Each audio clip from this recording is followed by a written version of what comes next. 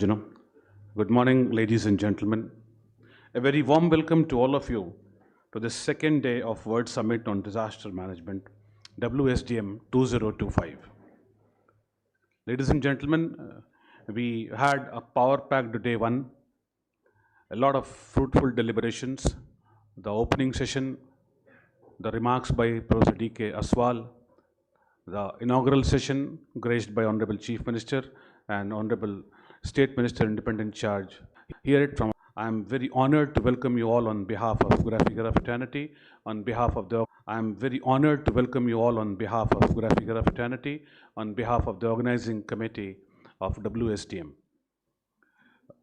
We have amongst us as a special guest and chief guest, Sri Shankar Korangaji, Honorable Rajya Mantri, Uttarakhand Sarkar.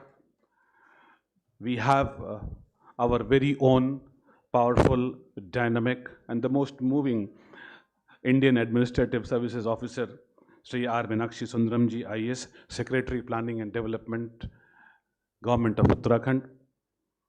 Put your hands together and please welcome them.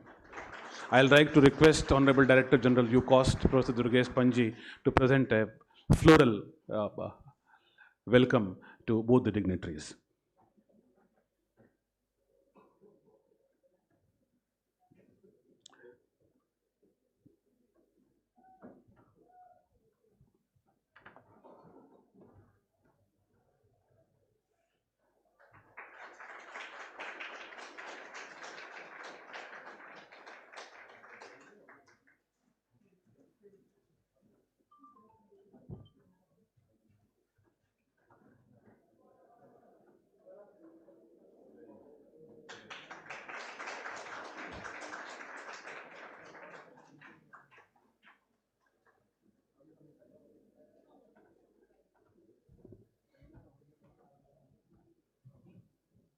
I'd like to request Professor Pant to present a floral welcome to Mr. Rajiv Sinha, IIT Kanpur, the chair of this plenary session.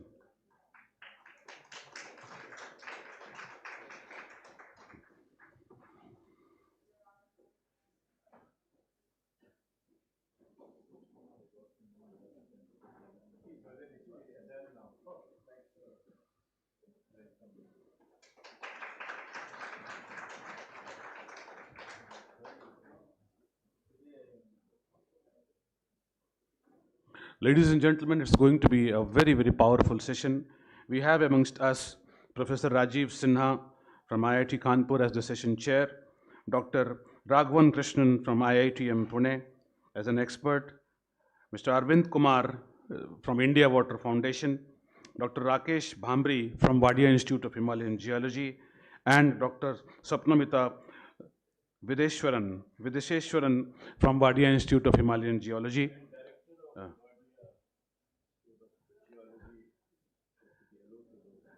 Professor Gehlot, my apologies, sir. Your name was missing from the list, but then your presence itself is marked. Professor Gehlot, the Director of Wadia Institute of Himalayan Geology, and an institute of national importance and eminence. I extend a very warm welcome to all of you on this pious occasion. Ladies and gentlemen, it's going to be a discussion on water, the most powerful and the most important entity in life. Before I call upon Dr. Swapnamita to moderate the session, I would like to submit that सूखी दरिया को रवानी चाहिए, जिंदगी प्यासी है पानी चाहिए, वो बहुत गुमसुम है अब वो रोएगा, पलकों की कतारों को भी पानी चाहिए. Thank you so much. We'll start with the session.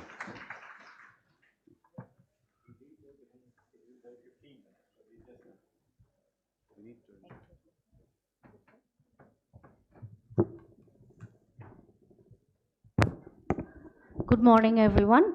We start our water conclave, and within the water conclave, we are going to host today's scientific session, which will be little technical for everyone.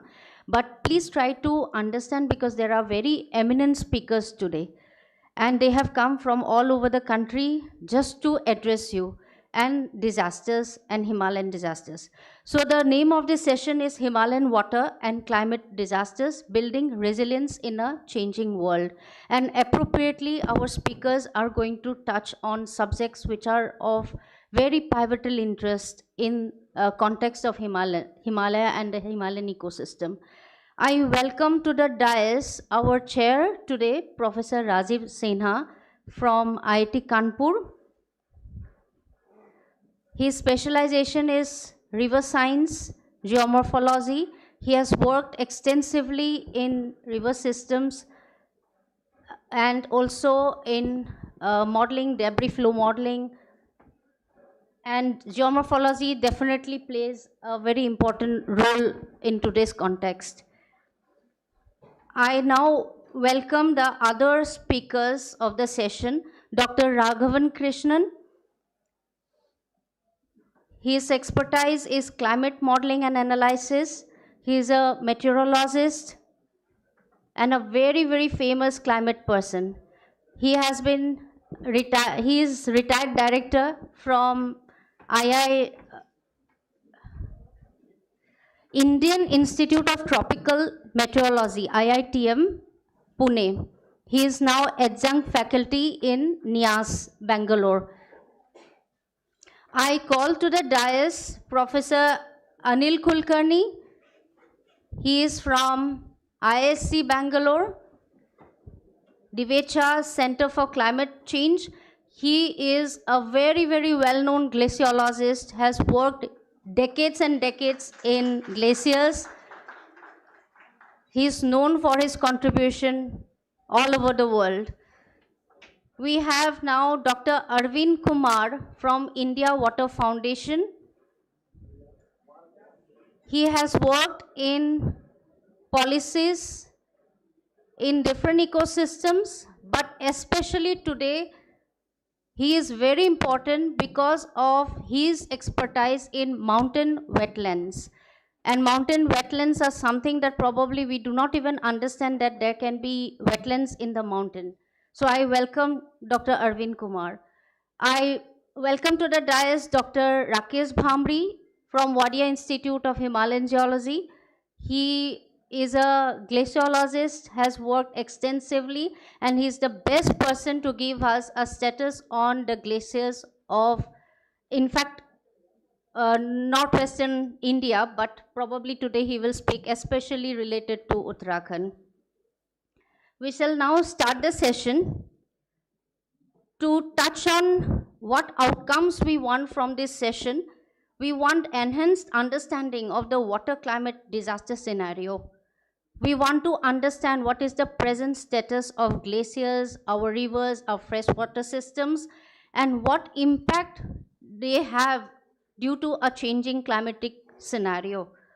We want to understand key resilience and building strategies and policies, which can be our priority. We want to understand strengthened collaboration for climate adaptation.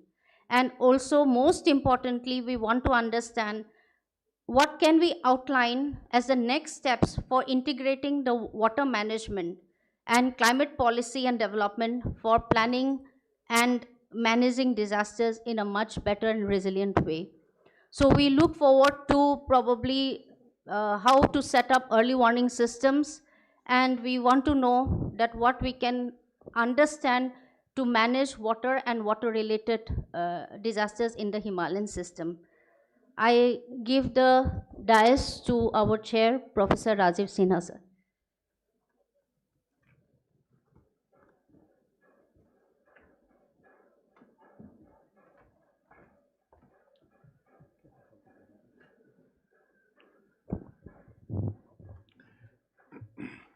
Good morning, everyone, and welcome to the session.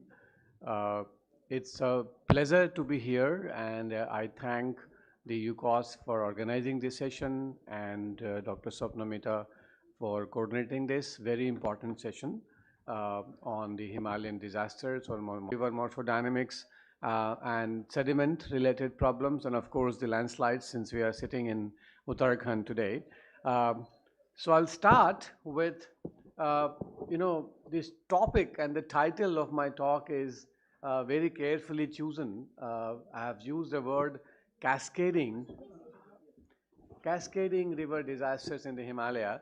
And why I use the word cascading is that we are used to kind of treat the individual disasters in isolation, floods, landslides, cloudburst, etc.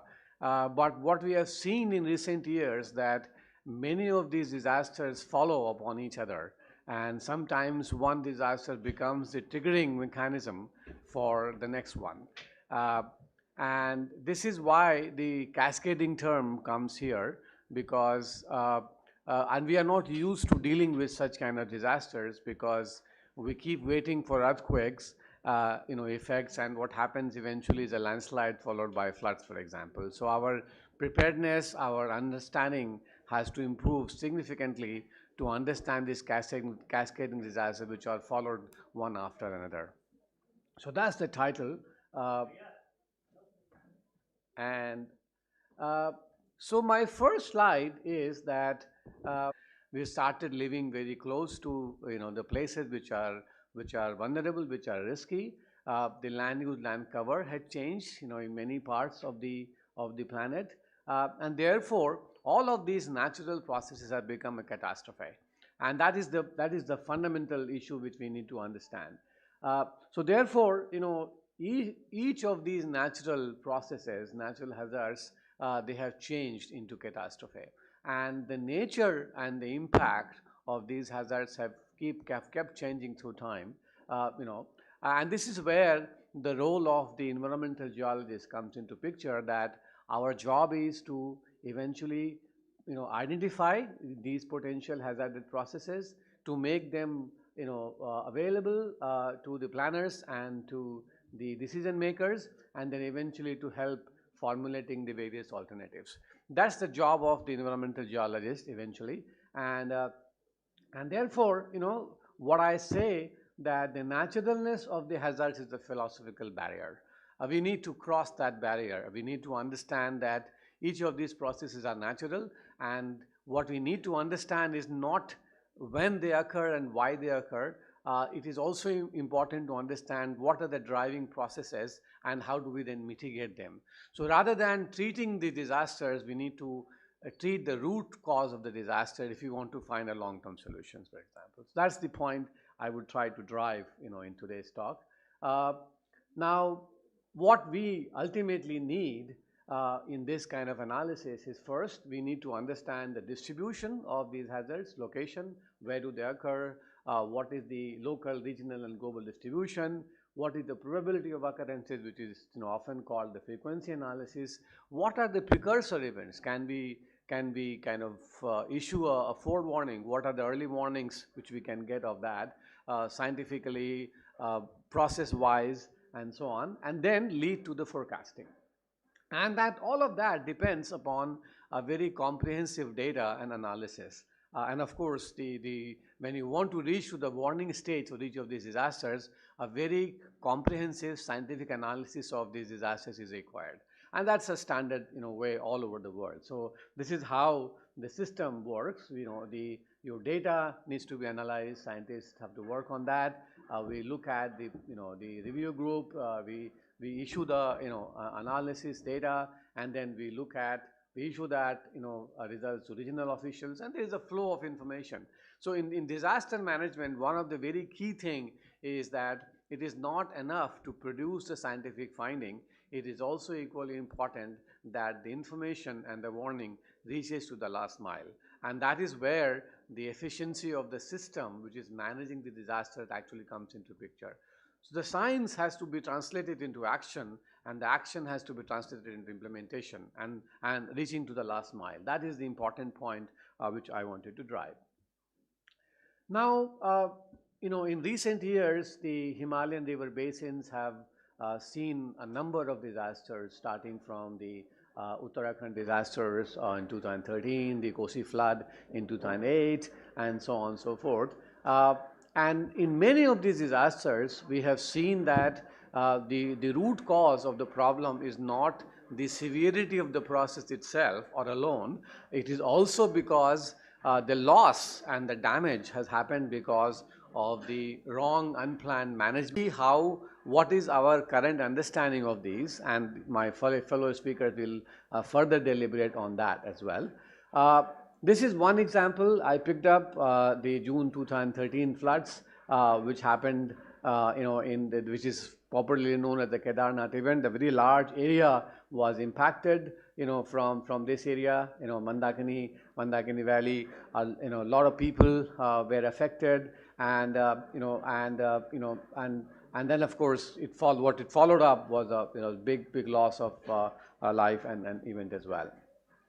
Another event which happened in 2014, these are random events I picked up, which happened in July 24, and then that eventually led to a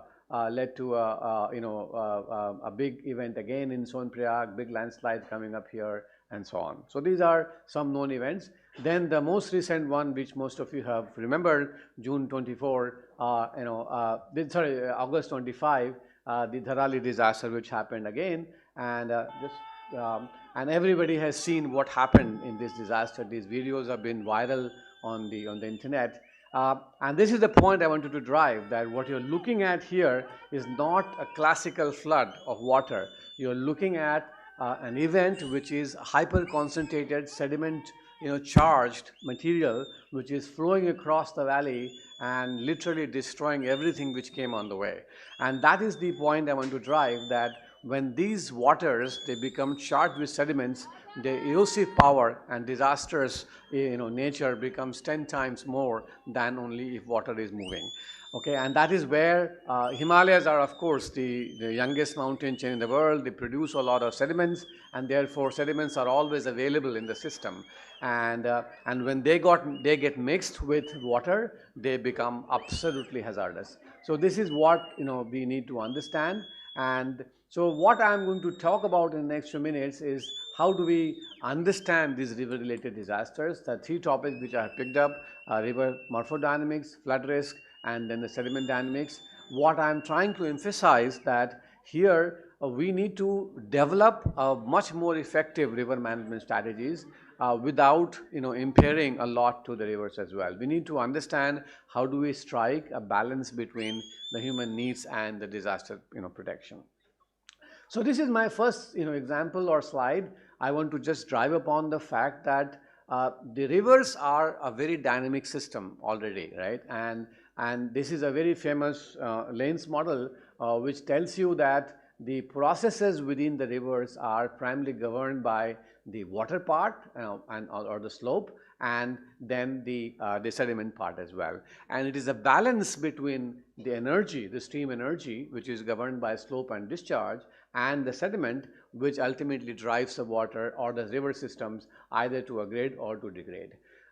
And what we are driving, what we are trying to understand here is that how much of these fluxes of water and sediments have changed through time, what are the drivers of this change, natural versus anthropogenic, and what are the major impacts of these changes on the river processes and morphology. Why it is important? Because we need to understand what is the future trajectory of these changes, what is the implication for the river management, and how do our future rivers actually look like, for example.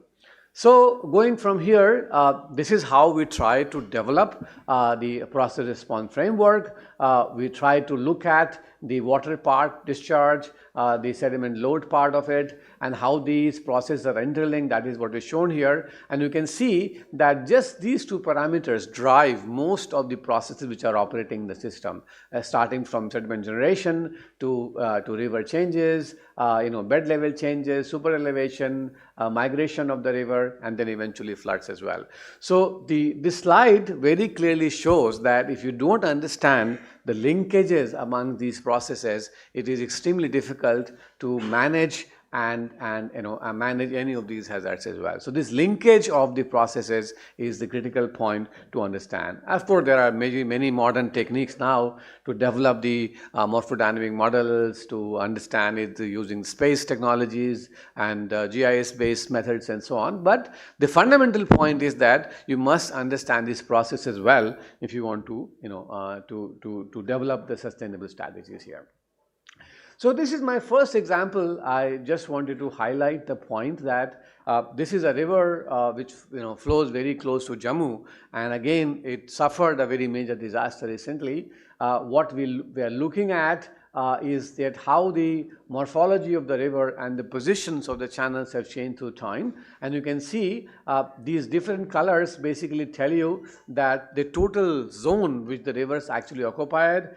There are some quantitative data in terms of how the channel bed moved up and down, and we demonstrated this work was done a couple of years ago before the recent disasters happened, and we showed that about 50% of the channel bed reduced in the downstream reaches because of the interventions and because of many other, and of course a lot of human occupation happened very close to the river as well. Now, and then we looked at, the historical scale dynamics. We looked at, the sedimentation stories, and then we connected that to the flood hazard. So we produced these flood hazard maps for the Jammu region, and this was actually a World Bank project. And at that time, these bridges were under construction, and we warned them that don't go ahead with these bridges because they will not survive. You can see this picture was taken in 2018 when we were doing that project, and this entire area was damaged, gone, washed out completely in 2025. So although we said that these are not the right location for the bridge because they were falling in a very high flood prone areas, they still went ahead, and the entire bridge, after mostly constructed, this was totally washed out. Look at the vicinity of the river where the houses were there. These houses are totally unsafe. You have to create a space for the river to do its function and create a buffer and protect that region as well. None of these land use regulations are followed, unfortunately, in many of these places, and that eventually results into a huge damage. This is just an example to show how are we managing the river floodplains, etc., and so on at the moment. Let's move on to the sediment cascades, which is my main topic for today in the Himalaya. In the Himalayan basins, a lot of interconnection processes are operating. You have, glacial lake outbursts. We have very strong, precipitation happening. A lot of mobilization of the sediment which are happening, and then of course leading to landslides, converting them into debris flow, etc., and so on. So some of the questions which we are asking today is how do we understand these dynamic risks which are involved? How do we call these accumulated sediments as sediment bombs, and we think that the remobilization of sediments can result into a very major impact, particularly the one which I just showed you, the Dharali event. So how do we understand the relationship between these sediment bombs, the mobilization of these sediments, and then eventually converting into the debris flow, etc., and so on. So there are multiple stages of these sediment-rich flooding. For example, you start with sediment accumulation, you triggered an event, you then start the downstream propagation, and then you start deposition and then remobilization. So that's how the system actually works in this kind of a system, in this kind of a region, and therefore an integrated understanding of the entire process from sediment generation to remobilization to debris flow actually becomes critical here. So just a quick work which we did recently, this is yet to be published, of the post-mortem analysis of the Dharali disaster. We have been looking at the multiple events. This happened on 5th of August at about 1:30 p.m., caused about 60 deaths and perhaps many missing people. This caused the complete disruption of the NH-34. And then, of course, another event, by the way, happened a couple of hours later at Herschel, and that again resulted into a lot of damage as well. So what the data showed us, we also looked at the land use and uncovered data sets, that there was a doubling of the infrastructure since 2011 in that region, particularly most of them sitting right on the alluvial fan up here, for example, and that placed the entire community right in the pathway of that flow, which was created by this disaster. So these are some field photographs and damage which I'm sure you have seen a lot in the newspapers as well. So we did a very quick analysis of the debris flow modeling of the Dharali disasters. I looked at the geomorphology, morphometric analysis, rainfall analysis, and we ran a very quick RAMS model. And we are trying to say that this trigger for this event was not a singular cloudburst, but a sustained antecedent rainfall, about 200 millimeters over 30 days, and that saturated the entire material which was sitting there, the source material, and that got mobilized into the system as well. And our modeling results basically showed that there are about 8 meters of flow heights and about 60 kilopascal pressure, and the deposition extent was very large, which actually matched up quite nicely with the actual inundation which happened here and so on. So the point is that this kind of events like the Raleigh flow is a catastrophic event, but this was yet predictable if we were monitoring those areas well, and that resulted from a very fatal convergence of the inherent landscape susceptibility, recent climate trigger, and of course an acute human vulnerability, failed land use planning, I would say, for example. So these disasters are happening, and if you don't take notice of that quickly, I think they will happen much more frequently in future as well. Let me move on very quickly to the next very important topic I wanted to cover, and that's a sand mining, in the Himalayan region. A very, very common problem, and again leading to multiple disasters in this region. So sand mining is again known to be generating a lot of negative impacts in the system. A complete degeneration of the landscape, as you can see. This is a picture of the Gaula River in the near Haldwani, and you can see how the river looks like today. If you go there, you will actually feel like crying. This is an extreme, extreme impact of sand mining in that region. And what we have been trying to understand, what are the morphological responses of these rivers to sand mining? How do they impact the connectivity? How do they perturb the balance between sediment entrainment and deposition, etc., and so on? And when we looked at the historical data sets like satellite images and maps, this is how it looks. It's just amazing. So we took the base year as 1976. The mining started around 1989 or 1990s, and that's how, this is, by the way, a regulation also came up around the same time, a barrage here, and that kind of regenerated the river a little bit. The blue color is basically the river water line, but then mining started around 90s, and then the river started to degrade completely. As of now, you don't see the water part anywhere down here, for example. It's totally dry, totally ephemeral river. Water flows only for a few days in a year, and most of the river is gone, basically. There's no river, there's no trace of a river.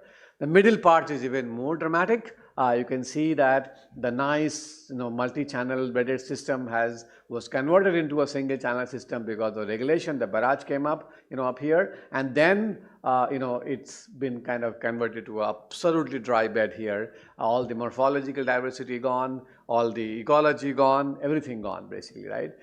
So this is what we have done to these kind of rivers, by sustained mining. Morphology is gone, and of course we have impacted the hydrology and sediment transport behavior of these systems as well.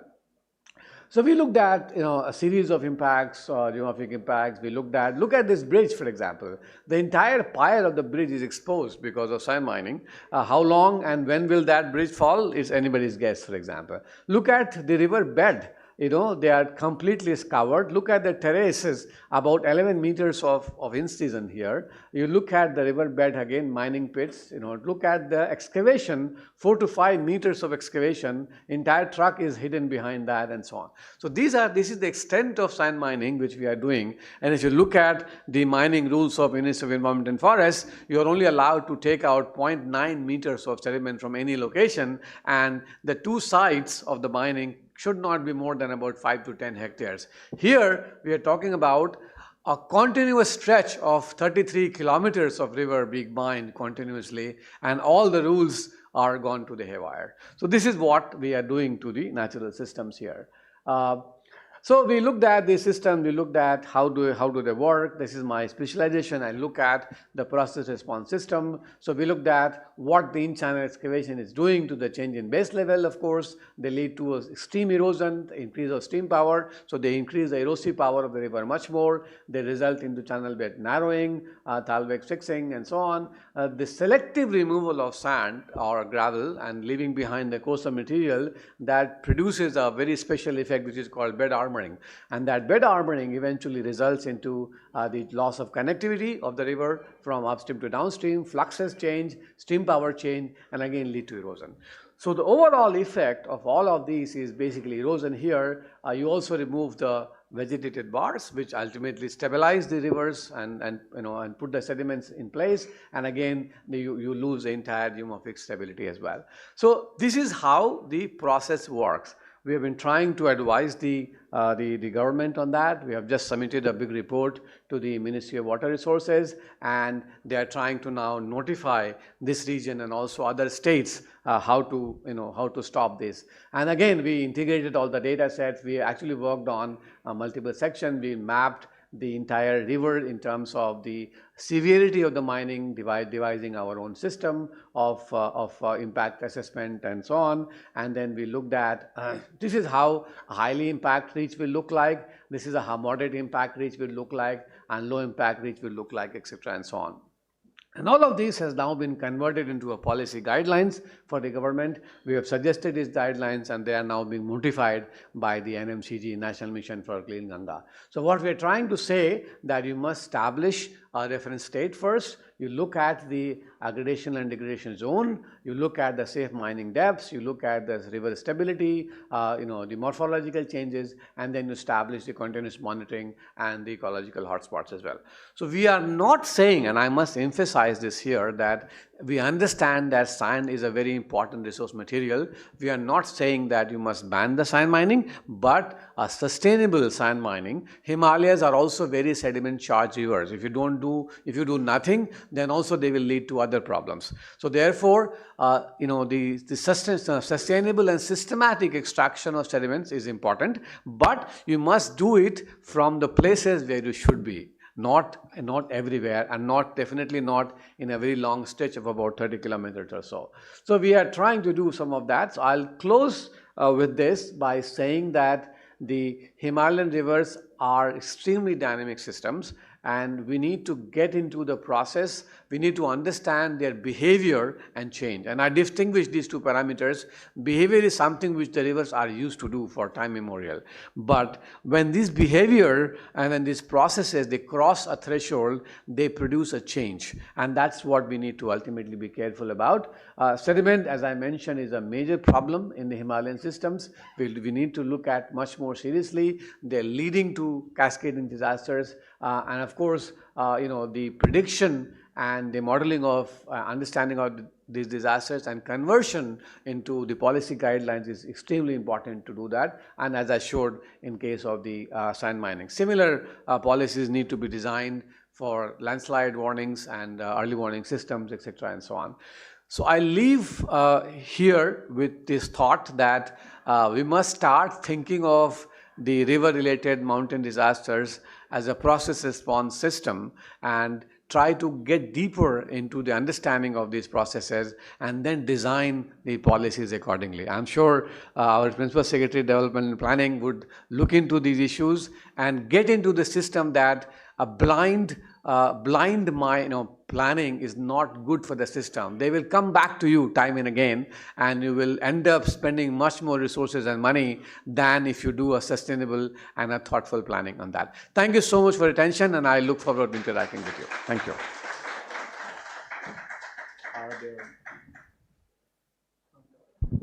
Thank you so much, sir. Should we take a few questions? Anyone? No questions? We can also take it at the end. Yeah, we can maybe do it more at the end. things Yeah, will sure. come up. Thank you. Okay. I now call to the dais Dr. Raghavan Krishnan.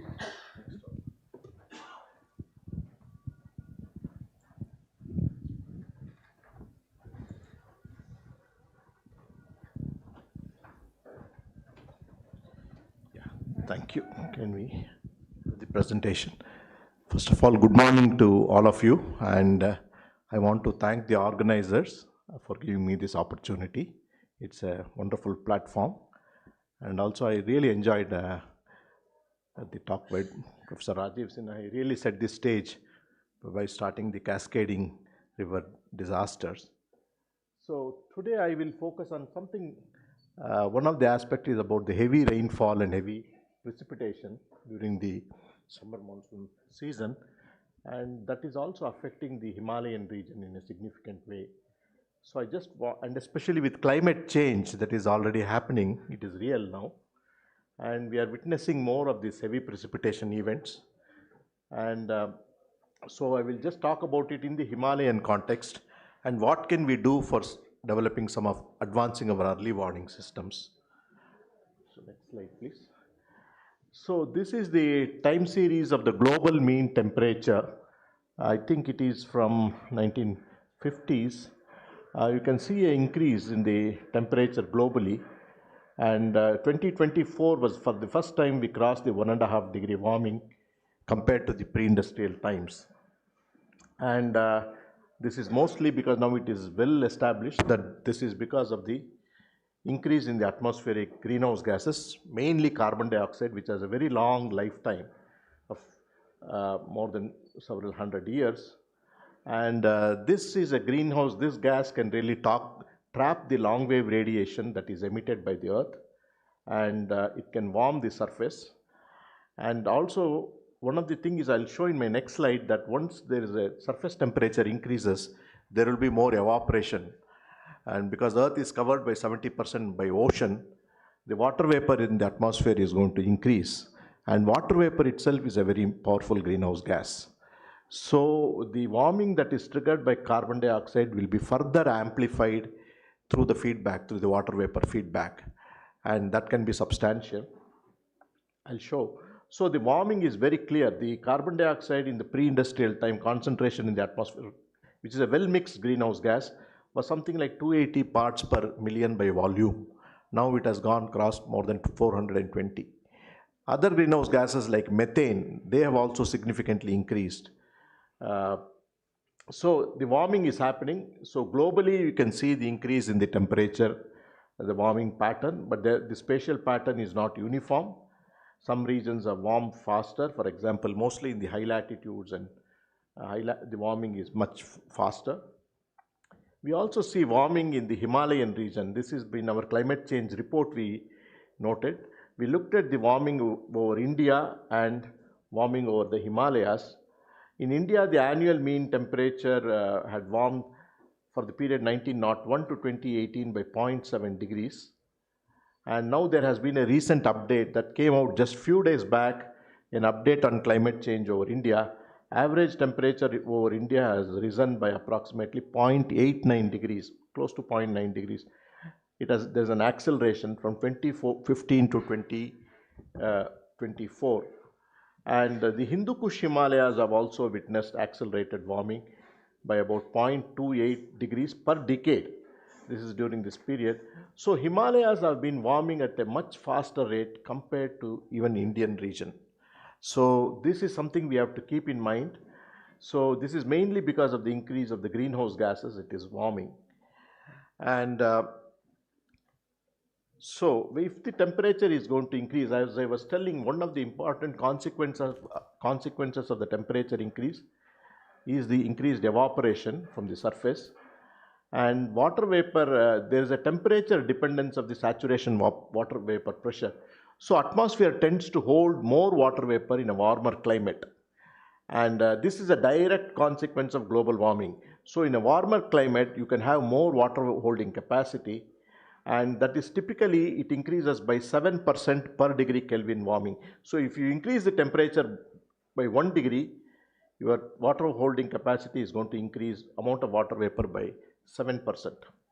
And the increase in the frequency of heavy precipitation event is also by 7% per degree warming. This is globally. So you increase the temperature 1 degree, where precipitation events are going to increase by 7%. And this is, so this is kind of well established globally. But when you're talking about particular events, Dr. Rajiv Sinha was talking about the Uttarakhand 2023 heavy rainfall and precipitation. And we also did a study on that, why it happened. There's a lot of regional dynamics, the changes in the regional meteorological weather patterns, the atmospheric conditions. So there is a regional component to that. In addition to the increase in the water vapor, the regional monsoon dynamics comes into play, the circulation patterns. And the question is whether we can get some kind of precursory signals, and will we be able to improve our early warning system. That is the focus of my talk. And so we looked at, it was not just, in addition to Uttarakhand, we had looked at similar such events, 34 heavy events over this region.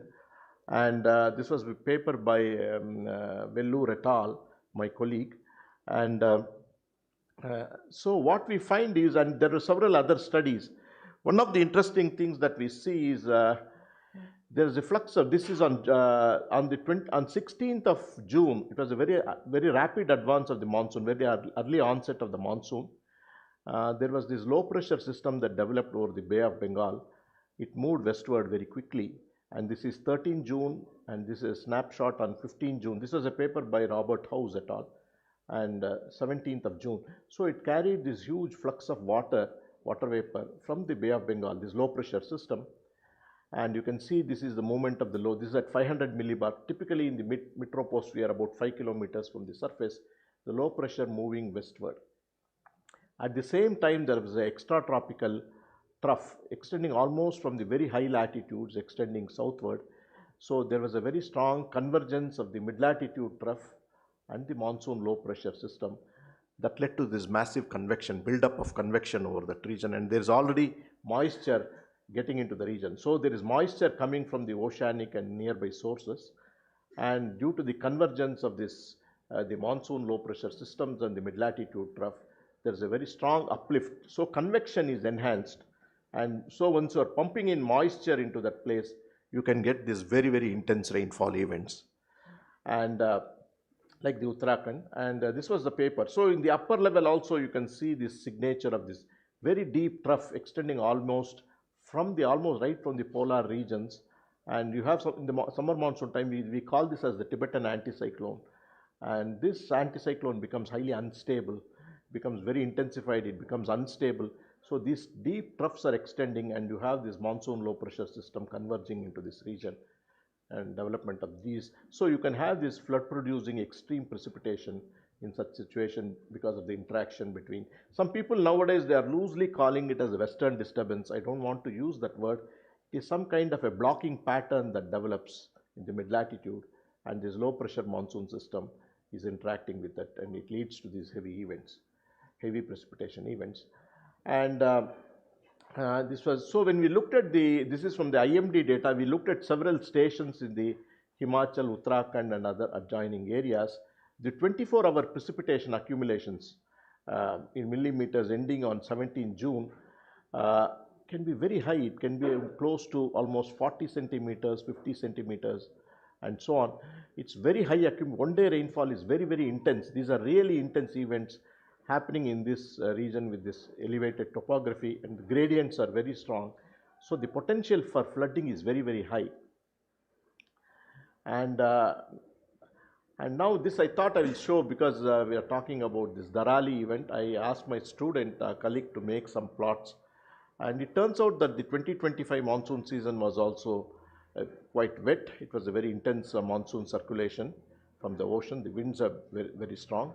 And I just put this yellow dot right over Dharali, and this is from the reanalysis. This is not the actual observation. So this precipitation, and this is known as the European reanalysis.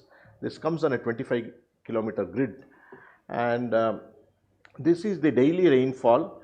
The blue bars are the daily rainfall, and the line is the cumulative rainfall I have accumulated, which is, so the blue bars are shown on the right axis, this is the left axis, and this is the period around the 5th of August around Dharali. This heavy rainfall happened, followed by flash floods and landslides. So I really appreciate that Professor Rajiv brought out, it's not just the precipitation, but also the sediment flux that leads to the disasters. And so I will concentrate on this precipitation, heavy precipitation that happened during this time. So you can see, even with the coarse resolution reanalysis data, the rainfall amounts were close to, per day, were about few centimeters of rain.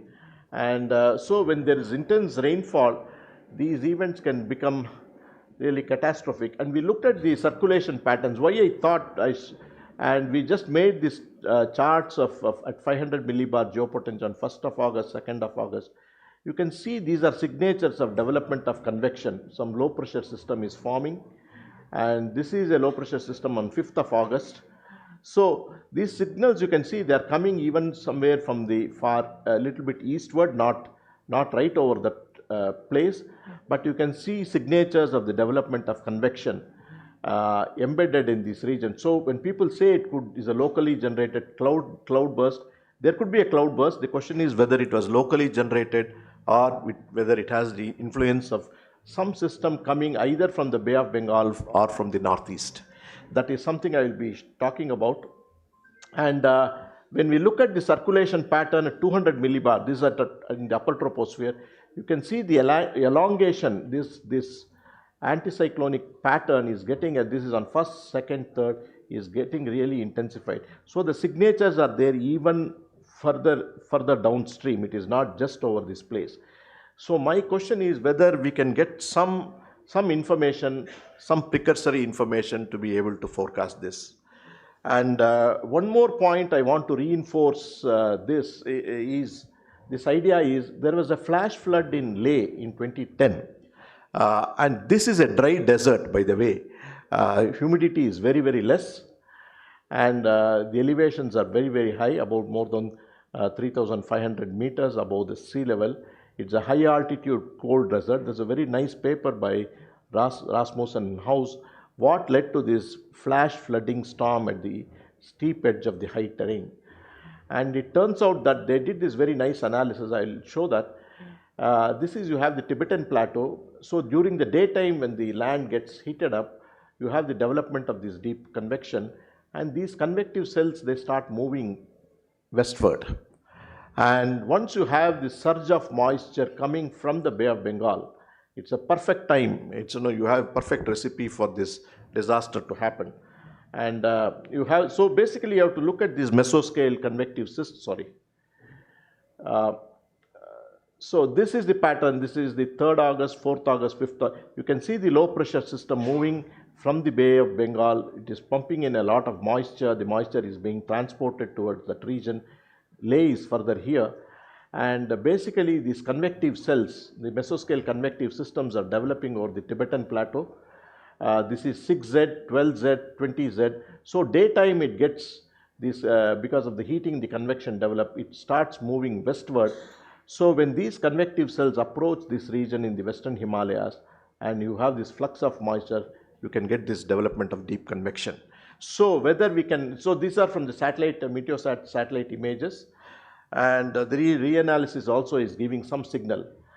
And why I want to emphasize this point is we did some experiment to see what is the effect of climate change on the monsoon heavy precipitation. This is with a very high resolution model. When I say high resolution, or we climate people, even a 35 kilometer grid climate change is, we call it as a high resolution, which may not be in the geology parlance. So we apply a very high resolution in this region to resolve the Himalayan orography, the Western Ghats and so on.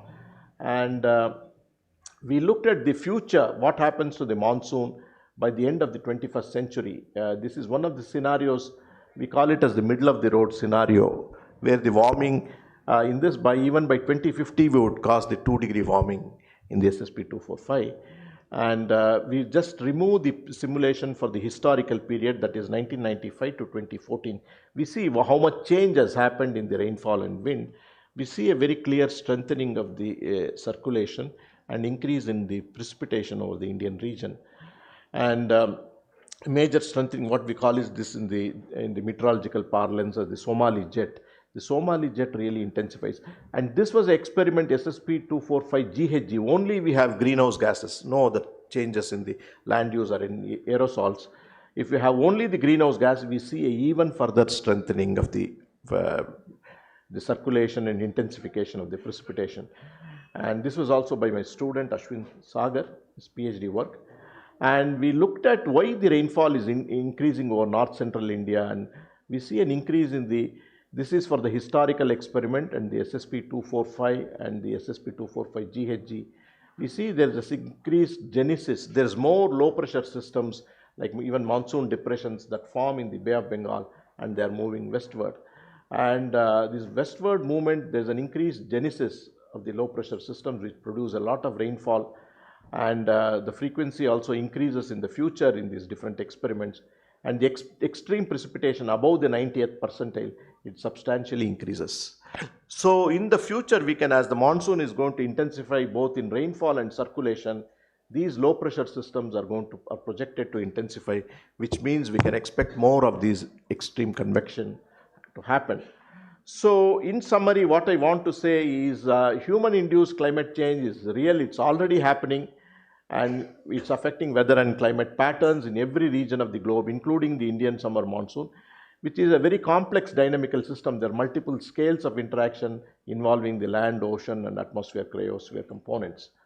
And when we did these experiments using this high resolution model, we are finding a substantial increase in the monsoon precipitation over India, the strengthening of the low level monsoon flow, increased genesis of the west-northwest moving low pressure systems.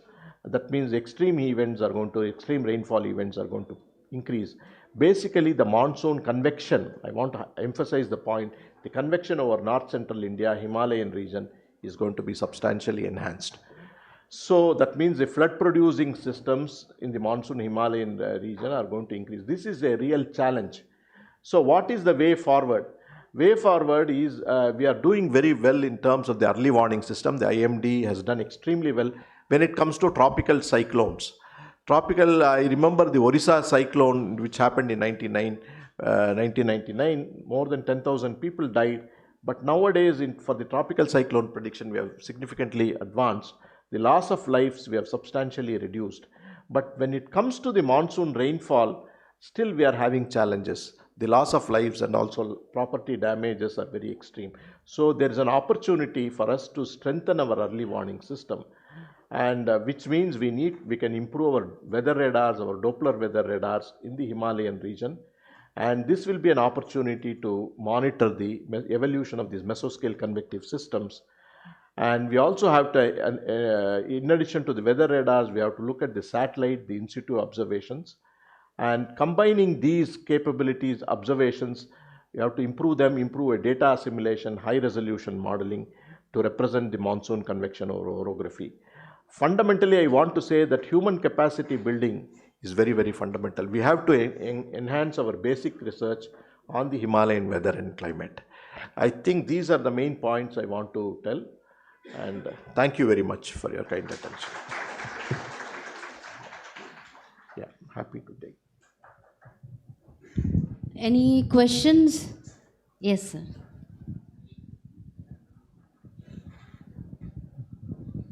Thank you, sir, for your wonderful presentation. Sir, my name is Dr. Harish. I am from Indian Institute of Remote Sensing, Yes, sir. ISRO, Dehradun.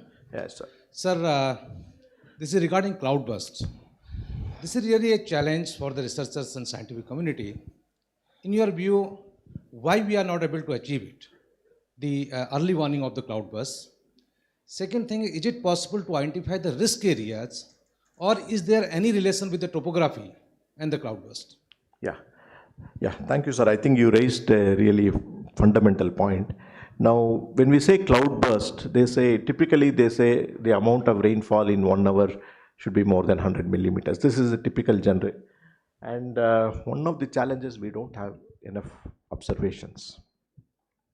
And from the model experiment, what I showed, maybe I can go back. So there is a possibility of the locally generated cloudburst, because as I said, if you have a sudden incursion of moisture into this region, and there's already convection that has built up, there's convective available potential energy, there is a scope, especially in the orographic region, for the moisture to undergo a forced ascent, and convection can develop, and this cloudburst can happen. Now, one of the challenges is it's so localized, prediction becomes a challenging issue actually, and no doubt there is a lack of observation. That is a fundamental thing. And the other thing is, there could be an opportunity, because this system, as I was telling, it could be this movement of these mesoscale convective systems from the east, maybe from the Northeast India or from the Tibet into that region. That is an opportunity. We really have to look at it.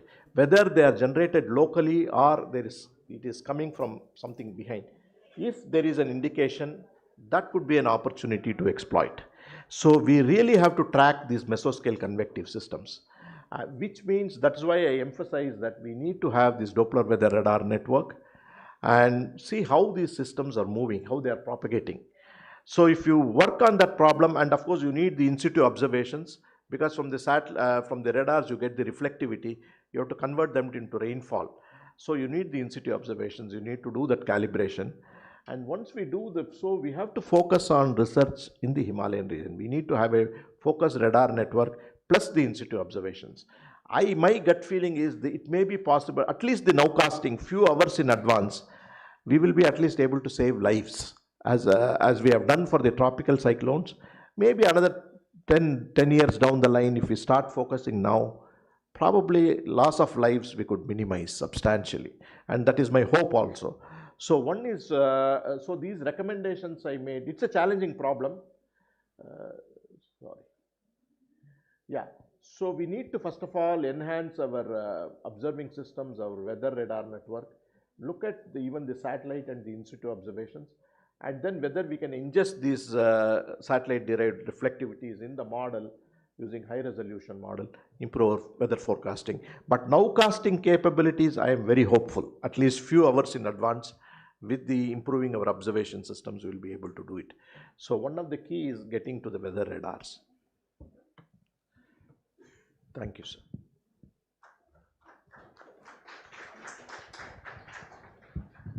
Thank you. Anyone else? Okay. Thank you. So हम लोग आज जो आपके सामने लाए हैं speakers, वो उनका ऑथेंटिक डेटा और रिसर्च है.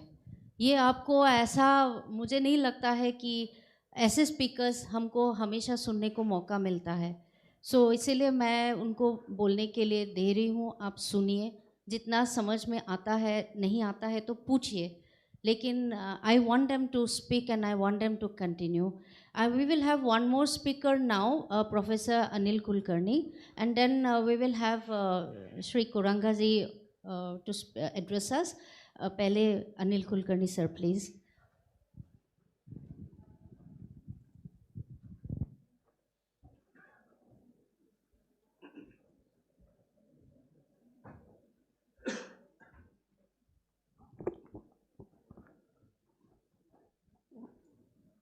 Good morning to all of you, and it is indeed a great pleasure and honor for me to come here and discuss with you about the Himalayan cryosphere and Himalayan glaciers, as well as how climate is going to change and its influence on Himalayan cryosphere. So already we had a beautiful presentation by Dr. Krishnan, particularly talking about how climate is changing. So I will, for the sake of continuity, I will borrow some of the slides which is already shown by him, so that we can put everything properly in the context. So you can already know there is a fundamental difference between the weather and climate, and it depends upon the time scale. Like weather is about hours and day, it's a spatial scale. So all those things there. So in a sense, we can say is the climate is a weather average over a time. So it is a long term how weather has changed is essentially a climate. So climate change is caused because of the natural processes. We already know that in the history of Earth, climate has significantly changed. It also changes because of anthropogenic activities, because of the human actions, and human is also the agent of climate change, about which Krishnan has changed. In addition to that, we also have a local versus global climate change. Remember that whatever changes we are observed into the mountains, because we are sitting in the mountains, is not only because of the global climate change, it is also because of the local climate change, and as well as also because of kind of priorities, development priorities we have into the mountains. So all these things are significantly affecting the mountains, and we have to be a little bit clear about it. We should not blame everything on global climate change. If you look into the history of the Earth for very long period, so for millions of years, if you look, that Earth has very warm climate historically, around 500 million years back, and subsequently the Earth has reduced its temperature, and the Pleistocene time, which is around the thousands of years, is as you can see here, how Earth has fluctuated, and recently you can see how suddenly Earth's temperature has gone up. So whatever changes are taking place into the Earth system is unprecedented in the history of the Earth. History, I don't mean the history of human history, I mean the geological history of the Earth, which is millions of years. So it is very unprecedented. All these things has caused because of the human interference. So we should not be any ambiguity in our mind that it is because of the natural causes and the interglacial period will finish and glacial period will come again. It is not going to happen. Essentially because you can see into this figure that when you have naturally, if there is no interference from the human, by this time Earth should have been cooled. But Earth has significantly temperature gone up, indicating that that human interference is significantly changing the Earth system. Therefore, some of the people call it as Anthropocene. That means the period when humans have started to influence the global system. So, having said that, as Krishnan has already shown you this figure, which clearly suggests that in the 50s, you have very low, where the India, as compared to India and Himalaya was much cooler than as of peninsular India, and as of now, Himalaya is significantly warmer than the peninsular India. So what it means, as climate change kicks in because of the human interference, the region which are warm in high altitude is going to become much warmer. So Himalaya, so 1.5 degree rise in temperature globally means probably 1.8 or 2 degree rise in temperature into the Himalaya. So Himalaya's temperature rise is significantly higher than global mean. And in addition to that, what has really happened is the amount of precipitation has not significantly changed into the Himalayas, but it's a rainfall, its snowfall component has significantly reduced. So you have two problems. One problem is rise in temperature higher than global mean, and the proportion of the snowfall has also significantly decreased, and end result of that is significantly retreat of the glaciers. So this figure you can see in the Pindari Glacier, how it was in 1936 and how it is now, as of now around 2006. So these changes are unprecedented, and we are observing those changes into the Himalayas. Nothing spectacular about that, and we know it is because of the change. But if you really try to understand what is the situation in a larger picture into the Himalayas, and you can see that we have Karakoram mountain ranges, we have Western Himalayan, Central Himalayan, Eastern Himalayan mountain ranges. So numerous studies which clearly suggest that already Eastern Himalaya is a gone case. That means unless we really start cooling the Earth, most of the Eastern Himalayan glaciers are not going to survive by the end of century. So it is really gone case. Central Himalaya has some hope, and the Western Himalaya has some hope, and the Karakoram, you can see here 2000, even great melt is not started in Karakoram. So that is why it is called a Karakoram anomaly, where glaciers are not significantly retreating, and that is only because of its very high altitude. But if climate change continues, it's quite possible that there will be a significant negative mass balance will take place by the middle of century until the end of century. And this red and green, you see, it is depending upon which future changes temperature is going to take, RCP 2.6 or RCP 8.5, depending upon, we don't know how temperature rise will take place by the end of century. There are different pathways to do that. So having said that, what it means is how much is a concentration of snow and glaciers and which rivers basins are really vulnerable for that. And one of the key things we have to understand is, you can look here that Ganga and Brahmaputra river basin is relatively less vulnerable to the climate change compared to the Indus river basin. And a reason for that is Ganga and Brahmaputra river basin receive the significant amount of precipitation during monsoon time, and most of the precipitation in Indus basin and any other basin where Amu Darya or so many other basins in Central Asia is received by the snow and glaciers melting. They receive water because of the western disturbances produce a lot of snowfall. So these are very sensitive. Indus is a very sensitive river basin in our part of world for the climate change. So we will little bit dwell on the Indus river basin and see what impact it will have in future. So you can really see why it is so that you can see that it is very high.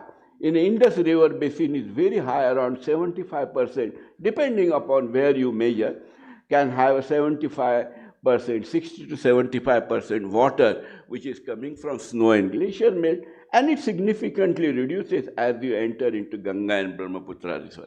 So that is one advantage we have in Uttarakhand, we have in Sikkim, we have Arunachal Pradesh, because they are not, it might be sensitive in other contexts, that means precipitation change, extreme event can take place in that context.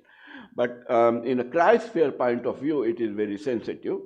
And you can see here, Indus basin receives approximately 60% of water, Ganga is around 20, and Brahmaputra is slightly higher, around 20 to 25% water. So what implication, if we really want to dwell more on Indus river basin, which is very sensitive to the climate change, and it has very large proportion of glaciers compared to the Ganga and Brahmaputra river basin, and you can see this, the water between India and Indus basin, between India and Pakistan is shared as per Indus Water Treaty. And what you can see here that Satluj, Beas and Ravi, these are three basins are exclusively allotted to India, and Chenab, Jhelum and Indus, Upper Indus is allotted to the Pakistan. Even though it is in abeyance, but it is in theory, this Indus Water Treaty. When the treaty was written in 1960s, it was decided that India will have 33 million acre feet, 16% of water, and Pakistan will have 177 million acre feet, and 84% of water was allotted to Pakistan. It is based upon the measurement of runoff at that time, and it is also a proportion to the geographical area India has and geographical area which is Pakistan has. So having said that, but at that time, in 1960s, there was no assessment of glaciers. So nobody knew how many glaciers are there, where they are located. So you can look now, only, even though you can go into previous slide and you can see here that, no, 1 minute, you can see, or I don't know, it's going further only.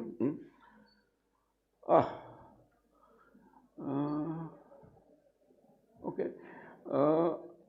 It's, even though we have got 16% of water which is allotted to the India, and if we could look into that, it's only 5% is glacial store water in Eastern River Basin.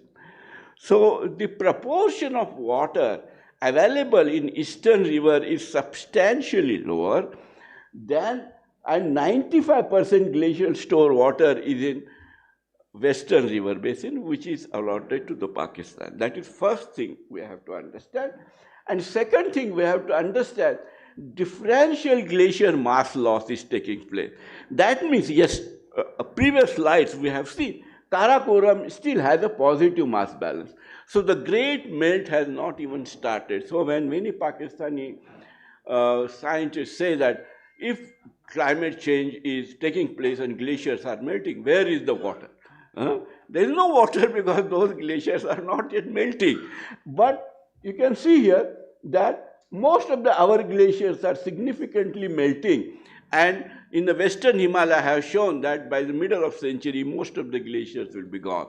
So you will have a situation where most of the glacier by end of century will be gone in eastern river basin, and substantial melt will start into the Karakoram mountain range. So there will be a lot of water available in upper reaches and very little water available in the lower reaches. So this can strain the Indus water treaty quite substantially, and we really need to work on this issue.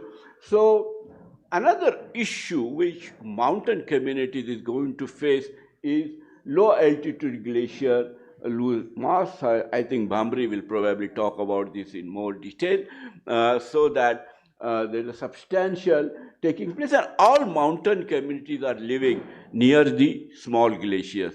Nobody is living in big glaciers, essentially because weather conditions are extreme and it is not conducive for human settlement. So this issue is going to create a new thing, and this is, you can see that this work which is done by our students, you can see that in a Spiti river basin, almost 60% glacier disappear by 2050 and 66% by 2070, clearly suggesting that we now need a strategy to provide livelihood for the people living into the mountains. So some of those ideas have already started to kick in, and one of the such ideas is ice stupas. You can see here that this is extensively used into the Ladakh region. We need to find out under what microclimatic condition this ice stupas can be successful, under what condition it will not be successful. Their attempt made to do it in Sikkim, but because microclimatic condition of Sikkim is substantially different than Leh, making it very difficult to be successful. So there is substantial scope for reserve that. Another area also where risks are going to increase in because of the flash flood from hanging glaciers. You can see here, this is one hanging glacier for which photograph I have taken, and similar flash flood has taken place into the Rishiganga Valley a couple of years back. And you can see here all this thing, and this is our new study which we have done for defense establishment, clearly suggests that there are 219 hanging glaciers in Alaknanda and Bhagirathi Basin, and you can actually model which portion of hanging glacier can fall down and how much risk it can bring to the community. So technologies are allowing. We have seen this picture in Rishiganga Valley, how the flash flood has taken place. So we will not go into, but there are other issues we should also be very careful about it, because as we are developing infrastructure quite significantly, a lot of people are traveling in mountains, particularly winter time, and they are, so you can see the condition of roads in mountains are not very high, and because of that it generates a lot of dust. You can see here how albedo of this snow, which is next to the road, as compared to the albedo of snow in far away, clearly suggesting that all these regions are now when early melt will take place. And if snow melts very early, it is quite possible that you can have early forest fires. So there is a direct linkages between the departure of snow, because it reduces moisture into the soil quite significantly, and forest fire takes place very far. So we should be very careful when we are having significant development activity in high altitude and a lot of people are traveling into the mountains.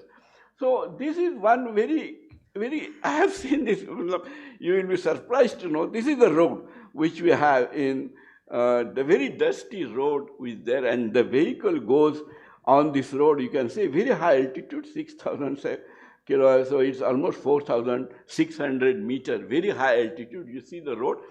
And then what happens to glaciers, you can see here, within 3 years, how albedo of glaciers have changed within 3 years.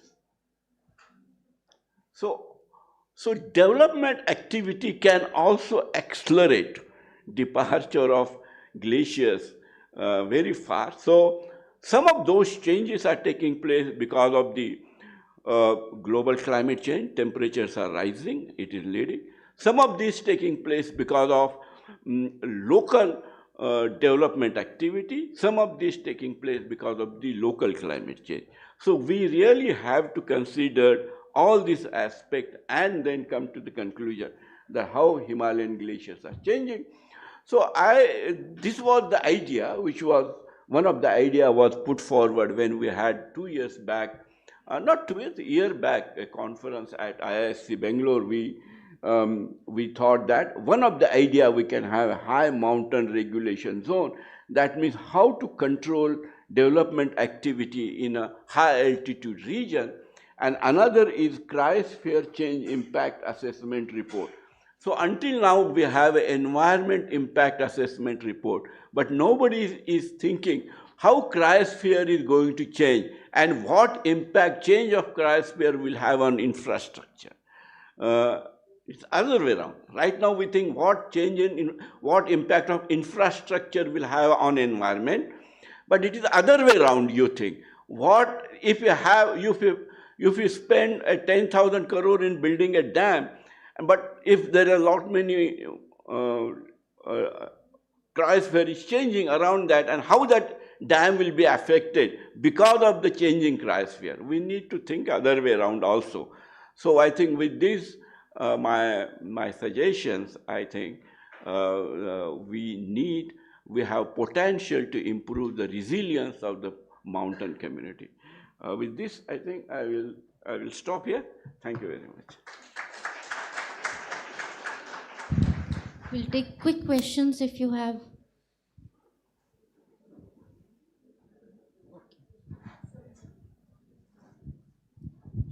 So I'm Dr. V.P. Unial, former scientist of Wildlife Institute of India. So I'm fortunate that I have worked in Spiti as well as another part of mountains, as well as the Kailas Mansarovar for a long time. So why not we have defined this carrying capacity, how we'll do developments in mountains? Because of the glaciers are residing and there are a lot of pressures on rivers and development programs is going on. Why not we'll study on carrying capacity, what we need to do this? Carrying capacity is a important idea to do that, but it is, I think that is also one idea we should incorporate into our development plan, that how much development activity we can have and how many carrying how to I think it is a good idea to incorporate into it. My name is Rahul Kohli, and I have nothing to do with climate change. I am not a scientific person at all. But I did attend a talk recently, and it was about the Gangotri Glacier. Over there, they raised a question that while the glaciers are melting and receding so fast, they said, why is the water not increasing? Why is the offlow not commensurate with the glacial melt? And there was another gentleman, I think, speaking from Dehradun, from the Geological Survey of India. And he did bring up a point. He said, when they analyzed the offlow of water from the glacier and the offlow of water further downstream, they said it was not the same water that should be coming out of the glacier. So they asked the same question that you asked a little earlier, and some of the Pakistani people have asked the same question as well. Where is the water? Yes, where is the water? And they're talking about underground aquifers. No, but nothing is there. You know, let us see this figure, which is. Let us see this figure.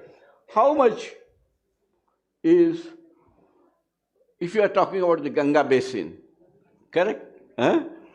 Then how much is percentage of snow and glacier melt into the system? If you look into this figure, all this is around 0 to 15%, right? And this is from snow and glacier melt, correct? Then you take out snow of this. So contribution of glaciers is not going to be 3 to 4%. And that is within the natural variability of availability of water into the system. So some year is the drought year.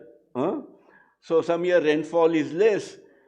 Rainfall glaciers amount is going to come up. But you are not going to notice this because there is no significant change. Because it is not only, it's only we are talking about changes in 3 to 4%. So that is why you are not noticing that water. But you will start noticing it where if you have 75% of water. That is where, so that is where you will start noticing that. I think that is the explanation, but you can still. But there is now a lot of analysis is done based upon models and based upon isotope analysis to understand how much actually contribution coming from glacier, snow, rain, and groundwater. So I think that it can explain in that way. Thank you.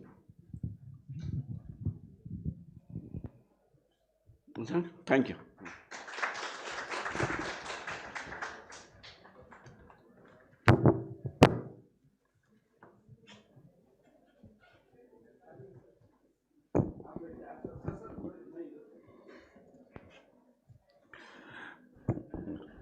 Thank you so much, Professor Kulkarni, for this very, very deep and enlightening session. And what a valid question where the water is that we have to find out, sir.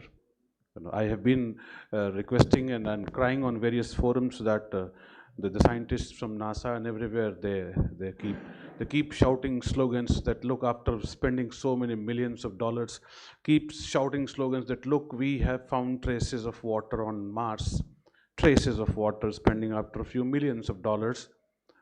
Whether I am told as a student of management that we have 3/4 of the earth that contains water. So we need to really be very careful that where that water is. Thank you so much for this beautiful question, sir. Ladies and gentlemen, we have amongst us Sri Shankar Kuranga ji, Honorable Rajya Mantri Uttarakhand Session. आपको जाना है, इसलिए मुझे आदेश मिला है कि मैं पहले आपको इनवाइट करूं सर एक सूक्ष्म आशीर्वचन के लिए इस गैदरिंग को. उसके पश्चात हम अपने वाइब्रेंट और ब्रिलियंट IAS ऑफिसर साहब को भी सुनेंगे 2 मिनट के लिए सर, क्योंकि मुझे आदेशित किया गया कि आपको भी जाना है शायद, तो सर के बाद.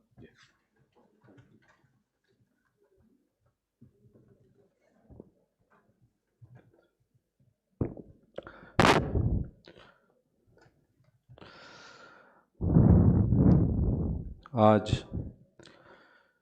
UCOST द्वारा जो ये शिखर सम्मेलन ग्राफी गिरा के इस कॉन्फ्रेंस हॉल में और पूरे विश्व के 50 से अधिक देशों के हमारे वैज्ञानिक, उन सब का मैं स्वागत करता हूं, उनको नमन करता हूं, उनको अभिनंदन करता हूं. उत्तराखंड की तरफ से आपका बहुत बहुत स्वागत, बहुत बहुत अभिनंदन. हमारे UCOST के DG डॉक्टर दुर्गेश पंत जी, जिनके कारण से ये सब संभव हो पाया और जिनके कारण से पूरे उत्तराखंड साइंस एंड टेक्नोलॉजी के क्षेत्र में जहाँ जहाँ ये आज हम जिस कॉन्सेप्ट को लेकर के यहाँ पर बैठे हैं, हम लोग लगातार डिस्कशन में रहते हैं. और इस प्रदेश के हमारे जनप्रिय लोकप्रिय मुख्यमंत्री माननीय पुष्कर सिंह धामी जी के नेतृत्व में हम सब लोग काम कर रहे हैं. एक नई सोच और एक नई दिशा के साथ हम सब काम कर रहे हैं. अभी मैं सुन रहा था आप सबके विचार, और ये हम सबके हमेशा दिमाग में रहता है, वो जिस समय पर जब भी डिजास्टर होता है उसी समय हम उसकी चर्चा करते हैं with in 2 day and 3 day and 4 day and 5 day. We are not going on a for long term. तो how it can be possible? तो हम सब लोग उसकी चर्चा, अभी आपने देखा जो सिलक्यारा वाला टनल जो जिसमें आपदा थी, जो हमारा नेतृत्व है, इस प्रदेश का नेतृत्व माननीय पुष्कर सिंह धामी जी के नेतृत्व में, आप ये मान के चलिए कि लगातार 17 दिन तक और 41 मजदूर उस टनल के अंदर फंसते हैं. क्या कौशलता है, क्या हमारा कार्य कुशलता है माननीय मुख्यमंत्री पुष्कर सिंह धामी जी के नेतृत्व में, वो सारे के सारे लोग सकुशल बाहर आए। हमारे बीच में हमारे सीनियर आईएएस, हम सबके प्रिय आदरणीय डॉक्टर मीनाक्षी सुंदरम जी बैठे हैं, उनका भी मैं स्वागत करता हूं। क्योंकि मेरा डिपार्टमेंट जलागम वाटर शेड है, उसमें हम लोग लगातार इसमें वर्किंग कर रहे हैं। जो अभी आपने सारी बातें कही हैं, ये हमारे डिपार्टमेंट में हम लोग उसको वो करना भी चाहते हैं। और मैंने प्रत्येक डिस्ट्रिक्ट का 13 के 13 डिस्ट्रिक्ट में मैं गया, और जो ग्लेशियर जो वार्मिंग की हमारी बात चल रही है, नदियों की हमारी बात चल रही है, और हिमालयाज की हमारी बात चल रही है। केदारनाथ में हमने आपदा को देखा 2013 में, और अभी उसका लेटेस्ट हमने वी आर गोइंग ऑन, आप भी मान के चलिए कि लगातार हम सीख क्या रहे हैं। क्योंकि आप जो ब्रेन यहाँ बैठे हुए हैं, वो आप हमको अनुभव देते हैं, वो आप हमको प्रैक्टिकल देते हैं, वो आप हमको कुछ ऐसी चीज़ें सब लोगों के संज्ञान में देते हैं, बट वी डोंट, हम लोग उसको, मुझे नहीं लगता है कि हम लोग फॉलो करते हैं। और बहुत माइनर चीज़ें हैं, बहुत माइनर चीज़, बहुत बड़ी चीज़ें नहीं है, वो हम अपने से स्टार्ट करें। क्योंकि आज हम सब लोग यहाँ पर, मुझे सौभाग्य मिला आपके बीच में बैठने का। क्योंकि अभी रहीम जी ने एक पंक्ति कही थी, रहीमन पानी राखिए बिन पानी सब सून, पानी गए न उभरे मोती मानुष चून। और एक एक पार्ट, क्योंकि भगवान, क्योंकि ये सनातन देश है, और सनातन में भगवान शब्द 4 शब्द हैं। भगवान, भौ से भूमि, गौ से गगन, व से वायु, और नौ से नीर, और अग्नि। यानी कि हम 5 तत्वों से संसार बना हुआ है। भारत ही क्या, पूरा वर्ल्ड, ये पूरा वर्ल्ड, क्योंकि ईश्वर प्रदत्त देश जो हमारा जो भारत है, और उत्तराखंड उसमें भी विशेष है। यहाँ आपके चारों धाम, यहाँ नदियाँ, यहाँ, और हम मैं एक छोटा सा भी उदाहरण, बच्चे के जन्म से लेकर के भी हम आचमन भी करते हैं तो जल से लेते हैं। ओम यजुर्वेदाय, ऋग्वेदाय, यजुर्वेदाय, सामवेदाय। ये ईश्वर प्रदत्त हमारी, हमको सब चीज़ें मिली हुई हैं। आपसे अलग हट करके एक विषय को मैं ले रहा हूँ, आई डोंट नो कि आपको थोड़ा ठीक लगे ना लगे, बट मैंने ये व्यक्तिगत मेरे अपने अनुभव हैं, और हम लोग शेयर भी करते हैं उस बात को। हम हमेशा, मैं माननीय मुख्यमंत्री जी से भी हम लोग चर्चा करते हैं कि जैसे अभी हमने कहा कि भाई इधर हम सबको चीड़ के पेड़ हटा करके और बांस के पेड़ लगाने चाहिए, तो वाटर जो है उसमें कंजर्वेशन रहेगा। और ऐसे हम लोगों ने कहा कि जो हमारे जो नदियों के पुनर्जीवन, एक एक नदी को हमने उसमें लिया है, 5 नदियाँ अभी हमने ली हैं, और मैं आपको उसका थोड़ा बता देता हूँ।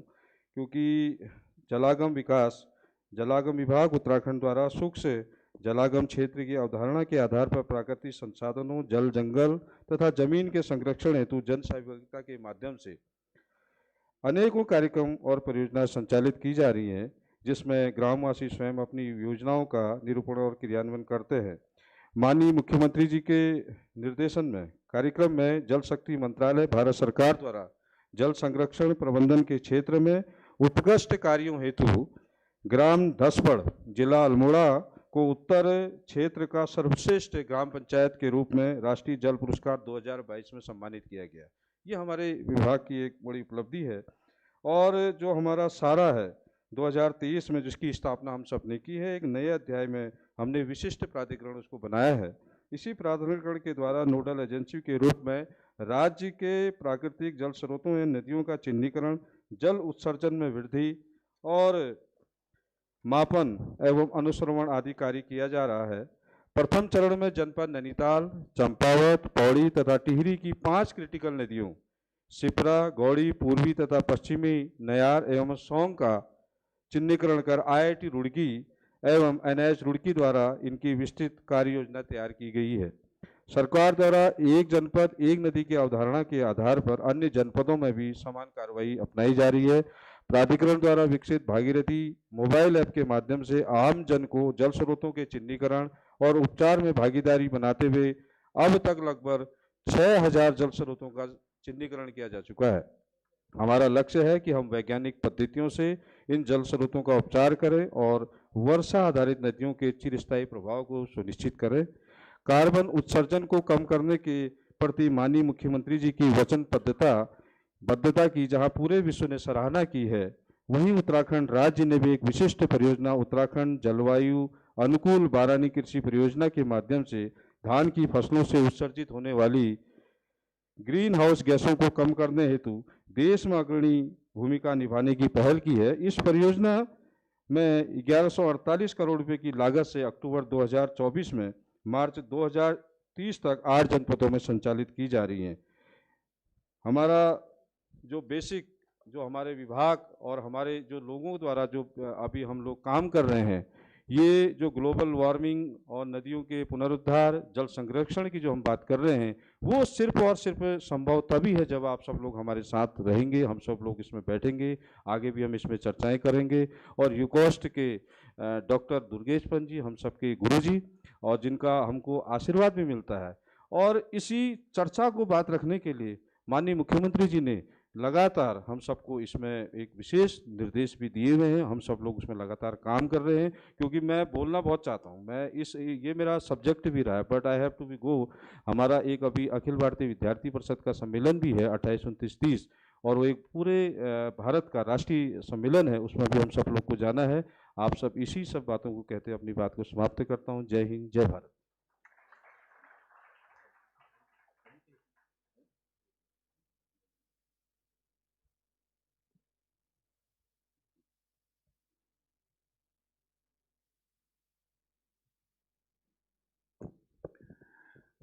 बहुत बहुत धन्यवाद माननीय मंत्री जी। मंत्री जी को जाना है, इसलिए मैं अनुरोध करूंगा हमारे यहाँ लॉ विभाग की अध्यक्षा डॉक्टर डेजी से कि एक ग्राफिकेरा विश्वविद्यालय की तरफ से एक छोटा सा मेमेंटो स्मृति चिन्ह उनको माननीय मंत्री जी को भेंट करें। I request one of the volunteers, come, hurry up.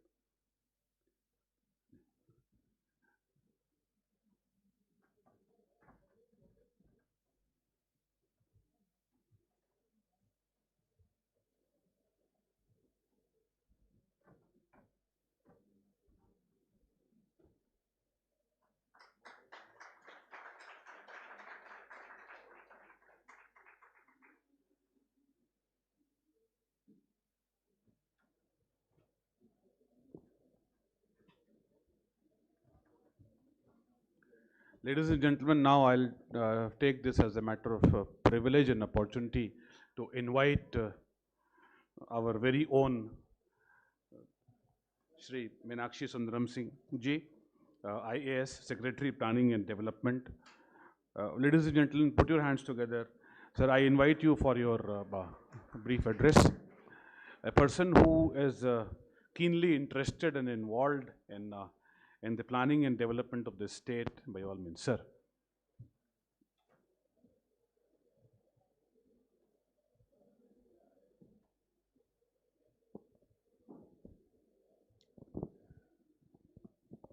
At the outset, I would like to congratulate Professor Durgesh Panji, DG UCOST, and the team of people who are working with him to make this summit happening.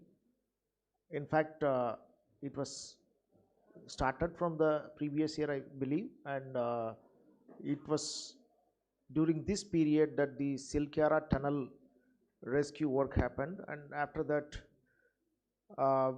we had the summit at the same time, and then now it is slowly becoming an annual affair, and it's a very good thing because the state is highly prone to disasters, and this year we had a particularly bad monsoon phase with multiple disasters striking the state.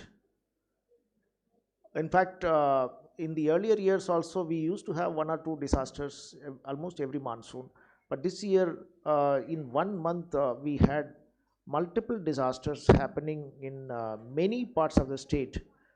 There was hardly any district which was not affected in this monsoon.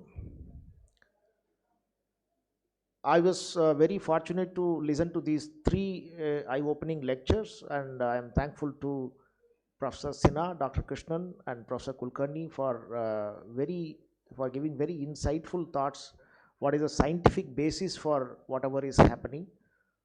I stood to gain something out of this, listening to these three gentlemen.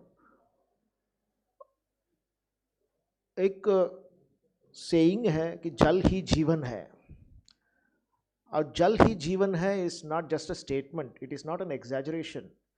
You know, if you look at the human body, we are made up of 60% of water, intracellular water as well as the extracellular water.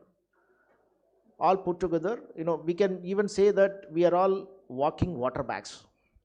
So there is no life without water. In fact, life originated in water. Whenever we look for extraterrestrial life in other planets, the first thing we used to watch is whether there is any water. So if there is a water, then there is possibility of life. So if you go by science, then science clearly states that the very first life, the primitive life, originated in water. If you go by religion, भगवान विष्णु का पहला अवतार है मत्स्य अवतार, पानी में लिया गया था. Now, not just in Hinduism, it talks about a great deluge happening, and then the God took the form of a fish to save humanity, to save the religious scriptures, and to save every life in the planet.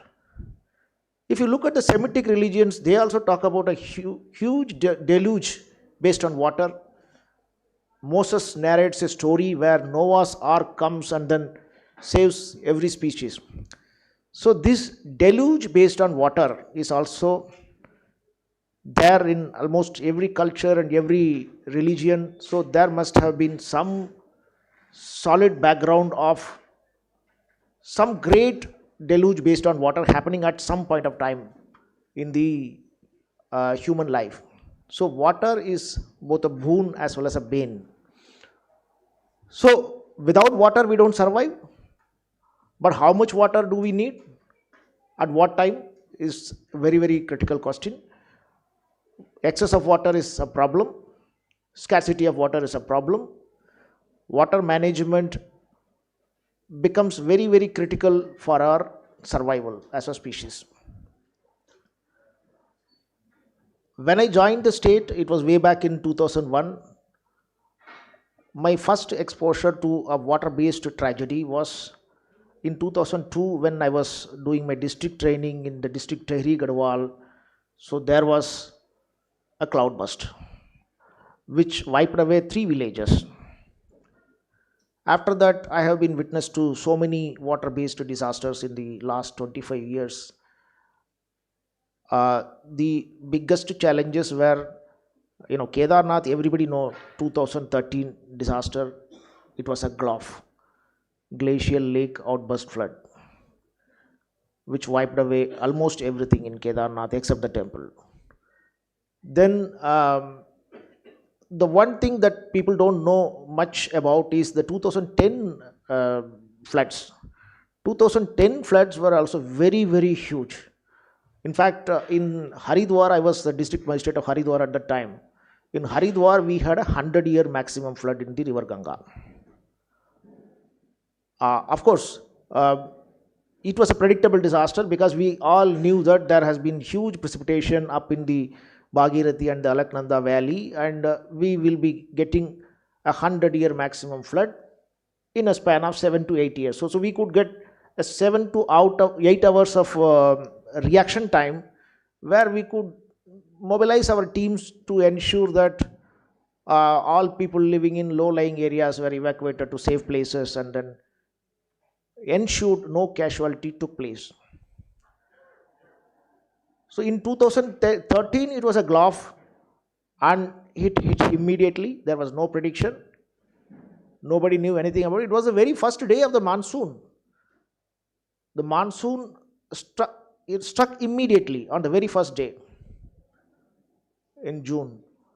So these kind of events, and very recently the Darali flood, about which the scientific background was extensively spoke about in the presentation. So these kind of disasters keep happening here, and by getting to know more and more about the scientific background of how these things do happen, will prepare us to be a little more prepared the next time, little better in our responses the next time. In disaster, we have many components in disaster management. You have to have disaster preparedness, and if there is prediction, then you are better prepared. So can we have better predictive abilities in the future? Then the mitigation measures, of course, what kind of a developmental journey that we have to take. Our chief minister keeps on insisting we have to balance economy and the ecology. We do have people living here, so they will have their economic aspiration, nothing wrong in it. Every people living in every region have their aspiration, so the aspirations also have to be met. At the same time, not at the cost of damaging our ecology further, which will be self-defeating for us. So these are the critical questions that the government normally faces. Like in the first presentation, it was talked about the mining. Mining should be done or shouldn't be done.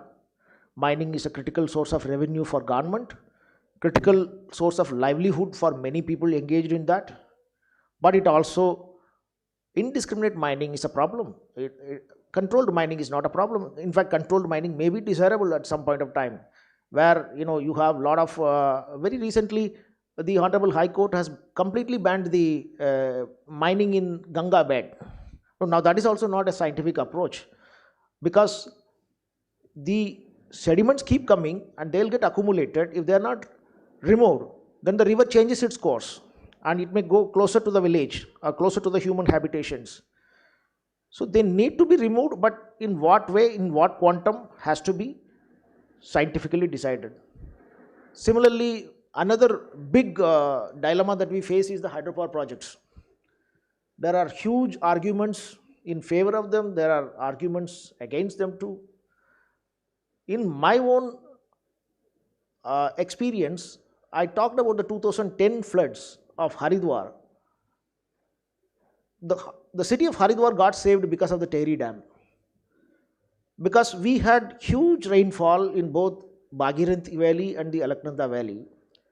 Because we had the Tehri Reservoir and Bhagirathi Valley, we were able to hold the water for a certain period in the Tehri Reservoir, and we allowed the Alaknanda water to flow first, and then the Bhagirathi water was released from the Tehri. Otherwise, it would have been much more difficult for us to manage that period.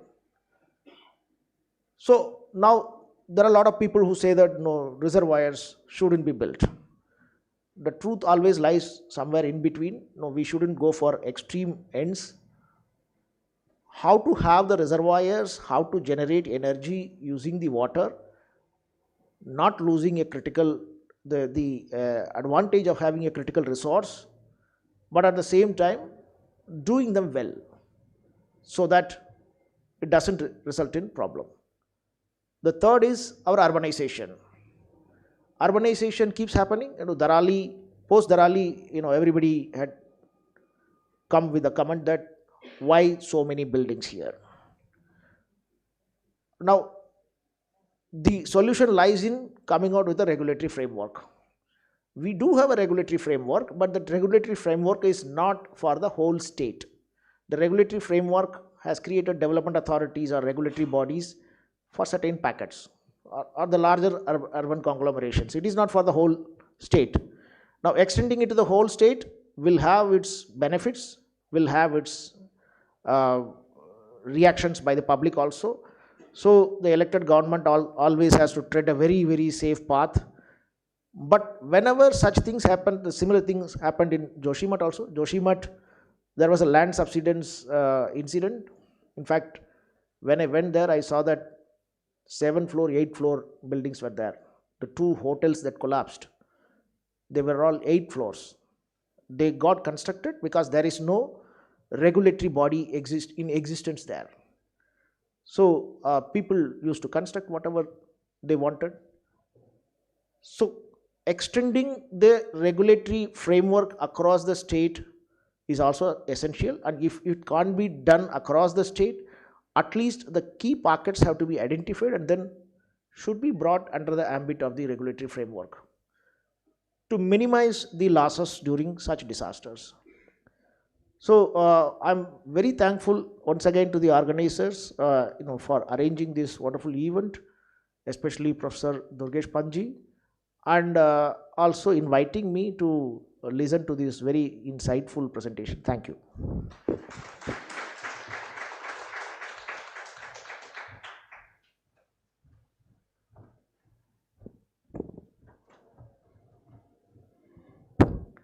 Thank you so very much, sir, for this brief but quite thought-provoking and very, very important note. And of course, yes, ladies and gentlemen, we are sitting here, people of eminence. We need to understand that, yes, we need to strike a balance between economy and ecology. Thank you so much, sir. As a gesture of honor and appreciation, I would like to request Professor Durgesh Panji to present a memento to sir.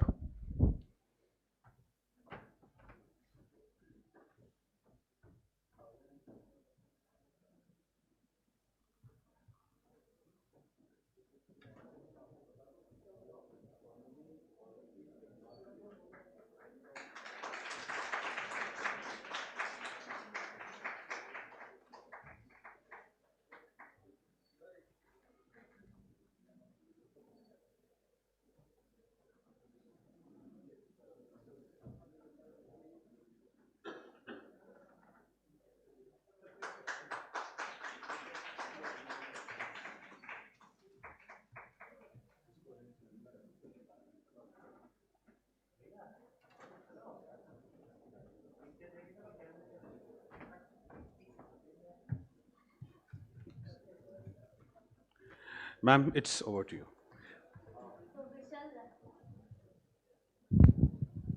We shall continue with our talks now. Thank you, sir, for some insight into how you work in your department. We understand, but I hope that today's talks also help in your planning. So now I shall invite Dr. Arvind Kumar from India Water Foundation.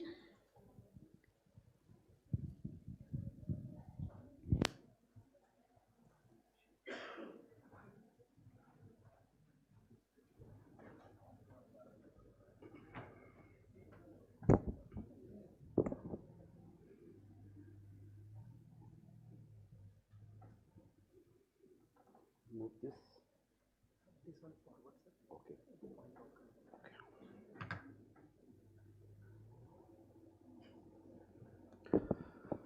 So, I think good noon, everyone, and dignitaries, delegates, faculty members at the outset, and especially Honorable Secretary is here at the outset. I thank Uttarakhand State Council for Science and Technology of Government of Uttarakhand and Wadia Institute of Himalayan Geology for inviting me for this talk.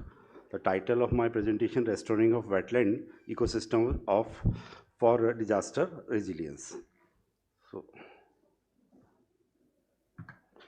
So here is a quick, because a lot of actually discussed, overview of what we will cover today.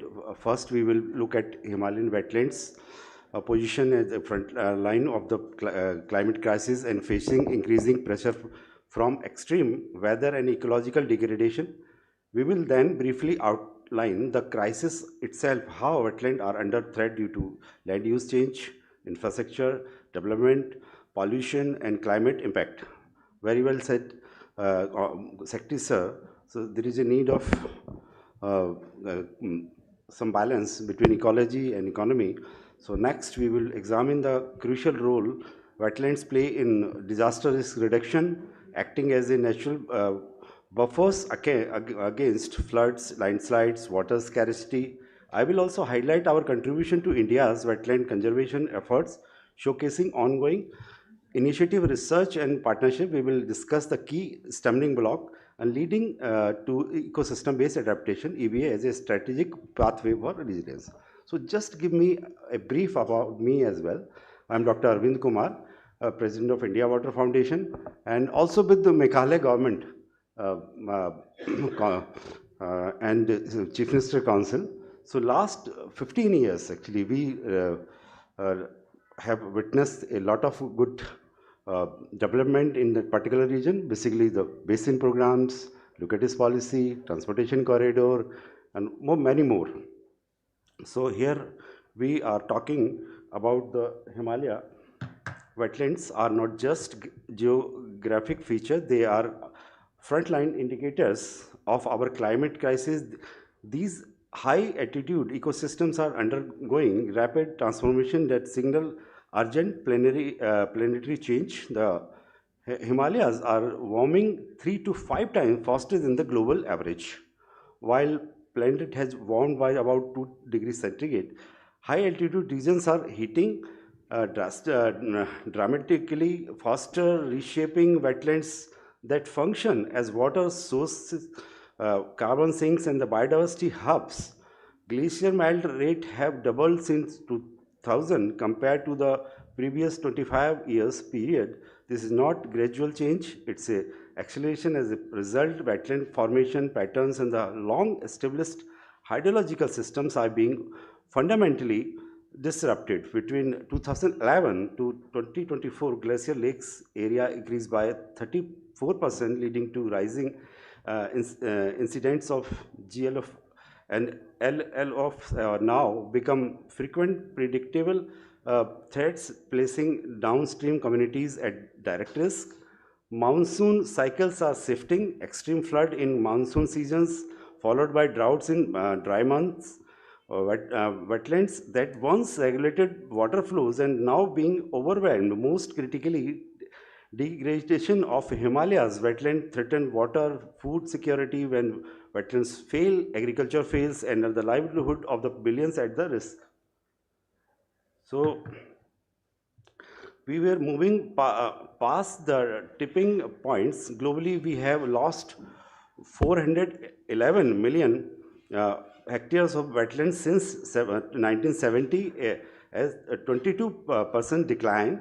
That's an area larger than the entire European Union, gone in just 5 decades.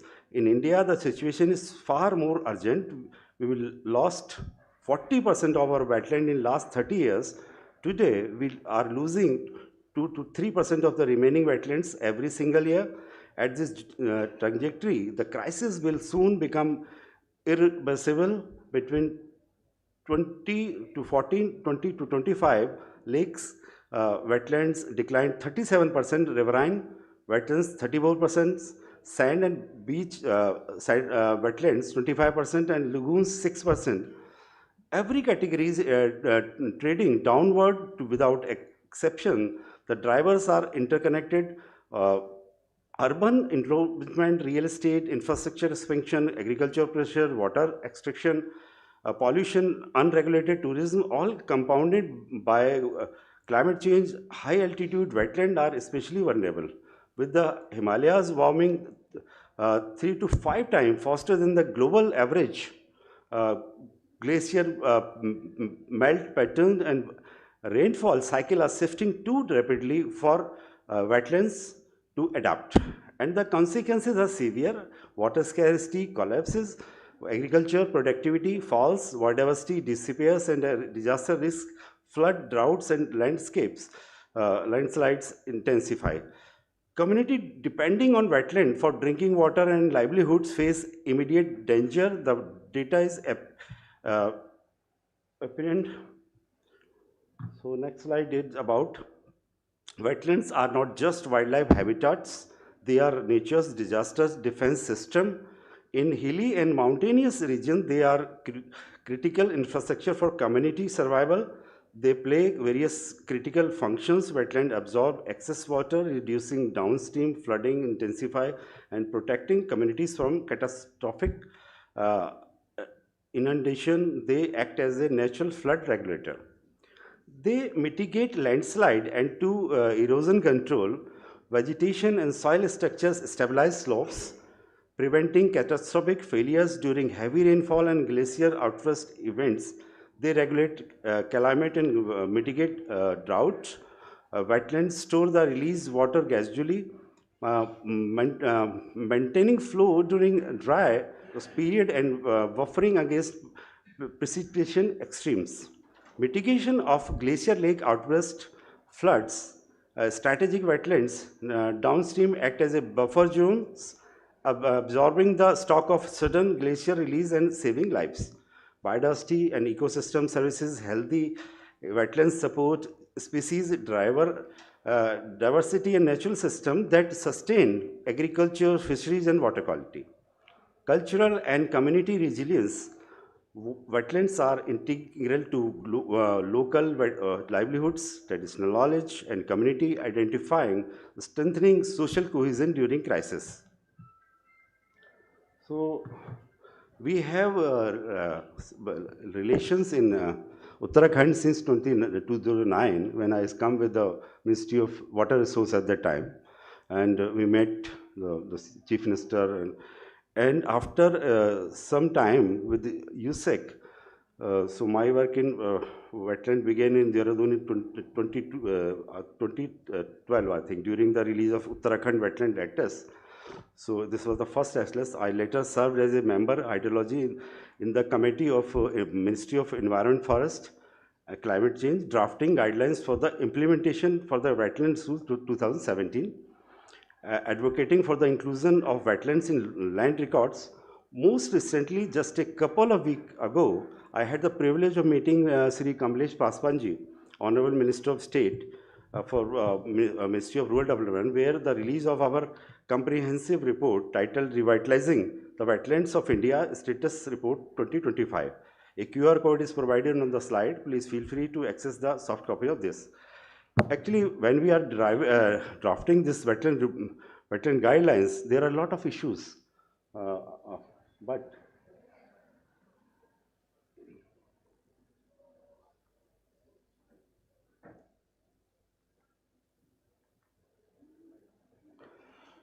so there are some stumbling blocks. We have to have the knowledge, we have the commitment, yet wetlands need to disappear. Why? Let me outline the 7 major gaps crippling our response. First, poor enforcement of policies on wetland management is one of the major challenges facing community-based conservation of wetland ecosystem.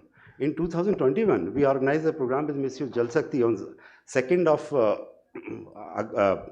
February, and actually when we talk about the major things in the rules, the polluter pay principle was a stumbling block at that time first.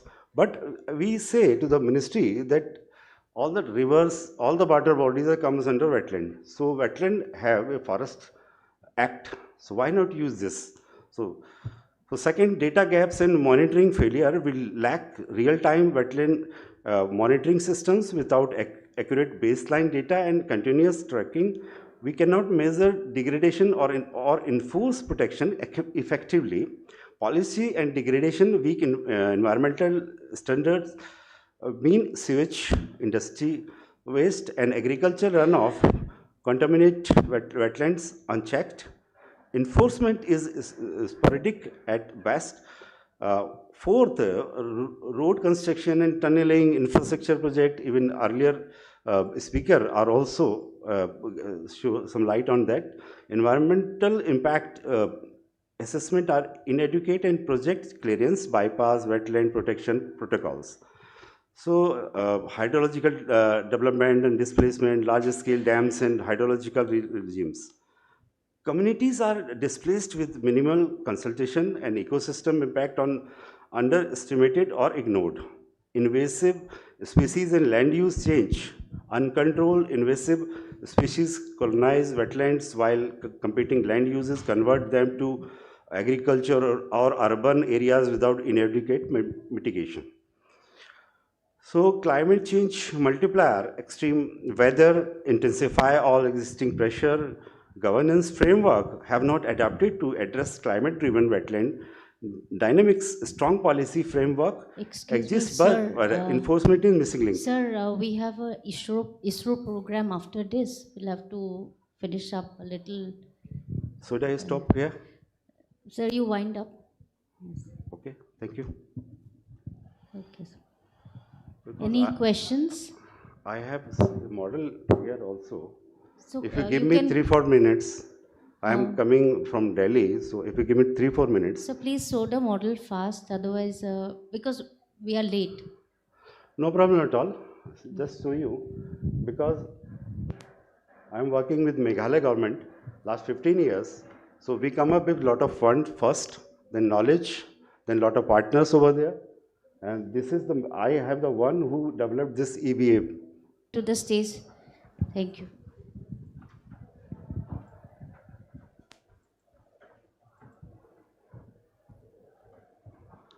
Hello. Very good morning to all. So earlier speaker already highlighted that our Himalaya is warming and it is impacting our Himalayan cryosphere. But sometime Himalayan cryosphere also generate glacier hazards from the Uttarakhand region.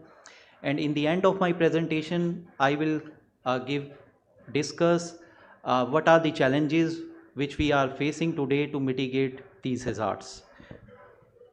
Can I have pointer? Okay.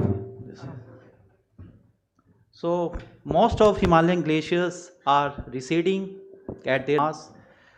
So this is in a similar manner. In a lower panel we can see 4 to 6 supraglacial lake on the surface of glacier, and in 2000 these number of lakes and area has increased, and all these lakes merged together in 2015 and generated a very larger moraine dam lake. We have seen in October 2023 there was a major disaster by a South Lanok lake, and it destroyed 3 hydropower plant in downstream areas. So this is the repeated photography of Dokryani Glacier in the Garhwal Himalaya. This glacier we are monitoring since 1991. And if we compare both photographs from 1992 and 2025, so the entire morphology of glacier has changed. Debris cover area is exposed and snow cover area is receding. This glacier has receded about 700 meters at its frontal part. So what is happening in Himalaya? These glaciers are losing their mass very rapidly due to the current climatic warming, as well as earlier we were getting a snowfall in a lower reaches, but nowadays we are getting a rainfall at the height of 5,000 meters, and it is enhancing the glacier ice melt. So this is the first case study from the Uttarakhand region. In July 2017, a massive debris flow occurred at the frontal part of Gangotri Glacier by its former tributary Meru Bamak. We investigated this event using a multiple satellite images, digital elevation models, and hydrometeorological data set.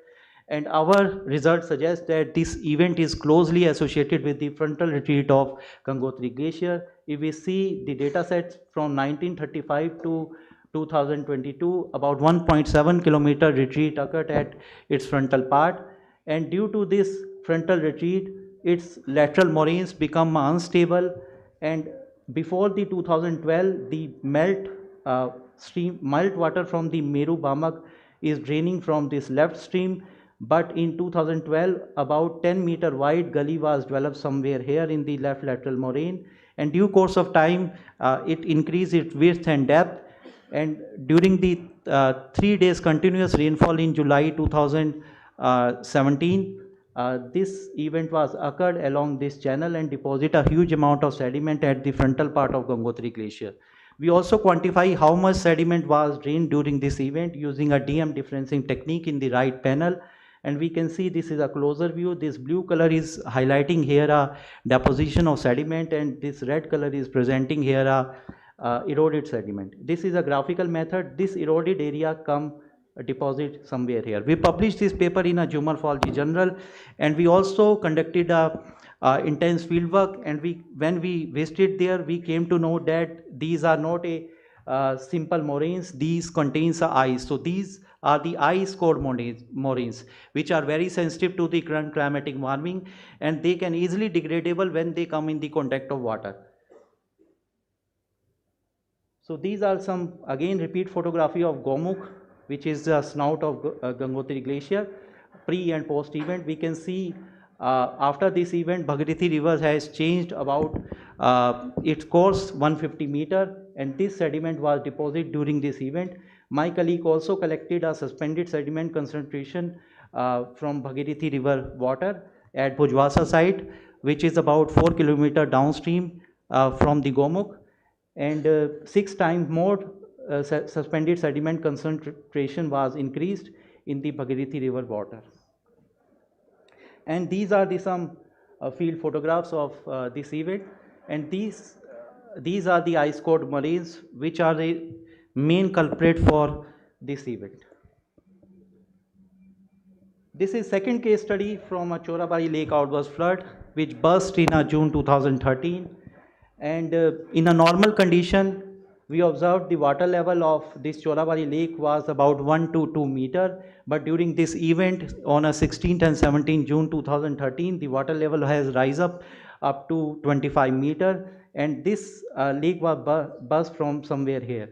And during fieldwork, we again came to know that the presence of ice-cored moraines. So in both event, permafrost conditions are the main major factor which need to be considered in a future study.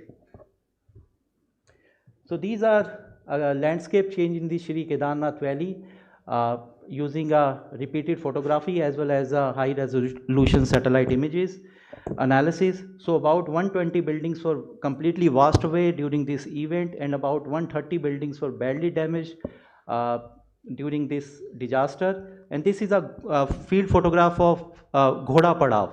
Ghoda Padav is situated about 1.5 kilometer upstream from the Gaurikund towards the Kedarnath temple. And we can see the entire topography has changed. Nothing is visible here. So this is last slide of my presentation, which is showing our challenges which we are facing today to mitigate these hazards.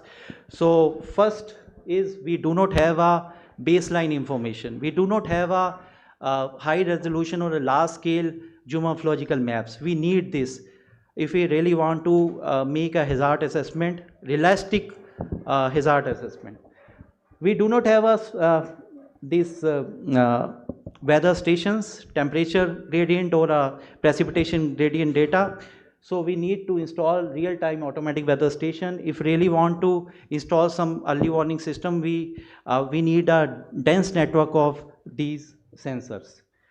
And in a morning session, our chair Rajiv Sinha sir has already said that we need to understand the complex cascading process. We do not know what is happening with the permafrost areas or ice-cored moraines. And if there is a 50 centimeter rainfall, what will happen? 100 millimeter rainfall happen, then what will happen?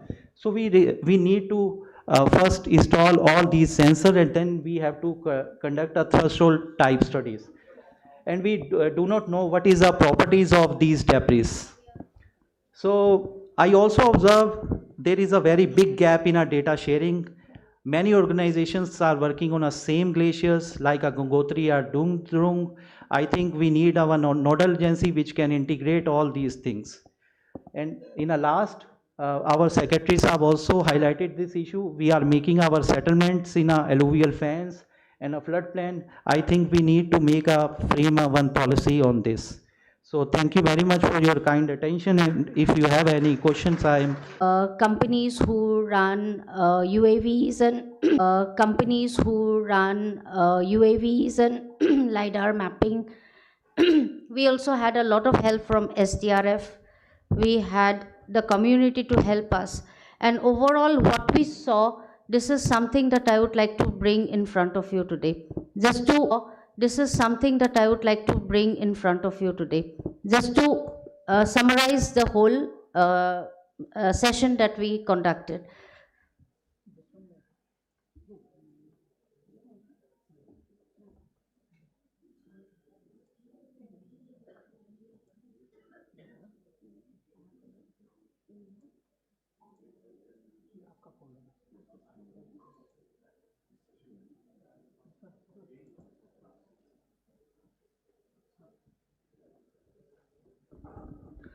Okay, now this is very famous. Now everybody has seen this picture.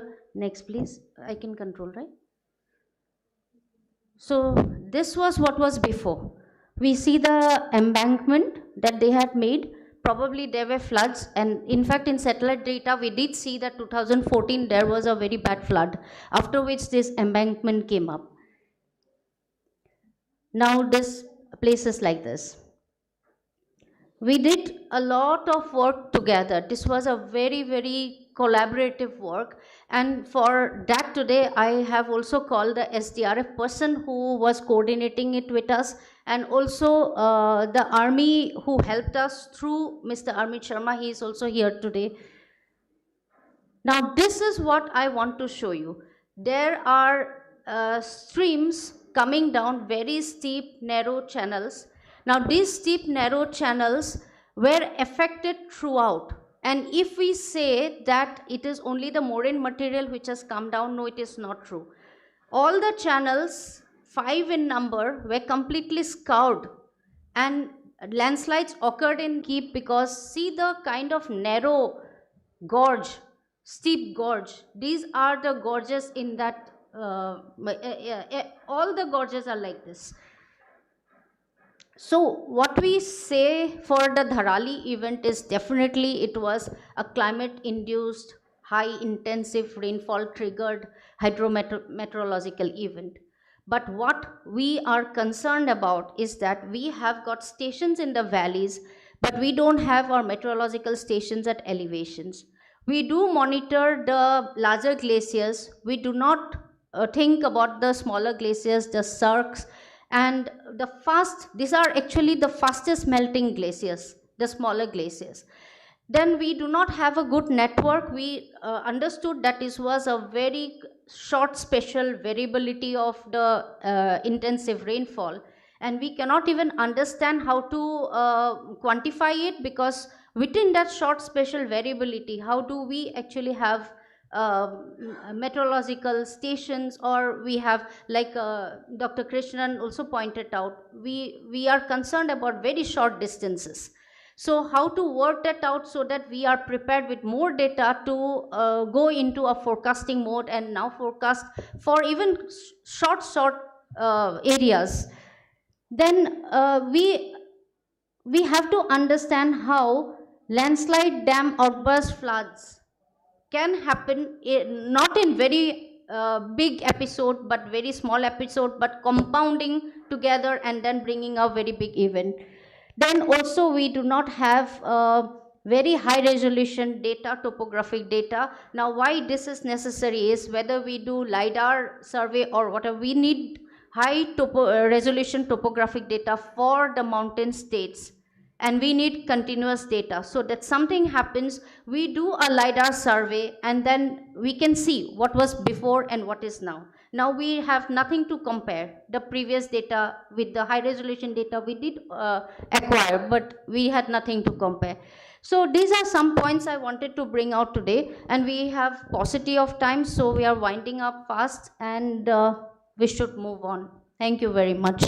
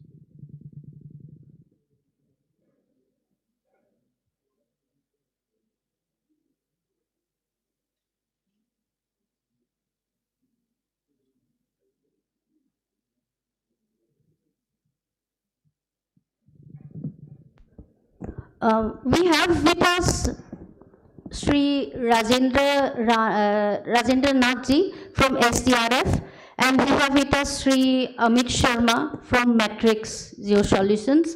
And because of their contribution, we would like to felicitate them today because Sri Amit Sharma had sent his team with all the instruments on volunteering basis, without any charge, without any money, without any expectation, only to be at service during disaster period. So I'd like to call Mr. Amit Sharma and also Sri Rajendra Nath, because Rajendra Nath ji went all the way up to the glacier region and was continuously sending me the feeds and the UAV captures and pictures. We sat down together before he went so that we understand what he needs to capture. So a very, yes, heartfelt thanks to their contribution. Thank you very, very much. I invite Professor Rajiv Sinha sir to please do the honors.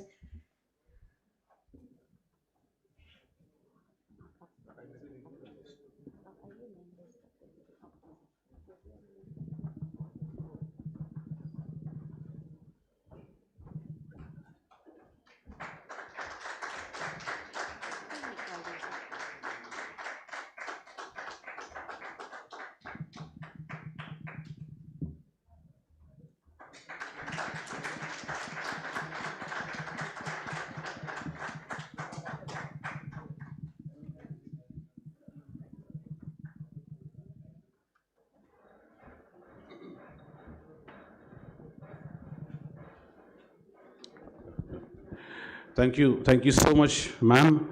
Now it's time to, it's time for Thanksgiving. I request ma'am to please do the honors. I'll request Professor Rajiv Sinha sir, the chair for this session, to kindly accept a token of gratitude from the side of the organizers. If you can open this, yeah. If you can open this.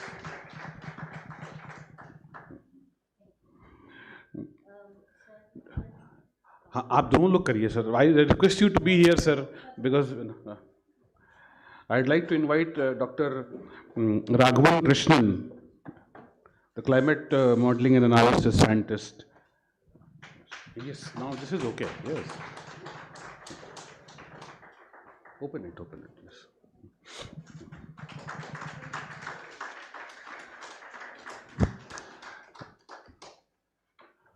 Professor Anil V. Kulkarni, sir, from Indian Institute of Science, Bangalore. So thank you so very much for gracing us with your benign presence.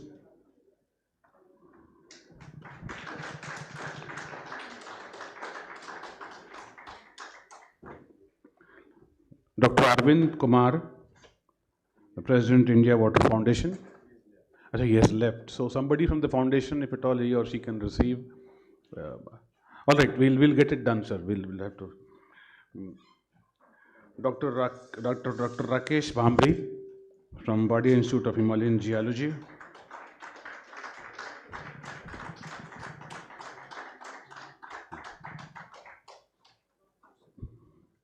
And the steering lady for this wonderfully organized function.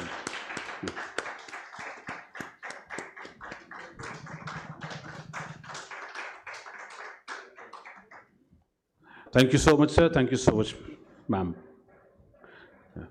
Ladies and gentlemen, with this we conclude this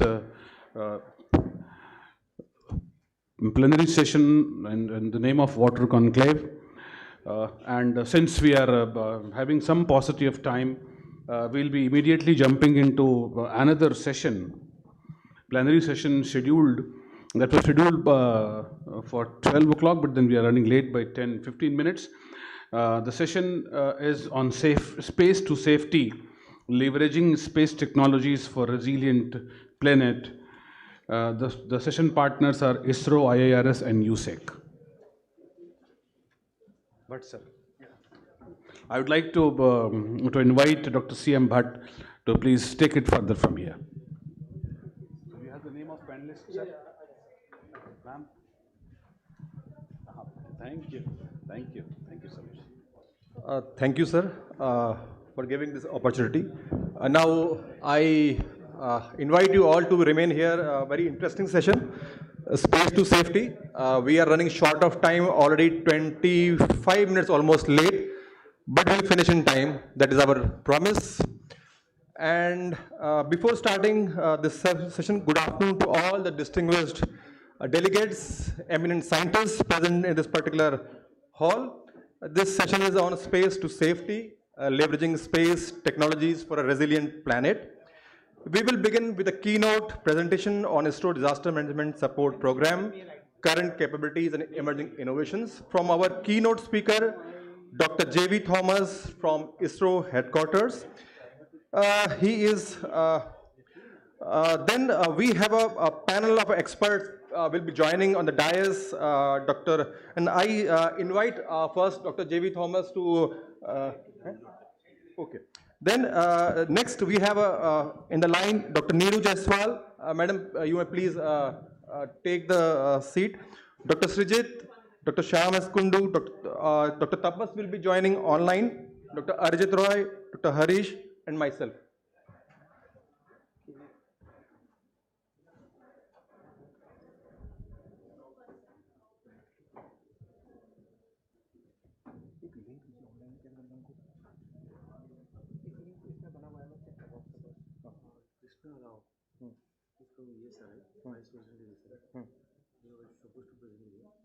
नहीं अभी तो कुछ नहीं अभी हमारे session है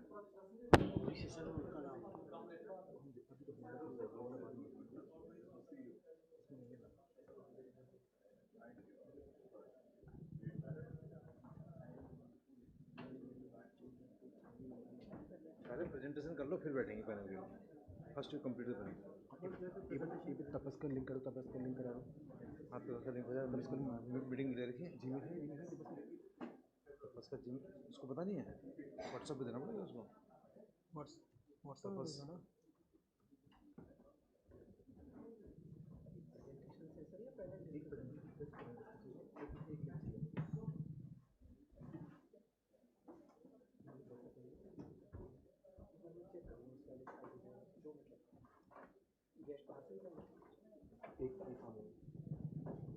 तपस का नहीं है मेरे पास Gmail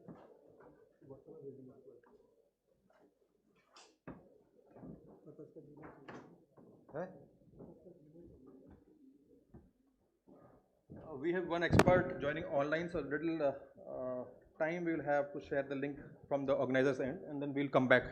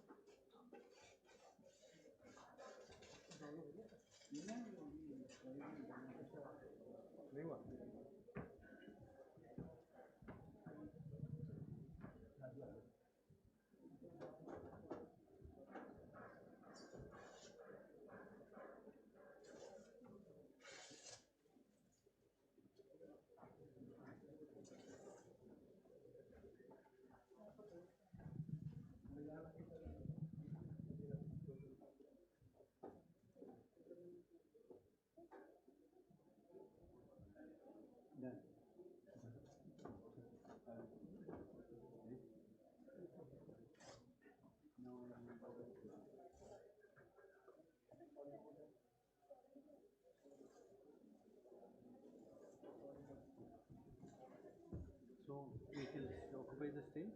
Yes, you be there, sir. I'll call you.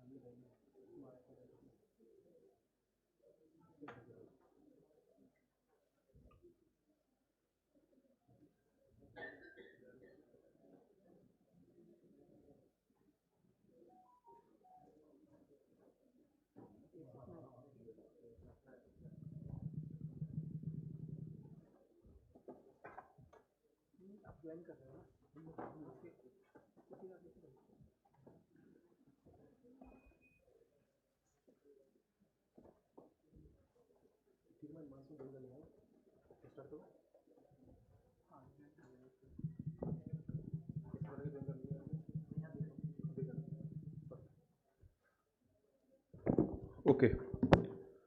Some technical things have to be resolved. Now they are resolved. So again, just a brief introduction about this particular section, space to safety, leveraging space technologies for a resilient planet. We have a keynote presentation, one, and rest we have a panel discussion. Today we have one keynote presenter with us, Dr. J.B. Thomas from ISRO headquarters. Followed by we have seven experts from different organizations of ISRO. Dr. Neeru Jaiswal from SAG, Dr. Srijit from Space Application Center Ahmedabad, Dr. Shyam S. Kundu from Northeast Space Application Center, Dr. Tapas from National Remote Sensing Center joining us online, Dr. Arjit Roy from Indian Institute of Remote Sensing, and Dr. Harish from Indian Institute of Remote Sensing, and myself from Indian Institute of Remote Sensing. So we have tried to bring all the experts from various organizations of this particular ISRO working on the natural hazards with various expertise and long experiences. So this session was with the keynote presentation from Dr. J.B. Thomas. Let me give his brief introduction. Dr. Thomas is a geologist by training. He did his MTech and PhD in Earth Sciences from University of Roorkee and then postdoc from PRL Ahmedabad. Currently, as Director of Earth Observation, Application and Disaster Management Program Office, he is pursuing the data utilization of remote sensing satellites, compilation requirement from ministries, users, planning future remote sensing requirements for ISRO. He is Member Secretary to Program Management Council, Space Applications and Planning Committees of Space Application Management Systems. And he is part of various important standing committees. He has served Member Secretary to Standing Committee on Oceanography and Meteorology. He is associated with ISRO's Disaster Management Support Program since 2003 and has almost 26 years of experience working within ISRO. So I invite Dr. J.B. Thomas for his talk on ISRO's Disaster Management Support Program, current capabilities and emerging innovations. Over to you, sir. No, first we'll have your talk, then panel will come. If panel feels, they will see. They will see. So they will see the slide, then will come. Then we'll join.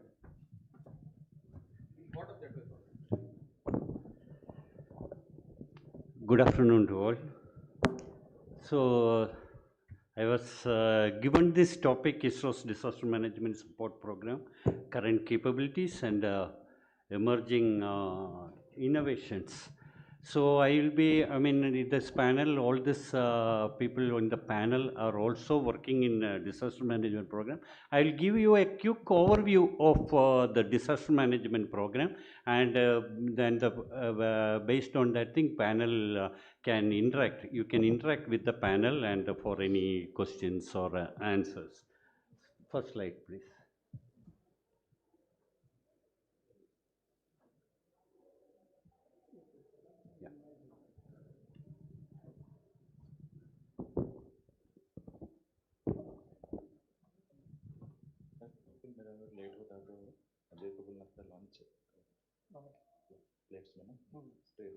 So this disaster management program of ISRO has started in 2000, around 26 years. Formally, we are running a disaster management support program, and 2000, before that also, ISRO had a program in an experimental mode, in a trial mode we were running, and 2000 we have established the program on disaster management. The objective of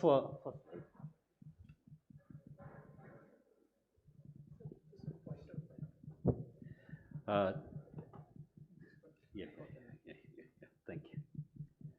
So the objective of this disaster management support program of ISRO is to enable space-based input for effective disaster management by respective nodal ministries. You are aware, ISRO is not nodal ministry for any of the disasters. If you see flood, it is CWC is the nodal agency. Like landslide, it is GSI is nodal agency. Disasters, each ministry has been identified. ISRO is only supporting with the space-based informations.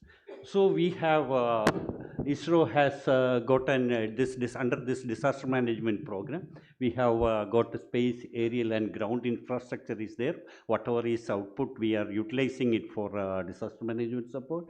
We are trying it out, early warning, we are trying it out, advanced R&D, capacity building, everything we are doing. We have got also a very well-built international cooperation. All database, DSS tools and hazard, vulnerability, risk assessment monitoring, damage assessment, all this thing using the satellite data we are carrying out.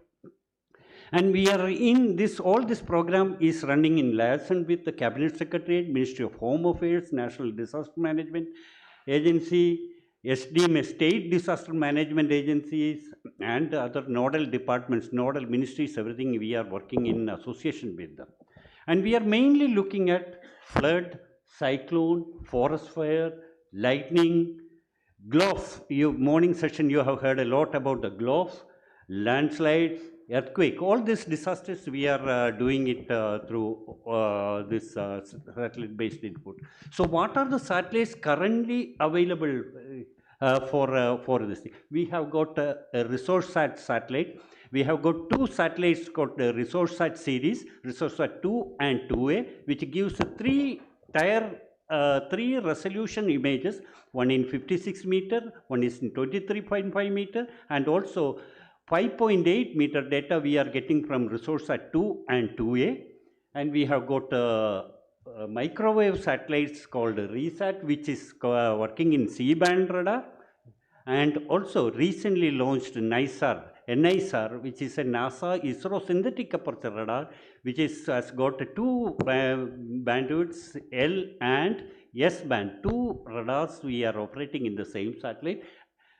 And we have got INSAT series for the meteorological applications. We have got the INSAT 3DR and 3DS with the 6-channel imager and 19-channel sounder we have. And we have got Cartosat series for the high resolution data, which gives two satellites again in the civilian domain. We have got a 60 centimeter resolution in Cartosat 2S, and Cartosat 3 gives around 30 centimeter resolution. And we also have OceanSat series. In OceanSat 3 currently in orbit. OceanSat 3 is having ocean color monitor, a scatterometer, and these two payloads are there in the OceanSat 3. And we also have got a SARAL satellite, which is a radar altimeter for sea surface height.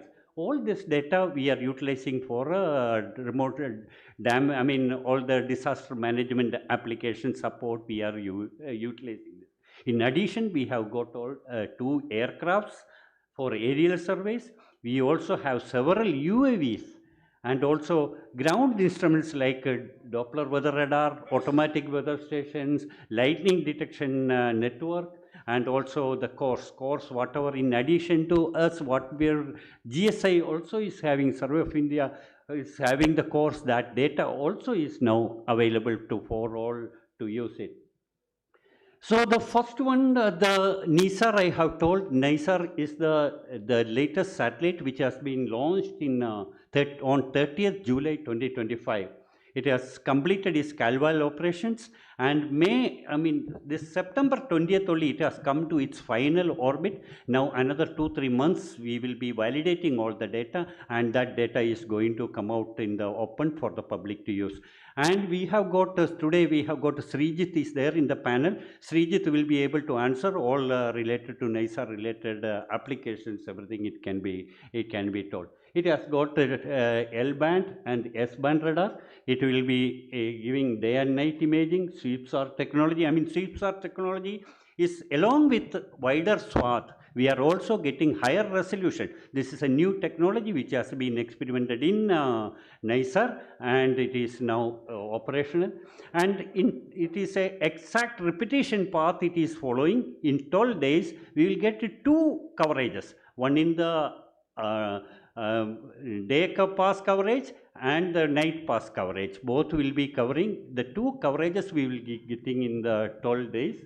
And because of this exact repetition, we will be able to do the repeat pass interferometry. And we have got now the free data policies there, so the data will be available to all. This data will be useful for solid earth studies, disaster management studies, cryospheric application, and also the ecosystem applications it will be useful. The next is on the flood. Flood disaster, what we are doing. Flood disasters, we have got in the panel our CM Bhatt will be there. CM Bhatt is working on the flood disasters. So we are doing flood early warning system. ISRO has developed flood early warning system for 2 rivers, Godavari and Tapi basins. National Remote Sensing Center has been developed. And also for northeastern region, NESAC is running a flood early warning system. And in the last year, 2025, and this year, 2025, around 200 and all the floods happened in the country has been mapped, and around 280, more than 280 maps are given to the users. All the states as well as disaster management agencies, we have given this data. And flood hazard zonation atlas, we have got last 25 years of data, satellite data is there. So which area is being affected by a flood and everything, all this database is there. With that thing, we have made flood hazard zonation atlases, and also flood cumulative flood affected area atlases. All these atlases have been prepared for the country. And also flood vulnerability and risk mapping also have been carried out for the country using this data. Another one area what we are doing is the cyclone. Cyclone, as I have told, we have got inside 3DR and 3DS data. So this real-time data will be used for forecasting intensity. The cyclone, from the origination of the cyclone in the deep ocean, from there, what is the track, what is going to be the intensity, where it is going to strike, and what time it is going to strike. All these things we are doing. IMT is the nodal agency, but we are doing it, that R&D mode, we are doing it for improving these algorithms and capability improving. We are also trying. Today, in the panel again, Dr. Neeru Jaiswal will be there. She will be able to answer all the questions. And similarly, OceanSat 3 scatterometer data. OceanSat 3 scatterometer data. This is the scatterometer data. With this thing, we can get all the wind vectors and how that cyclone, where is the intensity, where is that eye of the cyclone is located. This can be incorporated into the cyclone modeling, and we can predict whenever a depression is being formed, whether it will turn into a cyclone or not. That can be predicted 4 to 5 days in advance, so that the people, I mean the disaster management agencies, authorities, will get more time for acting on this disasters. Next is on the forest fire management in the country. Almost near real-time forest fire detection, almost using 6 to 8 satellites, whichever is available, I mean globally, whatever available data we are utilizing. And from there, automatically all these active fire locations have been identified, and it is disseminated to the forest fire authorities, forest authorities, but this stubble burning and all, it's a short-lived. Maybe half an hour, one field will burn out in half an hour. If our satellite is not crossing that area in that particular time, we will miss out. So we are developing a methodology using the burned area. I mean, one field is burnt, that scar will be available for the next day also. So we can look at it using the burned area, and which are the areas burned, that can be calculated. And similarly, we are also working on the fire risk index using dynamic factors like temperature, humidity, and rainfall, etc. is dynamically varying. So that parameters, as well as static parameters. Static parameters is not permanently static, but it takes much longer time, like a fuel. Fuel means what is the biomass available for burning, topography, vegetation type, etc. also is being considered, and we are looking at the fire risk index also. The next is the landslide disaster management. Again, Dr. Tapas Ranjan Martha, who is participating from NRC, is working on this landslide disaster management. We are doing the landslide inventory. That is an easiest thing what we can find out. I mean, whenever a landslide is happening, that area from the vegetation, it clearly comes out, and that can be the whole country, what is the landslide area, whichever happened, that is mapped. And the damage assessment, whenever a landslide is happening, using the satellite data, what is the damage happened, that is being mapped. And also susceptibility mapping, district-wise landslide exposure assessment, and also we are doing the experimental landslide early warning. I mean, using a rainfall threshold, which is, I mean, landslide induced by rainfall. I mean, landslide can also happen because of other reasons also, like an earthquake. When an earthquake happens, that stability can be disturbed, and it can trigger a landslide. But because of the rainfall also, this large number of landslide happens. That landslide triggered by rainfall is being predicted looking at the rainfall as well as the topography, everything we are trying to predict. And one more project called SILAS, Satellite Integrated Landslide Assessment and Alert System. Dr. Tapas Ranjan Martha is now doing for developing higher than the area of more than 0.25 hectares size. We are higher than the area of more than 0.25 hectares size. We are mapped using LIS4 data. LIS4 data is 5.8 meter data, that is I have earlier told resource site data. And the prioritization, from this 28,000, we have also prioritized some of the glacial lakes on selected parameters of lake and dam characteristics.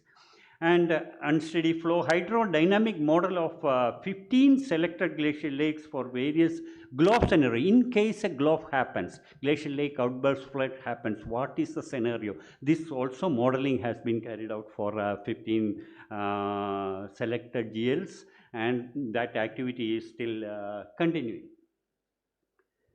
Another one, this thing is the lightning disasters in the country. You know, the lightning causes the largest mortality. I mean, in each of this lightning season, we lose several. I mean, in the Bihar, Jharkhand area, this lightning is a severe problem.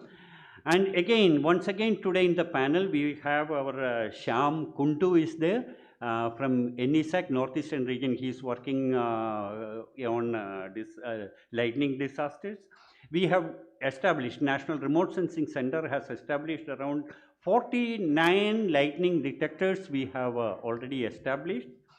And from there, this cloud to ground, whatever is the happening, this discharges are being, we have from data from 2020 to 2020 onwards, whatever the data is there, that is available for anybody to do the analysis and to know the characteristics and which are the areas prone for lightning. And in northeastern region also using this data, I mean northeastern region around 9 lightning detectors are there. Using these detectors as well as the satellite data, around 2.85 lakhs alert has been issued, and that it has been found around 84% accuracy it has been found. Dr. Kundu maybe will be able to answer more on this thing. Next is all this database. We have developed a national database for emergency management, NDEM. In this, all our satellite database is there. Also, the front page, this is the front page, it will fetch all the alerts from several agencies. Like CWC, if they are giving some flood alerts, or GSI is giving some landslide alerts, or some snow avalanche studies from the DGRE, some alerts are coming, or IMD, some alerts are coming for the cyclone. All these things real time we will be fetching that thing and it will be shown in the front page. So this is a dynamically, and every time new alerts are coming, it will be shown in this one. And this I mean, it has got a multi-scale geospatial database, decision support system, all this are. And today, Dr. Harish Chandra Karnataka is also in the panel. He will be talking, I mean, he will be able to tell you more on the how the portals are being developed, how the AI ML methods are being utilized for all these studies, that Harish Chandra Karnataka will be able to tell you. So, international cooperation is, we have two programs we are internationally we are participating. One is the International Charter Space and Major Disasters. Almost 17 international agencies are members to it. And whenever any country is facing a disaster, immediately we can alert the charter. We can activate the charter. All these 17 agencies will provide the data for that particular event. So this, in this, we were the lead for this international charter for this year. 6 months from April to October, we have led the, ISRO has led this international charter. And ISRO, from around 173 disasters globally, we have supported by providing our satellite data and supporting these disasters. Another one is the Sentinel Asia, which is concentrated in the Asia Pacific region. For Asia Pacific region, this is one, and we are the now, ISRO is the co-chair for this Sentinel Asia program. And in the last 2 years, we have supported Sentinel Asia also for 95 disasters. We have supported the international, this Sentinel Asia. Similarly, in capacity building also, we are doing a lot. Annual DMS training programs are there, 5 days program, 1 day program, 1 week program, all this being organized. National database for emergency management specific training we are organizing to users like Ministry of Home Affairs, National Disaster Response Force, all these people we are training in workshops in association with the NDMA, and several things we are trying to do it for training, developing this capacity for utilizing this data. And now, what is the upcoming advancement? There are several satellites we are planning up to 2028, which is already planned. Now, OceanSat 3, I have told. Similarly, similar to that thing, OceanSat 3A is coming in 2026. First quarter itself, this satellite also will be launched. This will be working in tandem with OceanSat 3. In addition to OceanSat 3, we will have sea surface temperature monitoring, and also millimeter wave advanced temperature and humidity sounder also will be there. So this various levels of temperature and humidity profiles that is going to advance the weather monitoring, and it will be supporting all the meteorology related disasters.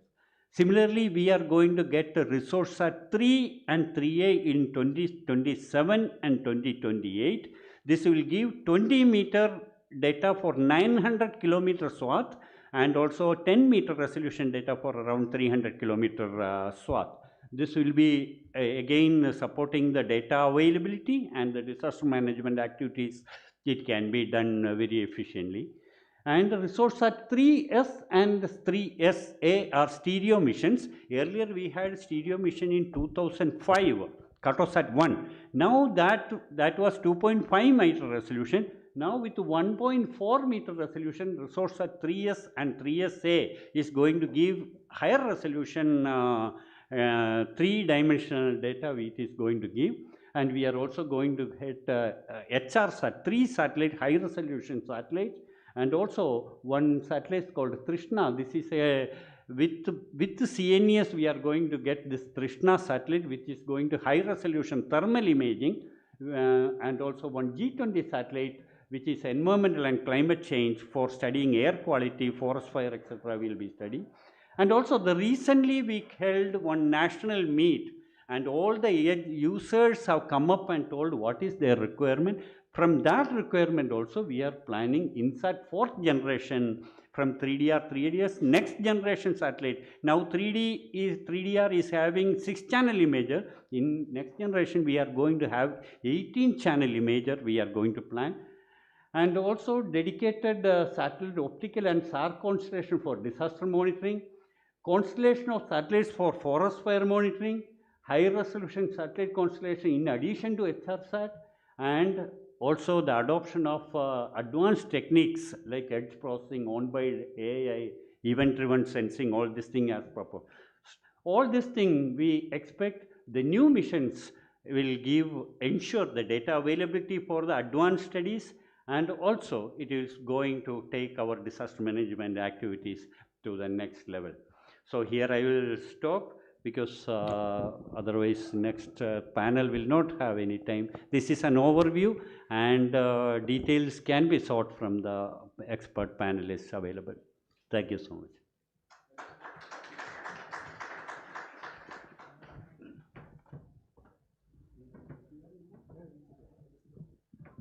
Thank you, sir. You can take the chair. So this format, we thought to have an overview from ISRO side, from Dr. J.V. Thomas, who has a lot of insight, what programs are there in currently and what is going to come. So with this overview, I'd like to invite our panel of experts. Dr. S.S. Kundu, who is heading the Space and Atmospheric Science Division from NESAC. Dr. Kundu. He is an expert on lightning detection and those allied fields. Next, I'll call upon Dr. Arjit Roy, who is heading Disaster Management Support Division at IIRS, expert on forest fire and ecology. Dr. Harish Karnatak, who is heading the GIT and DL, and he's an expert on machine learning and artificial intelligence. Next, I'll call upon Dr. Niru Jaiswal, who is scientist at Space Application Center. He has expertise on a cyclone forecast and early warning and those related fields. Dr. Srijit from Space Application Center. He is a senior scientist and has a lot of insights into the earthquake-based. Then I'll just what format we are trying to do is to have a panel discussion, and myself, CM Bhatt from Indian Institute of Remote Sensing, I have almost 15 years of experience in the flood and hydrometeorological disasters. So what we'll try to do,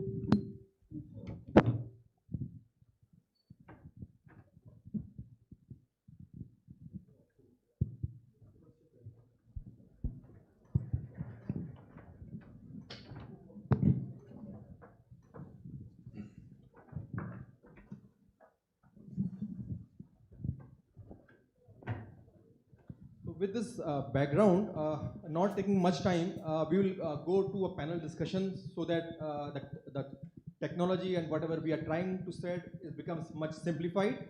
Not taking much time, we also have Dr. Tapas Ranjan Martha, who is joining online. He's heading the Geosciences Division and has a lot of expertise on the landslides. Welcome, Dr. Tapas. Yeah, hello, welcome. Thank you. Yeah.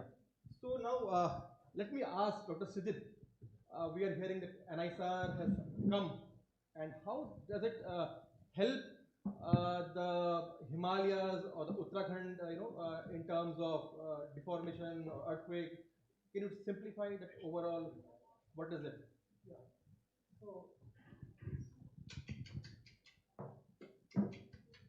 So, the NISR or the NASA ISRO synthetic aperture radar, as you know, it's a radar. There are two radars on board, one S-band from ISRO and L-band from NASA. So that will be up in the sky and looking at the Earth, taking radar images at every 12 days at the same place. So we have the ascending and descending passes. So in effect, you will get 6 days radar imaging over the surface of the Earth, covering the entire land masses.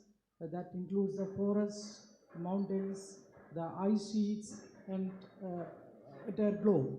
So the USP of this mission is that the NISR is designed to monitor the Earth's surface dynamics, the slow motion of the tectonic plates, and we can identify the regions where strain is building up that leads to earthquake. It can also monitor the landslide motion or the land subsidence, and it will be very good for understanding the geohazard in that perspective. It can also monitor glacier dynamics and the forest dynamics as well. So that's going to change the way we observe, the way we understand the Earth's surface dynamics. Thanks. Thank you, Srijit. And equally, I just like to take it to Dr. Tapas also, who is an expert on landslide. Dr. Tapas, how do you think this NISR will help the landslide and help us in developing our landslide hazard zonation more effectively than what we are having currently? How does it add on to the strength? Yeah, I hope I am audible. Thank you. Yeah, so NISR has the capability of giving us the slope motion. So the landslides, which what you see most of the damaging ones, they don't happen all of a sudden actually. So the ground motion over a period of 2 years or 3 years, we can pick up that using the NISR satellite data. And we have the expertise, and at NRSC we have the computational infrastructure also to process massive amount of this NISR data, as well as the other data sets, and that way that will straight away flow into our landslide forecasting model, which we are developing now, which is having a high resolution landslide forecasting model. So I'm sure this NISR data has a lot of application for highly granular landslide forecast in India. Thank you, Dr. Tapas. Now we'll take an equally important problem, that is lightning. Of late, lightning has become a very serious hazard, though like urban flooding was not so important, but it has become important for us. Lightning is slowly coming into our lives. So, Dr. Kundu, you have a very good expertise on this field. Can you tell us in a very plain language how satellites are able to capture the phenomena of lightning, and what you are specifically doing in this field? Yeah, thank you. Yes, satellites can do wonders in terms of measuring the lightning. When there is a lightning, there is a flash. So if we have satellite in the sky, we can actually see that flash and measure it. Normally, whenever there is a lightning, the oxygen, there is a particular channel called 777.4 nanometer that is sensitive to oxygen, and during lightning time, there is additional emission in that channel, and satellite sensors are able to measure that and provide us the information on the lightning. Actually, the first lightning, one of the premier lightning, space-based lightning sensor called lightning imaging sensor was put in a satellite called TRMM. And later on it was put in International Space Station. And this sensor actually first gave us the spatial distribution of lightning across the globe, including our ocean. Prior to that, only we had information about lightning, what is happening over some parts of the land. So, and then when that data since 1998 till 2013, that data was available. So when the data was plotted, then only we could know what is the distribution of lightning over the space. And then we saw that over India also, particularly East India and Northeast India, and the belt of Jammu Kashmir is one of the hotspots. There are only 4 or 5 hotspots across the globe, and India is one of the hotspot in lightning. And then subsequent to that, in the GOES satellite, US satellite, in a geostationary platform also lightning was given. Earlier satellite that I told, TRMM and ISS, these are all polar orbiting, so you don't get lightning data continuously. Only when you have a sensor in a geostationary platform, we get this data.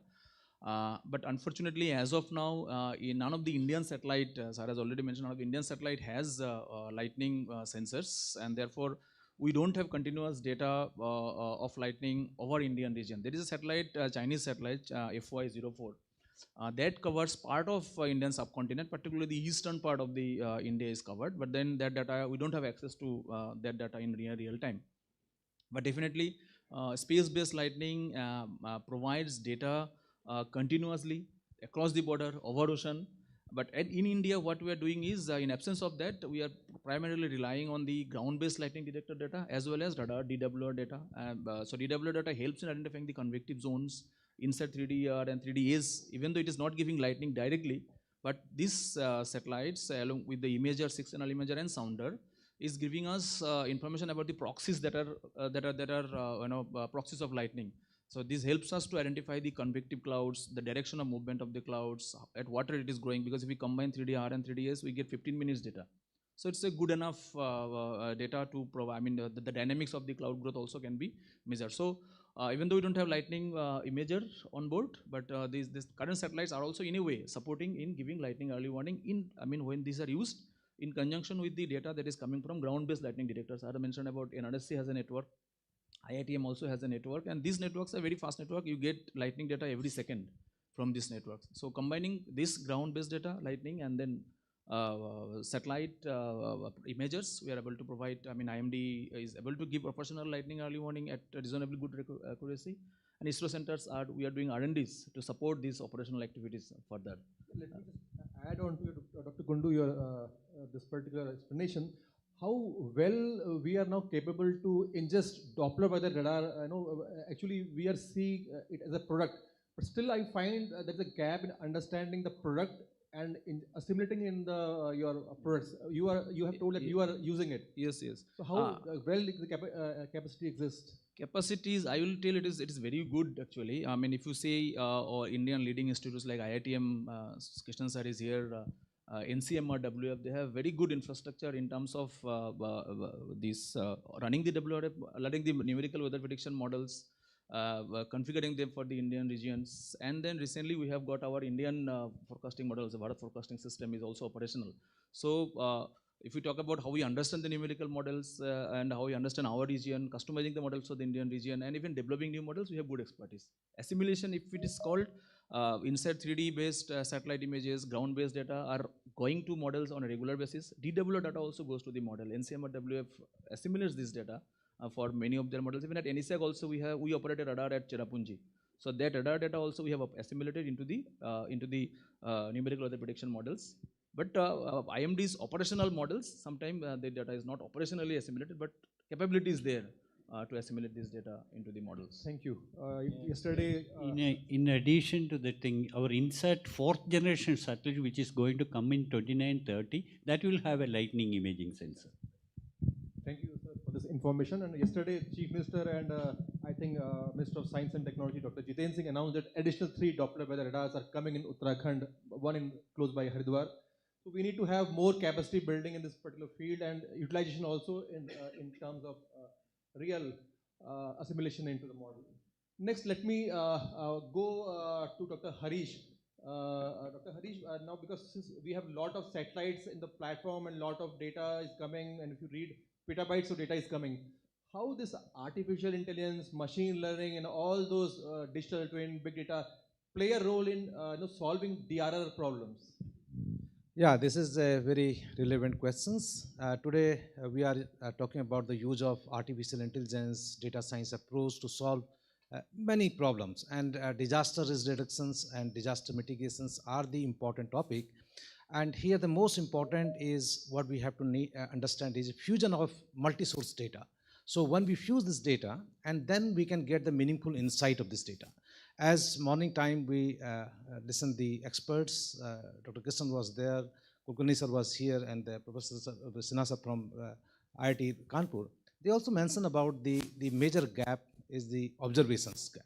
So we need to have a good observation.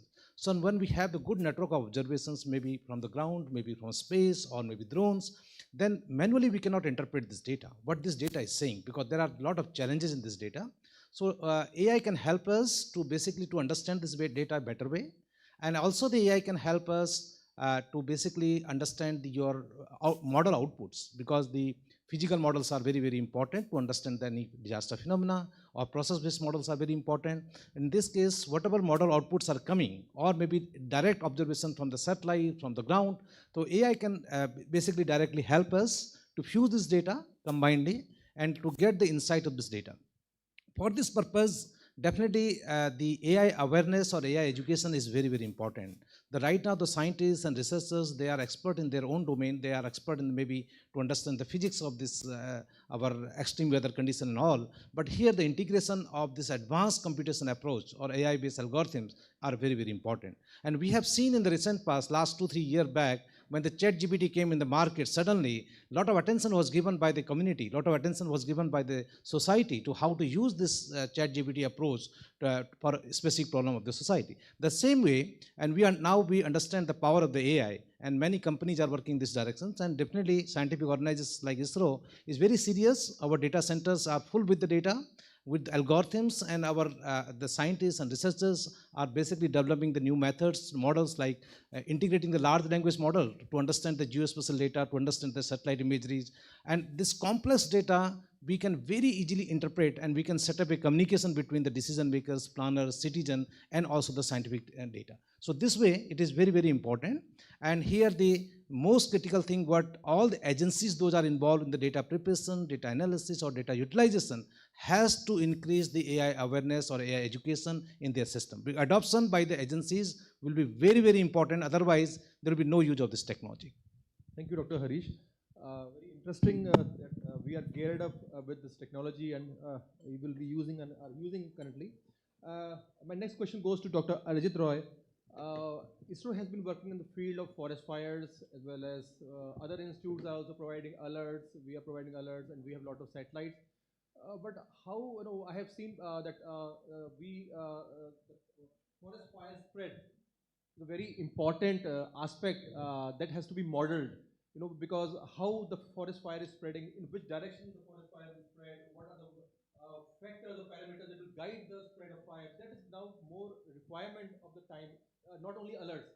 So how do you think we are gearing to that side and forewarning the community on the ground through satellite? Thank you. Yeah, you can take this. So thank you, Mr. Bhatt. In fact, this is a question which is commonly asked, because what we have achieved till now is that we have got a fairly good expertise on detecting and monitoring the fires after it has occurred. But the case is that if you want to really manage the forest fires, you also need to have a forewarning. Or in case the fire has occurred, you need to know the speed and the direction in which it is going to propagate. So there are various models which are able to identify the areas which are at risk in a dynamic fashion, which uses ground-based as well as space-based inputs from for the meteorological conditions, as well as the conditions of the forest in which the fire may occur, especially the calorific content of the fuel, the dryness of the fuel, and the weather conditions. So presently the state is that we are able to very well identify at a fairly high resolution of 1 kilometer what is the probability of fire occurring in the next 24 hours. There are some experimental work which has been carried out which has been through which we have been able to even model the fire spread, which includes a complex modeling procedure using the connectivity indices like using graph theory or network theory, then the weather conditions through WRF and other weather models for the wind direction, wind speed, the relative humidity, the humidity profile of that particular area, and also then we use how the fire spreads from one pixel to the other pixel using cellular automata based algorithms.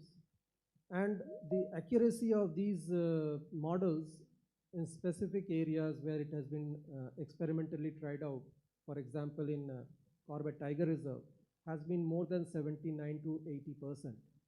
That is the area which has been predicted by the model for the next 24 hours, and the area which has actually burnt in that area has an overlap of around 79 to 80%. So this is the state of art models which are there. The problem is that these models require immense computational resources. So as and when the computational resources and the computational powers increase, these sort of models will be more and more mainstream, and we will be able to provide them as on demand. Dr. Arjit, for that information on the modeling part. Now I'll go to Madam Neeru, who's an expert on the cyclone. Madam, we have come a long way since 1999 Odisha super cyclone, where we lost a lot of lives, to the recent cyclone Phylline and all. World knows that cyclone satellites are playing their role. But how do you think these whatever new missions that are coming in future or existing strengthen our modeling capability so that we can better predict the storm surge, all those parameters, recently spectrometers that are being launched? What parameters we gain from them, and how do they improve our modeling capability? Thank you, sir. Very good afternoon, giving me this good question. Cyclone is not a system which is restricted to some local scale. It's a very large horizontal as well as vertical. And satellites are the tool. They give us the data from birth of the cyclone till the death of the cyclone. So to understand that cyclone, whatever we get into the model, we need to have the data from surface to the upper level. And within the cloud, what is happening. And for all three, our satellites are well efficient. We get a different frequency over different platform of the satellite. Like geo-based satellites gives us a data in whatever imagery channels are visible. All those we get from these two satellites in 3DR and 3DS in every 15 minutes. These goes into the models.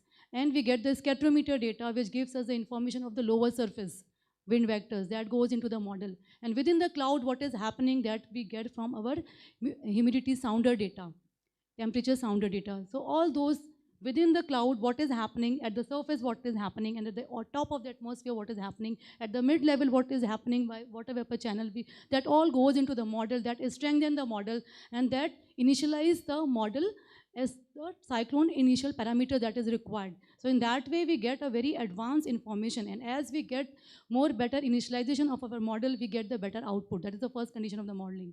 So better initialization we are getting from the assimilation of all these satellite data, and that are actually affecting the advancement in the cyclone forecasting.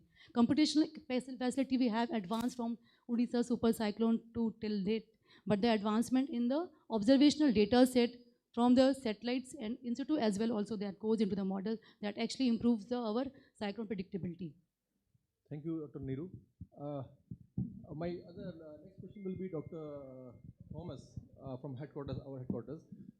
Sir, how this ecosystem is changing now by the new space policy that we have brought in, and we are new environment where we are supporting the startups, the private environment.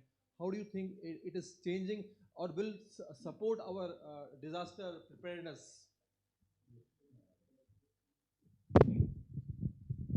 As you are aware, 2020, the new reforms in space sector has kicked in. The government has brought in the reforms. And 2023 Indian Space Policy 2023 has been announced. As per that thing, the data is free for all the government agencies without, I mean, all the resolution, any resolution, all the data available from our satellite is free for all the government agencies. And the data up to 5-meter resolution, coarser than 5-meter resolution, it is free for all the people. And the finer than 5-meter resolution, it is available for everybody, but with a fair pricing. I mean, the private industries also. So lot of, I mean, now since the data is available, anybody can take it and also generate the value-added products and go ahead with the. So now lot of private industries are also coming into the picture for data processing, as well as this will increase the availability of database. This is going to help the disaster management activities for the government. I mean, all this private, I mean, earlier around only 5-6 startups were there. Now around 400 industries are working. 400 startups have started working with ISRO in many fields, not only in application, in different fields it is working. So all this data availability is going to support all our country's disaster management efforts, which is, I mean, all the private industry is going to help. Yeah, Dr. Kundu, I know you have a very short time when your flight is planned, and due to delay in session of almost 22 minutes, we are late from our recorded time. I'll have a last question before I make you free from the panel. How well we are prepared to give forecast at at panchayat level or community level? Science is one part, but how accurate or how well we are planned to give forecast for the local public, or how we are doing it in the northeast, your center? Yes, yes, yeah. So yes, it's a very I mean important question, because to save, as sir mentioned, that lightning is the disaster that takes highest life in India. And if you see this, almost 90%, more than 90% of the people who are dying is in rural areas. And these are predominantly the farmers who are working in the open areas. So because in India, particularly the West India, I mean East India and Northeast India, people have normally will be working in the field, and lightning or severe clouds, thunderstorms are seen normally in the late in the evening, or late in the evening. So these are the time when people are in the field. So these lives can be saved. This means if we have a proper plan. Like in Northeast, what we do, using the data that is coming from IITM as well as from NRSC, we plot this data in a GIS domain. And once we plot that data, because this is very dynamic data, every minute data is updating. So, and this lightning is also a proxy for the deep convective clouds. So when you put this data, thousands of lightning events will be there. And then when you put them and over a time series, you can really identify where the convective cloud is, which way they are going. And if we integrate this with RWR and satellite data, we also have a decent idea about how the progress, whether the convective system is growing or it is decaying, in what phase it is. So combining all this, we are able to identify a polygon in which the villages or panchayats that are within this polygon is likely to be impacted by lightning, say in next 1 hour. And based on that, government of Assam has last year or since 2024 started giving early warning to the village level, not to the public directly, but to the Apada Mitras and the officials who are working at village level or panchayat level. So this is going. Now this year, 2026 onwards, they plan to take it to the public directly through cell broadcasting. In some of the states, this broadcasting machine is already operational. In Andhra and some of the states, they have already operationalized this broadcasting taking service from a private agency. Earlier, I don't think it is available. I mean, they are doing it now. So this means we are able to reach to the panchayat level if we want. The early warning system exists in the country. Panchayat level, when we say, we assume that 1 kilometer kind of a special resolution you're talking about. So using this ground-based lighting data that is coming, combined with satellite data and radar data, we can able to do that. But if we want higher lead time, say this will give you kind of 1 hour lead time. But many times you will like to have higher lead time. We want to have the warning 3 hours, 6 hours in advance. So for doing this, you need to provide warning using numerical weather prediction models. So as we already mentioned that in India, we are already assimilating radar data and INSAT data also. Plus this ground-based lighting data that is coming from stations, this also can be assimilated into numerical weather prediction model. And if we run the model at 1 kilometer resolution, definitely we can provide panchayat level warning services. So this means warning in a way it is already available. What is lacking at this stage is two things. One is this warning need to go to the public at time. At a time when they are really vulnerable. So farmer will be working on the field, and many times he may not be carrying the mobile. So we need to have mechanism, maybe hooters or some other alarming mechanism need to be put, but at least over the places where lightning is more vulnerable, or it is more hazardous. Like entire India is not equally hazardous for lightning. Even in Assam also we did a lightning hazard mapping. We have seen within district also there is a special distribution of lightning. So they can, state government if they want, they can prioritize the areas where it is more hazardous, and they can set up some kind of dissemination mechanism so that it reaches. And third thing probably is, once it is disseminated, people also need to know what they should do. This awareness is the biggest probably factor that is limiting, that is not improving the our performance of lightning early warning systems in terms of improving this human life.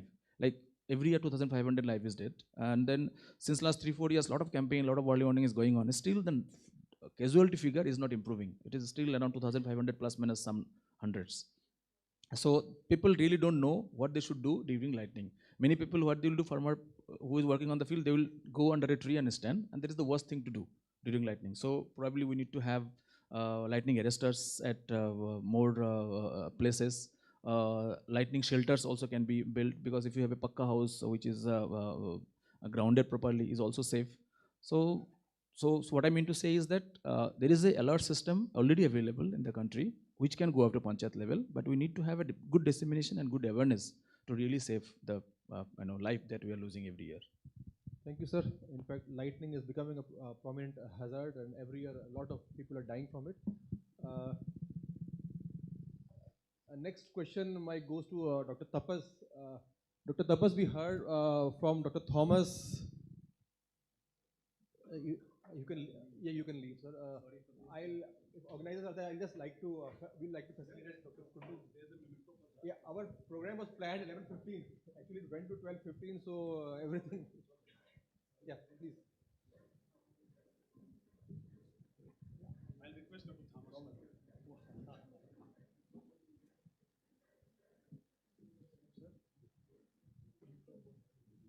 was also part of this, but I couldn't make it because I was in the other session. I'll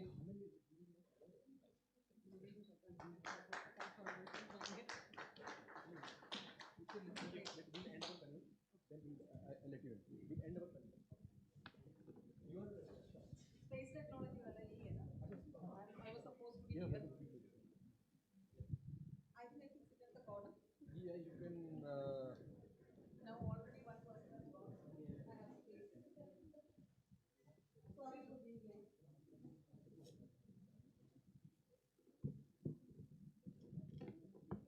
Okay, let me go ahead with Dr. Tapas. Dr. Tapas, we heard that we have a very interesting mission coming, a stereo mission, resource at 3S and 3SA, where we'll have the 3D wing capability.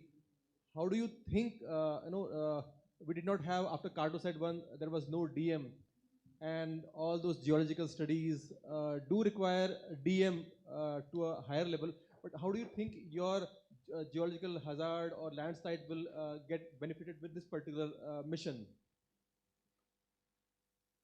Yeah, so the digital elevation models, basically what you are using now, it's almost more than 10 years of age. And we need a dynamic elevation model, given that topography has a greater role in the occurrence of landslides. I'll give you an example like the Rauntigard in the 2021 in the Samali district. There was a big landslide. It was a rock and ice avalanche, and that created a volume of almost more than 29 billion cubic meter. So that measurement we could do only with the availability of DEM. So we have used the Indian satellite Kato DEM and also the foreign satellite that time. So now if you have our Indian new DEM with the new resources, so definitely we'll be able to identify the actual volume, and we'll be also able to tell how much volume is getting deposited in the river valleys. Let's say Dharali, recent the Dharali disaster. So large amount of debris has flowed from the upslope glaciated areas to the main river valley. So how much material is deposited? That is quite important to know. And similarly, when there's a lake formation, for example, in the Janskar Himalaya, in the Jammu and Kashmir, So that time the government wanted to know how much material is there actually blocking the river valley, so that they can devise adequate strategy to remove those material. So in a way, the dam is very essential for post-disaster, as well as if you have a high-resolution DM also, the flow modeling we can do. We can identify what are the areas prone to failure in the glaciated region, how much loose material is actually occurring in those areas. So we can do a flow modeling so that the downslope, the villages, which appears to be quite stable areas, but they are not aware of the risk which is in the upslope areas, so that can be minimized. So these are the ways. And the third part is if we know precisely the slope, then what we call as a landslide susceptibility mapping, which NRSC has of course done it in 2001 with the collaboration from Uttarakhand and many academic organization. We have mapped for the Char Dham Yatra route. So that maps need to be updated. So that has been updated on 50,000 scale by GSI. But if you have a more high resolution DM, so the hazard zonation along the new road alignment, etc., that will be tremendously benefited. So I would say the landslide disaster will be getting a lot of benefit from the high resolution DM. Thank you, Dr. Tapas. Let me at this point also tell you that Uttarakhand is a state where which is actively using space-based assets, and they had a recently state meet which took its inputs from all the stakeholders to the national meet, and a lot of demands for various kind of capabilities were desired into that particular document that emerged from the state meet under the leadership of Dr. Durgesh Panji at that particular point of time. And let me further just go to Dr. Srijit. Dr. Srijit, this NISR mission it will bring a lot of data. How well we are prepared to process the data and disseminate the data, and what tools are coming up? Because it is an initial stage, people are, a lot of excitement is there among the users. Yeah, so the NISR will generate huge amount of data, that's true.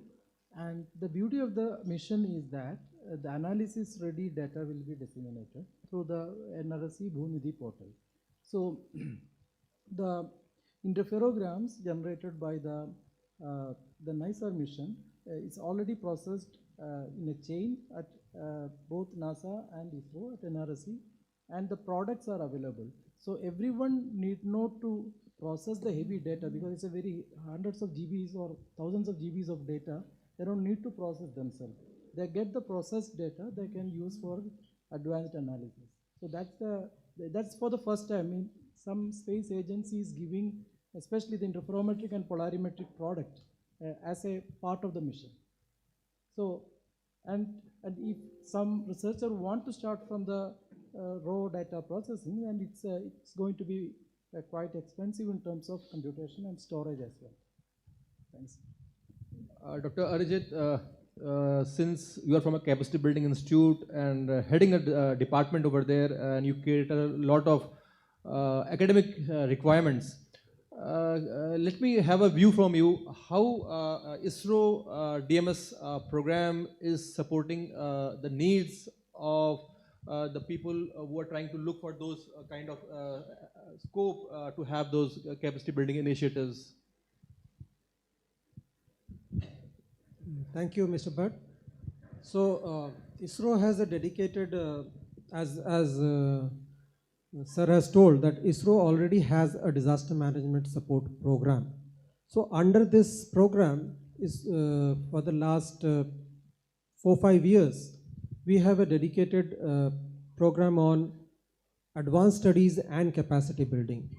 So as part of this program, ISRO has provided the funding to design and provide capacity building in form of short courses ranging between 1 week to 4 weeks, as well as brainstorming sessions and workshops, wherein all the stakeholders from the state government, central government, academia, and the research community, they are provided the opportunity to develop their expertise in various areas of disaster management, theme-based, as well as we are also collaborating with the leading academic and research institutions of this country to develop new methodologies which are going to be utilized in the upcoming early warning systems which ISRO is going to develop along with the industry and the academia. Madam, since you are also part of panel and time, can you tell me your expertise so that we can just take you one question through? I was from NIDM till recently, and now I am working as independent consultant with World Bank and KFW.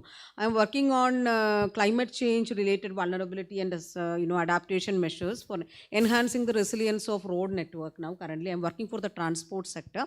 Many times we actually talk about space technology, the data sets. Indian Space Research Organization, they have very tremendous potential. We all know that. I have been honored to work with ISRO for a while on under this national database for emergency management. For MHA was the focal point that time for implementing, and through NIDM we conducted a lot of programs on NDM.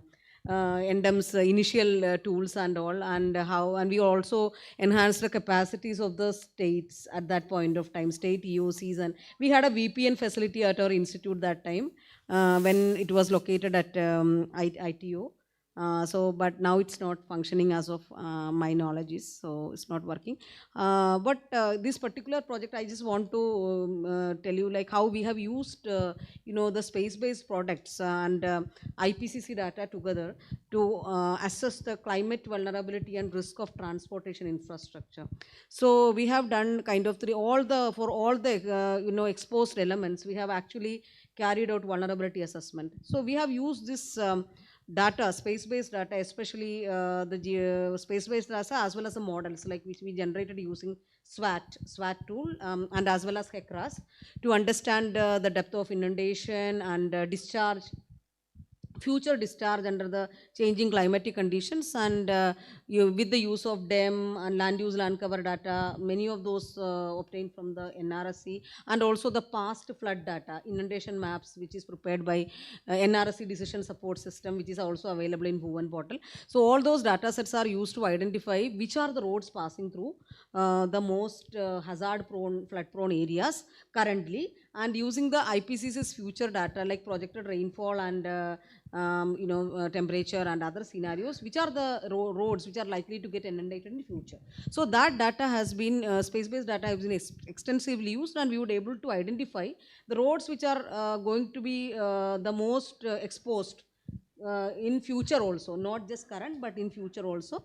And the population maps also we used, population maps, and also the land use land cover maps, and adaptation measures are proposed based on that, and the roads are prioritized. This is the work is being done. Thank you very much. Thank you, madam, for giving the insight of type of work you are doing. So it is almost 1:30. We will not come much into the lunch part. No, before your closing, but you are working in, I mean, so many years you are working on flood-related aspects. You are only asking questions. You can also request you to tell what is, I mean, the current flood activities going on, and in the future, how that flood monitoring and the disaster management using the satellite data, how it is going to progress. That also you can maybe you can take 2 minutes. Thank you.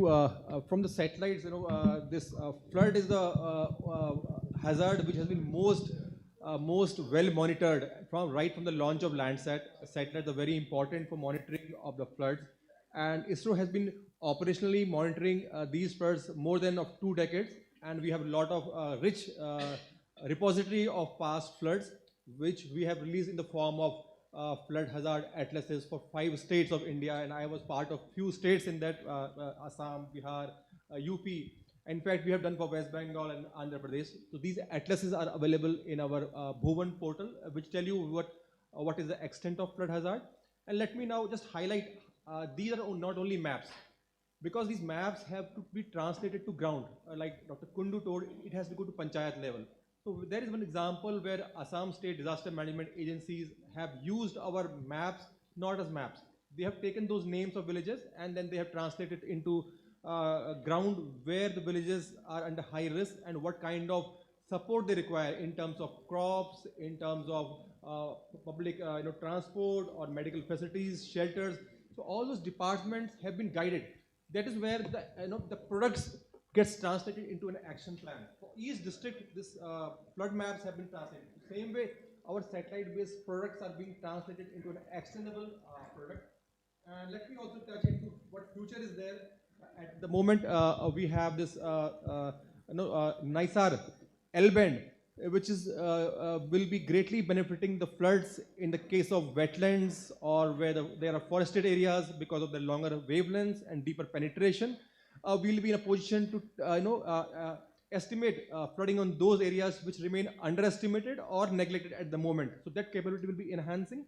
And also currently that SWOT mission is there, Ka-band radar interferometry, which gives you the water surface elevation, dynamics of water from interferometric perspective, and you get a spatial DM at the moment that is not available anywhere, and future missions are trying to look at that perspective, because what altimetry at the moment gives, it is a point-based measurement, but this SWOT, surface water oceanographic topographic mission gives you a perspective of spatial dimension and how the water levels are increasing in the floodplains and inland water bodies, and it can measure river width of 100-meter wide rivers. So that is the beauty of this data, and slowly we are also, a lot of space agencies are thinking towards that, because at the moment it is a single constellation and it is a 21 days gap. So we want to have a continuous monitoring. So future maybe more space agencies will come. So that is where we are heading to have a dynamics of water level. And in the case of flood, we are also doing modeling for a lot of basins, flood forecasting on experimental basis, and flood risk vulnerability studies are being done, as well as we are supporting all the operational needs in the country wherever any GLOF is happening or any hydrometeorological disaster is happening. ISRO is responding through its NRSC, which is an operational center at Decision Support Center is there, which provides operational product which are being uploaded into Bhuvan. So that is how the entire chain goes, and I will not go much. So space is there, and space was there, like in the earlier time it was said that Vidur was there monitoring everything from his room. Vidur, Vidur was translating what was happening in the field, battlefield. So that is the remote sensing was there. It was not remote sensing, but he was sensing from his room what was happening on the battlefield and translating, narrating everything to Dhritarashtra. So that is now, in reality, we are seeing something, sensors are placed and observing the ground. So these capabilities, because at a higher altitude, continuous monitoring, and they have a vantage point synoptic view, it is facilitating our observations, and we have very exciting missions. With this, I'll thank all our panelists. Yeah, can we take few questions from the audience? Yes, definitely. Yeah, madam. I'm from Sri Lanka. Yeah. At the moment, we are in the especially with regard to space technology. I just want to know the effectiveness of it, because I know the gentleman who moderated it and continuously talked about how to get all this information down to the community level or panchayat level. So, I mean, have you measured the effectiveness over the years of these predictions? And also, I would like to know what are the challenges you face in getting it done, and not only remaining at the science level, like in the rooms of scientists, but really, on to the ground and happening and being effective. What are the challenges you see, and how could we overcome them? Thank you, madam, for listening to our talk and sitting in the room. I'll pass the question to Dr. Niru. Dr. Niru will be the best person, cyclone expert.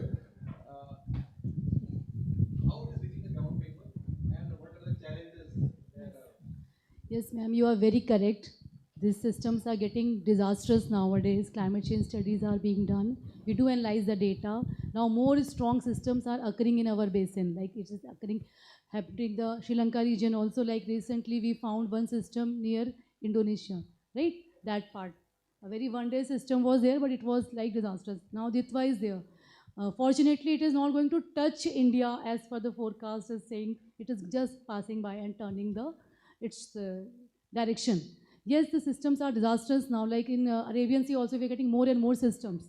So ground level, the dissemination thing all is like being done by the meteorological agencies. Like our IMD is doing that part. But based on space agency, we provide the high resolution data, all the information that our database can do provide. Like nowadays, the most challenge over the cyclone field is its rapid intensification. All of a sudden, like they intensify within a day, they exceed 30 knot, 40 knot winds, and that are more disastrous. So that level of information we do acquire, our data sets, our satellites do capture, and that goes to the models and the forecasters. The operation agency do provide the data in a high resolution, that part. So ground level, the dissemination is being done by the that agencies. But based on the satellite, all the observations that we do get, the changes and all that we study and do provide the modeling community. Yeah, Madam, in addition to that thing, you asked about the effectiveness. See, the earlier, the disaster, in India, Ministry of Home Affairs is the people who has to act on the ground. I mean, ISRO is only supposed to give the data, and Ministry of Home Affairs is. They also agree that earlier all this cyclone, I mean in 1999 we had a super cyclone we had. In that around 10,000 people was the casualty, was around 10,000 human casualty.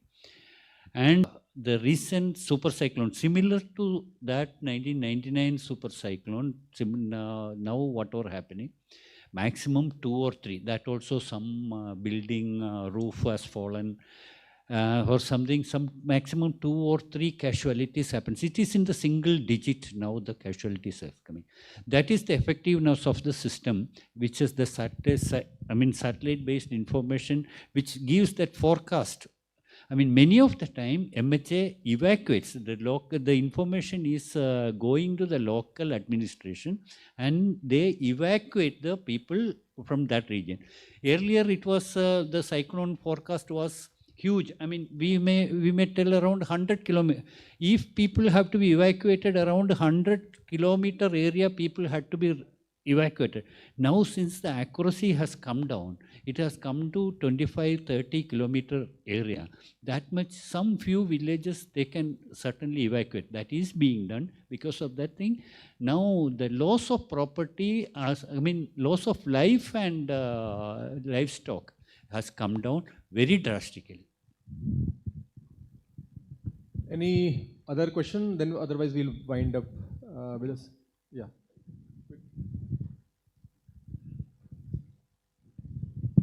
Good afternoon, sir. I'm Commander Victor Paul from IIRS. I'm a student of PGD course, C-Street. One of the goals of NISAR is to monitor the sea level. And how will it help us in monitoring the sea level around the island territories, Andaman and Lakshadweep area, or the coastal cities like Kochi and Mumbai, which are in news for the reasons of? NISAR is not exactly designed to measure the sea level, because sea level measurements are done using another set of satellite called altimeters. But NISAR can give, in an indirect way, NISAR can give better understanding on the sea level, the relative sea level. That means NISAR can measure the subsidence, the ground subsidence. So if the coastal cities, if they are subsiding, there is an increasing effect of flooding there. Because sea level is rising, and if the cities are sinking, there is a flooding will be more. So that way it can better insights how we should plan our cities in terms of long term. This is called the relative sea level rise. And the second thing is that NISAR can measure the glacier dynamics. As you know, the sea level is related to the glacier dynamics. So that is also another way of looking at the sea level by looking at the glaciers. So these are the two two applications of the NISA related to the sea level. Otherwise, altimeters are there to measure your, yes, Altica is there, and we said JSON, Sentinel-3, Sentinel-3A, lot of missions are there which are measuring the sea level. That can be there. And modeling, you require modeling also. Yes, yes, yes. Thank you. So I thank all the panelists who have joined in this particular session on behalf of ISRO Space Safety for Resilient Society. And I hand it over to the organizers. Thank you so much, sir. What a wonderful session. I am reminded of a dialogue from a Hindi film, sir. I could see a fighter pilot confronting with the head of the state कि sir ज़मीन पर क्या चल रहा है ये हमें आसमान से पता चलता है और हम इसका कंट्रोल ले सकते हैं. So that exactly was reflected in all these deliberations. Thank you so very much. Now, as a gesture of honor and appreciation, we would like to present a memento to all the panelists. I'll request Thomas sir to do the honors, but then it will be my pleasure to present a memento to him first.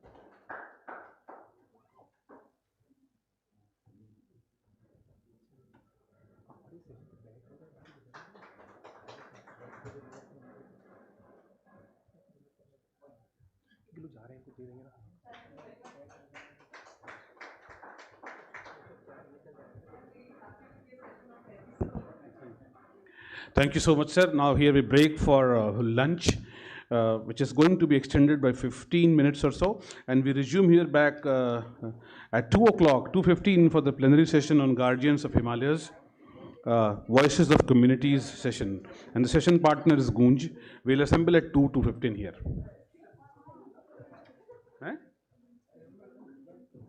अब मैं क्या करूँ उसके लिए?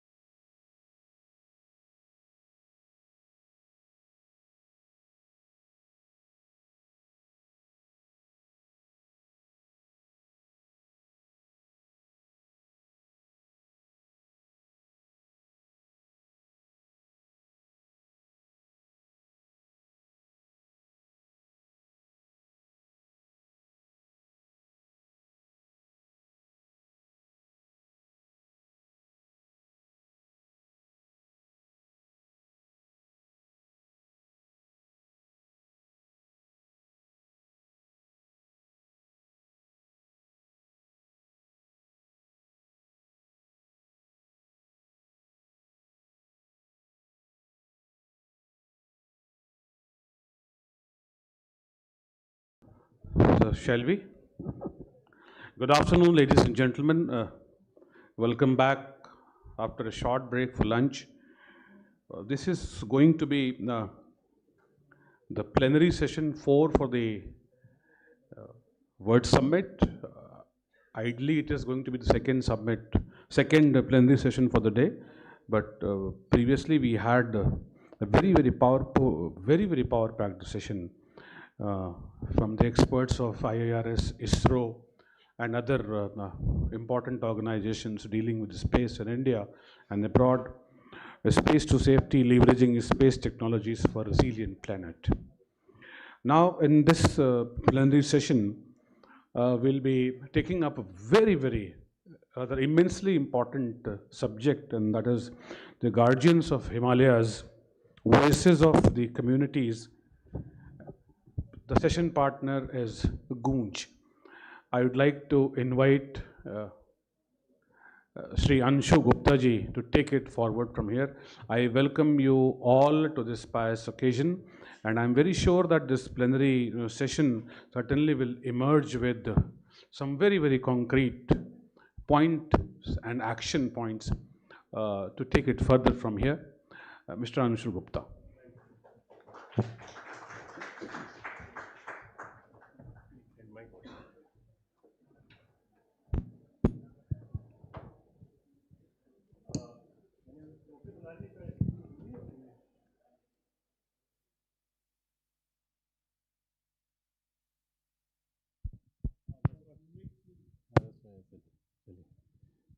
Thank you very much. Although this session is planned for 2 hours, but I don't think we have 2 hours now because things are a little bit delayed. I will cut it short. और हमने ये जो पूरा session था, मेरा नाम अंशु गुप्ता है and we run this institution. We started this institution called Goonj आज से करीब about 27 years back. और मैं यहीं देहरादून का पला बड़ा, उत्तराखंड का पला बड़ा इंसान हूँ, so I've seen this. और तुम्हें my role would be that I'll actually introduce a little bit the subject और फिर हम पूरे अगले 1-1.5 घंटे के अंदर roughly we'll try to do it in 1.5 hours. हम क्या करने वाले हैं. But before that, if I can just invite Purnima जो मणिपाल से आ रही हैं, you know, and Purnima. Maybe short intro आप लोग छोटा-छोटा खुद कीजिएगा just to save on time. Devanshi, morning Bombay flight, evening Bombay flight. एक बहुत खूबसूरत सा एफर्ट है, आप लोगों ने देखा होगा IDR करके. Devanshi is one of the co-founder of that. And then we also have Devyani, जो इंडियन एक्सप्रेस से फीचर एडिटर हैं. तो हमारा ये जो पूरा बैठिए प्लीज़. एक और mic. So what we will do, we have divided this about 2 hours, 1.5 hours in 2 parts. और पहला पार्ट हम लोग ने सोचा कि we should cover the voices of community of people through media and academia, and I'll introduce them. और दूसरा part we also got people, say literally from Assam, Bengal, Orissa और उत्तराखंड, कश्मीर. तो आप जो दूसरा पैनल में जब आप जिनको मीनाक्षी बातचीत करेंगी, वो जो पैनल है वो बिल्कुल उन लोगों से बातचीत है जो गूंज के बिहाफ पर, गूंज के साथ और बहुत सारे तमाम ऑर्गेनाइजेशन के साथ में बहुत सारी जगह पर they working in the remote parts of the country. To introduce you about Goonj, it's been 27 years of this journey. और ये journey to be honest Uttarakhand के एक यू कैन से एक डिज़ास्टर से शुरू हुई थी. In 1991 we had massive earthquake in Uttarkashi, और I was a student that time, और मैं यहाँ आया था with my small camera and just wanted to spend some time. I was a young boy doing my college. और एक photo, I don't know if you saw that big exhibition which is happening in the next big hall, and tomorrow also it will be on. वहाँ पर you will see a picture of a person who is wearing old tattered shattered jacket, and उसका title है 2 बोरी 2 gunny sacks. And वो जो jacket है, that jacket was actually made of old jute gunny bags, which you will see. And that guy was asking again and again कि मुझे एक गर्म कपड़ा दे दो, मैं मर जाऊँगा. Give me a blanket, give me a woolen, or I'll die. And I was not able to connect because many of us who have grown up in the families where if you feel cold and you have access to a blanket beyond your quilt, है ना, यदि आपको एक कंबल मिल जाता है रजाई के ऊपर, तो आप ठंड को उतना समझ नहीं पाते हैं that way. But then I realized that what is cold all about, क्योंकि मुझे भी एक टेंट में सोना था and all that, and that was my first encounter कि disaster किस तरह से लोगों को कहाँ कैसे affect करना शुरू करता है. तो we are one of the largest disaster response and resilience organization right now, और देश के तमाम हिस्सों में काम करते हैं. It's a strong team of about 1,200 people and work in say almost about 25-26 states. उसी में हम लोगों का एक बहुत बड़ा फ्रेमवर्क वी हैव क्रिएटेड, जिसके लिए आज ये बात हो रही है और that exhibition was is up there, is called SARD, which is the societal alliance on resilience and response to disasters. Because what we realized कि डिज़ास्टर को टैकल करना is not just limited to say the government और NGOs और say funding agencies. It's a much larger thing where we need large number of people to participate in that, और उनको they have to bring in their own expertise, they have to learn about it. I mean, the time has come when we start really having separate chapters and curriculums in the education institutes, because I don't know, you might agree with me, when I was studying, or if at all there was a conversation on disaster, the only conversation was around earthquake. Okay, and teachers always used to tell us that if an earthquake happens, यदि earthquake होता है, go under the table. अभी I was addressing a crowd of about 400 plus जागृति यात्रीज few days back, and I asked them कि भाई आप तो अब इस जनरेशन से हो, you're from this generation, आप में से कितने लोगों के साथ ऐसा हुआ कि टीचर ने आपको ये बताया that if an earthquake happens, go under the table? And you'll be surprised to know almost everyone raised hand. Without thinking कि अब आप 15 फ्लोर 20 फ्लोर के घरों में रहते हैं, तो टेबल के अंदर जाके क्या होगा सोचिए. टेबल अब आपकी प्लास्टिक की हो गई है, it's a plastic now. Disaster evolve कर गए हैं पूरी तरीके से. You saw covid as a big disaster, earthquake, flood, cyclone, tsunami. Many of us, till it happened in India, we didn't even know that tsunami का spelling starts with T. तो disaster ऐसा evolve कर रहा है, but हमारी education, हमारी learning exactly वहीं टिकी पड़ी है. That is the reason that we were very excited when we were invited by Prahlad ji and all, कि भाई हमको यहाँ पर एक plenary curate करनी है और एक exhibition लेके आनी है, because we want to interact a lot with the new generation, with the practitioners in the field. इस पूरे प्रोसेस में हमें ये लगा कि what are the missing voices. ये जो पूरा डिज़ास्टर का पूरा बात हो रही है, इसमें कौन लोग हैं जिनकी बात हम शायद सुन नहीं रहे या वो नहीं समझ रहे किसी चीज़ को.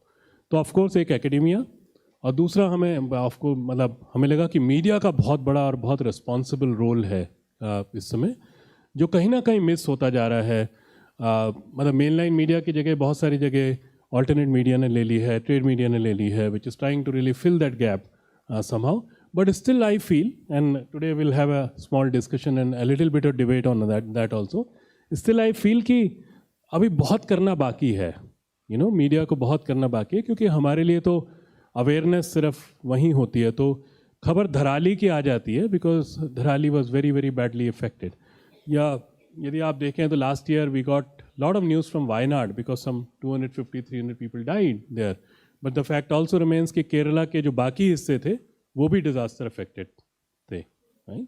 Or when an Odisha cyclone happens, the only news comes where you say कि safe evacuation हो गया, without understanding that कि यदि आपने 1 million लोगों को या 2 लाख लोगों को safely evacuate कर लिया, जब वो वापस जाते हैं तो उनका loss as it is होता है. The only loss which we are able to save is a human life. तो मैं शुरुआत करूँगा मतलब एक बहुत सिंपल सवाल से कि दिव्यानी, आप एक बहुत प्रेस्टिजियस, मतलब एक इंडियन एक्सप्रेस से आती हैं, जो हम लोग, I am a student of journalism, और we always look up to Indian Express for the authenticity. कैसे किसी चीज़ को कम शब्दों में बोला जा सकता है, राइट, और कैसे you're too focused on human interest stories, right from the beginning, right from those days. तो मैं आपसे शुरुआत करूँगा and then I will go to other people also. Talking about a little bit about yourself, for sure, but more importantly कि आपका क्या role है, आप क्या रोल प्ले कर सकते हैं as an individual, as an institution, जो भी इंस्टीट्यूशन से आप लोग जुड़े हैं, उसमें क्या रोल है जो आज के टाइम में हमको प्ले करना चाहिए, given everything is so changing so fast. मतलब क्लाइमेट चेंज के बारे में आज से 10 साल पहले, 5 साल पहले लोग मजाक उड़ाते थे. आज लोगों को समझ आने लगा है कि नहीं, आप इसे जो भी नाम दीजिए बट सच तो है, हो तो रहा है, कुछ तो हो रहा है. वो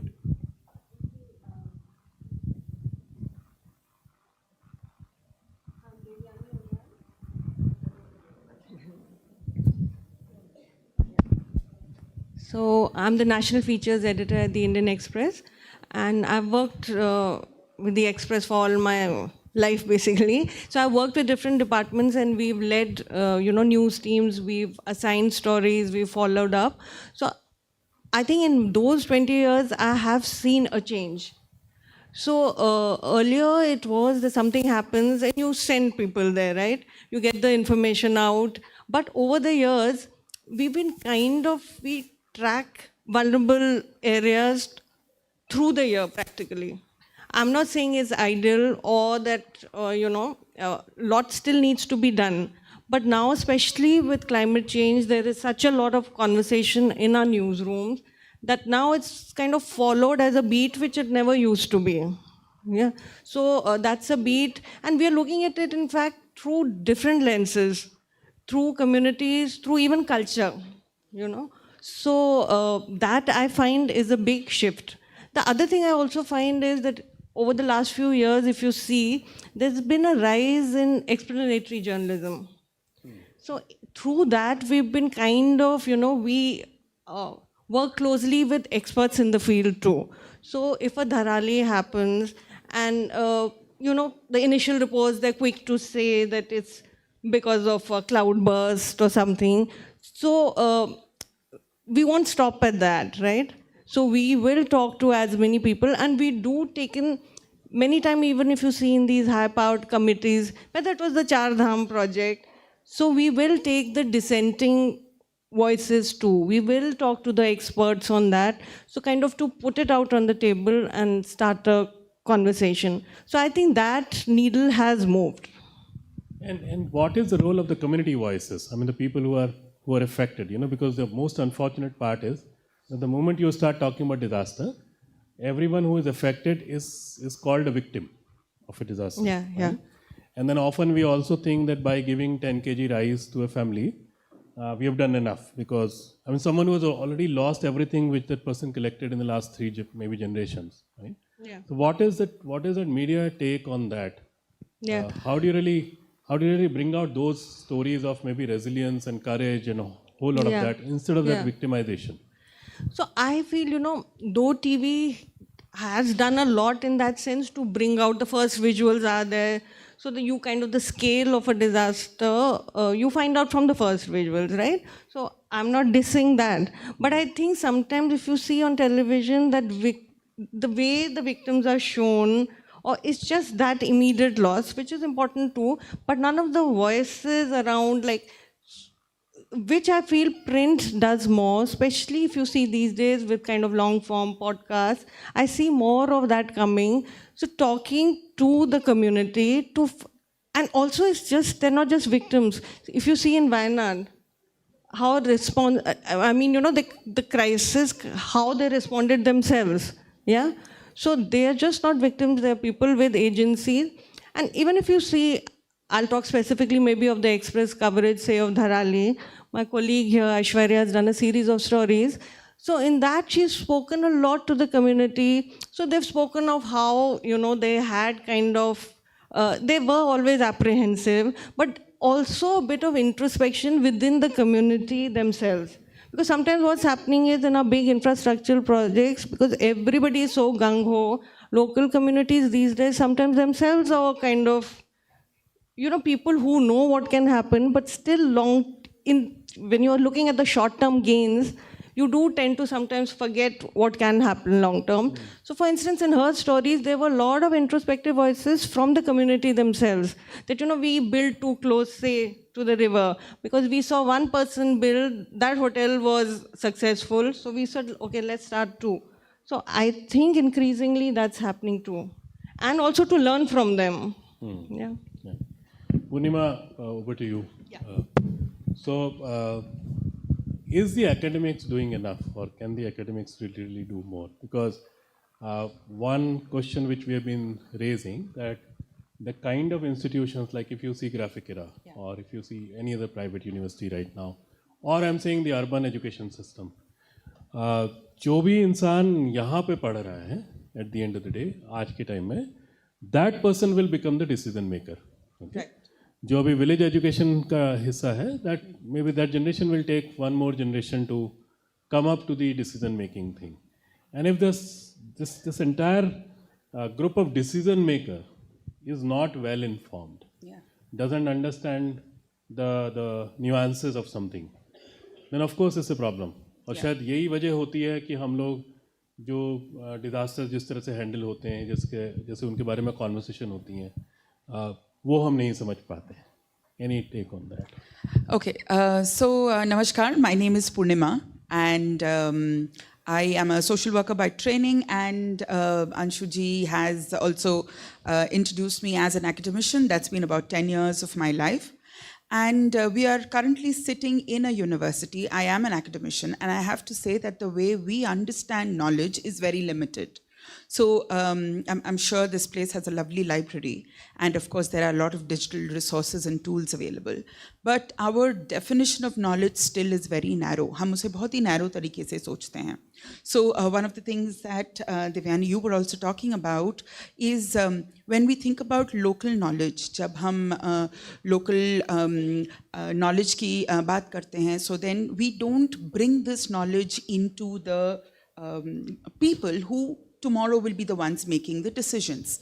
So if you look at the role of academia itself, it could be in 3-4 different ways. So one is, of course, curriculum and teaching, how we teach disasters. The second is research. What kind of research do we do with disasters? The third is, how do we translate that into replicable models? अब वो policy हो गए, innovations हो गए, कुछ भी. लेकिन even now, two things. Number one, let's not forget that when we do research in anything, it requires a lot of resources. काफ़ी पैसे जाते हैं research करने के लिए, और अच्छे frameworks बनते हैं, models बनते हैं वगैरह. But इतने सालों से, and I was doing little reading, last 2 साल में more than a few thousand papers have come out, many of which are talking about models of disaster relief. And how many of those models, and of course there are people's time, energy, and a lot of money that has gone into creating those models.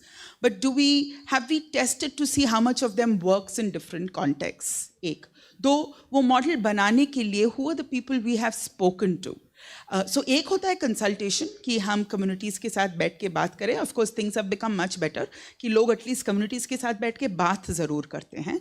But communities are not co-creating these models. ऐसा नहीं है कि किसी community member ने कहा है कि अच्छा ये काम नहीं करेगा और this will work well. So one, we are creating these models, these frameworks, these solutions. लेकिन उसकी utility क्या है? वो इस्तेमाल कैसे हो रहा है, and is it really effective, and how that needs to change from time to time, that is something that we are still not very sure about. And as we design future research, it is important to design future research keeping something like this in mind, where the community takes the leadership, especially people who are traditionally considered to be vulnerable in the community. Like women. Of course, don't forget that there are 3 very, very strong women sitting on the panel, and I do not consider ourselves to be vulnerable in any way. But having said that, there are communities where the vulnerable population do not get into this kind of conversation about making decisions, making policies, etc. And from a curriculum point of view, which is the last thing I'd like to say about this, is that we are teaching people disasters. We have courses on disaster management, but the focus is very much on scientific understanding of disasters and how innovation and science and technology can solve disasters, or at least address disasters. But again, are we focusing enough on how people deal with disasters on a day-to-day level, how people predict disasters within their own spaces, and how does that train convert into curriculum? Iski baat hum abhi tak kar nahi rahe. So I think that's a role that academia can really play. And to be honest, हमने इसीलिए इसको the way we planned this entire plenary, कि ये सब academia और media के बाद we also hear the voices from the community. क्योंकि उनमें से जो लोग आपसे मिलेंगे आज, उनमें से काफ़ी लोग उन disaster affected areas से आते हैं. बिल्कुल. And to be honest, when they became a part of the team, गूंज की टीम का, when they were actually handling those disasters in their areas उस टाइम में. और जो एकेडमिक्स का एक बहुत बड़ा गैप मतलब मुझे जैसे समझ आया, मैं और Meenakshi both of us are from IIMC, Indian Institute of Mass Communication, और हमारा एक ब्रांच धनकनाल में भी है, and many other places we have those branches. और हम लोग we were talking to the people वहाँ पर, सीनियर मोस्ट पीपल, कि भाई क्या यहाँ पर कोई एक प्रॉपर करिकुलम है अबाउट द डिजास्टर, जबकि वो नेक्स्ट डोर हो रहा है. बट शायद अभी वहाँ पर भी हमने उसको उस लेवल पे नहीं डाला है.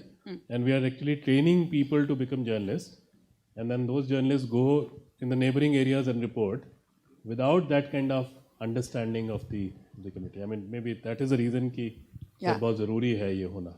एक रिस्पॉन्स हो सकता है कि हम जो डिजास्टर्स से अफेक्टेड हैं उनको क्या सिखाएं, but I think the way to turn it is to say हम उनसे क्या सीखें. So I think that's something that we have not reached. Devanshi, IDR ने पूरी एक आई थिंक इसकी बहुत सारे लोग, you guys must see IDR. Okay, Devanshi will tell you little bit, but उसके यहाँ से जाने के बाद ज़रूर उसको देखिएगा. एक बहुत ही खूबसूरत प्लेटफॉर्म क्रिएट हुआ है of the stories in laser word but very powerful story.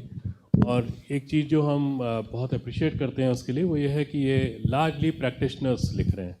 तो आपने प्रैक्टिशनर्स को जर्नलिस्ट में कन्वर्ट कर दिया है, और वो अपनी कहानियाँ उसमें लिख रहे हैं, अपने रादर एक्सपीरियंसेस शेयर कर रहे हैं. तो my very straightforward question, what role IDR should play, can play, is playing, in this entire journey and focusing on the disaster? Because देखिए क्लाइमेट चेंज पे बहुत सारी बातें हो रही हैं. अब तो पिछला आजकल का बज़वर्ड है, और बहुत सारे डिस्कशंस हो रहे हैं उसके साइंटिफिक चीज़ों पर, या ग्लेशियर्स मेल्ट हो रहे हैं, वो सब रियलिटी है.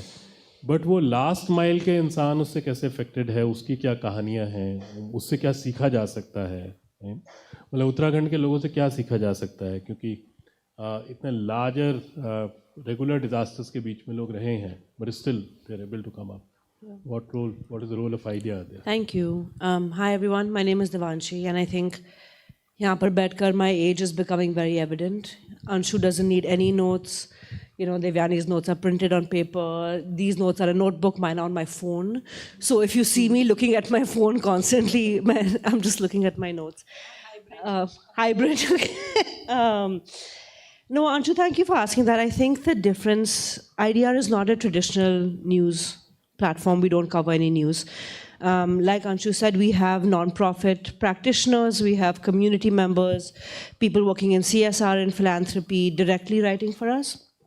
So one of the things that have come up that both of my panelists said is we need to, how do we center community voices and what do we count as knowledge? At IDR, we do center lived experience as knowledge also. So we are saying that if you are living at the front lines, or if you are dealing with disasters on a daily basis with climate change, you have some expertise that other people can learn from, and we do encourage then those people to write and publish on our platform, and we help them do that. I will just say, okay, so I think IDR's role is for strengthening the information and knowledge structure that exists around disaster management, and more importantly, making it more accessible to a larger number of people. So we have done very little, but I think we can do more on trying to figure out how do insights from the front lines, from community members themselves, how do they get heard by people sitting in decision-making seats? I think right now we are one of the only platforms where you can have an article written by somebody who is a farmer sitting right next to an article written by somebody who is a philanthropist, and they're both being read by each other also. We should do more on documenting the systemic gaps that are there and the efforts being done to address them from across the country. And I think what you said about like lessons from each disaster being documented, so it's not just the relief efforts, but what have we learned and how do we keep that on a shelf that's being referenced so that we can build and grow from there. And then also figuring out how we can get people who are in policy to learn from people who are in non-profit, to learn from people who are in business, to learn from people who are making funding decisions, and how do you close that loop. But I think overall, we're looking at how do we make knowledge more visible, how do we make it reach more people, how do we make it more accessible, so how do you put it out in a way that people want to engage with it, if not 2,000 words of text, then a video, if not a video, then a reel, if not a reel, then on ChatGPT. How do you put it out? And then how do you also make it in a way that it makes taking action easier? So how does it reach more people? How do they understand it? And then how do they take action? So just building up on your point, I mean, Yeah. and I think largely we said the same thing. So there's huge amount of wisdom in the community, right? मतलब जैसे if you see when the Uttarakhand 2013 disaster happened, जो biggest asset था यहाँ का वो थे शायद जो adventure tourism के लोग हैं, okay, because they understand the geography of this, the nature of the river, the topography of this, and they were the first responder to that. उसी तरह Kerala, Tamil Nadu when things happened, the fisherman community was the thing. तो अभी हमें लगता है कि हम उनकी नॉलेज को कैप्चर नहीं करते हैं. कोई एक रील बना लेता है और उसको कहीं डाल देता है कहीं पर, तो हमको लगता है वाह वाह वाह बड़ा अच्छा काम किया, right? But to be honest they have that systemic knowledge. They understand how to deal with it because they deal with it in so many disasters. हमको तो कभी कभी डिजास्टर का पता लगता है कि जब कोई बहुत बड़ा हो गया तो पता लग गया, but otherwise high tide, low tide, all kind of things keep happening. तो आई वाज जस्ट वंडरिंग, और वैसे भी क्या है कि इंडिया में थोड़ा डिमीनिंग है कि when people like us, you know, people like us, you see the language, okay? When we do something, it is innovation. But when you talk about the people in village India, that's called जुगाड़. हम जो करेंगे उसको innovation बोलते हैं, और यदि गांव का कोई इंसान करता है तो उसको बोलते हैं जुगाड़, जबकि शायद वो सबसे बड़ी innovation होती है. और एक और चीज़ जो मैं हमेशा लोगों को याद दिलाता हूँ कि हमारे देश के किसानों ने, I mean, they must have come out with 8,000, 10,000 different variety of rice, but अभी भी हम farming को unskilled profession बोलते हैं. तो if we can call farming after having 10,000 different variety of rice unskilled, so you can imagine कि बाकी जो भी कुछ वो लोग करते होंगे वो तो unskilled ही हो गया एक तरीके से. तो हम 4 लोग बैठे हैं, थोड़े अलग अलग सेक्टर से बैठे हुए हैं, ना, including me. My simple question is that what kind of a structure do we create जिससे कि ये knowledge ना सिर्फ कैप्चर हो बट वो जाए लोगों तक, राइट? वो एक मेन स्ट्रीम हो, वो हिस्सा बने डिजास्टर की रेजिलियंस और रिस्पॉन्स और किसी भी तरह का activity around disaster. What kind of structure should we create? Anything in anyone's mind? I think it will change if the media doesn't look at it as just an episodic thing. You know, there has to be a continuum. It has to be a sustained continued. And I can speak about the Express. So we do a lot of stories on change. Change in that sense and talking to communities. So for instance, there is an article, I can share it later also. It's not from the Himalayas, but from the Sundarbans. It's a colleague of mine who's been going there repeatedly and generally on her own actually, not even so much by the office, now by the office, but she just she's looking at disasters, climate change, and in a normal way, not when a disaster happens. So she did like a very good 2,000 word story, say, or maybe even more than that, on one village, which was, it's one of the last villages on the Indian Sundarbans, and which was battered by cyclones, and I think Cyclone Naila in 2009. And then a local geography teacher who grew up there with women, because, you know, women, mothers are the people who are on the front lines and who face it. And they kind of rebuilt, restored this whole mangrove forest. And subsequent cyclones that have come, the embankments haven't been breached. So she went in 2003 because she's been reporting on her own, really, primarily from the area. So because she knows the local people, she hears their stories. So she went when there was no disaster, there was nothing. And she did this beautiful story and how those mangrove forests actually also are like a carbon sink now. So after that, there were many people who got in touch with her, who wanted to help this, who wanted to come and kind of replicate it. So this is, I think, an example of looking at community knowledge. And when there is nothing had happened then, really. So I think if we did more of it, if we covered it almost like we cover like a beat like that, I think that it will eventually happen. I think I want to say the same thing, just add on to it to say, can we change who we look at as an expert? Like, who do we, I mean, at IDR, and me also, like, we say all the time that we are not actually experts. Like, I know I'm sitting on this panel, but the only thing I can claim to have any expertise is communications, because I write and edit all day, every day. But the reason we don't take any bylines at IDR is because the person whose knowledge it is, can we flip who we think is worthy of learning from? And then we'll change what we think is worthy of learning, and then hopefully we'll start asking different questions. Just to add to this and kind of referencing what both of you said, I had a lovely conversation with one of the Gunj team members whom you will be speaking with or listening to in the next next half an hour, 45 minutes. So Prashantuda was speaking to me, and he's from the Sundarbans. And one of the things that he was saying is that one of the major forms of livelihood is crab fishing. So crab fishing, which is kakra fishing, is one of the major forms of livelihood.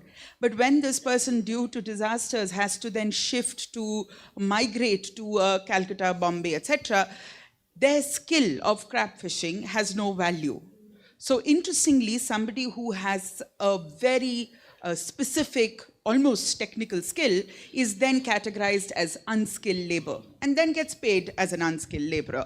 Like Anshu, you also said, if a farmer is considered to be unskilled labor, the whole point of that is that we have a very narrow definition of skill and of knowledge. So we say that unless we know the specific kind of compartments to put knowledge in, कि उसकी एक theory होनी चाहिए, फिर उसकी एक practicality होनी चाहिए, और उसकी एक application होनी चाहिए. But if we don't go beyond that, if we don't say, like if you take the same the crab fishing example, one is literally to catch the crab, but there is also watching of the current, there is knowing the cycle in which the crabs can be fished, when they cannot be because they are laying, or they are procreating, etc. So understanding that, and like you said, the carbon sink. So you're looking at the same thing, and the moment we give it a name that more of us understand, then that becomes knowledge that we are ready to consume. And so when we are, as academicians or researchers, I think our job is then to look at knowledge and to say, it's not about whether I understand it, it's about me finding new ways to understand it. Lovely. So before we move to the practitioners from the field, एक आखिरी सवाल मेरा आप लोगों से कि हमें ऐसा लगा when we were creating SARD कि एक बहुत ही trust based, experience based and multi-actor, multi-sectoral partnership की ज़रूरत है. I think that's how we'll be better prepared, because अभी क्या है कि disaster का I think जिसको नहीं समझ आ रहा है वो उसकी problem है. Otherwise disaster is not limited to a particular geography. It does not affect a particular kind of community or people. I think ये पिछले कुछ साल में प्रूव हो चुका. लगातार हम पूरे यदि आपका यूएस में, यदि बांग्लादेश में साइक्लोन है, फिलीपींस में साइक्लोन है, तो यूएस में भी उतना ही साइक्लोन है. यदि इंडिया में फ्लड है तो स्पेन में भी फ्लड है. बहुत सारी जगह को जिनके बारे में आप सोचते ही नहीं थे. Now those areas are also getting affected with whatever reasons जो भी हों. अभी हम उस पर ज़्यादा नहीं जाएंगे. Climate is one important part, but many other reasons also. So any idea or imagination about this trust-based, absolutely ready network? तो ऐसा ना हो कि हर जगह हम post disaster respond. करना शुरू करें, क्योंकि डिज़ास्टर स्पेशली हमने not only in India, in many countries we have seen that how if you do not respond immediately and if you do not stand with people immediately, they get into a vicious cycle of debt forever. और फिर वो जो उधार और date होता है वो normal disaster से बड़ा डिज़ास्टर हो जाता है. So any idea, any thought on that before we conclude? और उसमें आपका क्या रोल हो सकता है? Let's just talk about it कि यदि ऐसा कोई मल्टी सेक्टोरल किया जा सकता है तो उसमें आप एज एन इंस्टीट्यूशन और the kind of industry you are in, आप क्या रोल प्ले करते हैं? I think, like I said, agar media in a sustained fashion karega, so we will build those partnerships. But of course, the media also, when it's dealing with government agencies or others, has to be a bit careful also, so as not to lose your independence also. Because the problem also is if you always, kind of network with them, go with them, you might not also hear the voices that sometimes, so the media, I feel, of course, see, already I think there's more data sharing with state agencies, disaster agencies, wo rahega, and I think that will build up by. But I think they also have to tread it carefully. So because there are many voices, many people will speak to you, won't even speak to you so openly if you are part of a thing. So I think that balance has to somehow be maintained. As universities and as academia, we assume that our job is to give knowledge. But we cannot forget that our job is also to create knowledge. But most importantly, and the only way creation of knowledge will happen is if we are willing to receive knowledge, if we are willing to look at different forms of knowledge and receive. And one of the things that you were saying is about, are we hearing voices? Absolutely, very, very critically important to hear noises. But we also have to, again, referencing something that you said, is we also have to understand that our definition of expertise is very, very limited. So if we think about, let's say, in a particular situation of disaster, if we say, okay, we have certain solutions, are we understanding people who have been solving similar problems? Of course, disasters have become much more unpredictable now. But there are people who've been solving similar problems for years. So one is to say, and of course, let's not forget that as academicians, today we are giving a lot of importance to young PhDs who would have studied one particular disaster scenario for 4 or 5 years, in depth, absolutely. But we are calling them the expert. I'm sure they are the expert, but they're studying that knowledge from people who've lived the disaster for 30, 40 years, and we are not considering them to be the experts. So kind of changing that, usko thoda sa बदलना is very important. नहीं, और PhD के पूरे time period में तो disaster का nature भी बदल जाएगा. हाँ जी, बिल्कुल. The way things are happening. बिल्कुल. In 5 years you'll find कि भाई ये PhD हो रही है, but ये तो बदलता जा रहा है यहाँ पर. So वो जो trust based आप बोल रहे हैं ना, so unless we create that network where people are willing to listen, people are willing to exchange ideas, and you're providing a space where nobody feels that there is a power dynamic, at least जितना कम हो सके, उतना, unless we do that, it is not going to change. Thank you. And then just to add, I think when we talk about collaboration or like multi-stakeholder things, we know that the center of it all is the relationship that you hold. But I think one other aspect is who are you choosing to have that relationship with, or who are you inviting to get a seat on the table? So like earlier, Anshu, you mentioned something about the tsunami, and a friend of mine was telling me that in the tsunami relief and the disaster relief camps that were set up, there were the bathrooms were not disability friendly. They were not wheelchair accessible. There were no bathrooms for trans people. They weren't allowed to use any bathrooms. Dalit people weren't allowed to use bathrooms. And all of that could have been avoided if you had different people at the seat of the table, having a seat at the table saying, hey, have you considered us? And I think part of this, like if we're saying we need to build stronger relationships, build trust, one part of it is, of course, who has a seat, but then the second part is who are we asking for feedback from? What is the feedback loop that we're creating with community members? What is the feedback? Are we taking inputs from people who are not like us and seeing if the system was built to serve them and not just built to serve the people sitting around and making this. Add one thing, that even the media, I think, is becoming better, but has to be more conscious when we are going out. even if it's elections, it's not even disaster, to seek out people. Because, you know, generally the voices that come are the people who come there and talk loudly. So women, marginalized, caste, whatever. So we ourselves also have to make that effort. हाँ मतलब वो sound bite का game है तो जो ज़्यादा जोर से बोल रहे हैं वो 2-4 उसको लोग सुन होते हैं ले। वो सब चैनल में दिखते हैं वहाँ पर exactly and that happens in disasters also exactly that happens in disaster so beautiful तो इसके बाद में हम लोग अभी आप जो सुनेंगे वो वॉइसेस सुनेंगे आप असम से और सुंदरबंस बंगाल से उड़ीसा से कश्मीर से और उत्तराखंड से राइट तो इसका मे बी इसका second level that's how we have done this panel but thank you very much I think it was a beautiful discussion and I think जो हम लोगों को शायद समझना पड़ेगा कि हम सबको अपनी दुनिया थोड़ी बड़ी करनी है ओके और जब हम अपनी दुनिया बड़ी करेंगे when we really you know grow our world we cannot ignore disasters to be a part of it because वो अब रियलिटी है और जब हम लोगों ने गूंज इनिशिएट किया था तो one very important statement which became the life line for us that why do you wait for a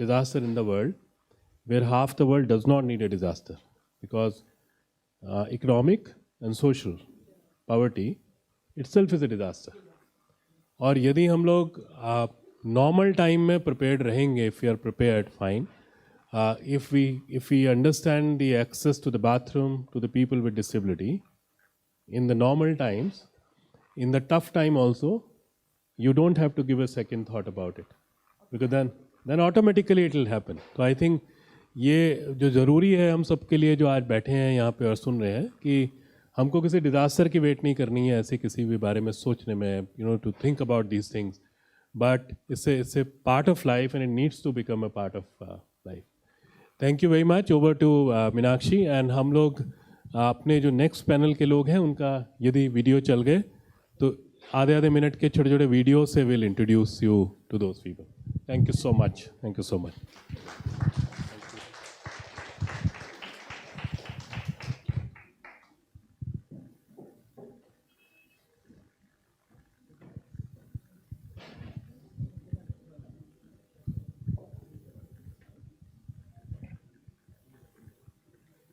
So good evening everyone. So after the exciting session about the multi-actor stakeholders involvement in a disaster, now we are going to listen the community voices from the people who really live in the disaster with the communities. So first I invite Ms. Anjum Manaza from Kashmir to the stage.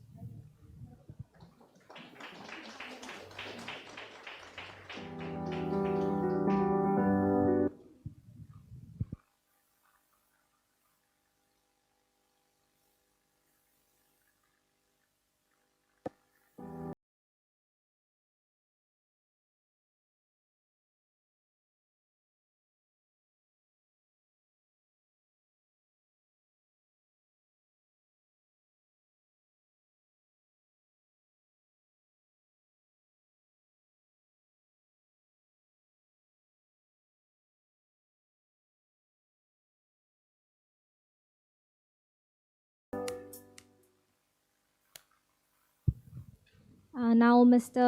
Mrinal Kumar Datta from Assam.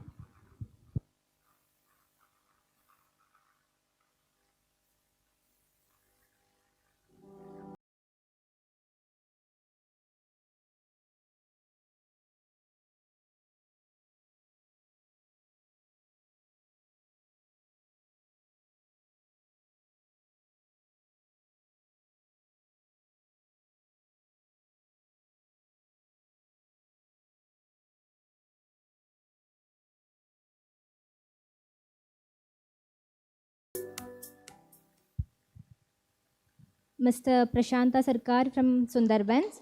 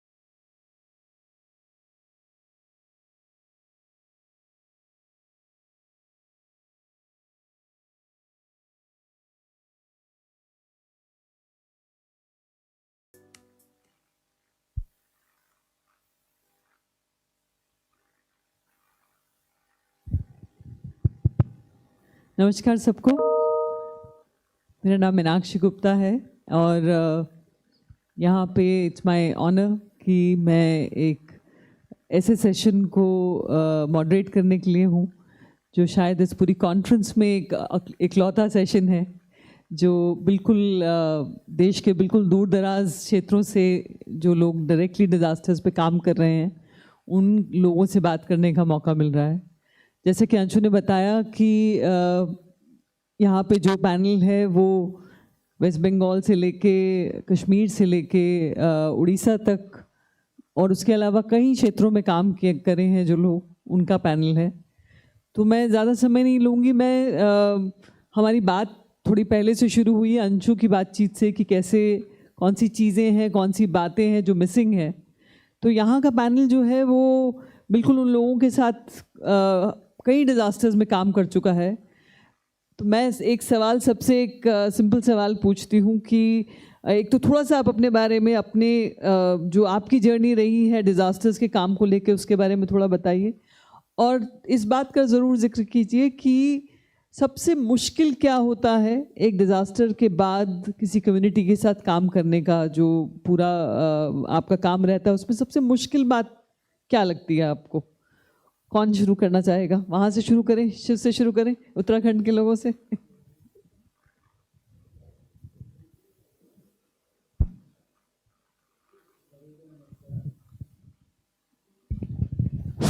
सभी को नमस्कार। मैं शिव नैथानी हूँ, Uttarkashi district. अभी धराली की बातें चल रही थी तो धराली अपने घर से लगभग 50-60 किलोमीटर दूर है। तो डिजास्टर तो सबसे पहले तो मेरी जो जर्नी है 2014 से गूंज एनजीओ के साथ शुरू हुई। उससे पहले ऐसे ही पहाड़ के नादान बच्चे थे और पता नहीं था कि सोशल वर्क कैसे होता है। अपने आप से तो करते थे थोड़ा बहुत, लेकिन जब गूंज से जुड़े तो उसके बाद जो है बहुत सारे डिजास्टर में हम लोगों ने काम किया है। तो डिजास्टर के बाद जो सबसे बड़ा चैलेंज होता है वो ये होता है कि उन लोगों को उनके भरोसे पे कायम रहना। और जो एक जब भी कोई डिजास्टर होता है, हमने 2013 जो आप लोगों ने केदारनाथ उत्तरकाशी में जो फ्लड हुआ था वो सबसे बड़ा डिजास्टर था। अभी 2025 धराली में आप लोगों ने देखा ही है वीडियो के माध्यम से। तो उसमें लोगों की जो आशाएं होती है, लोगों को जो गांव के लोग होते हैं जो अफेक्टेड होते हैं, उनको हमसे एक आशा होती है कि जो हमारा मतलब गांव का जो नुकसान हुआ है, जो रास्ते, उनके जो खेत मकान ख़त्म हुए हैं, तो वो किसी से ऐसे नहीं चाहते कि वो हमारा मकान बना के दे या हमारा जो है, क्योंकि गांव के लोग जो है अपने में ही ऐसे होते हैं, वो रास्ते भी खुद बना सकते हैं। लेकिन उनका ये कि ये हमारे साथ खड़े रहे, खड़ा रहना उनके साथ जो है वो उनका जो है सबसे बड़ा भरोसा होता है।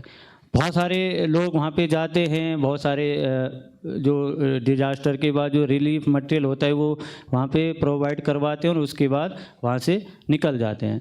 तो उनको लगता है कि ये सिर्फ हमको एक राहत के नाम पे जो है देने आए हैं, लेकिन उसके बाद जो है वहाँ पे नहीं है। तो उनके साथ खड़े रहना, एक टाइम पीरियड था उनके साथ रहना, क्योंकि उनको थोड़ा बहुत गाइडेंस की ज़रूरत होती है। और गांव के लोग होते हैं वो उनके पास जो है उनके पास टेक्निक है, उनके पास एक्सपीरियंस है, जो चीज़ हम नहीं कर सकते वो लोग करते हैं। तो ये सबसे बड़ा चैलेंज है, उनके भरोसे पे कायम रहना। अंजुम, मैं आप पे आती हूँ। आप कश्मीर से आती हैं। अगेन बहुत मुश्किल एरिया है जोग्राफिकली भी और वेदर वाइज भी और वजहों से भी। तो आपका क्या एक्सपीरियंस रहा है कि सबसे मुश्किल क्या होता है जब आप किसी कम्युनिटी के साथ जो किसी बड़े डिज़ास्टर को फेस करके निकलती हैं, उनके साथ आपको सबसे मुश्किल किस चीज़ में आती है? क्या देखती हैं आप उनकी सबसे बड़ी मुश्किल? नमस्ते सभी को। मैं मुनाज़ा अंजुम हूँ जम्मू एंड कश्मीर से, और मैं जम्मू कश्मीर के मतलब बीच में रहती हूँ, सेंटर ऑफ JNK। और जो जम्मू डिवीज़न का लास्ट डिस्ट्रिक्ट है वो है डिस्ट्रिक्ट रामबन। तो मेरा जो फील्ड एरिया है वो भी रामबन से ही मैं ऑपरेट भी कर रही हूँ। तो वो पूरा हिली एरिया है, मतलब सारा ही पहाड़ी एरिया है। और उसमें जो मुझे लगता है सबसे बड़ा चैलेंज जो मैंने फेस किया है, मतलब ग्राउंड पे काम करते, वो है कि लोगों तक पहुंचना। क्योंकि ट्रांसपोर्ट फैसिलिटी ख़त्म होती है जब कोई भी डिज़ास्टर होता है, लिंक रोड सारे बंद हो जाते हैं। उसके अलावा जो रामबन का मेन जो इस साल हुआ वो है लैंड सिंकिंग, जिसमें बिल्कुल 5 किलोमीटर 10 किलोमीटर पूरा स्ट्रेच निकल जाता है, जिसमें ये भी रहता है कि हम तो चल रहे हैं लेकिन ज़मीन निकल रही है। वो सबसे बड़ा चैलेंज है वहाँ तक पहुँचना। और दूसरा ये है कि सुबह तो हम जाते हैं फील्ड में, लोगों से बात करते हैं, मीटिंग्स करते हैं, लेकिन वापस आते आते अंधेरा हो जाता है। जो रोड कनेक्टिविटी है वो भी नहीं है। जिनका जो डिज़ास्टर अफेक्टेड लोग हैं, किसी का घर नहीं है, वो हमें इतना है कि हमें साथ रहते हैं कि आप लोगों को वापस जाना है, लेकिन उसके लिए अंधेरा अगर है तो लाइट नहीं है, स्ट्रीट लाइट्स है नहीं, रोड बिल्कुल नहीं है, छोटे छोटे रास्ते हैं। उसके लिए वो एक जो पाइन ट्री है जिसको हम चीड़ का दरख्त बोलते हैं, तो वो लकड़ी काट के उसको एक कपड़ा बांधते हैं और उसी को मशाल जिसको हम बोलते हैं वो जलाते हैं। तो टॉर्चेस या जो भी चार्जिंग सिस्टम है वो बिल्कुल बंद होता है और उसी लकड़ी के यूज़ से वो हमें मेन रोड तक पहुंचाते हैं कि आप लोग सेफली पहुंच जाओ मेन रोड तक, क्योंकि जंगली जानवर है उनका भी खतरा है। बाकी लैंड सिंकिंग है, क्लाउड बर्स्ट है, या ज़्यादातर जो है वो लैंडस्लाइड्स है। और इसका मेन जो है मे बी रामबन में 3-4 प्रोजेक्ट्स है, जैसे बागलेहार डैम है, सावला कोट का है, या डूल हस्ती प्रोजेक्ट है जो डिस्ट्रिक्ट किश्तवाड़ में है। तो हो सकता है, क्योंकि हर चीज़ के 2 पहलू होते हैं, पॉजिटिव भी नेगेटिव भी। हो सकता है वाटर सीपेज की वजह से कि अंदर अंदर से पानी चल रहा है, उसकी वजह से लैंडस्लाइड्स का ज़्यादा रहता है। तो ये मुझे लगता है ज़्यादा चैलेंजिंग यही है कि कम्युनिटी तक पहुंचना, हमारा वहाँ तक पहुँचना, सामान कैसे हम पहुँचाए जब रोड बिल्कुल भी नहीं है। उसके लिए हम खच्चरों का इस्तेमाल करते हैं कि उनके थ्रू हम सामान लेते हैं। और उसका दूसरा चीज़ ये है कि अब अगर खच्चर भी नहीं है, जिन लोगों के पास है वो आ नहीं सकते, रोड कनेक्टिविटी बिल्कुल ख़त्म है, तो उसमें हम एक जिसको हम मतलब ट्रॉली भी बोल सकते हैं कि एक पहाड़ से दूसरे पहाड़ तक हम एक ट्रॉली का यूज़ करके, जिसमें हम खुद भी चले जाते हैं और उसके थ्रू सामान को भी पहुंचाते हैं, या तो खच्चर या तो ट्रॉली जिसके थ्रू हम जाते हैं। तो ये मेन 2-3 चीज़ें हैं जो काफ़ी चैलेंजिंग है, जो मैंने खुद फेस की है। ओके, काफ़ी मतलब जो विजुअल पिक्चर भी दिमाग में आ रही है वो काफ़ी ऐसा लग रहा है कि डिज़ास्टर के बाद तो वो स्थिति और भी बहुत बुरी तरह से रिस्की भी हो जाती है, वहाँ पे काम करना भी और वहाँ पे रहना भी। संयुक्ता, मैं आप पे आ रही हूँ कि उड़ीसा जो है अपने आप में बहुत खूबसूरत स्टेट है, बट लगातार साइक्लोन्स से जूझता रहा है। और पिछले कुछ सालों में हम देख रहे हैं कि पहले एक टाइम होता था, साल का एक सीज़न होता था जहाँ पे आपको पता होता था कि ज़्यादा साइक्लोन आएंगे, बट अब ऐसा हो गया है कि लिटरली कोई भी टाइम हो सकता है साल का जिसमें साइक्लोन आएंगे। उसमें लोगों के चैलेंजेस क्या हैं, कैसे बढ़ रहे हैं, थोड़ा उसके बारे में बताइए अपने एक्सपीरियंस से। समस्ती को नमस्ते, मैं उड़ीसा से हूँ। गूंज से मैं 2019 से जुड़ के काम करती हूँ। मन की डिजास्टर था कि लोग तक कैसे मैं पहुँचूँ, और ऐसे करते करते गूंज में शामिल हुए। और जैसे डिजास्टर की बात करें तो उड़ीसा एक ऐसी जगह है, हर जोग्राफी ऐसे होता है कि जैसे जंगल, पानी और सारी चीज़ उसमें होती है कि ऐसे साइक्लोन तो हर साल ही आता है, जिसके उनका आदत हो गए लोगों की। तो वो जब अक्टूबर महीना आता है, सब में सतर्कता अवलंबन करते हैं कि नहीं, अक्टूबर महीना आ गया, ज़रूर कुछ ना कुछ साइक्लोन तो आएगा। इसके लिए लोग थोड़ा सा अवेयर रहते हैं खुद को, और जैसे कि बच्चे को कोई किसका घर है, कुछ चीज़ है, उनको लगे कि हमारी ये ख़त्म हो जाएगा। बेसिकल देखा जाएगा तो उनका डिजास्टर का टाइम जितना वो जिसका पास जितना होता है उतना ही उनका पास चला जाता है। लास्ट में वो आते हैं, जब 5 में पहुँचते एक साल में, तो फिर डिजास्टर आने के बाद वो जीरो में आ जाते हैं। तो इसमें क्या होता है, उनका जो इनकम का ऊपर बहुत प्रभाव पड़ता है। उनमें से बच्चे का एजुकेशन के ऊपर प्रभाव पड़ता है, और साइक्लोन के जो बाद उनका जो फीलिंग वो बहुत इफेक्ट करता है, क्योंकि हम लोग को डिजास्टर का टाइम ही जाते हैं। डिजास्टर के बाद जो सिचुएशन होता है, दिल दहलाने की बात है, जहाँ जानवर से लेकर उनका खेती तक चला जाता है। बहुत दुख होते हैं कि हम डिजास्टर के बाद उनका पास जैसे वो उनका इनकम का डेवलप हो जाए, कुछ राहत को वो चले, हमको उनका साथ शामिल होना जरूरी है। इनकम अपने आप में एक बहुत बड़ा चुनौती हो जाती है, और सारे जो उनके जो भी डेवलपमेंट के काम उनके आसपास हो रहे होते हैं वो सब रुक जाते हैं या ऑपोजिट मतलब माइनस में जाने शुरू हो जाते हैं उसके चलते। तो मैं मृणाल, आप असम से आते हैं। असम तो मुझे लगता है कि जब हम छोटे से लेके अभी तक हम लगातार सुनते थे मॉनसून के टाइम पे कि रोड्स बंद हो गई या उससे संपर्क टूट गया इसे इतने एरिया से, और वो कड़ी जो है वो सिलसिला जो है लगभग चला ही आ रहा है, वो रुका नहीं है, वो बढ़ा है, वो उसकी फ्रीक्वेंसी बढ़ी है, उसका क्षेत्र बढ़ा है। आपके देखते देखते में क्या क्या चीज़ें ऐसी हैं जो बड़ी हैं और ज़्यादा मुश्किल हो गई हैं लोगों को, आप बताएंगे थोड़ा सा इस बारे में? यहाँ उपस्थित सभी को प्रणाम। मेरा नाम मृणाल दत्ता, मैं असम से हूँ। तो असम के बारे में सब लोग जानता ही है, हर साल फ्लड आता है। फ्लड ऐसे आता है, असम ऐसा ही है, चारों तरफ पहाड़िया राज्य है, अरुणाचल, मेघालय, भूटान, और असम ऐसा ही है, असम एक कटरा जैसा ही है, बीच में असम है। अरुणाचल पहाड़ों से जब फ्लड आता है ना, लोगों को पता ही नहीं चलता है कि आज फ्लड आएगा। जब बाढ़ आता है उन लोग पता ही नहीं चलता है कि आज बाढ़ आएगा। ऐसे सिचुएशन आ जाता है कि कोई चिंता करने के लिए टाइम ही नहीं मिलता है। ऐसे बारिश आता है तो रातों रात 12 बजे 1 बजे बाढ़ आ जाता है, घर बार सब तोड़ के तोड़ फोड़ के ले जाता है।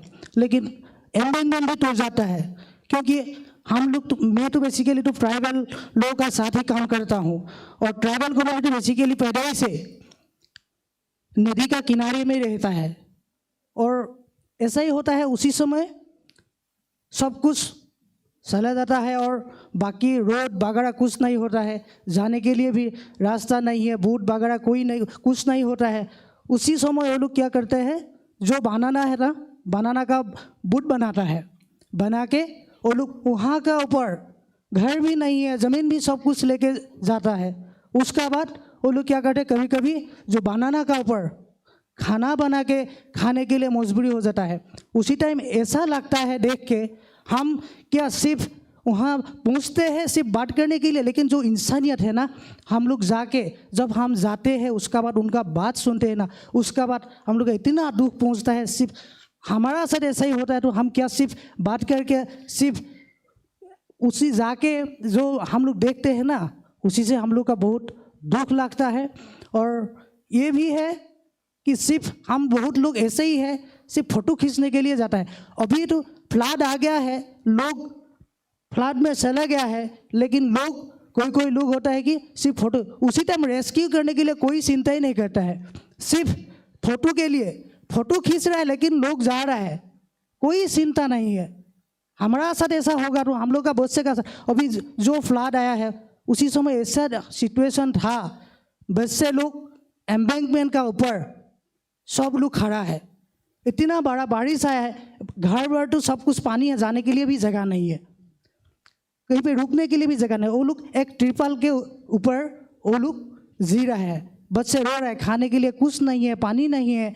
हम जाके तो उनका साथ बातचीत किया है, उसका साथ वो हम बुलाए, हम लोग आए हैं, आपका जो दुख है हम तो समझ रहा हूँ, लेकिन हम कुछ नहीं कर सकते हैं, हम कोशिश करेंगे आप लोग का साथ कुछ तो करने के लिए, लेकिन जो हम लोग वहाँ का बात करके वो लोग खड़ा हुआ है ना, उससे वो लोग बहुत प्रेरणा पाते हैं। लेकिन वो इंसानियत, हम क्या दिया है क्या नहीं दिया है ये बड़ी बात नहीं है, लेकिन जो इंसानियत है, कुछ हो गया तो उनका साथ हम बातचीत करके एटलीस्ट उनका तो सहायता करना बहुत ज़रूरी है। और चैलेंजेस तो बहुत है। आई थिंक वो चैलेंजेस के बाद अगर बात करनी शुरू करेंगे तो शायद आज का पूरा दिन उसमें ख़त्म हो जाएगा, क्योंकि देश के अलग अलग हिस्सों की बात हो रही है। प्रशांत, तो आप वेस्ट बंगाल में काम करते हैं, सुंदरबंस में काम करते हैं, और वहाँ पे बहुत सुदूर इलाका है। मुझे मालूम है कि कलकत्ता से अगर आपको सुंदरबंस भी पहुँचना है तो कई कई घंटे लग जाते हैं। थोड़ा सा अपने काम के बारे में, थोड़ा सा आप जो दिक्कतें आप देख रहे हैं वहाँ पे लोगों की, जो डिज़ास्टर्स के बात है, थोड़ा सा उसके बारे में बताइए। सबसे ज़्यादा मुश्किल चीज़ें क्या सामने में आ रही हैं? पहले सभी को नमस्ते। मेरा नाम प्रशांत सरकार और मैं वेस्ट बंगाल सुंदरबन से आए हैं। तो सुंदरबन का एक बहुत सारे आइलैंड है, तो बासंती एक आइलैंड है, उसी आइलैंड से मेरा मातला रिवर का बगल में मेरा घर है। तो मेरा जो एक्टिविटी एरिया है वो रिवर क्रॉस करके दूसरा एरिया में जाना पड़ेगा, और भी कभी कभी टाइम मेरा जो एरिया है उसी पे काम होगा। तो मैंने भी देखा जो जब डिज़ास्टर आती है ना, तो हर साल में, तो अभी डिज़ास्टर का हर साल डिज़ास्टर आती है, तो मैंने जो देखा जो डिज़ास्टर का सिचुएशन ऐसा तरीका हाल होता है। जो आइला का टाइम मैंने देखा, जो 2009 में जब आइला आया, तो उसी में सारे गांव में जब पानी घुस रहा है तो मेरा घर भी पानी के अंदर चले गया। तो मैंने देखा उस टाइम में मेरा बॉयज़ भी थोड़ा छोटा है, मैं स्टूडेंट भी था, तो मैंने वो पानी के अंदर खेलने भी लग गया, क्योंकि ज़्यादा पानी घर के पास आ गया। कुछ मछली है इधर उधर घूम रहा है, उसके बाद मैं थोड़ा मछली पकड़ने के लिए व्यस्त हो गया। तो कुछ टाइम के बाद मैंने देखा जब इतना पानी बढ़ गया ना, तो मेरा घर के अंदर पानी घुस गया, तो मेरा जो ज़मीन है वो तो पानी का अंदर चले गया। और ये जो पानी है ना, ये पूरा सॉल्ट वाटर है। तो ये बड़ा चैलेंज है, क्योंकि वो सॉल्ट वाटर एक बार पानी ज़मीन के अंदर घुस जाएगा तो 8 से 9 साल तक उस ज़मीन में कोई खेती का काम नहीं होगा। तो ये जो लोग जिसका ज़मीन पानी में डूब जाता है, तो उन लोगों का वहाँ पे जॉब तो सिर्फ वही है, मछली पकड़ना है, जंगल में जाके ककड़ा और हनी कलेक्ट करना है। तो जिन लोगों के पास ज़मीन है वो खेती में काम कर रहे हैं। तो जिनका पास ये ऑप्शन डैमेज हो जाते हैं ना, तो उन लोग माइग्रेंट के लिए वो बाहर कोई दूसरा स्टेट में चले जाता है, क्योंकि उनके पास अर्निंग सोर्स नहीं है। और ये जब सिचुएशन आती है ना, तो क्या होता है ना, उनका जो घर का जो छोटा छोटा बच्चा है उनका देखने का ही कोई नहीं रहता है, क्योंकि उनका पापा और मम्मी घर भी नहीं है। तो उनका जो एजुकेशन सिस्टम होता है सुंदरबन का उनका जो जनरेशन, वहाँ पे एजुकेशन का डिसबैलेंस का एक प्रॉब्लम है, क्योंकि उनका गार्जियन नहीं है, तो उनका बच्चे को कौन ख्याल रखेगा। तो एक प्रॉब्लम के साथ और एक प्रॉब्लम कनेक्टेड है। वो सिर्फ सॉल्ट वाटर ज़मीन पे घुस गया, उसके बाद उनका अर्निंग स्टॉप हो गया, उसके बाद उनका इफेक्ट दूसरा उनका बच्चा के ऊपर आ गया। तो सिर्फ इसी करके ना पूरा सोसाइटी में ये रोलिंग हो गया अभी, क्योंकि हर साल में कोई ना कोई डिजास्टर आएगा।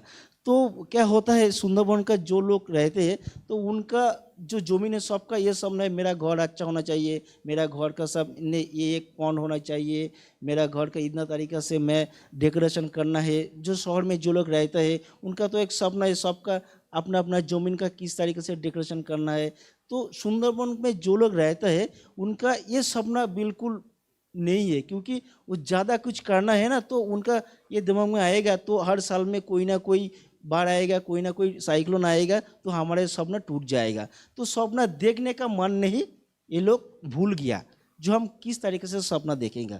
तो हम सभी लोग ये बोला जो आप कुछ नहीं कर सकते तो आप थोड़ा सपना भी तो देख सकते हैं ना। तो सुंदरबन लोगों के लिए सपना भी देखने की मन नहीं कर रहा है। ये एक पूरा उनका लाइफ का सिस्टम है। और उन लोगों के साथ मैंने जब काम के लिए क्योंकि सुंदरबन ये बाढ़ रुकने के लिए गूंज का साथ मैं 2019 साल से मैंने जुड़े रहे गुंज का फेलोशिप का साथ। तो उस साल में मैंने देखा जो मैंने एक्टिविटी स्टार्ट किया गुंज का CFW एक्टिविटी से का साथ। तो उस टाइम से मैंने मैनग्रोव प्लांटेशन करने के लिए गाँव वाले के साथ कनेक्ट कर रहे हैं, जो किस तरीक़े से, क्योंकि सुंदरबन प्रोटेक्ट करने के लिए मैनग्रोव एक लार्जर लेवल पे पार्ट है। तो मैनग्रोव ज़्यादा जिस रिवर बाउंड्री का साथ मैनग्रोव ज़्यादा है वहाँ पे रिवर बाउंड्री नहीं टूटेगा। तो मैनग्रोव पहले मैनग्रोव प्रोटेक्शन करना है। तो मैनग्रोव प्रोटेक्शन कौन करेगा, क्योंकि बाहर का कोई लोग तो वहाँ पे नहीं रहते हैं, सुंदरबन का जो लोग रहेगा उनका भी वो भी प्रोटेक्शन करना पड़ेगा। तो उनका भी वो एक्टिविटी का साथ ज्वाइन करना पड़ेगा। और इसी का एक बड़ा चैलेंज है, क्योंकि कौन लोग जाके रिवर बाउंड्री में प्लांटेशन करेगा, क्योंकि वो एक दिन का काम नहीं है, पूरा 2-3 साल लगेगा एक पेड़ बड़ो होने के लिए। तो एक लंबा टाइम का वो एक्टिविटी है। तो इसी तरीके से हम गाँव के साथ जाके किसी का कंपनी के साथ पहले मीटिंग करता है, जो आपका जो ये ज़मीन में सॉल्ट वाटर घुस जाएगा तो आपका, तो मैंने जब वो साइकिल बांधा है तो उसी हिसाब से गाँव वाले के साथ मैंने कनेक्ट करते हैं, जो ये पानी घुसना नहीं चाहते तो हम मैनग्रोव प्लांट करना है। तो पहले मैनग्रोव सीड वो कलेक्ट, वो पूरा एक प्रोसेस है, 4 महीने लगेगा वो पूरा मैनग्रोव सैपलिंग प्लांटेशन करने के लिए। तो ये 4 महीने तक वो गाँव वाली खुद अपना से जुड़े रहे। और बेसिकली हमारे साथ गाँव वाली जो कनेक्ट कर रहे महिला दीदी लोग भी जुड़ के ये काम ज़्यादा कर रहे हैं। प्रशांत, मैं 1 मिनट में मैं आप सबसे ये पूछना चाहती थी, क्योंकि अक्सर जब बात होती है डिज़ास्टर्स की या डिज़ास्टर अफेक्टेड लोगों की, उनके बारे में बात ये होती है कि वो कैसे अफेक्टेड हैं, उनकी क्या क्या प्रॉब्लम है। हमने भी अभी मतलब 10 मिनट यही बात करी कि क्या क्या मुश्किलों की बात हुई, बट इससे पहले भी बात हुई और ये जिक्र हुआ कि बहुत कुछ सीखने के लिए है उन लोगों से, उन लोगों की बहुत सारी समझ बूझ है अपनी जगहों के बारे में। उसके बारे में आप लोगों ने अपने काम में क्या सीखा, क्या देखा कि जो आप लोगों को लगा कि ये अलग कुछ हुआ, जो शायद आपके दिमाग में है कि इतने सारे लोग यहाँ पे डिज़ास्टर की कॉन्फ्रेंस में जमा हुए हैं, काश कि ये देख पाते कि वहाँ के लोगों का सिर्फ विक्टिम होना या उनकी प्रॉब्लम्स नहीं है, उनके पास कुछ ऐसा भी है जो दुनिया को देखना चाहिए, समझना चाहिए। इसके बारे में अगर संक्षेप में सब लोग बताना चाहेंगे थोड़ा थोड़ा अपने अपने क्षेत्र से, तो शिव आपसे शुरू करते हैं कि आप अपना उत्तराखंड का थोड़ा सा बताइए, और उसी तरह से हम जैसे पहले बात किए, बट कोशिश कीजिए कि बहुत छोटे में बता पाएँ। प्रशांत, शिव को देंगे प्लीज़ माइक। Thank you. देखिए, डिजास्टर में तो बहुत कुछ देखने को मिलता है और कम्युनिटी से हमें बहुत सारी चीज़ें सीखने को मिलती है। जैसे आप लोग जब देखते होंगे टीवी अखबारों में, तो जब डिजास्टर आता है तो वहाँ पे अधिकांश लोग ऐसे होते हैं जिनके पास कुछ नहीं बचता है, घर बार किचन राशन इत्यादि कुछ नहीं बचता है। लेकिन वहाँ पे जो है सामूहिक भोजन बनता है, वहाँ पे लोग जो है इकट्ठा होके एक जगह पे सबके लिए खाना बनाते हैं। तो किसी के घर में अगर दाल है तो वो दाल लाएगा, किसी के घर में चावल बचा तो चावल लाएगा, किसी के घर में नमक बचा तो नमक लाएगा। लेकिन किसी भी तरीके से वो व्यवस्था करके जो है वो सामूहिक भोजन बनाएंगे, ताकि कोई भी वहाँ पे जो है कोई भी परिवार का बच्चा भूखा ना रहे। ये सबसे बड़ी सीख होती है। आप यही चीज़ जब देखेंगे कि जब हम लोग भी जाते हैं, और इवन हम तो चलो मैं तो लोकल हूँ, आप कोई भी लोग, आप शहर के कोई भी लोग गांव में उठ के जाओ डिजास्टर के टाइम पे, तो उनके पास खुद के खाने के लिए कुछ नहीं होगा, खुद के रहने के लिए उनके पास कुछ नहीं होगा बचा हुआ। लेकिन वो आपको ज़रूर पूछेंगे कि भैया आपने खाना खाया, आपके लिए खाना बनाएं। वो कुछ भी करके आपको जो है भूखे नहीं आने देगा। ये गाँव की पहचान है कि जो गाँव में गया वो भूखा नहीं आ सकता। ये वहाँ से सीखने को मिलता है कि कैसे जो है वो इतनी बड़ी मुश्किल में होके भी अपने बारे में नहीं सोच रहा है, वो जो आया हुआ है उसके बारे में ज़रूर सोच रहा है। ये सीखने को मिलता है, देखने को। दूसरा, वो जो उसके बाद वो जो काम करते हैं, जो प्रभावित हो गए, कोई कैजुअलिटी है या कुछ भी है, वो आपस में लोगों को आपसी भाईचारा ऐसा होता है, आपसी संबंध ऐसे होते हैं कि वो वहाँ पे एक दूसरे की मदद के लिए जो है अपना जीवन न्यौछावर कर देते हैं। वो ये नहीं सोचते हैं कि वहाँ पे आपदा आई हुई है, वहाँ पे मैं भी मर सकता हूँ, मेरे साथ भी नुकसान हो सकता है। वो कूद जाएगा, उसको नदी पार करनी है तो करेगा, वो कैसे भी करके अगर सामने अगर कोई किसी जो है दिक्कत में फंसा हुआ है तो वो उसको ज़रूर बचाने का प्रयास करेगा। ये बहुत बड़ी सीख हमें मिलती है। ज़रूर। और गूंज के काम में मेरे ख्याल से हम लोगों ने ये भी बहुत देखा कि कैसे वही कम्युनिटीज़ जो अफेक्टेड होती हैं वो ही अपने तालाब, अपने पोखर को रिपेयर करने का काम भी करते हैं, साफ़ करने का काम भी करते हैं। वो आगे बढ़ के अपने गांव को दोबारा से नॉर्मलाइज करना, अपने पाँव पे खड़े होने का काम भी वो बखूबी निभाते हैं उस रोल को। अंजुम, आप बताना ही थी अपने एक्सपीरियंस के बारे में कि आपने बहुत कुछ उन अफेक्टेड कम्युनिटी से सीखा। वो आप कल मेरे ख्याल से जिक्र भी कर रही थी कि वो कैसे बड़े मुश्किल रास्तों से निकल के आते हैं, अभी आपने कहा भी, तो थोड़ा सा उसके बारे में बताइए कि सीखने वाली यहाँ के लोगों को क्या जानना चाहिए लोगों के बारे में। जैसे शिव जी ने बोला कि हमें बिना खाने के वो वापस आने नहीं देते हैं, भले ही वो कहीं से भी अरेंज कर रहे हैं। और जो मेरा एक्सपीरियंस रहा है कि शाम को अगर हमें वहाँ रुकना है कि वापस जाने का टाइम नहीं है, रोड नहीं है, तो दूसरी चीज़ जो हमने उनसे सीखी कि हमारे लिए चाहे वो तारपुलिन अरेंज करके एक टेंट जैसा बना देते हैं, खुद बाहर सोएंगे वो, लेकिन हमें वो बाहर सोने नहीं देंगे। और एक चीज़ जो है जो जम्मू कश्मीर में मैंने मतलब कॉमन देखी डिज़ास्टर प्रोन एरियाज़ में, वो ये है कि वो हरी सब्जियां एक गड्ढा खोदते हैं, उसमें वो मतलब रख देते हैं कि विंटर्स में डिज़ास्टर का आना ज़्यादा होगा, तो वो उस टाइम पूरा एक मोहल्ले में, एक कम्युनिटी में वो आपस में वो शेयर करते हैं।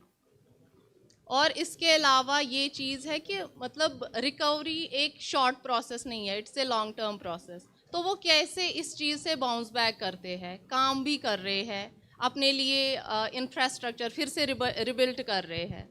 और ये चीज़ें मतलब बहुत कम, जैसे जो यहाँ ऑडियंस में है उनको तो, लेकिन उनको ज़्यादा इस चीज़ का पता नहीं होगा, वो तो न्यूज़ चैनल्स के थ्रू सुन रहे हैं। लेकिन जो हमने देखा है ग्राउंड पे कि लोग कैसे गड्ढों में सब्जियां रख रहे हैं कि इस टाइम पे वो यूज़ करें, तो वो हमने भी अपने घरों में वही चीज़ हमने भी अपने घर में यूज़ की है कि नहीं, आने वाले टाइम पे इनकेस कोई ऐसा डिज़ास्टर आता है तो हमें ये चीज़ें करनी चाहिए।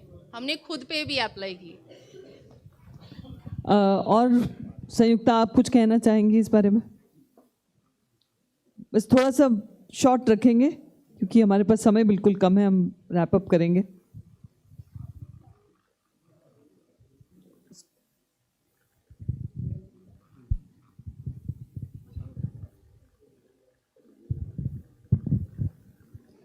एक दिल को छू जाने की बात है। फ्लड हुआ था, जैसे कि उसी बंद टूट गया, एक टूट जाने के बाद पूरा घर पलट गया, उसमें से एक बच्चा और एक की औरत ने फंस गए। लेकिन गांव वाले जैसे बोल रहे थे कि हम कैसे मिलके उनका जान को बचाए, क्योंकि वो पक्का मकान था, बचेगा तो बचाए। फिर माँ को बचाते समय इतना पानी का बह था, स्रोत का बहुत ज़्यादा प्रखर था, जिसके वजह से उसका शरीर में कपड़ा नहीं था। फिर भी लोग मन में था कि हम उसको कैसे किसी तरह हम इसको बचाएंगे, उठा के भी लेके आए हैं साथ में।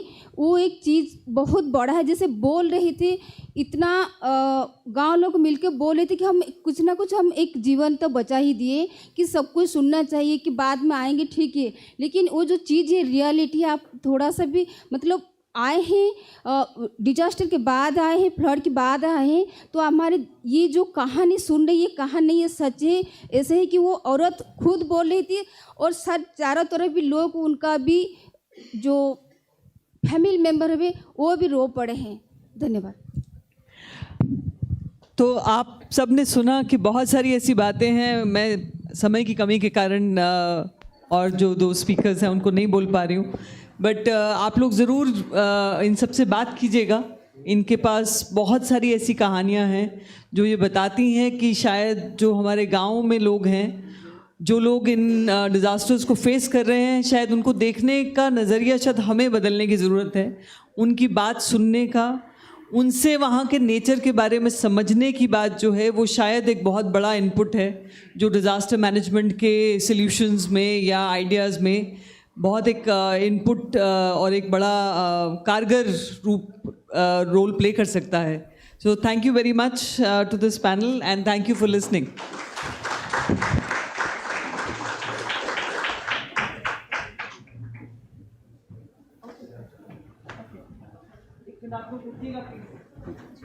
Thank you so much, ma'am and honorable members of the plenary.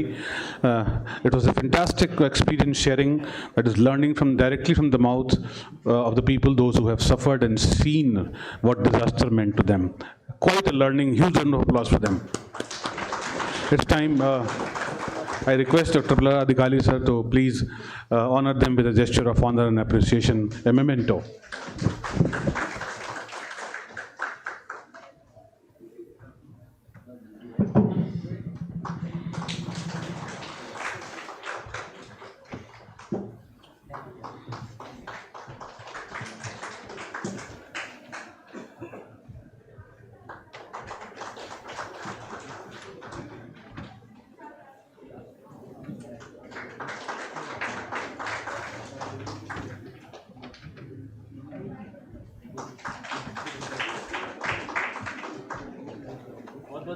Thank you so much sir, thank you so much ma'am.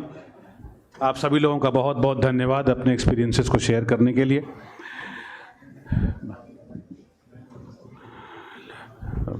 Ladies and gentleman, this plenary session guardians of Himalayas voices of communities के बाद जो plenary session हम करने जा रहे हैं, it's going to be a very power packed, very impactful and directly involving the people, those who are people of substance, people of strength, people of importance. And this session will speak about the cooperation for resilient Himalayas and developing Himalayan corridors. And the paper speaks that the session partner is going to be the people of eminence and power from government of Uttarakhand itself. Ladies and gentlemen, a huge round of applause for the members of plenary. और इस session के लिए हमारे पास न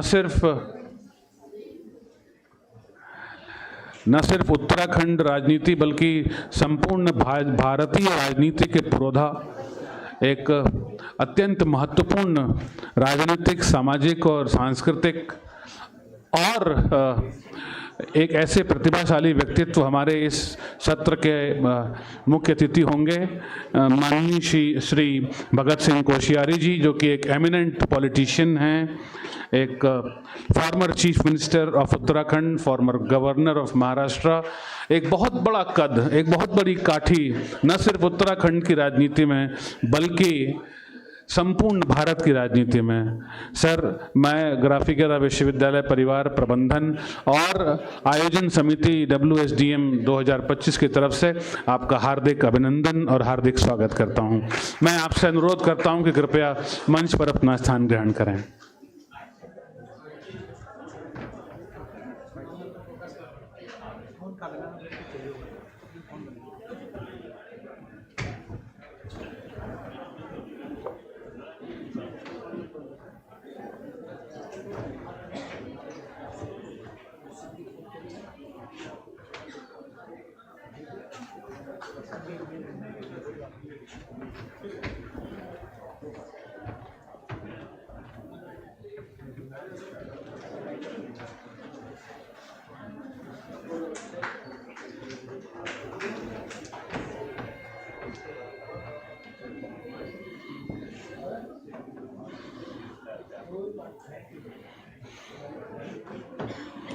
इस plenary session के अन्य सदस्य गणों के रूप में मैं डॉक्टर विंध्यवासिनी पांडे जी को आमंत्रित करता हूं, अगर वो अपनी गर्ममय उपस्थिति से मंच की शोभा बढ़ाएं।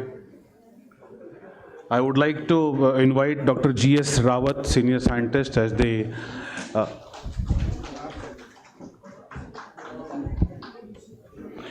he will be the moderator and coordinator for the session. हमारे इस सेशन में माननीय विधायक टेहरी विधानसभा क्षेत्र से श्री किशोर उपाध्याय जी को उपस्थित होना है। संभवतः वह और हमारे बीच उपस्थित हैं doctor Harish Karnataka ji, senior space and research scientist ISRO. Harish Karnataka जी,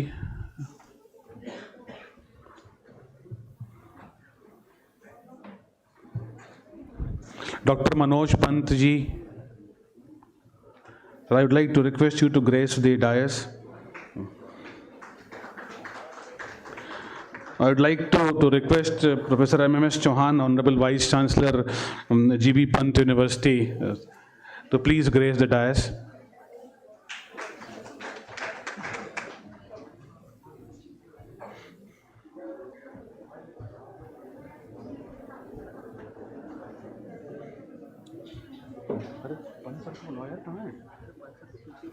कहाँ हैं? बुलाओ बुलाओ। Durgesh Pant sir. He will not sit here, but he has to be here.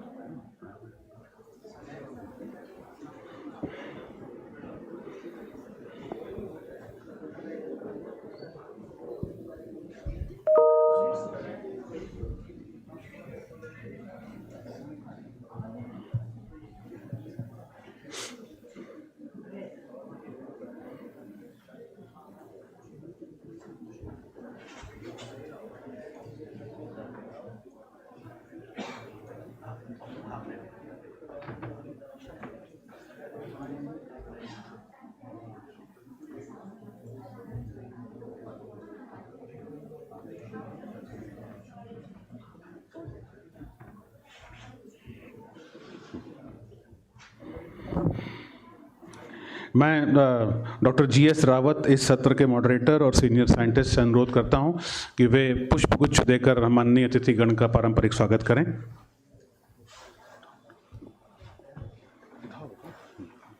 ले जाओ। अच्छा, और भी है।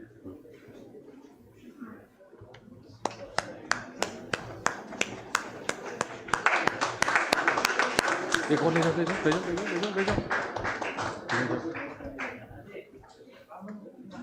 सर बाकी सब लोगों को भी एक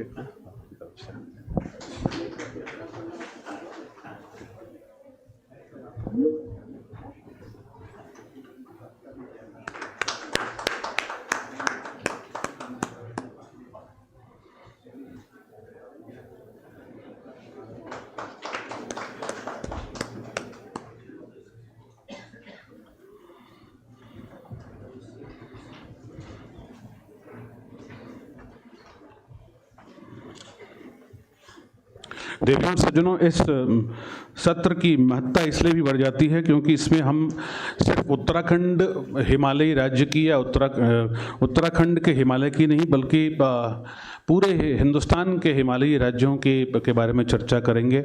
उनको समन्वित करके एक हिमालयन कॉरिडोर बनाने की जो पहल माननीय प्रधानमंत्री जी के ऑफिस से और उसके पश्चात माननीय मुख्यमंत्री जी के प्रयासों से हमने शुरू की है, उस पर प्रकाश डालेगा ये सेशन। इसलिए ये हमारे लिए अत्यंत महत्वपूर्ण होता है। मैं सभी लोगों से अनुरोध करता हूं कि वे कृपया सभागार में अपना स्थान ग्रहण कर लें। माननीय कोश्यारी जी को सुनना अपने आप में एक सौभाग्य है। मैं श्री G.S. रावत सर से अनुरोध करता हूं कि वे कृपया इस सत्र को आगे बढ़ाएं।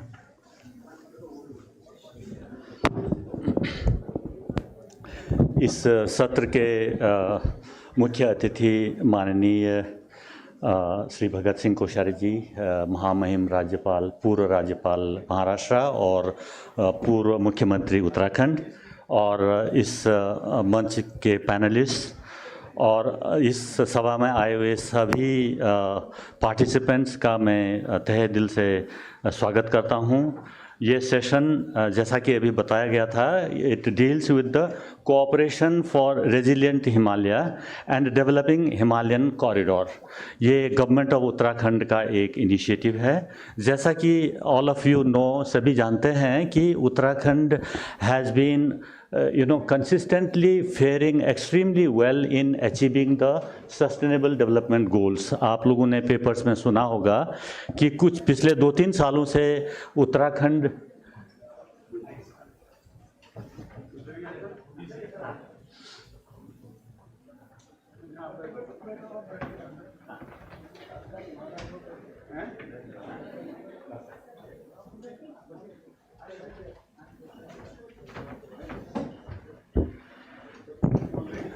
हाँ, मैं माननीय विधायक टेहरी श्री किशोर उपाध्याय जी का भी इस सत्र में स्वागत करता हूं। और हाँ, आप कृपया एक बुके देकर विधायक जी का स्वागत करें। आप सभी का बहुत बहुत धन्यवाद इस सत्र में आने के लिए सर। तो मैं ये कह रहा था कि उत्तराखंड ने पिछले कुछ सालों में जो एक सस्टेनेबल डेवलपमेंट गोल के जितने मानक थे उनको बहुत अच्छी तरह से कंप्लीट किया। और उत्तराखंड, जैसा कि आप जानते हैं कि पूरे हिमालयन आर्क को अगर एक हम गार्डलैंड की तरह देखें, माला की तरह देखें, तो उत्तराखंड एक बीच में स्थित है। और ये पश्चिम हिमालय और पूर्व हिमालय के सारे राज्यों या फिर प्रदेशों या फिर जो हमारे नेपाल भूटान से लगे हुए जो नेपाल और भूटान राज्यों से भी इसका एक अच्छा संबंध है। तो ये उत्तराखंड इस भूमिका में, एक तो नॉलेज हब ये उत्तराखंड में इतना अच्छा है कि यहाँ पर जितने भी सरकारी संस्थान और ज्ञान की कमी नहीं है। उत्तराखंड ने कई चीज़ों में SDG के अलावा और चीज़ों में भी कई चीज़ों में आगे प्रोग्रेस किया है। तो इन सब को लेते हुए जो उत्तराखंड गवर्नमेंट की ये सोच है कि क्यों न एक पूरे हिमालयन रीजन में एक नॉलेज नेटवर्क हो और उस सारे रिसर्च इंस्टीट्यूशंस, जितने भी जो प्रैक्टिशनर्स हैं, जो भी डेवलपमेंट में, कंजर्वेशन में और अन्य कई फील्ड्स में काम कर रहे हैं, उनकी कैपेसिटी बिल्डिंग हो। और वहाँ पे इस पूरे रीजन में एक ऐसा वो बनाया जाए, एक इंस्टीट्यूशनल मैकेनिज़्म कि उसमें हमारे सस्टेनेबल डेवलपमेंट गोल्स के और भी मुद्दे और अधिक सुदृढ़ हों। और उसके अलावा रीजनल कोऑपरेशन को बढ़ावा दिया जाए, क्योंकि आप जानते ही हैं कि इस particular world summit on disaster management का पूरा थीम ही सिक्योरिंग और getting the international cooperation for for development, for disaster risk resilience, ये उसका थीम है।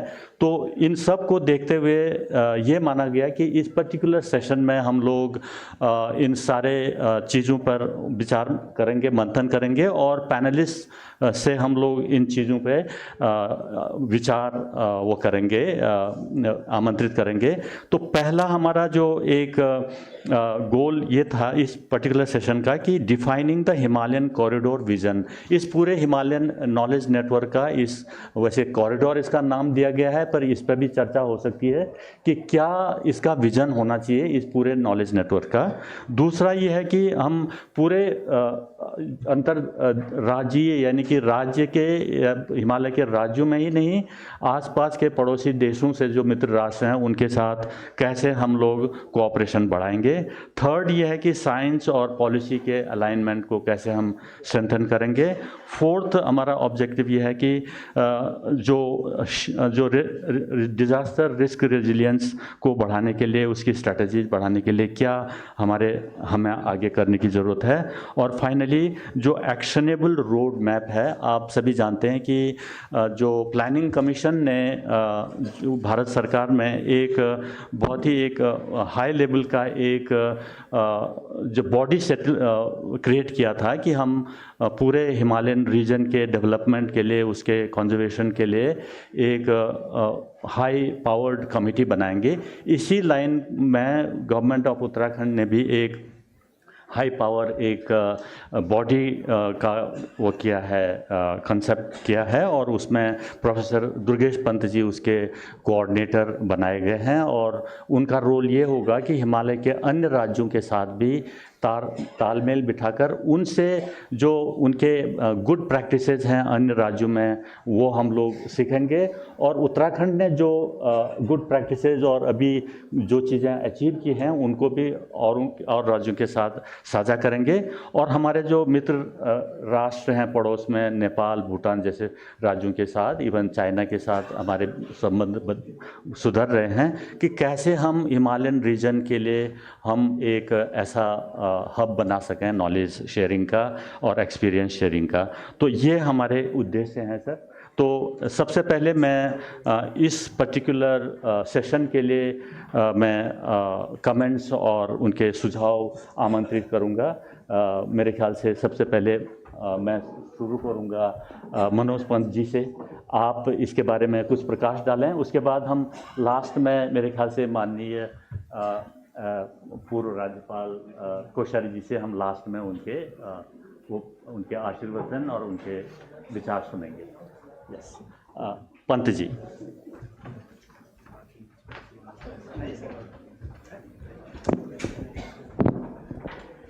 इस महत्वपूर्ण सत्र के मुख्य अतिथि श्री भगत सिंह कोश्यारी जी, महामहिम पूर्व राज्यपाल महाराष्ट्र, प्रदेश के पूर्व मुख्यमंत्री,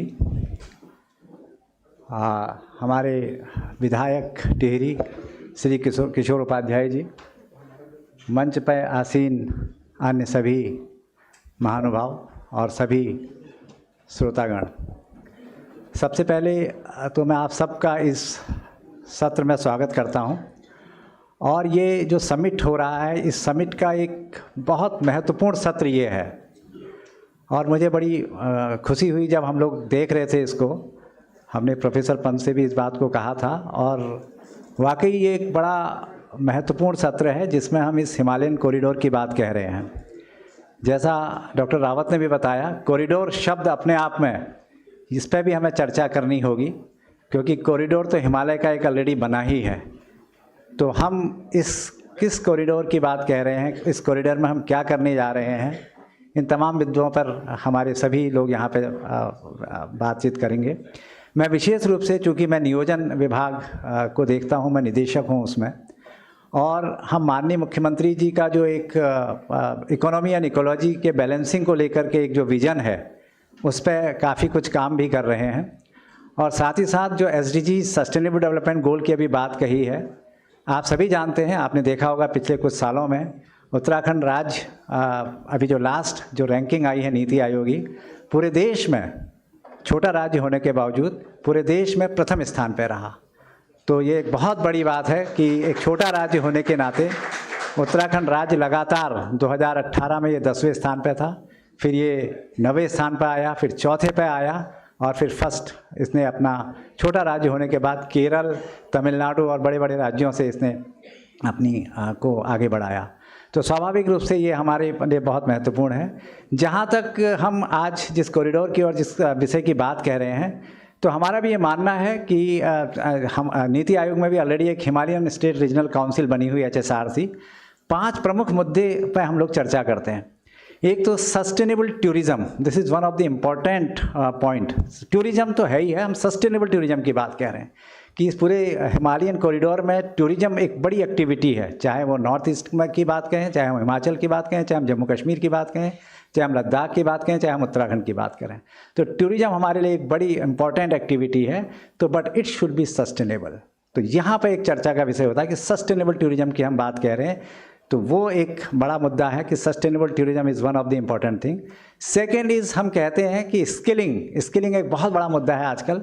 तो स्किलिंग किस पर, स्किल को आप सब देख रहे हैं, यहाँ पर कई स्टूडेंट भी बैठे हैं, तो हम हिमालयन स्किल की बात कहते हैं। हिमालय के अगर पूरे एग्रोक्लाइमेटिक जोन के पॉइंट ऑफ व्यू से अगर हम देखते हैं, अलग अलग टोपोग्राफी के हिसाब से अगर हम देखते हैं, तो हमें डिफरेंट तरीके के जोन हमें मिलते हैं।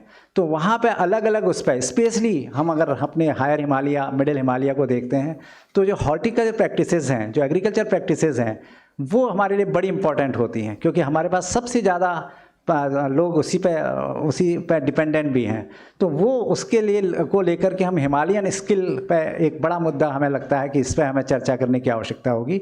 जो HSRC ने भी हिमालयन स्किलिंग की बात की है, चाहे वो बी कीपिंग की बात हो, चाहे वो फ्लोरिकल्चर की बात हो, चाहे वो हॉर्टिकल्चर की बात हो, चाहे वो नेचुरल फार्मिंग की बात हो, चाहे वो लोकल लेवल पर जो भी प्रोड्यूस होते हैं उस पर भी स्किल हम किस तरीके से कर सकते हैं, या अन्य भी जो स्किल है उसकी बात भी एक बड़ा इंपॉर्टेंट पॉइंट वो निकल करके आता है। तीसरा मुद्दा आता है ट्रांसफॉर्मिंग एग्रीकल्चर। तो ये हालांकि ये बहुत बड़ा मुद्दा है नॉर्थ ईस्ट को लेकर के, जहाँ पे झूम खेती जो है हमारी होती है, जहाँ पे कल्टीवेट करते हैं, फिर काटते हैं, उसको जलाते हैं, फिर नई खेती वहाँ पे शुरू करते हैं। तो लेकिन not only north east, even हिमालयी राज्यों को अगर हम देखते हैं, जब हम कश्मीर की बात कहते हैं, जब हम उत्तराखंड की बात करते हैं और हिमाचल की बात भी करते हैं, तो वहाँ पे हमें ट्रांसफॉर्मेशन ऑफ एग्रीकल्चर हमारे लिए इतना ही इम्पोर्टेंट हो जाता है जितना नॉर्थ ईस्ट के लिए है। तो ये भी एक बहुत बड़ा मुद्दा है कि हम किस तरीके के ट्रांसफॉर्मेशन की बात को यहाँ पे कर पा रहे हैं, कैसी एग्रीकल्चर और कैसा हॉर्टिकल्चर और किस तरीके का हम मेडिसिनल एरोमेटिक प्लांट और हब्स वगैरह को हम कैसे, जो हमारा बहुत बड़ा पोटेंशियल एरिया है उस पर हम क्या बात कर सकते हैं। ये भी उस HSRC की रिपोर्ट में, हिमालयन स्टेट रीजनल काउंसिल की एक रिपोर्ट में इस बात को कहा गया है। तो वो एक बड़ा मुद्दा है जिस पर हमें ट्रांसफॉर्मिंग एग्रीकल्चर को हमें देखना है। और फिर एक मुद्दा हमारे पास इस सारी चीज़ों को देखने के लिए जो सुबह से हम देख भी रहे थे, स्पेशली जब हमने वाटर वाला जो हमारा सेशन चल रहा था और हमारा पूरा क्लाइमेट चेंज को लेकर के सेशन चल रहा था, तो हमने देखा था कि एक डेटाबेस एक बड़ा इंपॉर्टेंट पॉइंट होता है। तो जो हमारा स्पेशियल डेटा है, जो जियो बेस्ड डेटा है, जो GIS बेस्ड डेटा है, इसकी आज बहुत ज़्यादा इंपॉर्टेंस है और पर्टिकुलरली हमारे हिमालय राज्यों के लिए ये एक बड़ा ही अहम रोल अदा करता है। सुबह से हमने कई लेक्चर अटेंड करे और उस पर बड़ा ज़्यादा बहुत उस डेटा के बेसिस पे जो एनालिसिस की थी वो वाकई बड़ी आई ओपनिंग थी। वो इस तरीके का डेटाबेस हमारे पास तैयार होना चाहिए और ये इत्तेफाक से, और हम बड़े फॉर्चुनेट हैं कि हमारे पास स्पेशली हमारे राज्य में राष्ट्रीय स्तर के बड़े बड़े अच्छे इंस्टीट्यूशन, चाहे वो Indian Institute of remote sensing हो, चाहे वो FSI हो, चाहे हमारा कोसी कटारमल का जो भारत सरकार का एनवायरनमेंट वाला इश्यू हो, चाहे हमारा यहाँ मृदा संरक्षण भूमि संरक्षण वाला इश्यू वो, चाहे वाइल्ड लाइफ हो, बड़े बड़े इंस्टीट्यूशन हमारे पास खुद हमारे राज्य में हैं। तो ये हम लोग बहुत फॉर्चुनेट हैं। तो इस डेटा को मैक्सिमम कैसे यूज करके हम इन चीज़ों को आगे बढ़ा सकते हैं, ये हमारे लिए बड़ा मुद्दा होगा। तो इन्हीं विषयों को लेकर के मैं समझता हूँ कि हमें अपनी सारी रणनीति आगे बढ़ानी होगी जिस पर हम अधिक से अधिक अपनी चीज़ों को आगे बढ़ा सकेंगे। तो मैं चूँकि नियोजन के मैं ऑलरेडी नियोजन को देखता हूँ, इसलिए इन सब चीज़ों को ध्यान में रखते हुए मैं अनुरोध करूँगा कि उसी लाइन पर अगर हम आगे बात करेंगे तो आगे रहेगा। Thank you very much. Pant ji, now I'll request Dr. Chauhan, Honorable Vice Chancellor, G.B. Pant Agriculture University, for his remarks.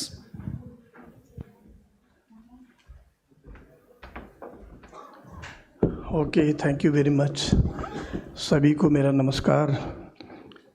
आज बड़ा सौभाग्य का दिन है कि मैं ऐसे डायस को शेयर कर रहा हूँ जिसमें परम आदरणीय हमारे श्री भगत सिंह कोश्यारी जी, जो उत्तराखंड के पूर्व मुख्यमंत्री और महाराष्ट्र जैसे राज्य के जो राज्यपाल रहे हैं और जिनका आशीर्वाद हमेशा पूरे उत्तराखंड को ही नहीं पूरे देश को मिलता है। साथ ही हमारे बड़े जो हमारे प्रखर नेता हैं, MLA साहब हमारे श्री उपाध्याय जी, और इसके साथ साथ जितने भी हमारे बुद्धिजीवी हैं जो आपके सामने हैं डायस पर, और साथ ही साथ हमारे जो ऑफ द डायस हैं वो बैठे हुए हैं।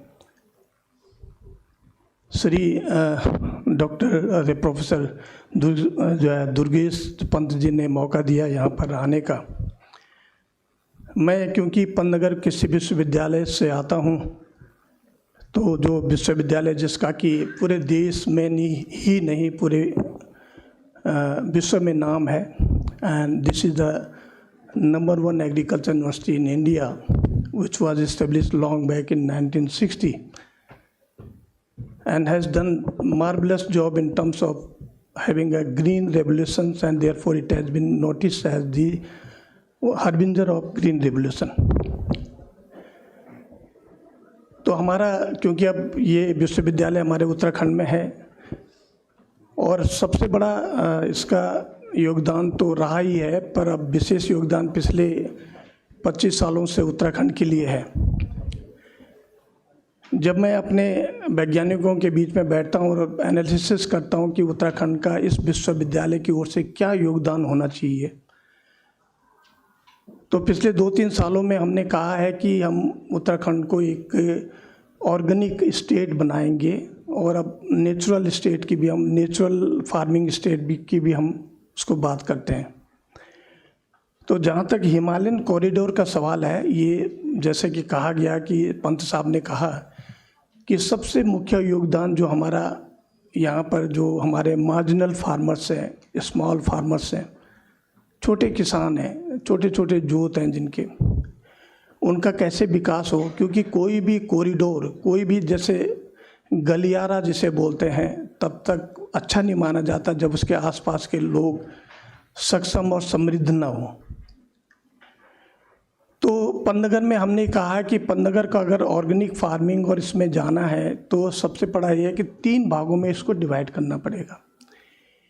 एक तो हमारे जो लो लाइन एरिया है, जिसमें हमारे जो ये हरिद्वार, उधम सिंह नगर, हल्द्वानी और ये सारा क्षेत्र आता है।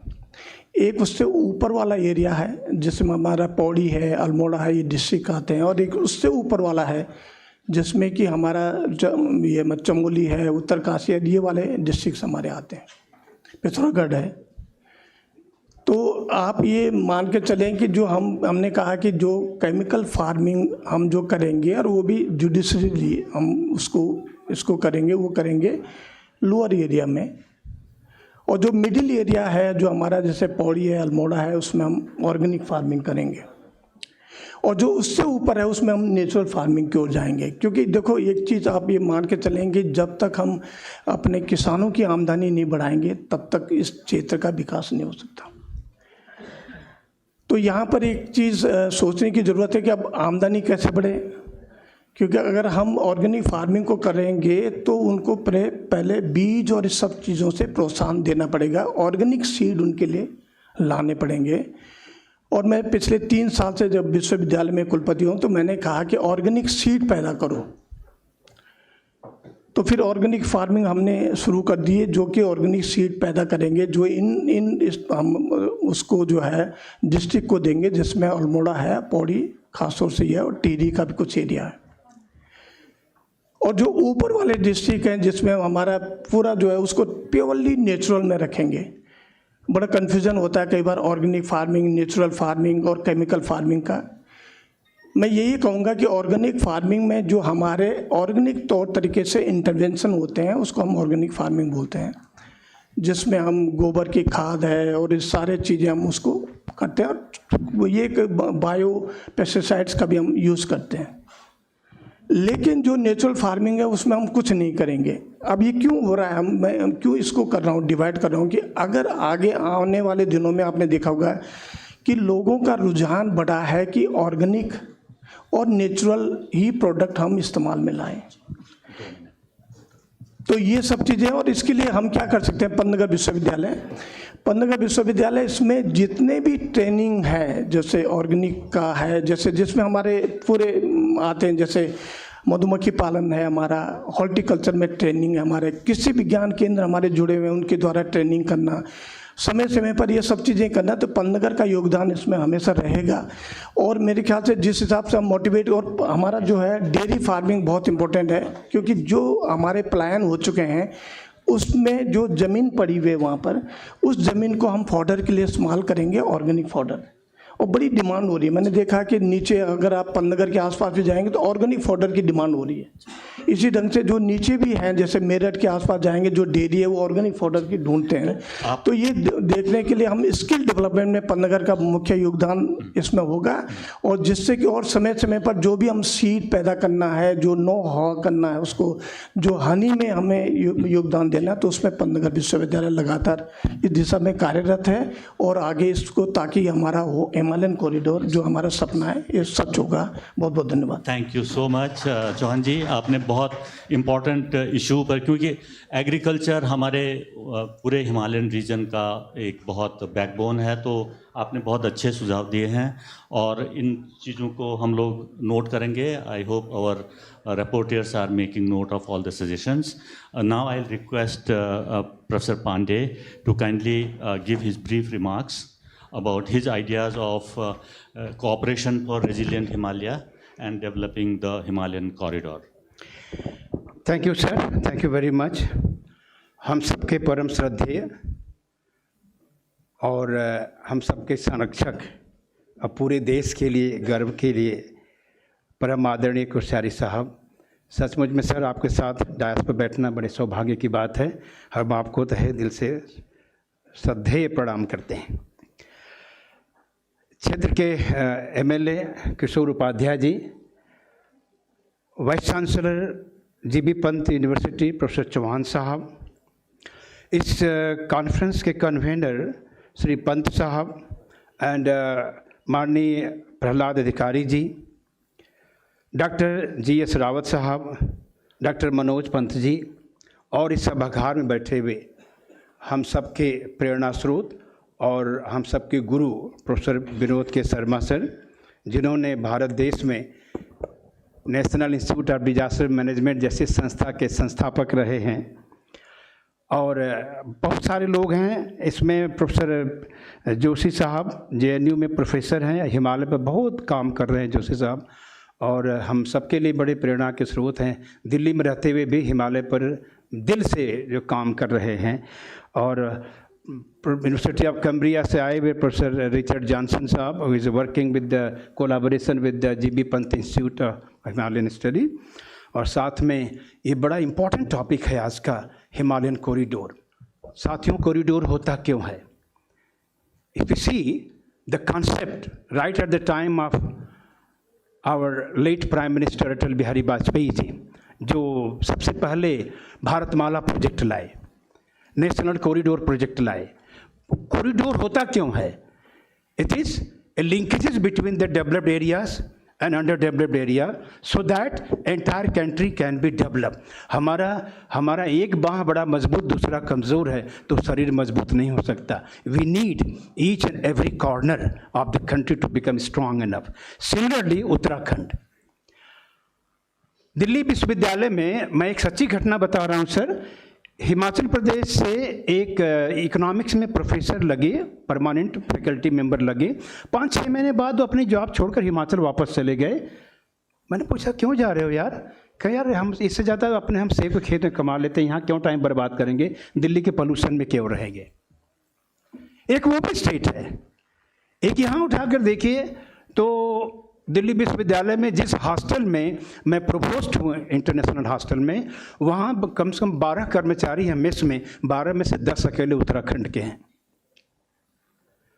तो बड़ी गंभीर विषय है सोचने वाले कि आखिर इतने बड़े पैमाने पर पलायन क्यों हुआ। सर ने बिल्कुल सही बताया, जब तक हम आर्थिक समृद्धि नहीं लाएंगे तब तक लोग पलायन करते रहेंगे। इसलिए जरूरी है कि जो लोकल लोग हैं, किसान हो, ग्रामीण निवासी हो, हर जगह एक समृद्धि आनी चाहिए। ये समृद्धि कॉरिडोर के माध्यम से ही आएगा, चाहे वो कल्चरल कॉरिडोर हो, चाहे बायोलॉजिकल कॉरिडोर हो, चाहे डिफेंस कॉरिडोर हो, चाहे वो इकोनॉमिक कॉरिडोर हो, हर तरह से। और जिस तरह से उत्तराखंड इस समय प्रगति कर रहा है, खास करके जो विलेज टूरिज्म डेवलप हुआ है, होम स्टे इकोनॉमी डेवलप हुआ है, साथ में जो ट्रांसपोर्टेशन कॉरिडोर डेवलप हो रहे हैं। कितना आसान होता है दिल्ली से मनाली पहुंचना। दिल्ली से मनाली जाने में कोई नहीं खींच सकता, क्योंकि यहाँ पर लाखों बसें चल रही हैं, एक से एक लग्जरी बसें चल रही हैं।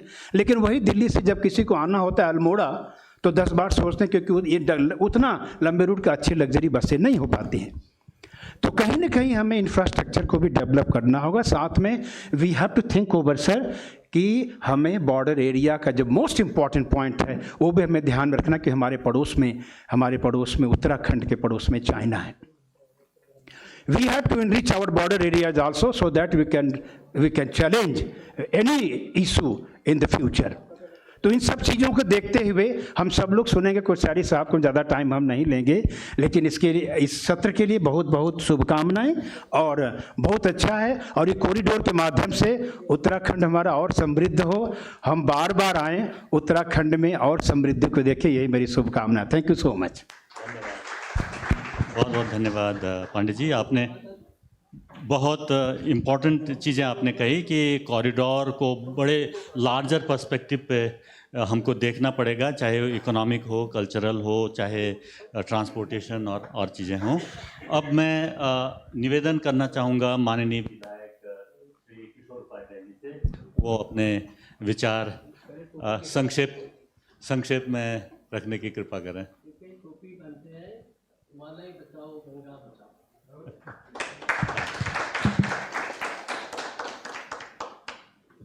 मान्यवर, ये हिमालय कॉरिडोर और कैसे उत्तराखंड इसको आगे बढ़ाए, इस पे अपने विचार अगर आप साझा कर दें। एक बार भारत माता की, भारत माता की।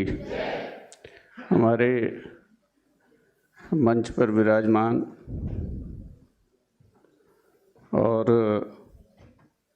हम सबके संरक्षक,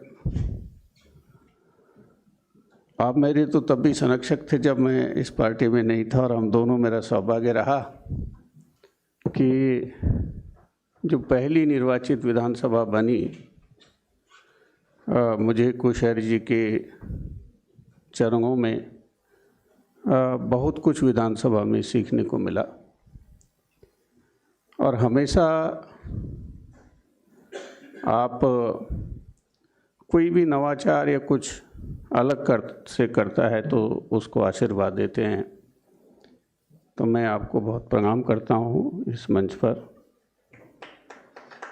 हमारे मनोज जी से लेकर के रात तक जितने हमारे विद्वान जन यहाँ बैठे हैं, मैं तो शिक्षार्थी हूँ, किशोर हूँ, तो इसलिए शिक्षा ग्रहण करता रहूँगा जीवन भर।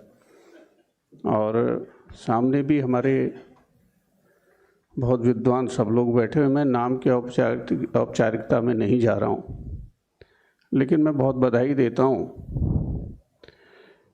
मैं बधाई इसलिए भी देता हूँ कि हमारे यशस्वी मुख्यमंत्री पुष्कर सिंह धामी जी ने, ये रजत वर्ष चल रहा है हमारा उत्तराखंड का, उस उत्तराखंड आंदोलन को आरंभ करवाने में मेरी भी गिलहरी जैसी भूमिका रही।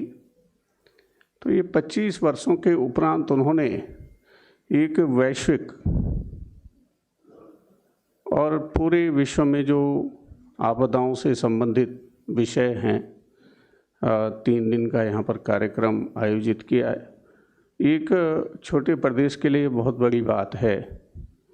और मैं पंत साहब से, दुर्गेश जी से, और वैसे भी आज नवमी है और इस समय तो 2-3 जगह जो है दुर्गा पूजा भी हो रही थी और वो दुर्गेश हैं। तो इस हिमालय और उत्तराखंड को, भाई दुर्ग के ईश हैं, तो उसकी रक्षा करने में उन्होंने महत्वपूर्ण भूमिका निभाई है। मैं आपको भी बहुत बधाई देता हूँ। लेकिन जो सस्टेनेबिलिटी और हिमालयन कॉरिडोर की आपने बात की है, क्योंकि मैं इससे बहुत आज से नहीं, 88 से मैं जुड़ा हुआ हूँ। 91 और 92 में तो मैं एंटायर प्लानिंग कमीशन को टिहरी और उत्तरकाशी लाया था। लेकिन जो सस्टेनेबिलिटी की आपने यहाँ पर बात की है, मेरे विचार से हम उस पर सोचते नहीं। और एक ग्राफिक जो एरा जो विश्वविद्यालय है, मैं तो शुरू से जो है इसके जो संस्थापक हैं उनके संघर्ष को भी देखा है। मैं परसों एक इसी तरह से एक अंतर्राष्ट्रीय सम्मेलन हिमालय पर दिल्ली में भी था, और मुझे परसों ही जो है दुर्गेश जी ने बताया कि आपने कोश्यारी जी के संरक्षण में यहाँ कुछ सीखने के लिए आना है। एक्चुअली क्या है जो मैं निवेदन करना चाहता हूँ, और मैं ज़्यादा समय नहीं लूँगा, आपका 5-7 मिनट का समय लूँगा। तो एक बड़ी भारी जो है अच्छी वहाँ पर एक मीटिंग थी, उसमें मुरली मनोहर जी और डॉक्टर करण सिंह दोनों थे। और वो थी हैबिटेट सेंटर में। सब कह रहे थे कि साहब जो है, जैसे मेरे कुछ मतभेद भी रहे, कोश्यारी जी से मतभेद रहे टिहरी बांध के बारे में। मैं नहीं चाहता था, इसलिए नहीं कि टिहरी बांध जो है वो कोई दूसरे कारणों से सुप्रीम कोर्ट तक भी गया मैं न बने, इसलिए कि उससे हमारी एक आध्यात्मिक, धार्मिक और सबके मन में होता है कि शरीर छूटने के बाद एक मुट्ठी राख जो है वो गंगा में पहुँचे।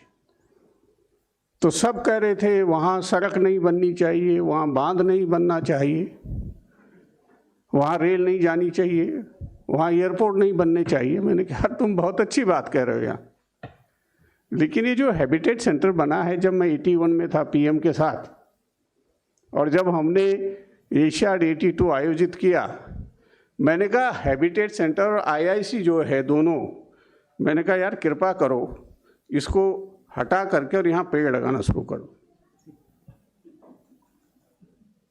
मतलब दिल्ली में, मेरठ में, गाजियाबाद में, मुंबई में, मद्रास में, चेन्नई में, वहाँ सब कुछ होगा।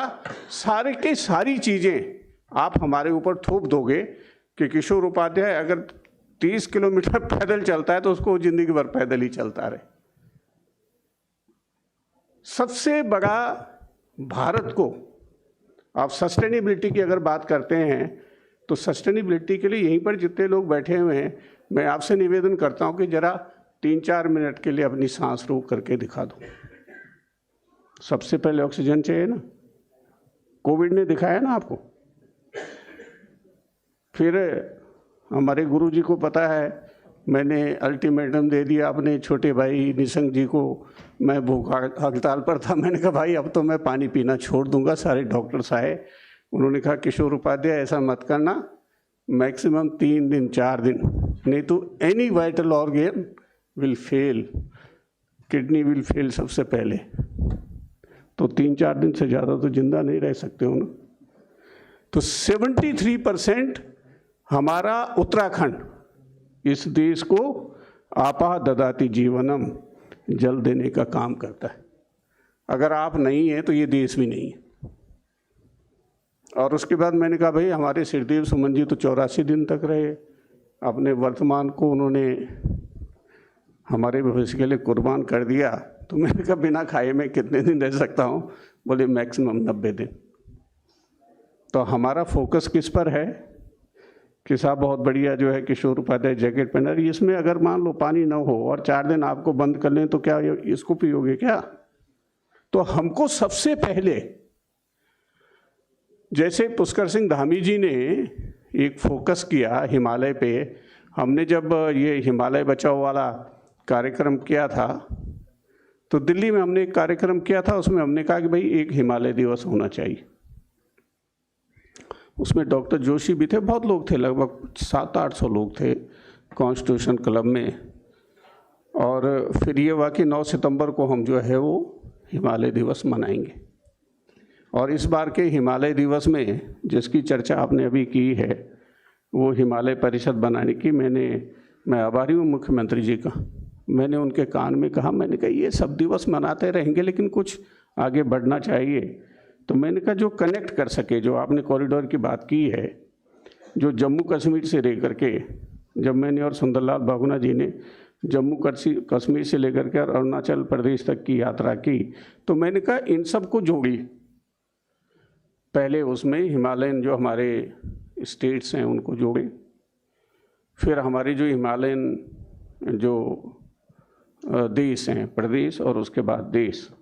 और हिमालय तो सबका है, जो अभी सबसे बड़ी आपके सामने जो त्रासदी आने वाली है, आपदा का ये कार्यक्रम उसी का एक अंग है।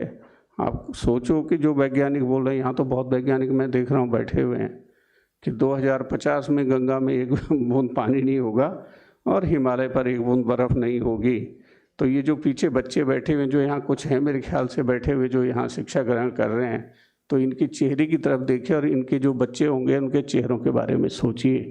तो इतना बड़ा जो आपने यहाँ पर ये world summit on disaster management 2025 का किया है, तो सबसे बड़ी त्रासदी तो ये आने वाली, अगर पानी नहीं होगा तो फिर कोई भी कैसे बचेगा, तो उससे बड़ी त्रासदी तो कोई दूसरी नहीं हो सकती है।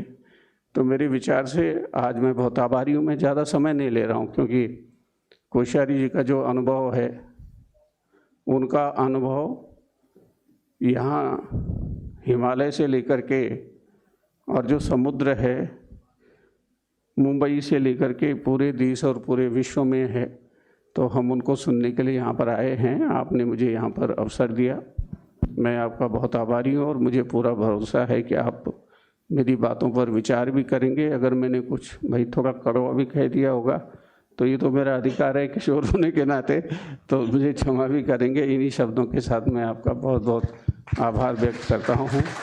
मैं एक सेकंड, मैंने एक बार सीएम साहब से कहा, मैंने कहा भाई आप मन में ये क्यों नहीं सोचते हो, हम ये क्यों सोचते हैं, मैं कोश्यारी जी से भी निवेदन करना चाहता हूँ, हम ये क्यों सोचते हैं कि हम छोटे राज्य हैं, हमारे खाली 5 सांसद हैं।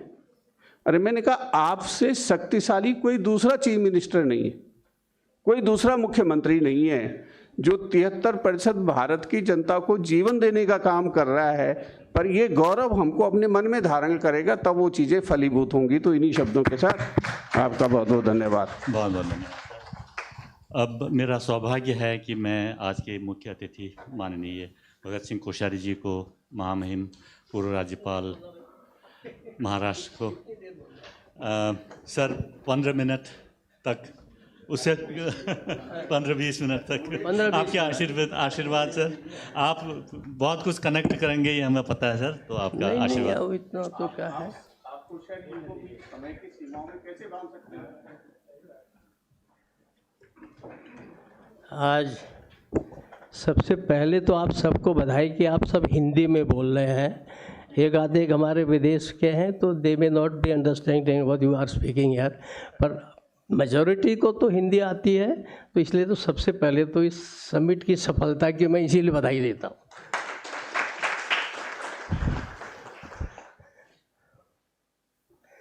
आज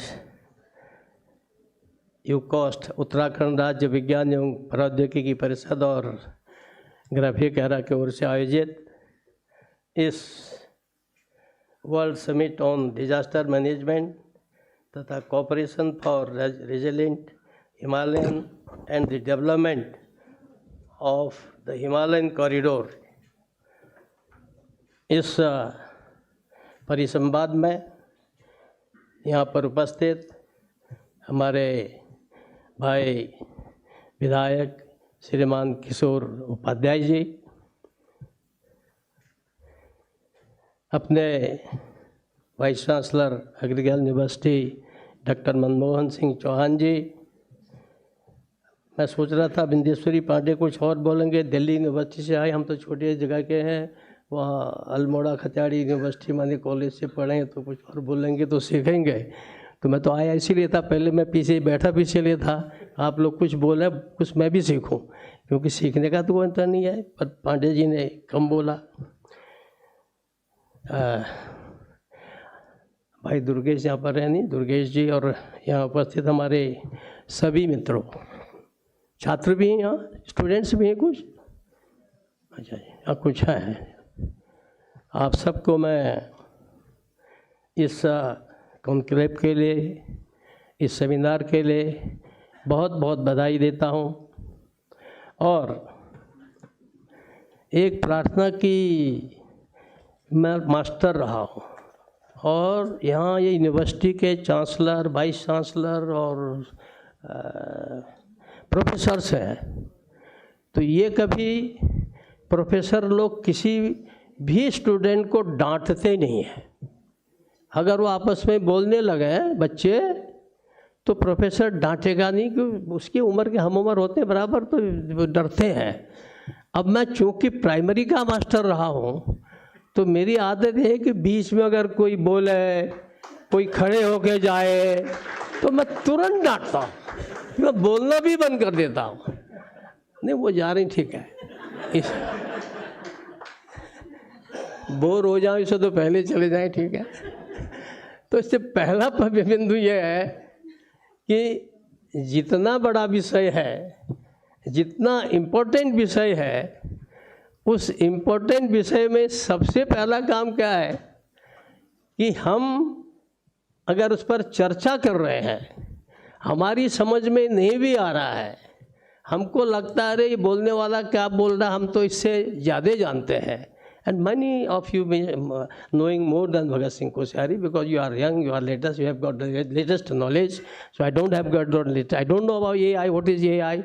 I only know AI means Adhyatmic intelligence. So इसलिए that I do not know. मैं WhatsApp चलाना भी नहीं जानता हूँ. मैंने कहा नहीं चलाऊँगा. तो आप सब लोग वैज्ञानिक हैं और नए ज़माने के वैज्ञानिक तो छोड़िए, छोटे छोटे बच्चे आजकल यानी कितनी चीज़ें जानते हैं. तो इसलिए मेरे बोलने में जितनी देर बोलूं, बोर भी हो जाओ तो थोड़ा बैठे रहिएगा तो अच्छा लगेगा मुझे. मैं अपनी बात शुरू करूं इससे पहले मैं कवि कुलगुरु कालिदास जी को उद्धृत करना चाहूँगा. कालिदास जी कहते हैं आज से 2000 साल से ज़्यादा पहले पैदा हुए हैं. तो उस समय कालिदास कहते हैं, Kalidas was not born in Uttarakhand और इन कश्मीर और in Arunachal. Kalidas was born in Ujjain और समवेयर देयर. लेकिन वो क्या कहते हैं अपने उसकी किताब के प्रारंभ में, अस्तुत्तरस्याम दिशि देवतात्मा हिमालयो नाम नगाधिराजा पूर्वोपरयस्य तोज निधि होगाय स्थिता पृथिव्याम यो मानदंडा. ऐसा लगता है कि ये क्या है, हिमालय ये देवतात्मा है, इट्स डिवाइन. आप जब डिविनिटी जोड़ देते हो, जब किसी को आप केवल मट्टी पत्थर और बर्फ़ नहीं समझते हो, and you think that Himalaya is not merely some soil, some earth, not merely some snow or this and that, but it is a divine thing given by God to us. तो आपका भाव एकदम बदल जाएगा. आप तब ये सोचेंगे कि हिमालय के प्रति मेरी क्या कर्तव्य होना चाहिए, what should be my duty for Himalaya, saving the Himalayas. तो आपके चिंतन में अंतर आ जाएगा.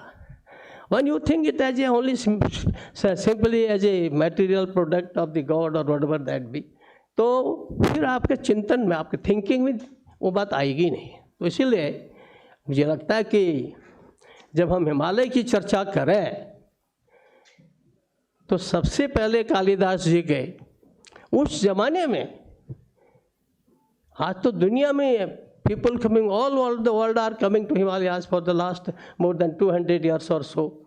और शायद हिमालय पर the westerners have done more work than our own Indian people इसलिए 150-200 सालों में. तो लेकिन तब जरा बताइए कि 2000 साल पहले जहाँ आने जाने का कोई साधन नहीं थे, तब हिमालय के बारे में लिखना और उसको पृथिव्याम मानदंडा, माने ये दुनिया का, वर्ल्ड का इस स्टैंडर्ड, एक प्रकार का ये सब जो पृथ्वी का एक स्टैंडर्ड होना चाहिए, वो मानदंड ये हिमालय है. तो और just imagine, even before Kalidas, the first Indian poet, Valmiki, those who wrote, or they never wrote Vedas, those who saw the mantras of Vedas, they are quite different. And after these Vedas, Upanishads, for the first time came as a poet, Valmiki. He wrote Ramayana, and in Ramayana क्या बोलते हैं वाल्मीकि जी, रामचंद्र जी की जब प्रशंसा हुआ, गुण बोलते हैं, नारद से बोलते हैं भाई ये गुण, ये गुण, ये गुण, ये गुण किस में होने चाहिए, 100 गुण चीज़ें पूछते हैं वो. तो उसमें से वो एक चीज़ ये बोलते पूछते हैं कि समुद्रयु गांभीर्य धैर्येण हिमवान युवा, कि व्यक्ति के अंदर, and every one of you should try to have this one, समुद्रयु गांभीर्य, यानी in gravity, that leader should be like the ocean, like the sea, and in resilience, in patience, he should be like the Himalayas. अब ये वाल्मीकि कहते हैं, और आज से 1200 साल पहले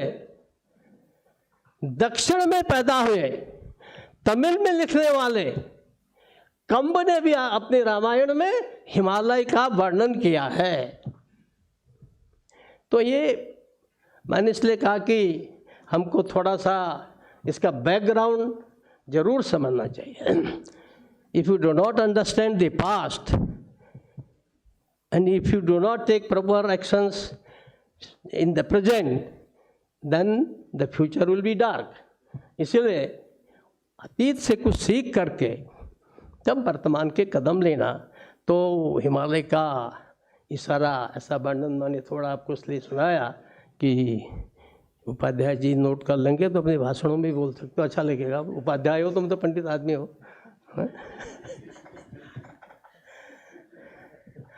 अब मैं, मुश्किल है कि वैसे भी आजकल कम बोलता हूँ, इन्होंने कहा और कम बोलो।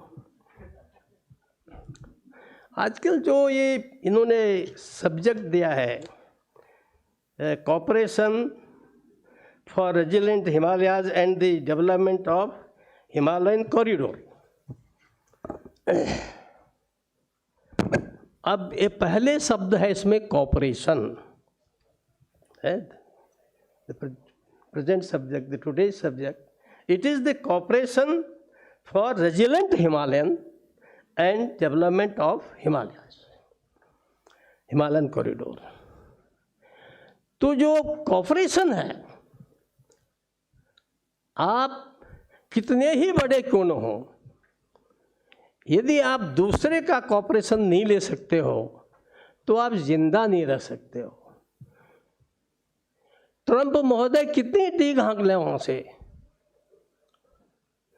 ये समझ लो कि अकेला चना भाड़ नहीं हो सकता, तो कुछ भी नहीं कर सकते, क्योंकि यू नीड कोऑपरेशन। इसीलिए सेकेंड वर्ल्ड वॉर के बाद सारे दुनिया की देशों ने देखा, यार हम लोग लड़ रहे हैं, मर रहे हैं, ख़त्म हो रहे हैं, ये गांधी अच्छा है, बिना हथियार के ही जो है ये आज़ादी लेने की तैयारी में बैठा है, तो हमको भी जरा इकट्ठा होना चाहिए।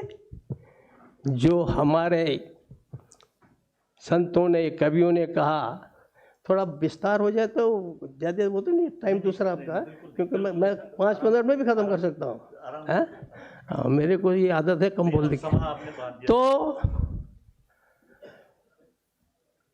उस समय फिर उन्होंने कहा दुनिया के देशों सब एक उसमें बनो, तब जा करके यूएनओ की स्थापना की गई,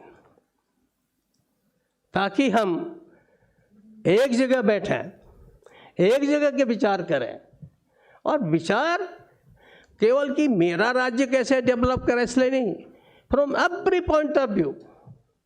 यूएन में हर विषय पर चर्चा होती है, जैसे आपके COP3 अभी हुआ है 30, चलता है ऐसे। और जब मैं यूएन में बोलने के लिए मुझे भेजा गया तो मेरे को सब्जेक्ट दिया गया ट्रैफिकिंग, तो I spoke about trafficking in UN.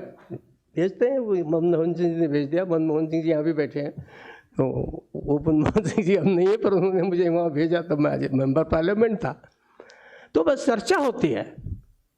तो इसलिए ये जो कोऑपरेशन की बात शुरू की है, जो आज का मेन विषय होना चाहिए कि without cooperation you can't do anything. तो कोऑपरेशन में क्या है, अब मैंने आपको वाल्मीकि को उद्धृत किया, मैंने आपको कालिदास को उद्धृत किया। तो हमारे यहाँ वेदों में कहा गया है, बहुत प्रसिद्ध मंत्र है वेदों का। एक बार इसको इंदिरा जी ने यूएन में भी आके वेस्ट में बोला था, और अटल जी और ये लोग तो बोलते रहते हैं। संगच्छध्वम संबद्धम सन्नो मनांसी जानताम, अर्थात let us speak together, let us go together, let us think together. यानी हम सब साथ चलें, साथ साथ बोलें, साथ साथ काम करें। ये वेद ने आज से 5000 साल पहले बोला है और यूएन तो अभी अभी 100 साल भी पूरे नहीं हुए।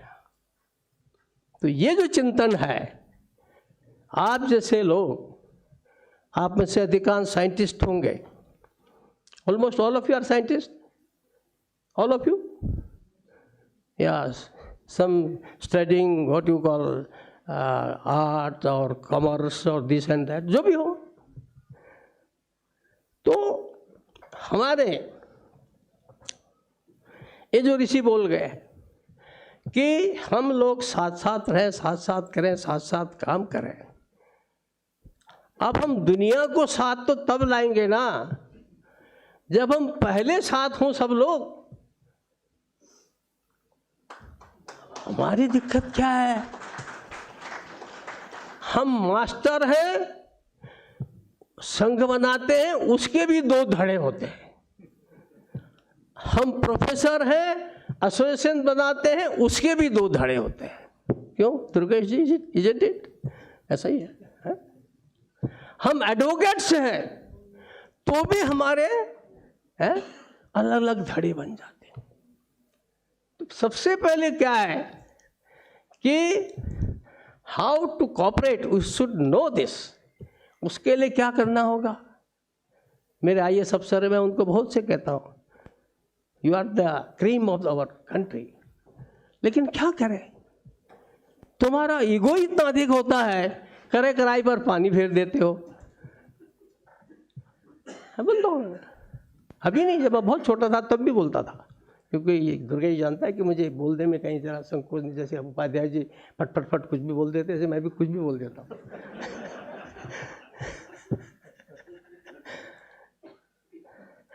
तो हम लोग हिमालय बचाने की बात, हिमालय कॉरिडोर बनाने की बात करते हैं तो उसका बैकग्राउंड, उसकी पृष्ठभूमि, we must know the background.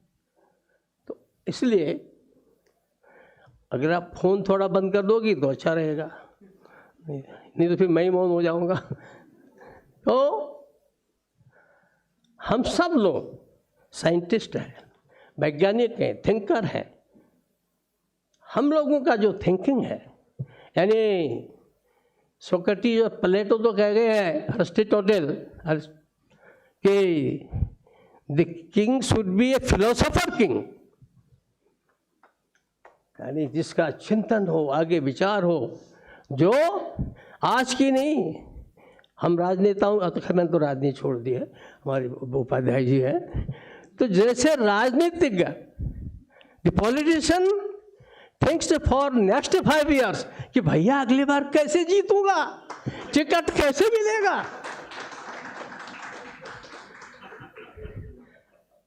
And the statesman thinks for the next generation.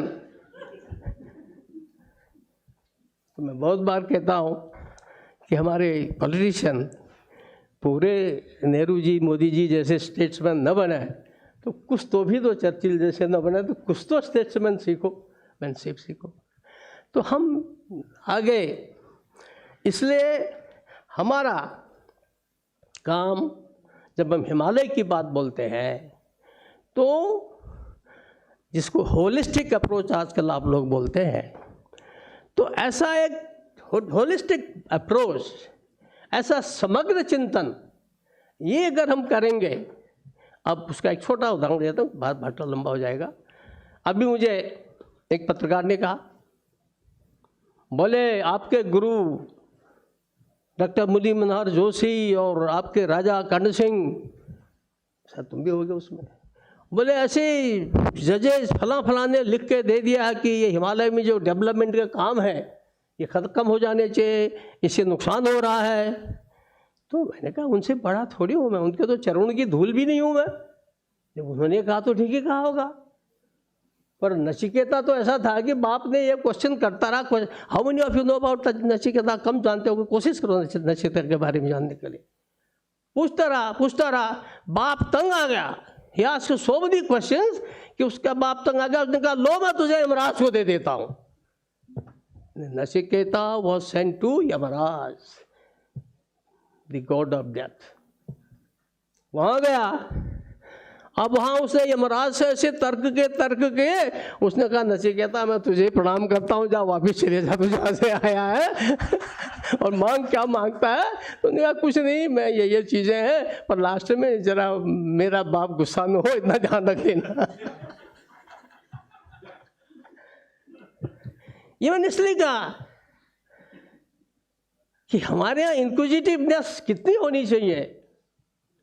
हम लोग जब रिसर्च करते हैं, मैं आप लोगों के रिसर्च बुक्स कभी लोग देते हैं, तो मतलब वो नीचे रेफरेंसेस इतने ज़्यादा होते हैं कि मुझे डर लगता है कि इतने रेफरेंसेस, इतने किताबें आप लोगों ने पढ़ी एक पीएचडी करने के लिए, तो आपको तो उतनी बात तो भगवान ही मिल जाना चाहिए थी, इतनी किताबें पढ़ ली तो।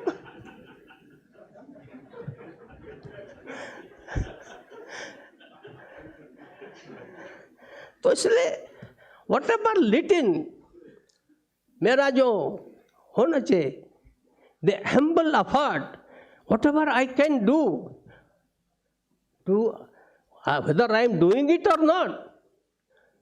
बात बड़ी बड़ी हम कर देंगे, भाषण दे देंगे, व्याख्यान कर देंगे। मैं अगर आपसे कहूँ चलो मेरे साथ, अभी मैं 18,000 फीट मंगड़ा पे गया था 84 ईयर्स में, आपसे कहूँ चलो जरा, तो पहले बोलेंगे सर जरा उसका ऑक्सीजन का इंतजाम करिए, ये कहीं सांस चली न जाए।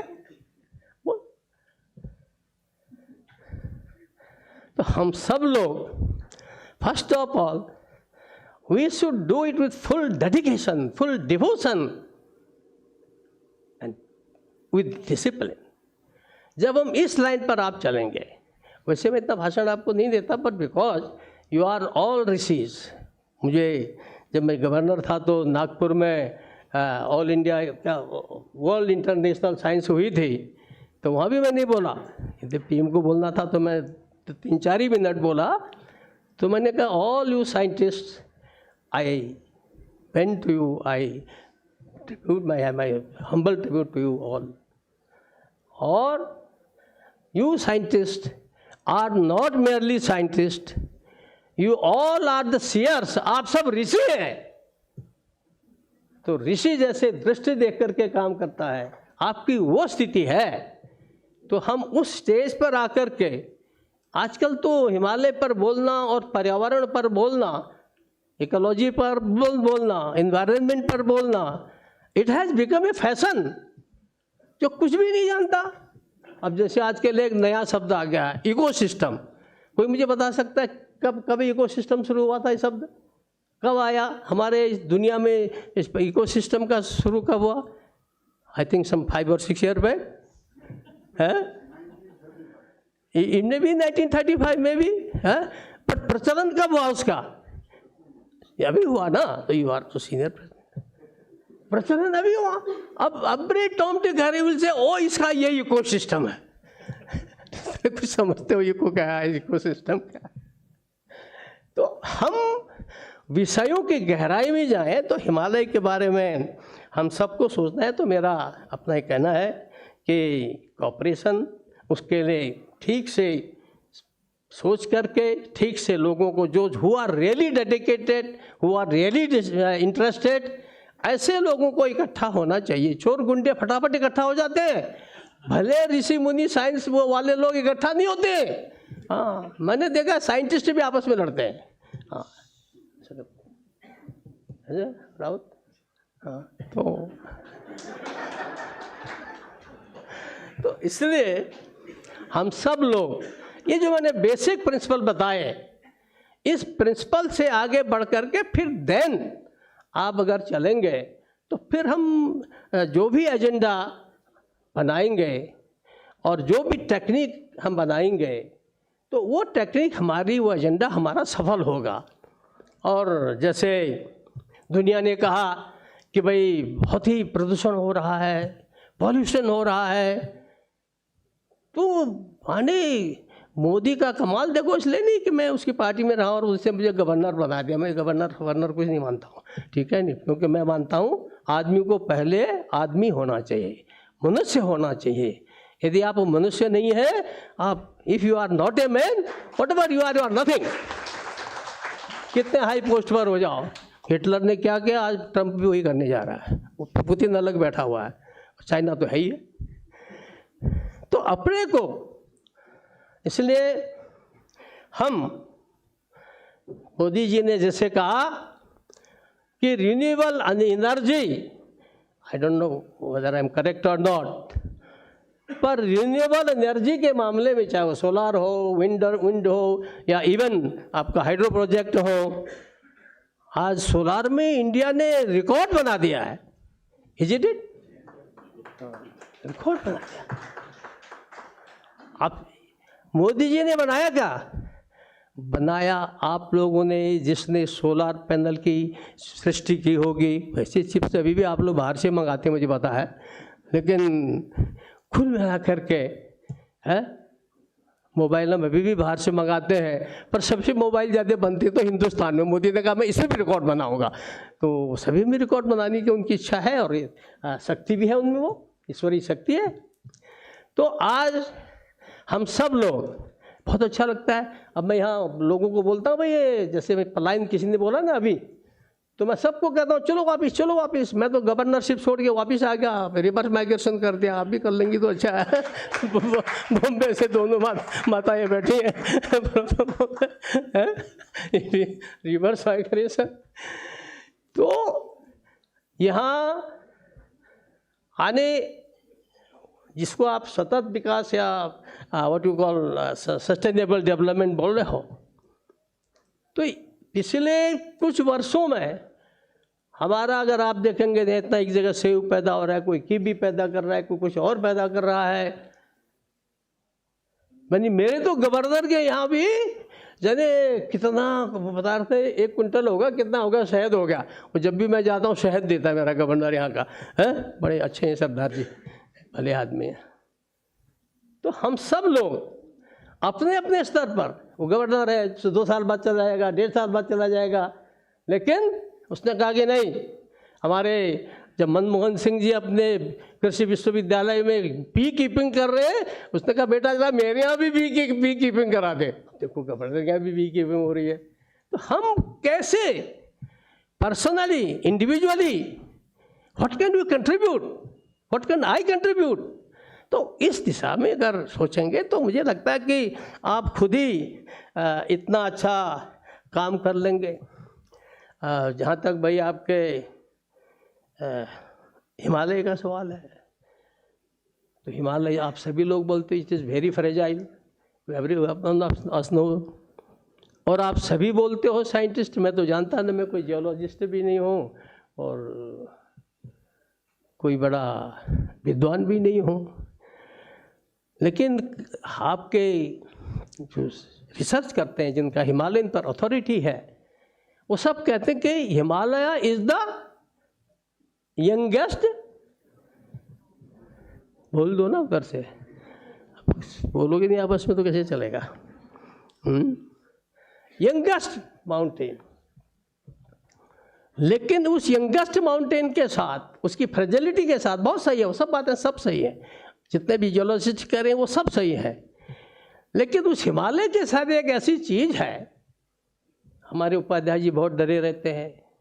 आपके जितने जियोलॉजिस्ट हैं, यूनिवर्सिटी के, भाई क्या बाडिया के, जहाँ के, वो रोज़ लिखते रहते हैं ये 5 किलोमीटर मिलम चला गया, वो कितना पीछे चला गया ग्लेशियर, फलां चला गया, फलां चला गया। वो कितने ही पीछे चला जाए, जैसे इंडिया, चाहे वो सिकंदर आए, चाहे अंग्रेज आए, चाहे औरंगजेब आए, कोई भी आए, उसके बाद भी क्या आपको लगता नहीं कि इंडिया आज टुडे फिर से जगत गुरु बनने की तैयारी में है? इसलिए कि इसके पास स्पिरिचुअल पावर है। The prime minister, the president, our sages, our sons, the saints, They do not go before the Prime Minister. The Prime Minister, the President, they bow before the Rishi, before the Sant, before the saint. ये भारत की परंपरा है, इसलिए आज जिंदा है. इसलिए उपाध्याय जी, ये अच्छा है, हिमालय गंगा बहुत अच्छा आपका, परंतु ये कतई डर मत करो कि खत्म हो जाएगा. साइंटिस्ट बोले ठीक है, उनका काम है, वो देख रहे हैं इतने सन में ये हुआ, इतने में हुआ, इतना पीछे आ गया. It is their duty and they are doing well their duty. पर ये हमारा क्या कर्तव्य है कि क्यों खत्म होगा, गया पीछे, कोई बात नहीं, हम प्रयास करेंगे. आप लोग जो प्रयास कर रहे हो, साइंटिस्ट लोग, हम राजनेता लोग जो हैं, राजनीति की पॉलिसी बनाते हैं, वो आप लोगों के हिसाब को जोड़ करके ही बनाते हैं. आपको माइनस करके क्या करेगा राजनेता? वोट पाले करके थोड़ी काम कर लेगा, उससे तो नहीं होगा. Then whatever your research, that is very much valuable. इसलिए हर राजनेता, दुनिया का राजनेता, नई नई खोज को बड़ा ऊंचा स्थान देता है. तो मुझे लगता है कि हमारा ये जो एंगस्ट माउंटेन है, ये it is very very resilient mister Durgesh. हाँ, it's very very resilient. Nobody can harm it. उधर से ब्रह्मपुत्र में बना रहे, पीछे से कितना ही बड़ा डैम, कुछ नहीं होगा. लोग डरते थे, यहाँ मैंने बंद कर दिया इनका, क्या भगा दिए इनके टिहरी के लोगों को. तो लोग बोलते ये नुकसान हो जाएगा, वो नुकसान हो जाएगा.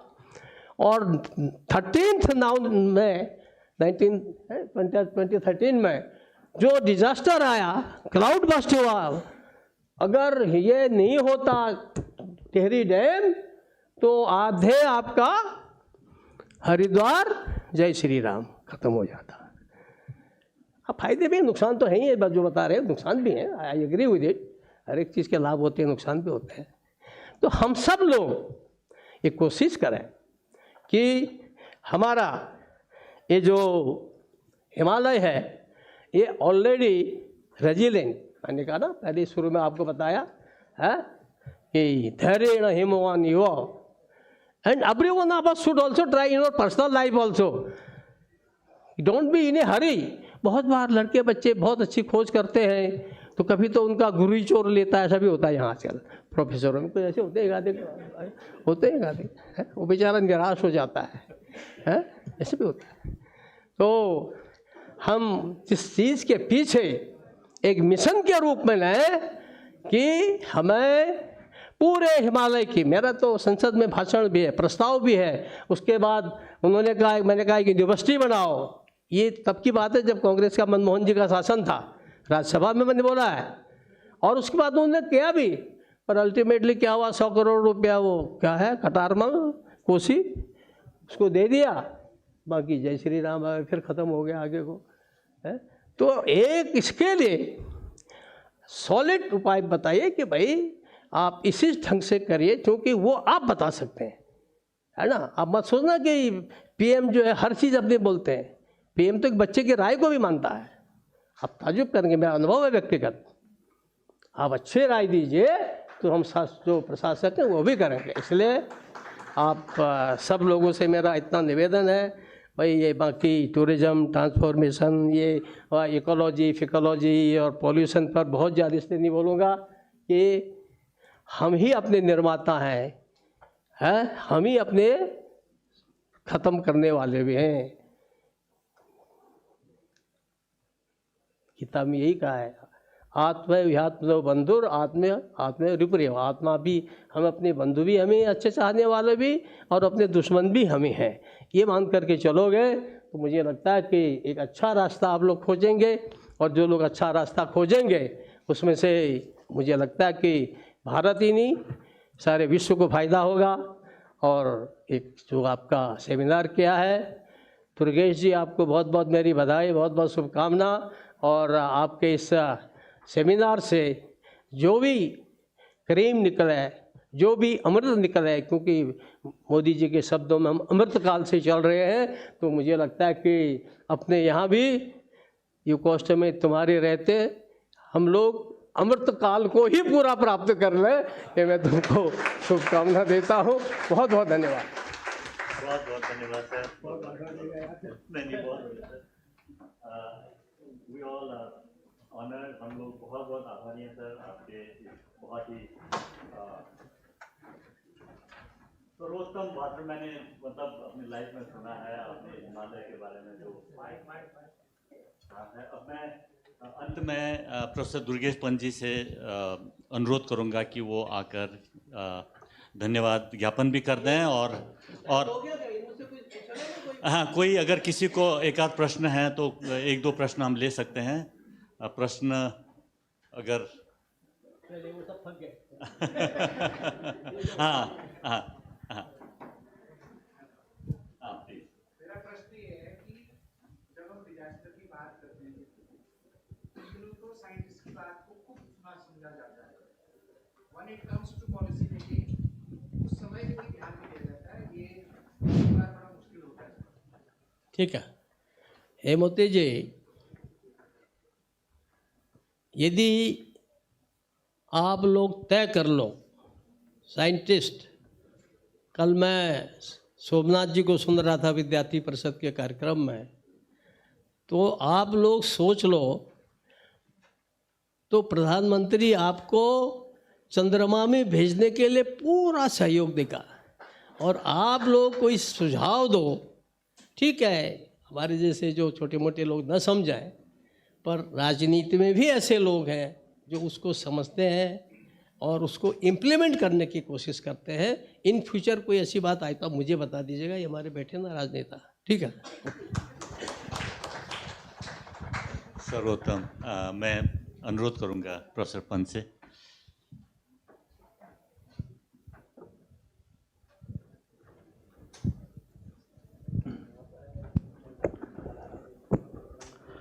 देखिए, कभी कभी ऐसा होता है कि आपको हिमालय की भव्यता का एहसास होता है। आप समझते हैं कि भव्य हिमालय व्यक्तित्व के रूप में, कृतित्व के रूप में किस तरह से सामने और कितना आनंदित करेगा। तो आप माननीय भगत सिंह कोश्यारी जी को देख लीजिए,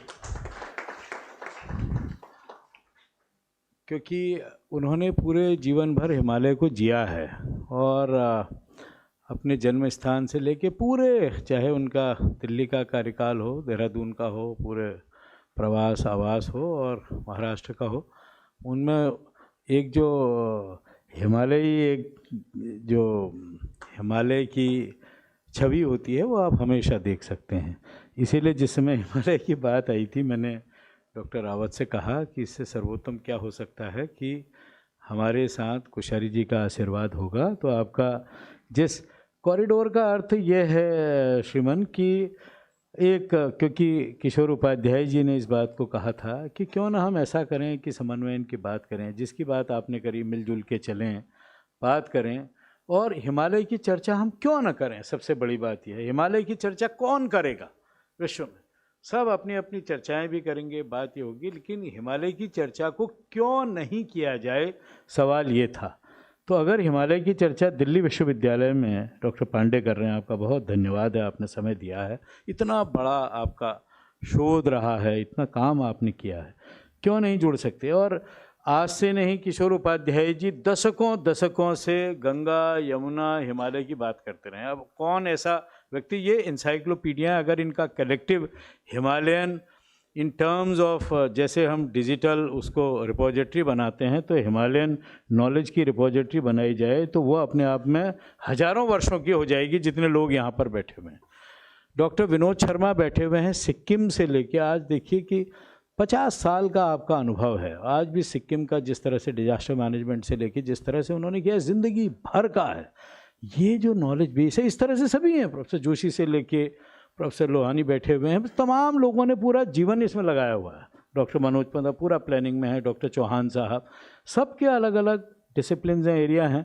डॉक्टर रावत WII से लेके, अगर आप उनको माउंटेन गोट कहा जाता है, कितना उन्होंने चले हैं, गए हैं, ये traversing through all these Himalayan routes, और जो कॉरिडोर है पूरे के पूरे नॉर्थ ईस्ट से लेके इतना काम किया है। तो बात ये थी श्रीमन कि हम उसको कैसे जोड़ सकते हैं, ये बात थी।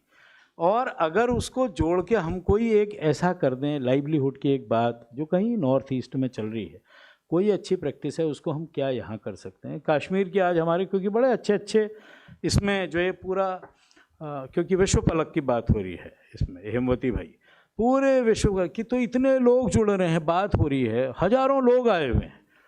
आज भी जो हमारे पास अभी मैं एक सेशन से आया तो उसमें बच्चों के 95 ब्लॉक के बच्चे हैं, उत्तराखंड के 95 ब्लॉक के बच्चे, और उनमें डिजास्टर मैनेजमेंट, हिमालयन इंटेलिजेंस और इसकी क्लाइमेट चेंज और उस पर क्विज चल रहा था। यहाँ 13 टीम आई हुई हैं, अभी 3 टीमों में उनका अभी फाइनल हुआ है, पहली टीम। और अगर आप उनके प्रश्न उत्तर देखें आप अवाक रह जाएंगे जिस तरह की उनकी समझ है। ये छोटे बच्चे हैं। Many a times we wonder, we think we, the so-called elders, we know so much, but we got to learn so much from these youngsters. इतना कुछ है उनके पास। ये कनेक्ट बनाने की बात है कि हम किस तरह से जुड़ें। तो अभी उसमें पहली टीम आई है पौड़ी की, दूसरी चंपावत की, तीसरी रुद्रप्रयाग की, अभी मैं होके आया हूँ उनसे। कमाल की बात है, हजारों बच्चे जुड़े हुए हैं। अभी रीमा जी वो कर रही थी तमाम विश्वविद्यालयों में, स्कूल्स में, तो 10,000 वॉलंटियर्स बन रहे हैं जो DRR की बात कर रहे हैं श्रीमन। तो कुल मिला के ये एक बड़ा, मैं उस शब्द को इस्तेमाल करने में डर रहा हूँ, इसलिए मैं यहाँ से इकोसिस्टम कह रहा हूँ।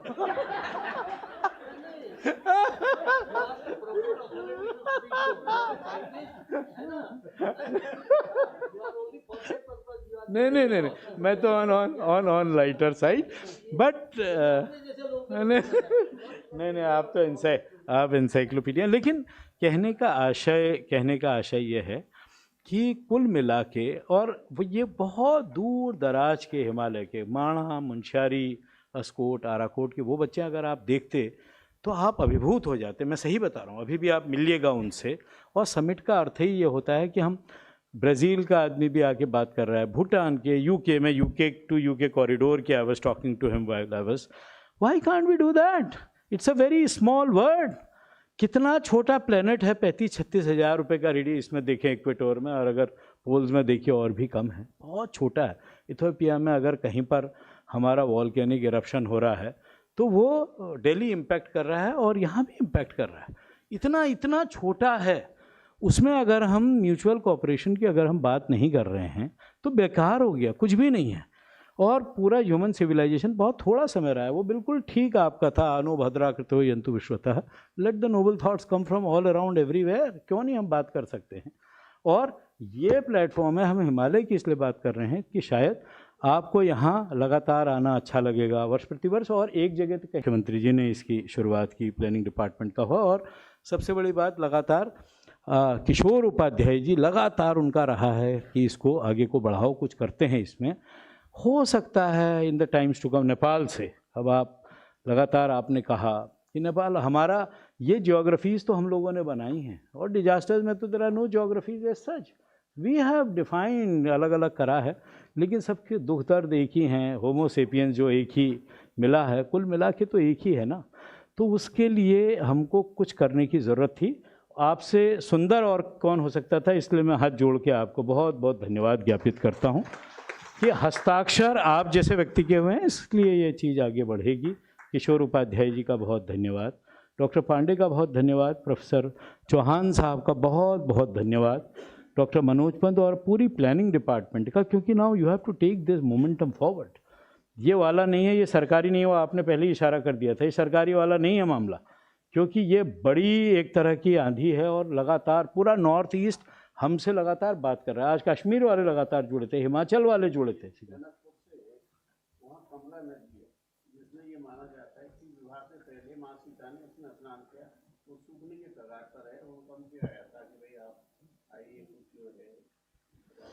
तो ये वाला ये भी इसके साथ में रहेगा। और मैं डॉक्टर रावत का और आप सभी लोग आए, विशेष रूप से डॉक्टर विनोद शर्मा का, आपका बहुत आभार, डॉक्टर जोशी का, सभी नेपाल से, यूके से और हमारे अन्य स्थानों से आए हुए सभी आगंतुकों का, प्रोफेसर लोहानी यहाँ पर हैं, आपका सभी का बहुत बहुत आभार। आपने हमको समय दिया, क्योंकि अगला सत्र हमारा बड़ा सुंदर है, इसी के क्रम में है, संस्कृत और संस्कृति और धरोहर पे है। उसके बाद बहुत सुंदर ढोल दमाऊ का कार्यक्रम है, और नंदा राजजात का है, तो आप उसका बड़ा आनंद लीजिएगा। ये सब हिमालय से जुड़ी हुई संस्कृति से हैं। हम लोगों ने साइंस टेक्नोलॉजी, आज दिन में इसरो का भी था, तमाम थे, टेक्नोलॉजी और इसका ब्लेंड तो है ही, लेकिन उसके साथ ये इसलिए जोड़ा है कि ये समागम हो सके साथ साथ में। आप सभी लोगों का बहुत बहुत आभार, बहुत बहुत धन्यवाद। सर मेमेंटो है, सर 2 मिनट मेमेंटो है सर। कृपया अपने स्थान पर बैठे रहें। माननीय गरिमा मुख्य अतिथि महोदय की गरिमा में उपस्थिति है, कृपया अपने स्थान पर बैठे रहें।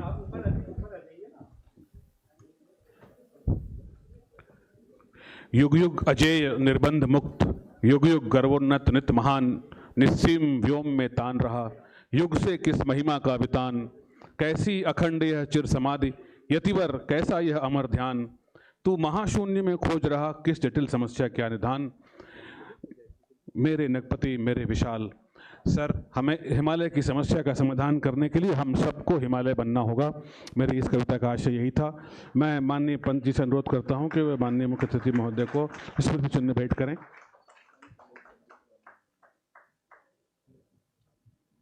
So as a gesture of honor and appreciation to Honorable Chief Guest, Honorable Special Guest.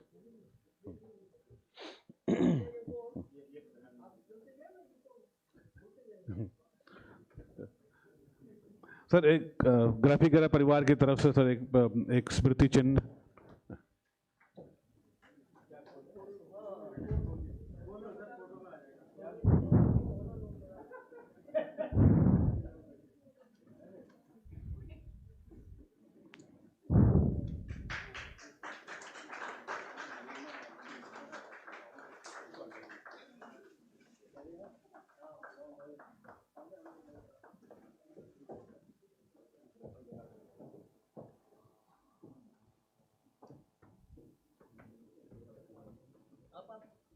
Sir,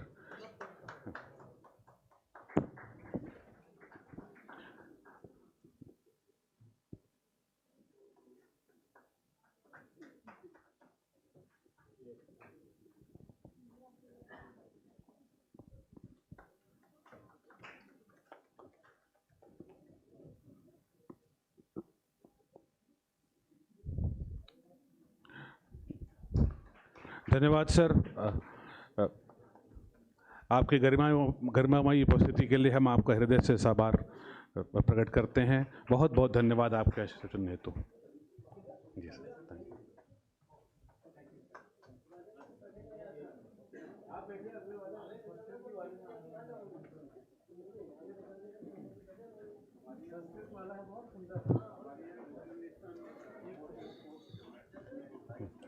Ladies and gentlemen, immediately after this session, after the dispersal of today's chief guest, we will be resuming the session, and it will be on resilience through traditional knowledge system, Sanskrit, Sanskriti, Parampara. The session partners are Indian Knowledge System Center, IIT Roorkee, and Sanskrit University, Haridwar.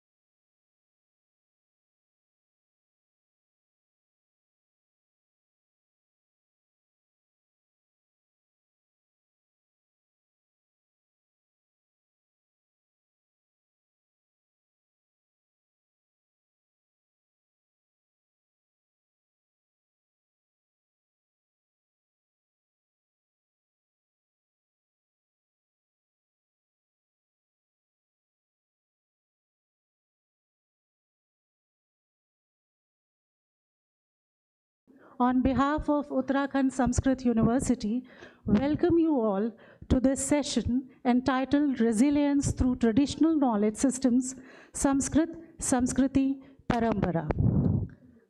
कार्यक्रम को आगे बढ़ाते हुए मैं अपने दोनों छात्रों को आमंत्रित करती हूँ कि वो यहाँ आएँ और एक विधिवत स्वागत के रूप में मंगलाचरण प्रस्तुत करें।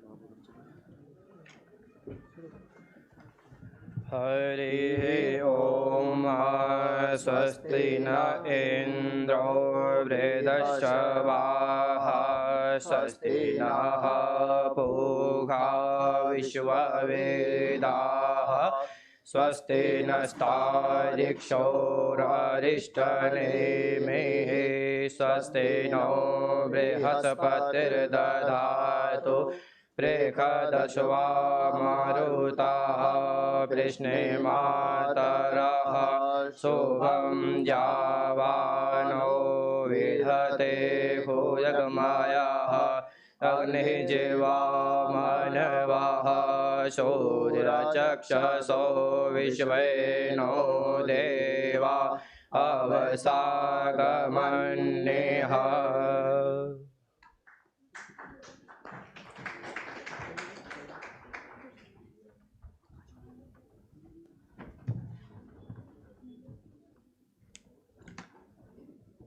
Our ancient Indian Sanskrit knowledge offers a vast body of knowledge encompassing the concept of disaster, apada, vipatti or pralay, not merely as a physical or natural calamity, but as a multidimensional event encompassing moral, cosmic and ecological imbalance.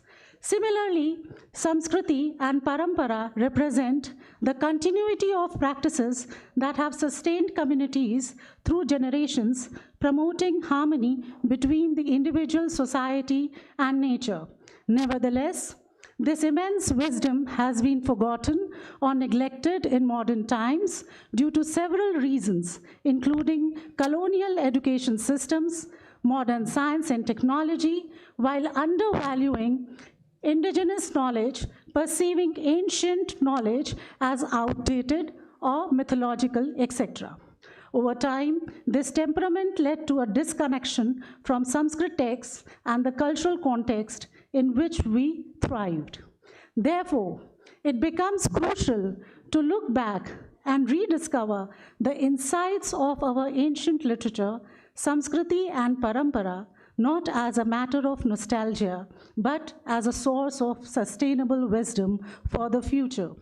During this session, the deliberations by distinguished Sanskrit scholars shall seek to revisit and reinterpret the timeless sources to understand how ancient India conceptualized and addressed disasters, along with exploring how ancient knowledge systems contributed to the concept of disaster and its management. Also, the deliberations will seek to bridge the gap between traditional wisdom and modern science, underscoring that disaster management is not merely a technical or administrative exercise, but a civilizational ethos deeply embedded in India's spiritual and cultural consciousness.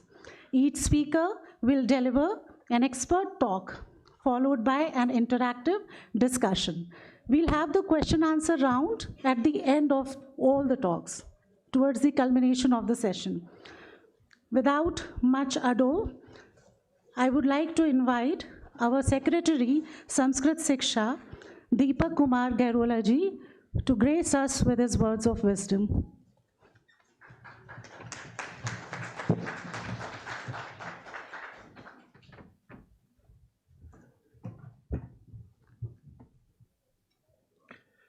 मैं आप सभी का इस world summit of disaster management में स्वागत करता हूं और आज के जो पैनल में हमारा डिसास्टर मैनेजमेंट का सब्जेक्ट रखा गया है संस्कृति और जो हमारे पुरातन ग्रंथ हैं उसमें डिसास्टर मैनेजमेंट के बारे में, तो मैं थोड़ा सा आपको ये बता दूं। सबसे पहले तो मैं यूकॉस्ट का धन्यवाद प्रकट करूंगा पुनः यहाँ पे कि यूकॉस्ट इस बार ये जो 20वीं साइंस कांग्रेस हो रही है, इससे पूर्व जो 19वीं साइंस कांग्रेस थी पिछले वर्ष, तो पिछले वर्ष पहली बार हमने संस्कृत एवं विज्ञान पे इसी तरह की कांग्रेस में एक लगभग 3 घंटे की कार्यशाला की थी। दून यूनिवर्सिटी में पिछले वर्ष ये कार्यक्रम हुआ था और इस बार पुनः उन्होंने हमें ये सौभाग्य प्राप्त करवाया है कि आज हम संस्कृति और डिसास्टर मैनेजमेंट में अपने विचार यहाँ पे हमारे पैनलिस्ट व्यक्त करेंगे। तो मैं आपको ये बताना चाहूँगा कि भारतीय ज्ञान प्रणाली में जो आपदा प्रबंधन विषय है वो केवल प्राकृतिक आपदाओं से बचाव तक सीमित नहीं है, बल्कि मनुष्य, समाज और प्रकृति के बीच संतुलन बनाए रखने का समग्र दृष्टिकोण प्रस्तुत करता है। हमारे प्राचीन ग्रंथों में आपदा प्रबंधन के महत्वपूर्ण सिद्धांत दिए गए हैं जो आज के वैज्ञानिक आपदा प्रबंधन मॉडल से पूरी तरह संगत है। वैज्ञानिक दृष्टि से देखा जाए तो जल स्रोतों का जो संरक्षण है, या हम कहें जो वृक्षारोपण हम करते हैं, या उपयुक्त बसावट की बात आती है, सामुदायिक सहयोग और प्रकृति के संकेतों का अध्ययन, ये जो विभिन्न सिद्धांत हैं, इनका आधुनिक डिसास्टर रिस्क रिडक्शन, जिसको हम डिसास्टर मिटिगेशन भी कहते हैं, ये उसके मूल तत्व हैं, जो ये मैंने आपको 5-6 चीज़ें ऊपर बताई। तो यह दर्शाता है कि भारतीय ज्ञान परंपरा वैज्ञानिक समझ और अनुभव पे आधारित है। आज देश में सिर्फ संस्कृत के विद्वानों को ही नहीं, अपितु प्रत्येक व्यक्ति को इस ज्ञान को समझना आवश्यक है, क्योंकि आपदा प्रबंधन केवल सरकार का विषय नहीं है, ये एक हम सबका सामूहिक और सामाजिक दायित्व है। यदि समाज भारतीय ज्ञान प्रणाली के इन सिद्धांतों को अपनाएगा तो निश्चित रूप से वो अधिक सुरक्षित, सजग और लचीला बन सकता है। इसी भावना को दृष्टिगत रखते हुए उत्तराखंड संस्कृत विश्वविद्यालय एवं IIT रुड़की के संयुक्त तत्वाधान में इस अंतर्राष्ट्रीय सम्मेलन में संस्कृत संस्कृति एवं परंपरा विशेषक, जो ये हमारा विषय है, एक विशेष सत्र इसका आयोजन किया जा रहा है। और यह सत्र भारतीय दर्शन तथा ज्ञान प्रणाली में आपदा प्रबंधन के निहित विभिन्न बिंदुओं को आपके समक्ष प्रस्तुत करेगा। हमारे विद्वानों का पैनलिस्ट आपके सम्मुख है, तो मैं आशा करता हूं कि यह सत्र अपने उद्देश्य की पूर्ति में सफल होगा। और इन शुभकामनाओं के साथ मेरा आप सभी को पुनः धन्यवाद और बधाई। जयतु संस्कृतम, जयतु भारतम। धन्यवाद। Thank you, sir. Our first speaker is Professor P.V.B. Subramaniam ji. Currently, he's serving as Director of Sri Raghunath Kirti Campus of Central Sanskrit University at Devprayag of Uttarakhand. He has been working as a principal investigator of a project titled Revival of Indian Calendars based on IKS and establishment of its social, environmental, academic, scientific, and universal acceptability. One of his keen areas of interest is Advait Vedant and its similarity with astrology. Posted a series of 85 videos on Bharat Vishwa Guru Kaise, 139 videos on Surya Siddhant to promote Anvekshanatmak Buddhi in Oriental students. Presently on the board of editors of Bhojraj Panchang, published by Central Sanskrit University, and Dean of School of Yogic Science and Holistic Health Practices of Central Sanskrit University. His topic today is World Peace, and I give you Professor Subramaniam ji.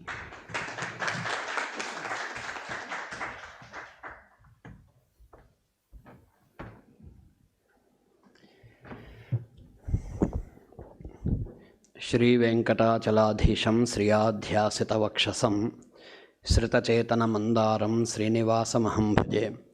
नमः सभायै।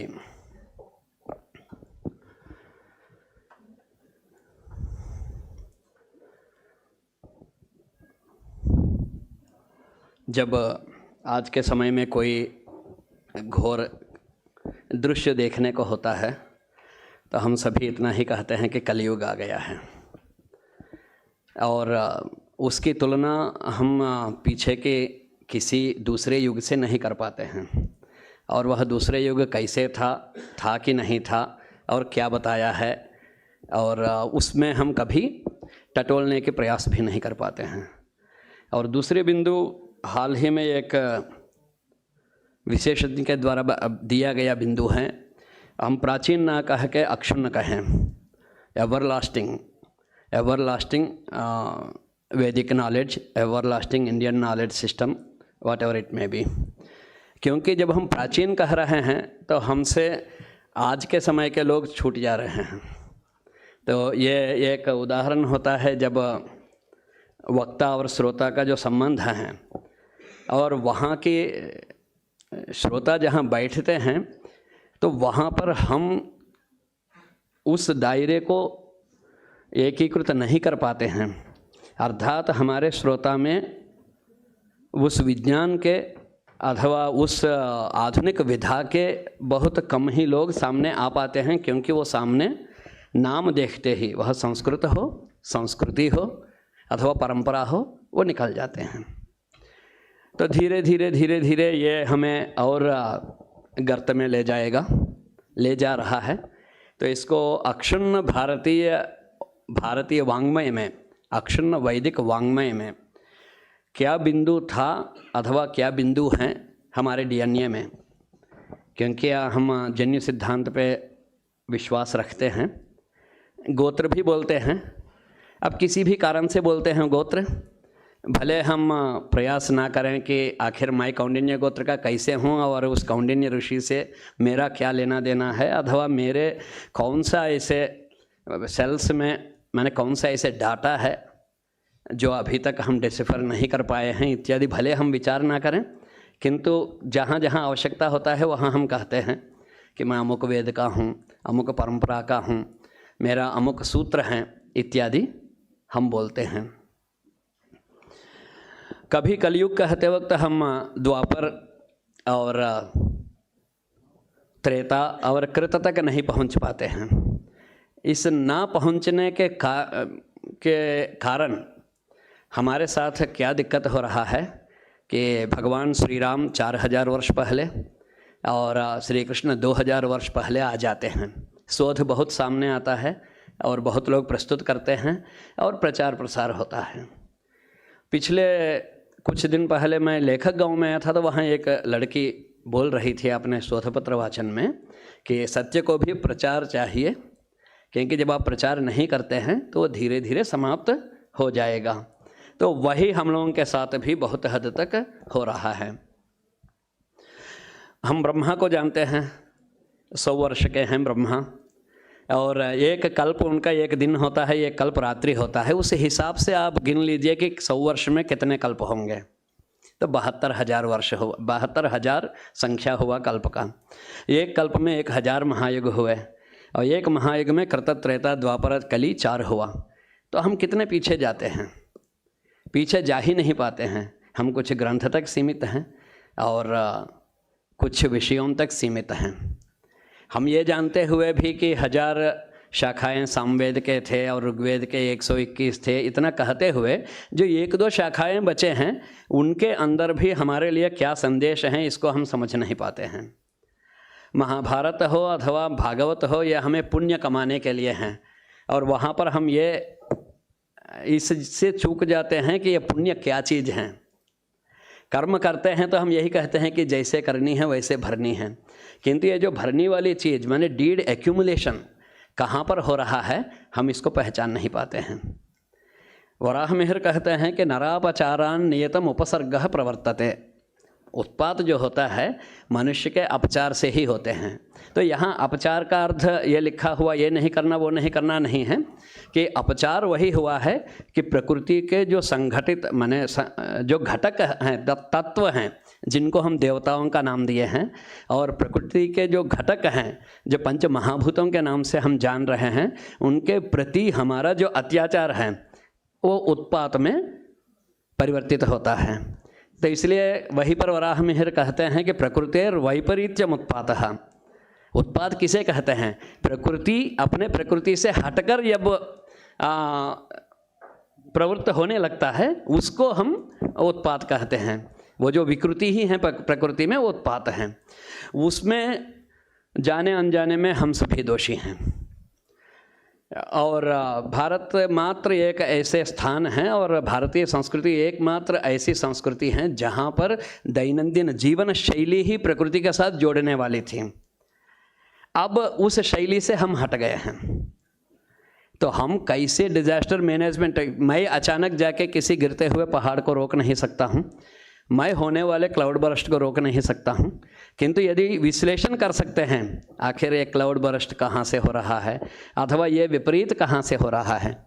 तो पहले का एक समय था, पहले का एक समय इसलिए कहना पड़ रहा है, वह एक विकल्पा भाव है। जैसे मैं कहा ना अक्षुण्ण भारतीय संस्कृति, तब भी ये कहना पड़ता है पहले का समय था। पहले के समय में क्या था कि आप नया मंदिर बनाइए तो आपको पुण्य मिलेगा, किंतु पुराने मंदिर का आप जीर्णोद्धार कीजिए तो जो नया बनाने से जो 8 गुना ज़्यादा मिलेगा। और मंदिर का लक्षण क्या है? मंदिर सरोवर के बिना नहीं हो सकता है। सरोवर का लक्षण क्या है? वो बगीचे के बिना नहीं हो सकता है। यानी उद्यान और सरोवर ये दोनों के बिना मंदिर नहीं हो सकता है। तो वही वराह मिहिर कहते हैं कि देवताएं रमते कहाँ हैं, देवता कहाँ वास करना चाहते हैं? सलिलोद्यान युक्तेषु कृतेषु वकृतकेषु च। माने सलिल और उद्यान जहाँ होते हैं वहाँ होते हैं। आज हमारे भगवान संगमरमर में आ गया है, वहाँ चारों ओर हम कहीं मिट्टी रहने नहीं देते हैं और वहाँ पानी का संपर्क तो होता ही नहीं है। तो यानी हम अपने प्रकृति के साथ हम जो अपचार करते जा रहे हैं, हमें ये नहीं लग रहा है। 1 मई एसी चला लिया तो क्या हुआ, CFC इतने से क्या हो गया, 1 मई गाड़ी चलाया तो क्या हुआ, तो 1 मई इतना किया तो क्या हुआ। तो ये एक संबंध है प्रकृति के साथ। पहले क्या था, प्रकृति के नज़दीक तक रहना है, अर्थात आप तोरण बांधिए तो आम के पत्तों का, आप भोजन कीजिए तो पत्तों में, आप भोजन बनाइए तो उसी प्रकार से आप बैठिए नीचे और भोजन कीजिए। जो आज जापान, पूरा जापान अमल रखता है, वहाँ पर कोई ऊपर बैठ के बेंच पे नहीं खाते हैं। तो ये सब बातें हमारा कहाँ चले गए? आज हम कहीं पत्र में तो लाते ही नहीं हैं। तो अब दक्षिण तक भी धीरे धीरे ये बात बहुत फैल गया है कि केले के पत्ते जैसे ही प्लास्टिक को छाप के फिर उसमें खिलाते हैं। तो यानी हम धीरे धीरे छूटते हुए जा रहे हैं। कोई हमें बड़े वैज्ञानिक होने की आवश्यकता नहीं है, क्योंकि हमारे भारतीय ज्ञान भंडार की जो वैज्ञानिकता है, जिस स्तर से विज्ञान भरा हुआ है, तो वो हमारे पहुंच से अभी बहुत दूर हैं। अब हमें उसको जन सामान्य तक कैसे लाना है, तो हमें सबसे पहले उसका अनुकरण करना होगा। हमारे जीवन शैली ही ऐसे चाहिए कि हमें उठने से लेकर, हमारे व्यवहार से लेकर, हमारे प्रकृति तक, उपयोग तक, जितने कस्टम्स, जितने रीति रिवाज हैं, आप कहीं भी देखिए उसमें पंचमहाभूतों के बिना कोई संबंध ही नहीं होता है। ग्राम का, गांव का उत्सव हो, ग्राम देवता का उत्सव हो, घर का उत्सव हो। अब आजकल गणेश चतुर्थी, उसमें एक बात आती है, एक जगह 21 पत्रों का पूजा होता है। गणेश चतुर्थी में भाद्रपद मास में जो आता है, उसमें ये नहीं होता है कि फूल ले आओ, उसमें सब पत्र ही होते हैं। तो उसमें देवदारू हैं, मरुवक हैं, माने इतना दाड़िमी है, इतना पत्र आते हैं कि उन पत्रों का नाम तक अब हम अपने भाषा में नहीं जान पाते हैं। तो पेड़ को पहचानना तो अलग ही चीज़ है। तो ये बहुत दूर की बात नहीं है। प्रकृति में रहना है, प्रकृति के साथ रहना है, प्रकृति के साथ एक सिंक्रोनाइजेशन माने तादात्म्य संबंध बनाए रखने का ही जितने भी लिखा हुआ है। अब महाभारत में यदि वो कहते हैं कि आपको पेड़ पुत्रवत, माने आपको बेटे जैसे ही इस लोक में और अगले लोक में भी वो तारता है। तो इसी तरह आप किसी भी पुराण में चल जाए, दशपुत्र समो द्रुमः, फिर आगे जहाँ जहाँ आप चलेंगे, जहाँ पंचांग की जो भी प्रवृत्ति आया है, ये सब हमें एक प्रकृति के साथ जोड़ के रखने की बात थी।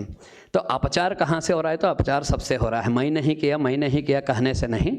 इस समय में पर्यावरण में जो परिवर्तन आ रहा है उसमें हम सभी दोषी हैं। हम सभी इस कारण से दोषी हैं कि जो घर बनाने के नियमों से लेकर हमारे दैनंदिन विषयों में जिन पंचमहाभूतों को जिस तरीके से कद्र देना है, जिस तरीके से महत्व देना है, वहाँ जहाँ हम चूक रहे हैं तो उससे प्रकृति में बहुत परिवर्तन आते जा रहा है। कलयुग है, जैसे यदि ज़्यादा बोलने पर हम ही कहेंगे कि कलयुग है, तो इसलिए ऐसे ही होता है। तो मैं बहुत प्रवचन देना नहीं चाहूँगा। पंचांग हम सभी जानते हैं। इस समय हम केवल बेटा बेटी के जब शादी करना हो तभी पंचांग तक पहुंचते हैं कि एक ऐसे डिवाइस, एक ऐसे स्टोरेज डिवाइस, एक ऐसे मार्गदर्शक, अब वो मार्गदर्शक ना रह के वो हमारे लिए केवल कुछ समय के हमारे कार्य निकालने वाला वस्तु हो गया है। तो हमें अपने प्रवृत्ति में परिवर्तन ले आना होगा। भारतीय संस्कृति में जिस प्रकार की जीवन शैली है, मैंने हम धीरे धीरे आ सकते हैं। आज अचानक आप भारतीय जीवन धारा अथवा भारतीय ज्ञान परंपरा को ला ही नहीं सकते हैं। भारत का कोई भी व्यक्ति निरक्षर नहीं हुआ करता था, अर्थात यहाँ पर जो पढ़ा लिखा नहीं है वो भी प्रकृति को पहचानने की क्षमता रखता था। वो किसान हो, वो जानता है कि कब जाके हल चलाना है।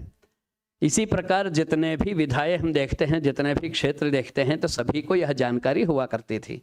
अब हम इस ये कहने में आ गए हैं कि हमारे दादी बोलती थी, हमारे दादाजी बोलते थे करके हम वहाँ से भी छूटते हुए आ रहे हैं। अब समय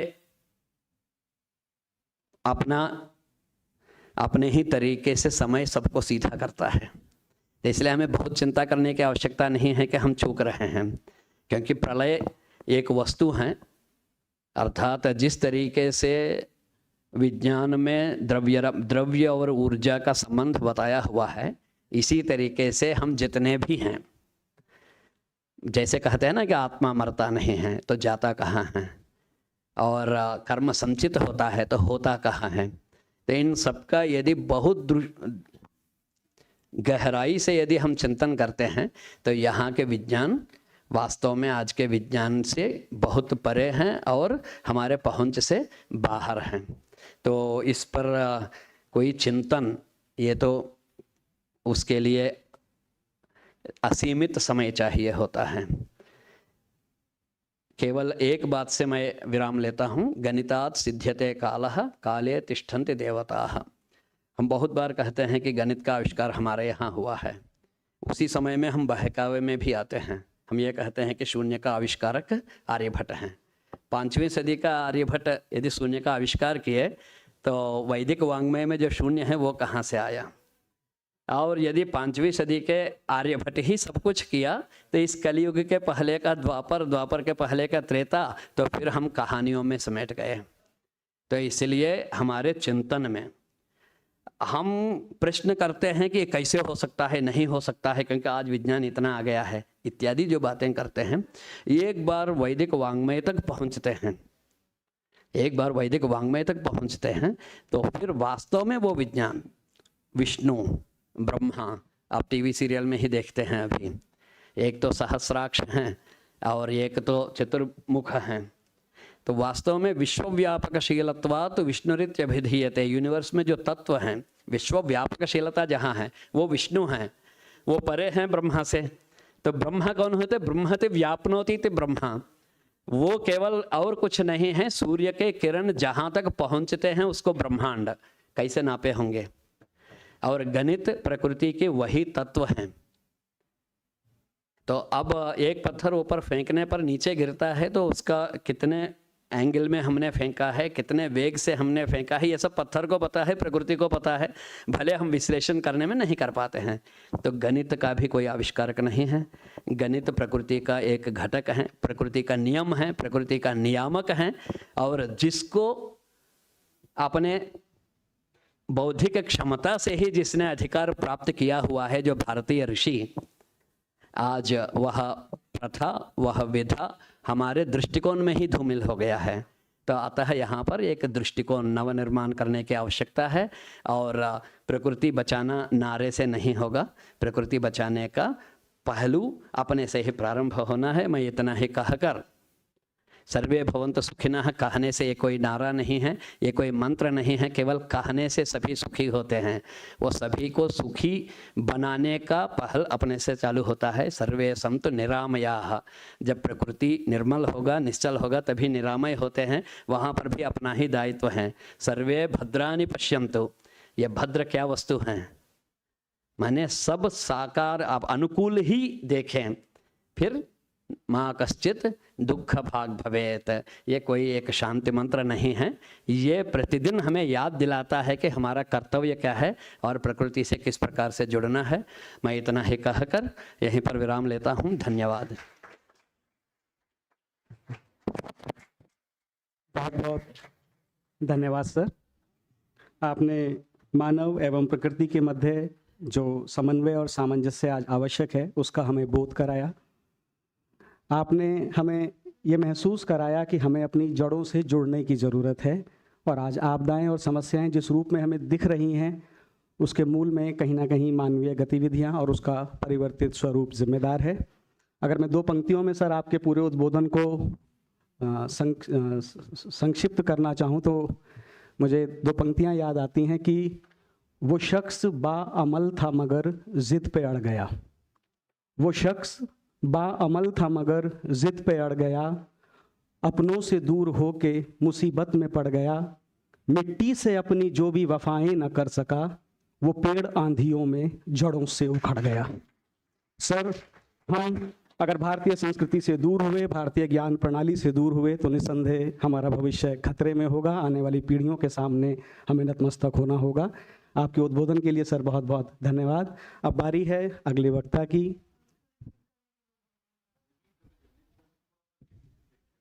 पार्डन सर जी। अब बारी हमारे अगले पैनलिस्ट की, प्रोफेसर दिनेश चंद्र शास्त्री जी। सर, आप बात करेंगे तीर्थाटन को लेकर। तीर्थाटन उत्तराखंड में मुख्य रूप से केदारनाथ, बद्रीनाथ, यमुनोत्री, गंगोत्री, हमारे पास बहुत सारे तीर्थ स्थल हैं।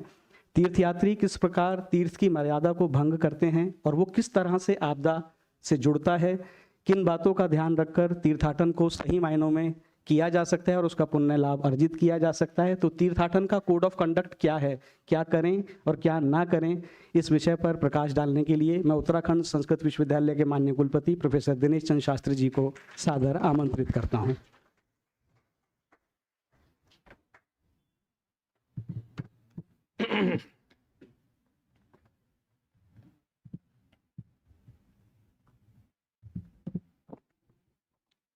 ओम नमो ब्रह्मणे नमस्ते वायो त्वमेव प्रत्यक्षं ब्रह्मासि त्वामेव प्रत्यक्षं ब्रह्म वदिष्यामि ऋतं वदिष्यामि सत्यं वदिष्यामि तन्मामवतु तद्वक्तारमवतु अवतु मामवतु वक्तारम्।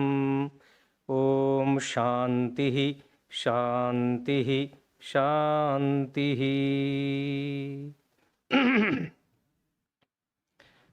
अधिमंचम विराजमानाः सम्मानिताः विद्वांसः उपमंचमपि विराजमाना मम पुरस्तात् येपि श्रोतृवृन्दे समुपस्थिताः छात्राः आचार्याश्च। World summit on disaster management अर्थात आपदा प्रबंधन, इस विषय को लेकर के ये जो समिट चल रही है ग्राफिकिरा यूनिवर्सिटी में, ये अपने में एक बहुत अच्छा प्रयास है, यूँ मैं कहना चाहूँगा। मुझसे पूर्व प्रोफेसर सुब्रमण्यम ने बहुत मूलभूत बातों को आपके समक्ष रखा है। हजारों वर्ष पूर्व महर्षि कपिल ने अपनी फिलॉसफी में 3 प्रकार के दुखों की चर्चा की है। कपिल दर्शन का प्रारंभ 3 दुखों से होता है, आध्यात्मिक, आधिदैविक और आधिभौतिक। दुख त्रय विघातात् जिज्ञासा तदवघात के हेतु दृष्टे सा पार्था चेत नई कांतात्यंत तो भावात। पहला आध्यात्मिक दुख है, दूसरा आधिदैविक है और तीसरा आदि भौतिक है। आध्यात्मिक और आदि भौतिक दुखों का संबंध सीधा नहीं है, लेकिन इस समिट के साथ में आधिदैविक दुख का, जिसको आपदा कहते हैं, उसका डायरेक्ट संबंध है, ऐसा मैं मानता हूं। यह चिंता महर्षि कपिल को भी थी, आज भी है और भविष्य में भी रहेगी। मैं क्योंकि वेद का विद्यार्थी हूं, यजुर्वेद का 36वां अध्याय, यहां विद्यार्थी बैठे हुए हैं हमारे, 36वें अध्याय में कहा है, स्योना पृथ्वी नो भवा निरक्षरा निवेशनी, मेरी ये पृथ्वी सोना हो, सोनी माने सुंदर, ब्यूटीफुल हो। अब ब्यूटीफुल कोई क्रीम लगाने से ब्यूटीफुल नहीं होता जो ये वहां कहा है क्या, मित्रस्य हम चक्षुषा सर्वाणि भूतानि समीक्षे, मैं मित्र की दृष्टि से सभी प्राणियों को देखूं। अब सभी प्राणी कौन से हैं? वो केवल मनुष्य नहीं है, ह्यूमन बीइंग नहीं है, नॉन ह्यूमन बीइंग के लिए भी सृष्टि के कण कण में चैतन्य है जो ये। प्रोफेसर एम बजाज ने दिल्ली विश्वविद्यालय के फिजिक्स डिपार्टमेंट के प्रोफेसर, लगभग 42 वर्ष पूर्व उन्होंने शोध किया था। जितने भी कत्ल खाने हैं दुनिया के अंदर, बड़े बड़े कत्ल खाने जो है ये, इंस्ट्रूमेंट लगाए, 3 लोगों की टीम थी, उसमें एक मुस्लिम भी थे और वो उनका सिद्धांत बना जो है ये। और एनालिसिस उन्होंने किया, जो चीत्कार उन मूक बधिर पशुओं की निकलती है, उसका जब विश्लेषण किया, सचिव महोदय वो आपके समक्ष रखना चाहता हूं कि जो पृथ्वी पर जो अर्थक्वेक की फ्रीक्वेंसी बढ़ी है पिछले 50 वर्षों में, फ्रीक्वेंसी आवृत्ति जो अर्थक्वेक की, उसके मूल में मांसाहार है जो ये उन्होंने सिद्ध किया, मैंने नहीं किया। प्रोफेसर एम बजाज ने, दिल्ली विश्वविद्यालय की फिजिक्स डिपार्टमेंट के प्रोफेसर ने इसको सिद्ध किया जो है ये। पृथ्वी कहां से ब्यूटीफुल होगी? आपदा प्रबंधन जो है ये। आपने अपनी जीवन शैली को बदल दिया, इस प्रकृति में पेड़ पौधों को आपने काट दिया जो है ये। इसलिए ये विचारणीय प्रश्न है कि जो ऋत का तंतु है, ऋतस्य तंतुम विततम, ऋत का तंतु कॉस्मिक ट्रुथ का जो तंतु है, जो धागा है, जो इस सृष्टि के अंदर फैला हुआ है जो ये, उसको आप तोड़ना चाहते हो? आप तोड़ नहीं सकते, कोई ताकत नहीं है आप में जो तोड़ दें। और प्रकृति का एक झटका आपको 1 सेकंड में जो खत्म कर देता है, ये ऋत का तंतु है, इसको कहा। यजुर्वेद का मंत्र है 32वें अध्याय में, ऋतस्य तंतुम विततम विसृतम, ऋत का तंतु फैला हुआ है और आपदा प्रबंधन उसी से जुड़ा हुआ है। आपने यदि सृष्टि के कॉस्मिक ट्रुथ का, रिवर्सेबल ट्रुथ का, यूनिवर्सल ट्रुथ का यदि आप उल्लंघन किया आपने, तो समझ लेना आप रह नहीं सकते बहुत समय तक जो है ये बहुत खतरे की घंटी है जो है ये। हमारा उत्तराखंड देवभूमि है और देवभूमि होने पर हमारे बड़े बड़े यहाँ पर तीर्थ है, तीर्थ स्थल हैं, केदारनाथ है, बद्रीनाथ है, गंगोत्री, यमुनोत्री, ये तो हमारे गढ़वाल में, और उधर देखो कुमायूं में, वहाँ भी बहुत से तीर्थ स्थल हमारे हैं। अब समस्या ये होती है कि हम कहते हैं स्पिरिचुअल टूरिज्म, शब्द दिया, हमारे प्रधानमंत्री जी भी बोलते हैं स्पिरिचुअल टूरिज्म। हमारा ये मानना है संस्कृत, क्योंकि ये विषय संस्कृत को लेकर के आपने रखा है, जितना पुराण साहित्य है और आचार्य शंकर के जीवन के ऊपर जो शंकर दिग्विजय लिखा गया, माधव ने जो लिखी, मैं उसको कोट करूंगा जो है ये। वो कहते हैं कि तीर्थ कहते किसको है, बताते हैं वो जो है। स्कंद पुराण भी कहती है और कई पुराण कहते हैं इस बात को कि तीर्थ कहते किसको है और तीर्थ में कैसे यात्रा करनी चाहिए। ये डूज और डोंट्स क्या है, आचरण संहिता क्या है। हमारी दृष्टि से, संस्कृत ग्रंथों की दृष्टि से पर्यटन एक अलग है और तीर्थाटन एक अलग है। दोनों में जमीन आसमान का अंतर है। तीर्थाटन पर्यटन नहीं हो सकता।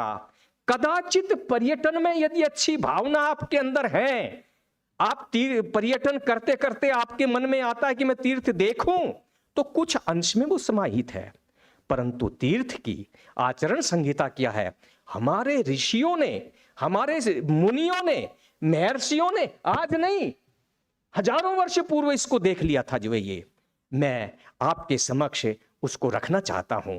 प्रिय बंधुओं, उसको ध्यान से सुनना आप जो है ये सभ्य समाज कहने वाला आज का मनुष्य जो है ये वो कितना नीचे चला गया है। जो है ये विवाह शादी करके हनीमून मनाने के लिए वो हमारे तीर्थों में जाता है। कल्पना करो आप जो है ये मर्यादा का भंग आप कर रहे हैं, जो है अपने आप आपदाओं को बुला रहे हो आप जो है ये। तो हमारे शास्त्रों में तीर्थ कहते हैं उसको, पहला तीर्थ है गुरु आचार्य, आपका उपाध्याय वो आपका तीर्थ है। अर्थात तरती अनेनैति तीर्थम, जो आपको इस भवसागर से तार दे। असतो मां सदगमय तमसो मां ज्योतिर्गमय मृत्योर्मा अमृतम गमय। कौन करता है? गुरु ही तो बताएगा। ये अज्ञान है, ये तमस है, ये मृत्यु है। कौन बताएगा इसको? गुरु बताएगा। तो गुरुओं के जहां आश्रम होते थे, जो स्थान होते थे, वो कहां होते थे? नदियों के संगम पर होते थे। आप केंद्रीय विश्वविद्यालय का देवप्रयाग परिसर है, दो धाराओं का मिलन है, इसलिए वो प्रयाग है, इसलिए वहां उसको तीर्थ बोलते हैं हमारे यहाँ। वहां बैठ करके गुरुओं के चरणों में मनुष्य अपनी ज्ञान पिपासा को शांत करता था जो है ये। और दूसरा कहा तरती पापादिकम यस्मात्, मैंने जो पाप किया उनका फल तो जरूर मिलेगा। दुनिया की कोई ताकत नहीं है, अवश्यमेव भोक्तव्यम कृतम कर्म शुभाशुभम। पुराण में कहा जो कर्म किए हैं उससे आप बच नहीं सकते, परंतु तीर्थ में जाकर के होगा क्या कि आगे के लिए आप अलर्ट हो जाओगे जो है ये, आगे आप नहीं करोगे। इसलिए कहा जो पाप से तार देता है उसको तीर्थ बोलते हैं। हमारे यहाँ विशेषकर हमने जो तीर्थाटन की जो आचरण संहिता बनाई है उसमें हमने 11 डूज लिखे हैं और 11 हमने डोंट्स लिखे हैं। देखिए पहला डू जो आचरण संहिता का पाठ है, तीर्थ में श्रद्धा और तीर्थ महात्म्य में विश्वास रखना चाहिए, पहला है जो है। सब प्रमाण दिए हमने, 31 प्रमाण हमने लिए हैं इसमें जो है। बिना श्रद्धा के यदि आप तीर्थ में जाओगे है ना, अनमने मन से, तो आपको उसका फल प्राप्त नहीं होगा, नंबर 1। नंबर 2, मन एवं इंद्रियों पर संयम रखना चाहिए जो है ये। हम हरिद्वार में रहते हैं, रोज झगड़े देखते हैं हम जो है ये। गंगा स्नान हर की पौड़ी किया और मोहन पूड़ी वाले के यहाँ पूड़ी खाई और दुकानदारों से लड़ना झगड़ना प्रारंभ कर दिया जो है ये ठीक नहीं है जो है। ऐसे ही स्थिति और तीर्थों की भी है। तीर्थ में आराध्य देव का ध्यान करते हुए ऋषियों एवं गुरुजनों की संगत करनी चाहिए। जो भी आपका आराध्य है, आपका आराध्य शिव है, विष्णु है, आपका कोई भी है, उसका चिंतन होना चाहिए और संयम होना चाहिए। और जो भी आपके गुरुजन हैं उनकी संगति करनी चाहिए, उनका सत्संग करना चाहिए।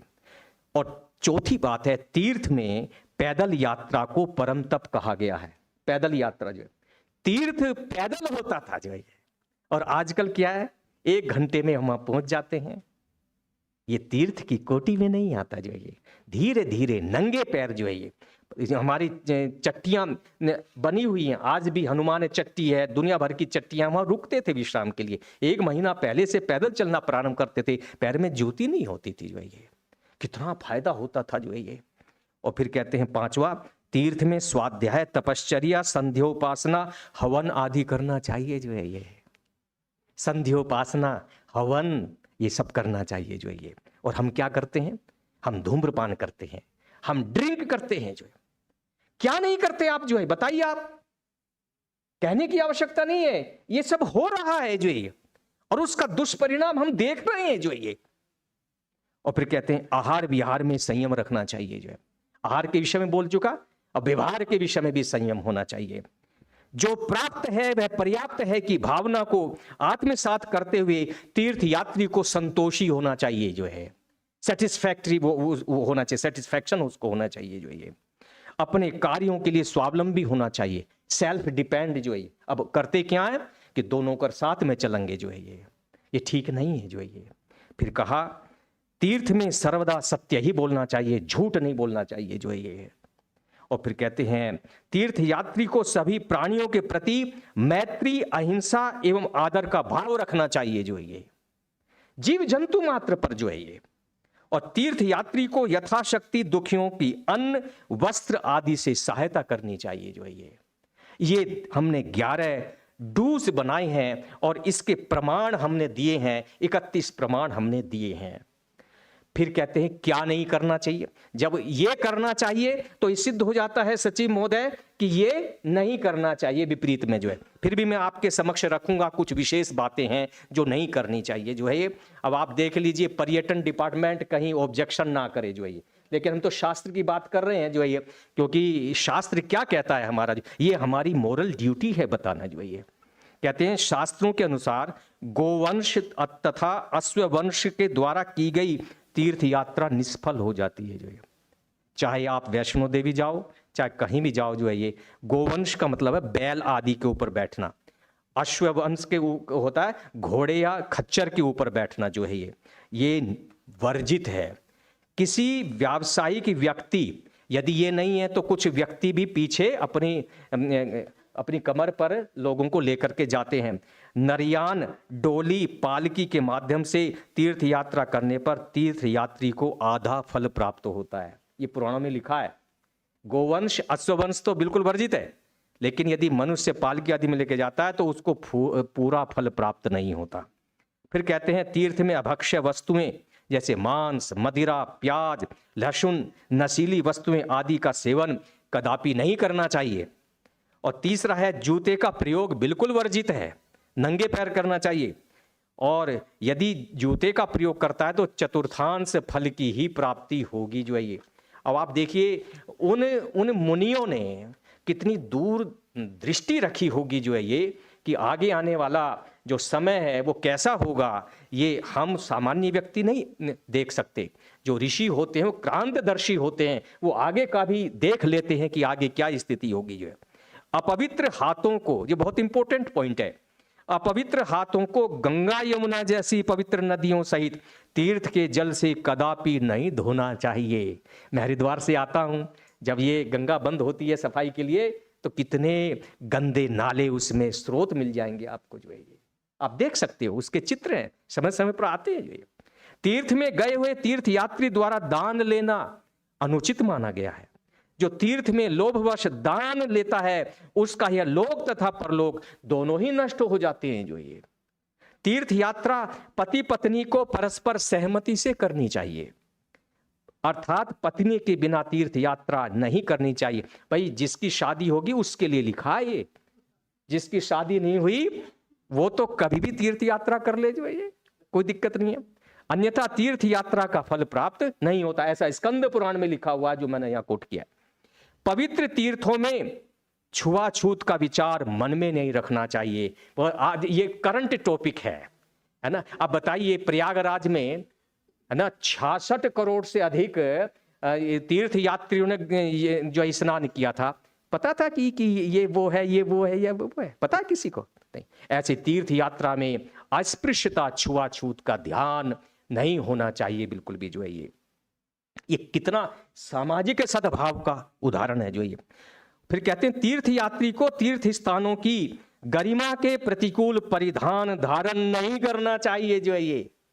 कमाल की बात है, कहते हैं कि मैं तो ये कपड़े पहन के जाऊंगे। अरे तीर्थ की मर्यादा के अनुकूल शिष्ट वेशभूषा होनी चाहिए जो है ये, अशिष्ट नहीं होनी चाहिए जो है ये। आप समझदार हैं, शिष्ट क्या है अशिष्ट क्या है, मैं इस पर ज्यादा इशारा नहीं करूंगा, आप मेरी बात को समझ रहे होंगे। शरीर ढका हुआ होना आपका चाहिए जो है, जिसमें लज्जा वो स्थान है जो है, मतलब देख करके लगे कि हाँ ये व्यक्ति है जो है।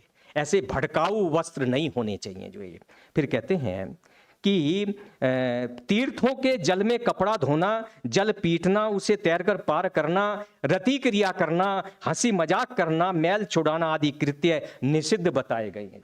और रोज सोशल मीडिया पर देख लीजिए क्या क्या आ रहा है, क्या देख रहे हैं हम जो है। गंगा नदी में, यमुना में स्नान करते हुए वो क्या नहीं कर रहे जो है ये आपदाओं को बुला रहे हैं जो है ये। तीर्थ यात्री को तीर्थ यात्रा के समय दूसरे तीर्थ की महिमा के प्रति अनुराग नहीं रखना चाहिए। यदि आप बद्रीनाथ जा रहे हैं, हरिद्वार आ रहे हैं, तो वहाँ का ही ध्यान आप रखें तो आपको ज़्यादा लाभ मिलेगा। और फिर अंत में कहा 11वां डोंट्स क्या है, तीर्थ यात्री को अश्रद्धावान, सुरापाई, नास्तिक, संशय आत्मा, हेतु दृष्टा और कुतर्की नहीं होना चाहिए। जो कुतर्क है ना, तरह तरह के प्रश्न, वो नहीं होना चाहिए। ये 11 डूज और डोंट्स जो कि ये आपदा प्रबंधन से इनका सीधा संबंध है, ये मैंने आपके समक्ष रखे हैं। इस पर आप गहराई से विचार कीजिए। ये कहीं ना कहीं प्रकृति से संबंध कायम करते हैं। हमारे इस जीवन को, हमारी जीवन शैली बदलनी चाहिए, जो है बहुत आवश्यक है। जो है ये इन्हीं विचारों के साथ में मैं, यदि कोई प्रश्न हो तो बताएं। अच्छा, एक साथ लेंगे, ठीक, धन्यवाद।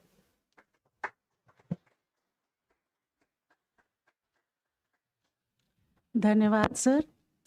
आपने बहुत सरल शब्दों में हमें बताया कि तीर्थ में क्या करना चाहिए और क्या नहीं करना चाहिए। अगर एक सूत्र में उसे समझा जाए तो इंटरनल क्लेंजिंग उतनी ही ज़रूरी है जितनी आउटर क्लेंजिंग। लगभग हमेशा हम आउटर क्लेंजिंग पे ज़्यादा ध्यान देते हैं। Moving forward, our next speaker in the row is professor Mala Kapadia. She is a highly accomplished scholar and practitioner with a distinguished career spanning research, education, journalism, human resources, and consulting. She is a passionate advocate for integrating ancient Indian wisdom with modern approaches to well-being, leadership, and organizational development, well-being, and happiness. Sustainability, individual and planetary flourishing, and indigenous psychology are some of her areas of interest and research. Professor Kapadia has recently published her work titled Sukha Sutra, an Indic well-being and happiness guide for flourishing. She is currently the director of Center for Indigenous Knowledge Systems at the Anadi Foundation. She has completed as the principal investigator for Ministry of Education India, Indian Knowledge Systems Research Project on well-being and happiness based on Ayurveda, the first well-being and happiness framework from India. I give you Professor Mala Kapadia. I may also request to our distinguished speakers to respect the shortage of time. Okay.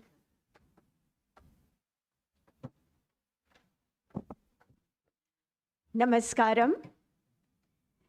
पहले तो मैं धन्यवाद करती हूँ आयोजकों का इस कार्यक्रम के लिए।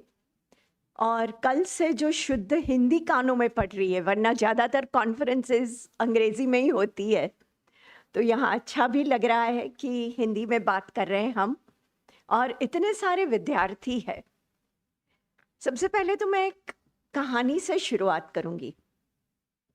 एक राजा था, और पुराने ज़माने में राजा अपनी प्रजा के सुख दुख को देखने के लिए सामान्य मनुष्य की तरह निकलते थे, ताकि किसी को पता ना चले वो राजा है।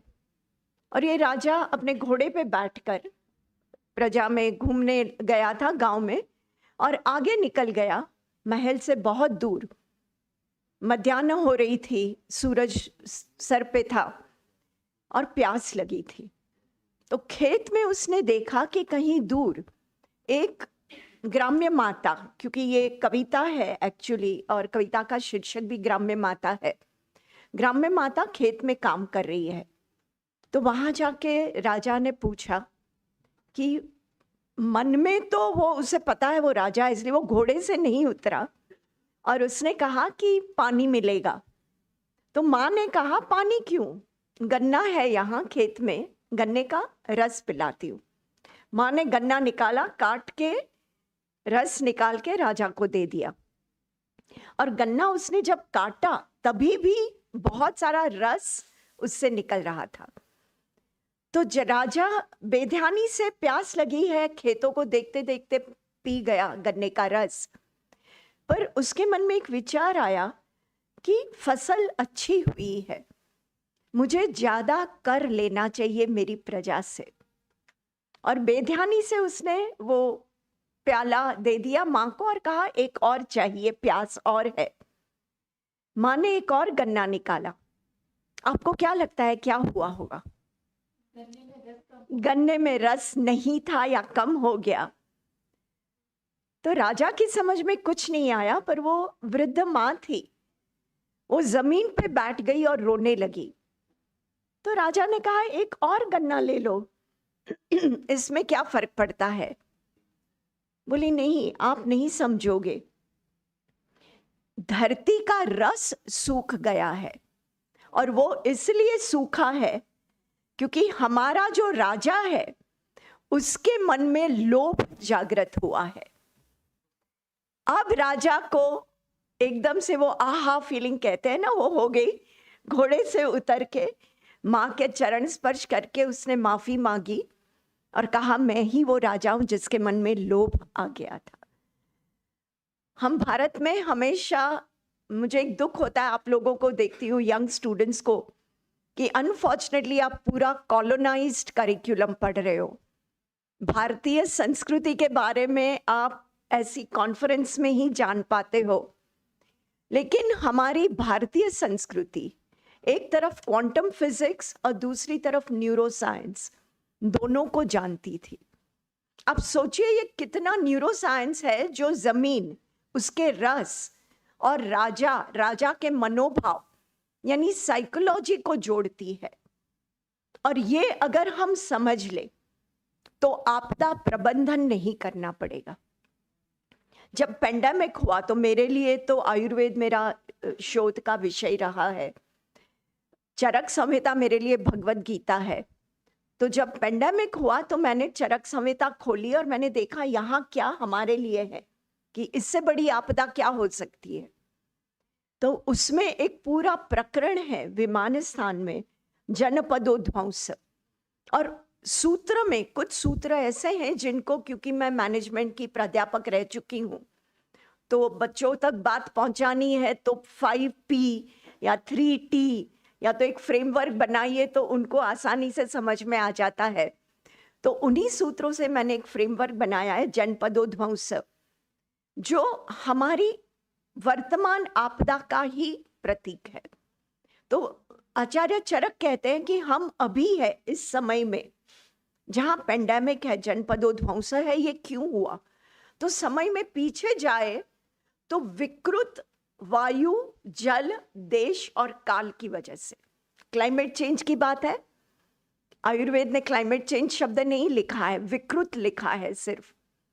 पर वायु, जल, देश और काल, 4 स्तर पे जब विकृति आ जाए तब समझिए ये पेंडेमिक आने वाला है। और ये भी क्यों हुआ? तो अधर्म का आचरण, व्यक्तिगत रूप पे इंडिविजुअल,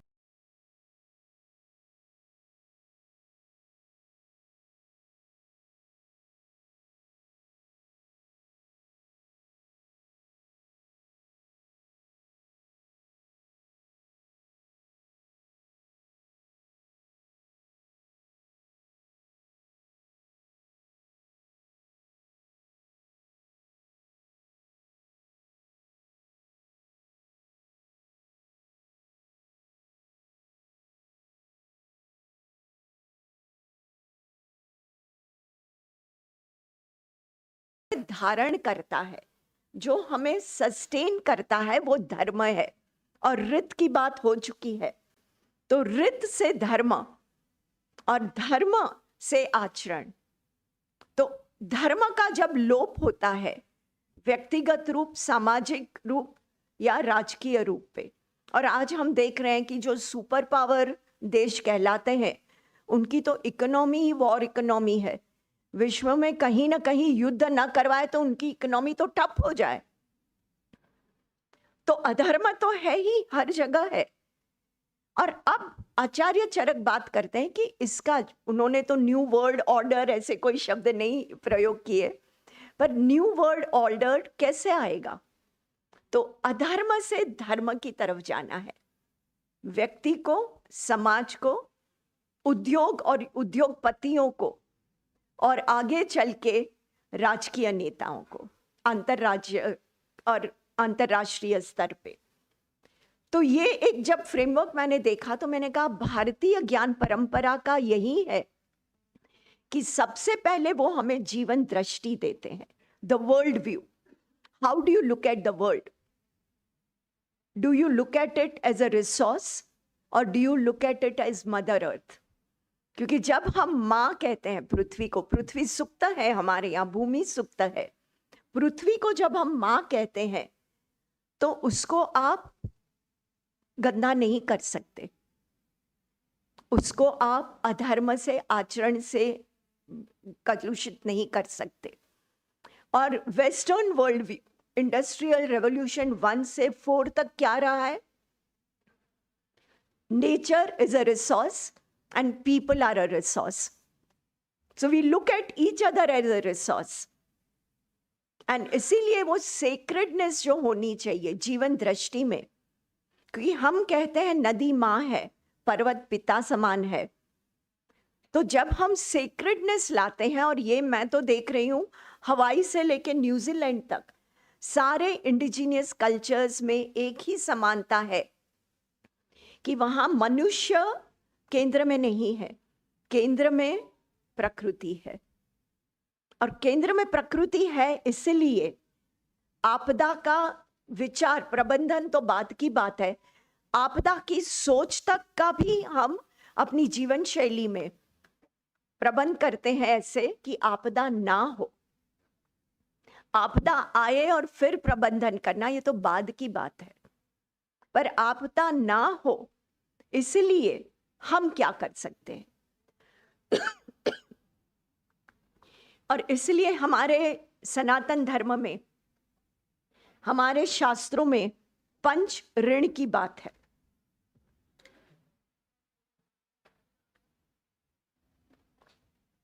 आप में से कुछ लोगों ने अपने घर में अपनी दादी माँ, नानी माँ को देखा होगा कि पहली रोटी खुद के लिए नहीं होती, परिवार के लिए भी नहीं होती। पहली रोटी गाय के लिए, कुत्ते के लिए होती है, कौवे के लिए होती है। तो हमारे ऋषियों ने प्रकृति का कैसे हम आपदा से बचाव करें, ये लोक व्यवहार में ही बुन लिया है। तो सबसे पहला यज्ञ है ब्रह्म यज्ञ या ऋण, देव ऋण, ऋषि ऋण, मनुष्य ऋण और भूत ऋण। अभी समय का अभाव है इसलिए मैं इसको विस्तार से नहीं बता रही हूं, पर आप नोट कर लीजिए। अब तो आपको चैट जीपीटी की सब मिल जाएगा। तो भारतीय ज्ञान परंपरा सबसे पहले जीवन दृष्टि देती है।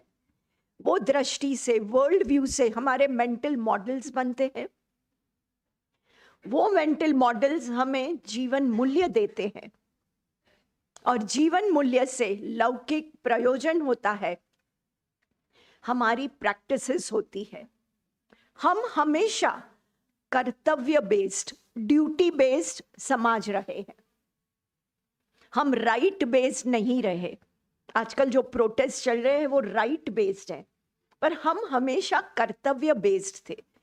और इसीलिए सिर्फ ह्यूमन राइट्स नहीं, पर अर्थ राइट्स, ये हमारे भूमि सुक्त, पृथ्वी सुक्त में हम देख सकते। और लोका समझता सुखिनो भवन्तु की बात जो हुई है, तो लोक यानी सिर्फ पृथ्वी लोक नहीं, जितने भी लोक है वहां के सारे भूत, सारे समस्त प्राणी जो प्राण से जीते हैं वो प्राणी है। अनफॉर्चुनेटली हम सिर्फ अपने को प्राणी समझते हैं, बाकियों को तुच्छ समझते हैं। तो किसी को भी हम तुच्छ ना समझे, ऐसी जीवन शैली भारतीय ज्ञान परंपरा में है। और हमें कुछ नहीं करना, हमारा तो सौभाग्य क्या है कि हम भारत भूमि में हमारा जन्म हुआ है। हमें सिर्फ एक यू टर्न लेना है। सारा ज्ञान और विज्ञान हमारे पास है, संस्कृत यूनिवर्सिटीज है हमारे पास जिनके पास ये ज्ञान है। हमें जो भी हमारे मेन स्ट्रीम के करिकुलम है उनमें इस करिकुलम को बहुत अच्छे से इंटीग्रेट करना है, यानी एक जीने की कला हमें मिलती है। धन्यवाद।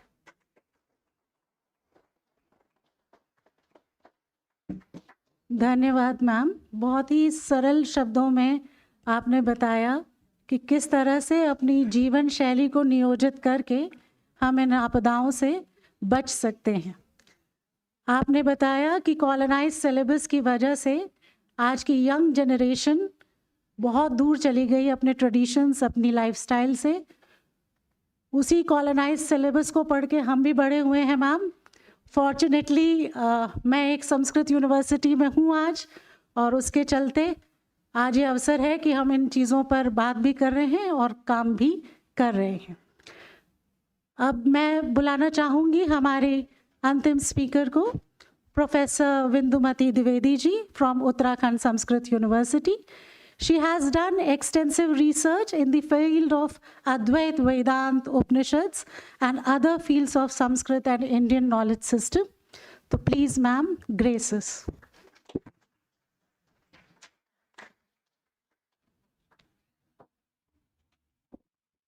Thank you, ma'am.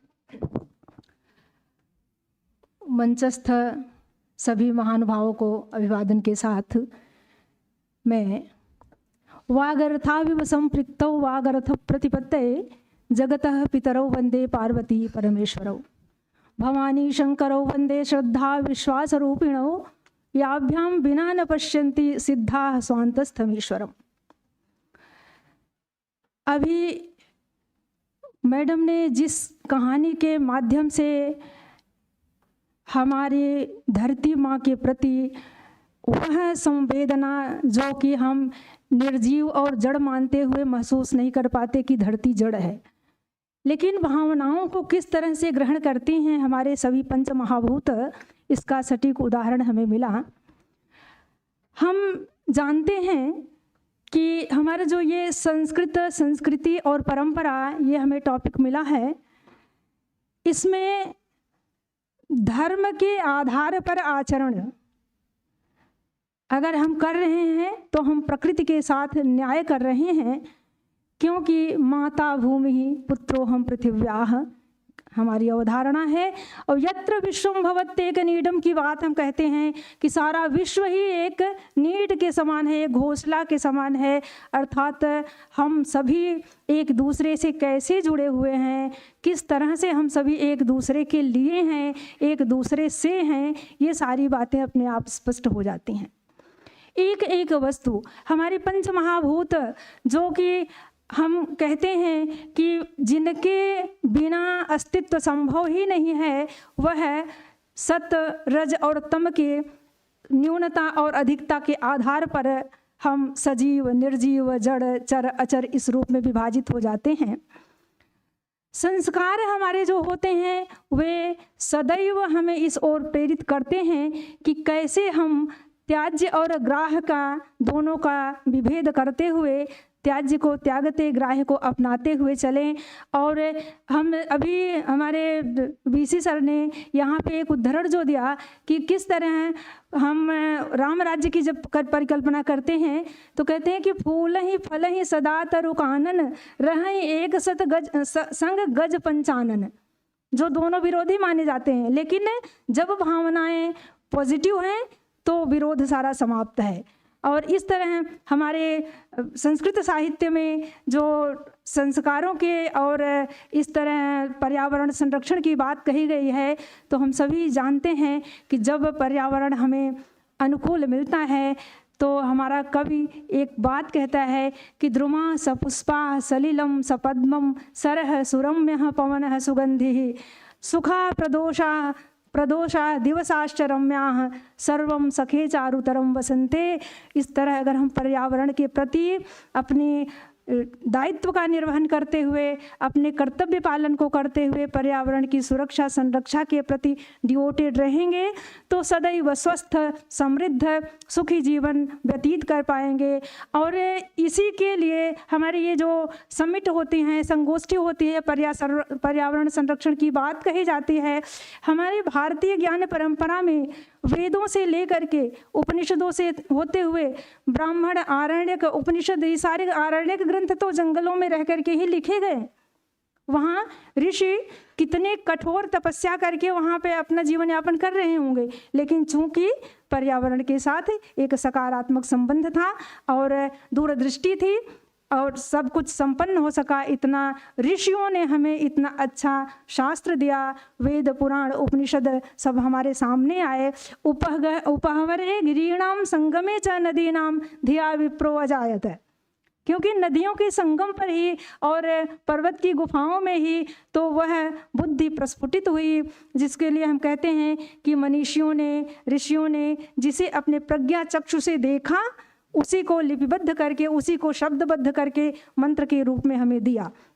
उसमें हमें देखते हैं हम कि किस तरह जन से जन, पशु पक्षी वनस्पति सभी के प्रति कितना डिवोटेड भाव था, कितना जो है अपनत्व का भाव था। आज है कि हम वृक्षों के कटान को देखते हैं तो उसके लिए एक वाक्य आता है, एक पंक्ति आती है कि कहलने को तो बारिश में एक सजर गया, न जाने कितने परिंदों का घर उजड़ गया। धन्यवाद, बहुत बहुत धन्यवाद।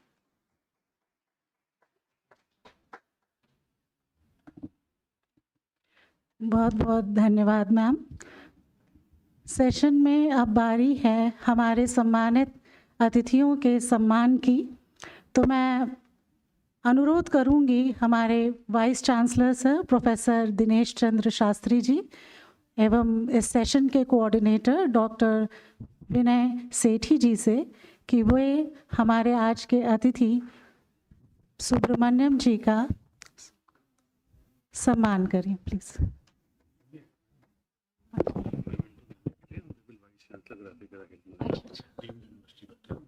अच्छा, हाँ, मैं आमंत्रित करती हूँ वाइस चांसलर ग्राफिक एरा हिल यूनिवर्सिटी से, डीम्ड यूनिवर्सिटी से, कि वो भी आकर आपका सम्मान करें।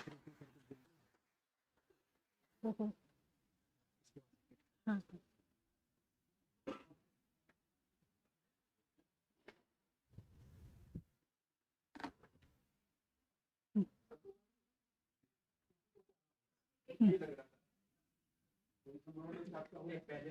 पहले आप आए।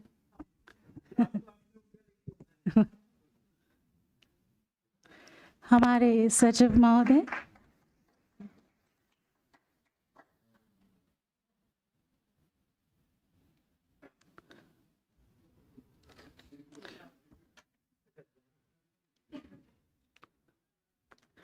प्रोफेसर सुब्रमण्यम सर,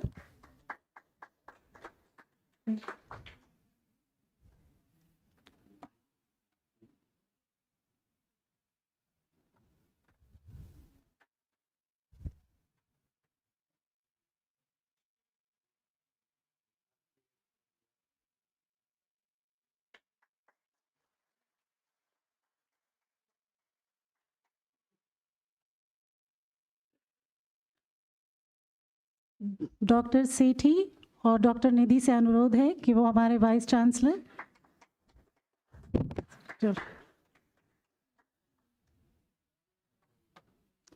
प्रोफेसर माला कपाटिया जी,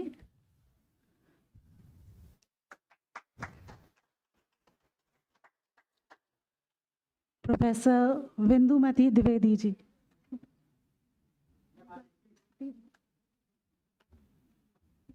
हाँ जी, थैंक्स सर। उसके बाद सबको इनवाइट कर दीजिएगा, ठीक है ना, संध्या है बीटेक ऑडिटर, मेरा आना बीच में अपनी पे है। अब मैं बुलाना चाहूँगी डॉक्टर सेठी को वोट ऑफ थैंक्स के लिए। उसके बाद सभी सांस्कृतिक संध्या के लिए यहाँ से आगे बढ़ेंगे।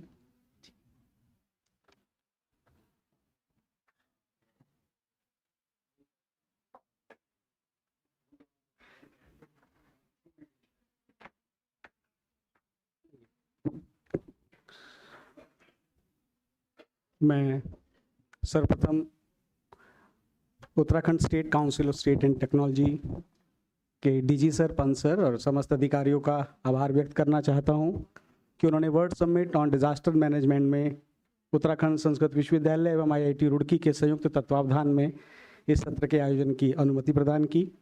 मैं तहे दिल से शुक्रगुजार हूँ ग्राफिक एरा यूनिवर्सिटी के वाइस चांसलर सर, एडमिनिस्ट्रेशन, समस्त शिक्षकगण और विद्यार्थियों का। आप लोगों का बहुत भरपूर सहयोग हमें इस सत्र के संचालन में मिला। मैं आभार व्यक्त करता हूं हमारे आदरणीय सचिव सर संस्कृत शिक्षा श्री दीपक गैरोला जी, इस पूरे सत्र के केंद्र में वही व्यक्ति हैं। लगभग 3 महीने पूर्व माननीय डीजी सर के साथ हमारी एक बैठक हुई और वहीं ये प्रस्ताव रखा गया जो आज मूर्त स्वरूप ले सका। सर आपका बहुत बहुत धन्यवाद है। मैं आभार व्यक्त करता हूँ अपने समस्त पैनलिस्ट का जिनका परिचय हो चुका है। सर आपने बहुत सरल शब्दों में, बहुत कम समय में गूढ़ बातों को बहुत सरल तरीके से हमारे सामने रखा। साथ ही साथ ग्राफिकेरा से डॉक्टर निधि मैम और विधि मैम, आप लोगों का बहुत सहयोग हमें डे 1 से मिल रहा है। सभी उपस्थित अतिथियों का बहुत बहुत सम्मान, press media, non teaching staff, पर्दे के पीछे जो लोग भी इस सत्र के संयोजन में हमारा साथ दे रहे हैं, हम उत्तराखंड संस्कृत विश्वविद्यालय परिवार की ओर से उनका हार्दिक वंदन, अभिनंदन करते हैं। बहुत बहुत धन्यवाद।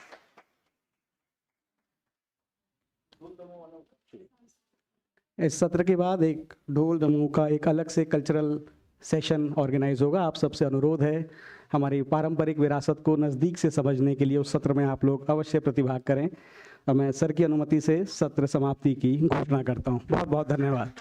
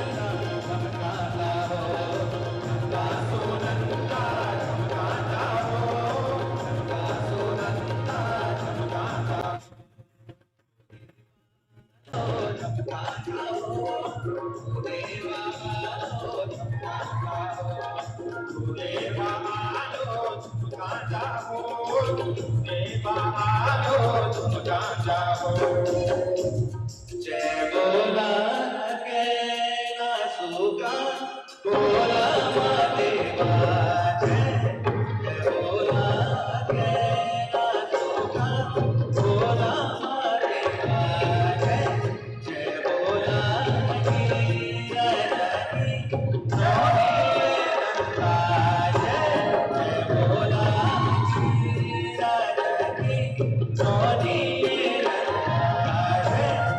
जय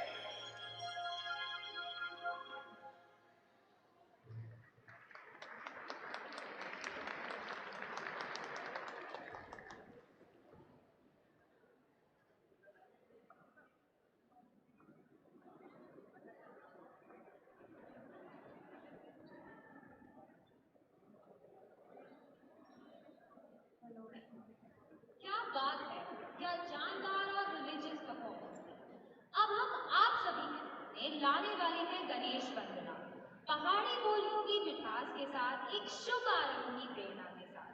अब आ रही है वो performance that blends nature, expression और मूवमेंट को, जो हम याद दिलाते हैं कि life and nature are deeply connected. The grace of peacock, the gentleness of a deer and the emotions of human life. Let's welcome Sahil Kathed with his solo performance on the stage with a huge round of applause.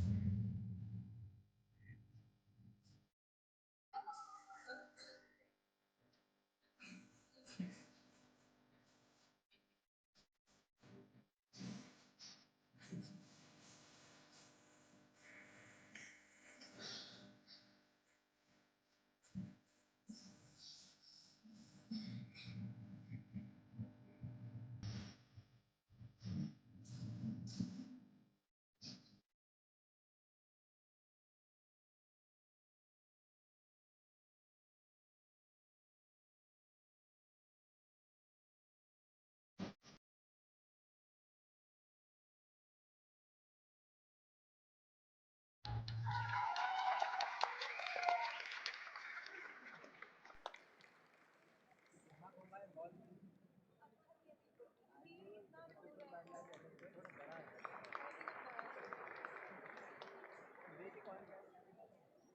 a good start, Sahil. What a good start. जो रहमान के वो UNESCO तक लेकर गए थे, संगीत अकादमी award से सुसज्जित थे। अब मैं मंच पर आमंत्रित करना चाहूंगी प्रोफेसर D.R. पुरोहित फॉर डोल धमाऊ performance. Can we have a huge round of applause for him?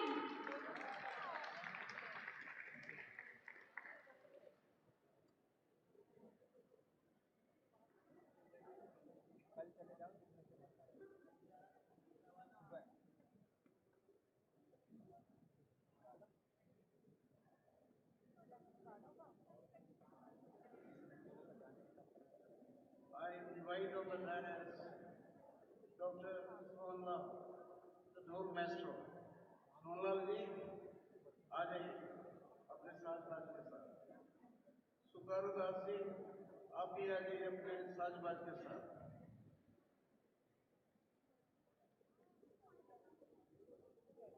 Sound हो जाएगी। इसके अलावा मैं मंच पे बुला रहा हूँ सुंदर राम जी जो लमगढ़ा अल्मोड़ा से आए हैं और उनके साथी गोपाल राम, किशन राम और मुकेश कुमार। मैं कभी कभी बीच में अंग्रेजी में बोलूँगा, आप मुझे माफ करेंगे। तो जो ये ढोल परफॉर्मेंस एक छोटा सा केस आपको दिखा रहे हैं, इसमें 750 के करीब ताल है। आप थोड़ा सा इसका इको माइक का कंट्रोल इसके पास प्लीज। ये नौचंदी के मेले जैसा सिस्टम बहुत जोर से आवाज आ रही है, इसका इको कम कर दीजिए, इको एकदम कम कर दीजिए जब तक हम लोग और एक माइक और देते हैं।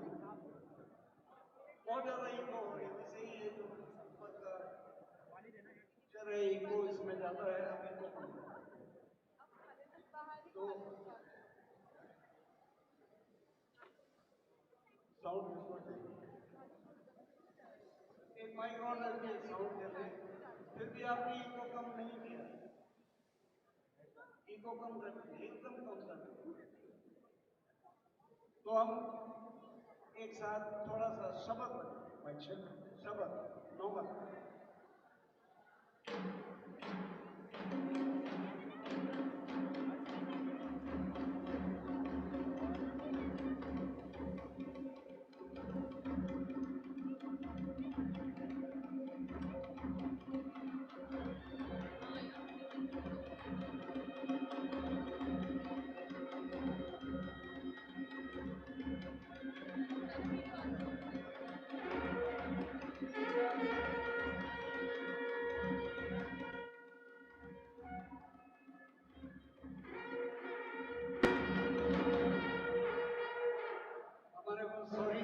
बहुत कम है।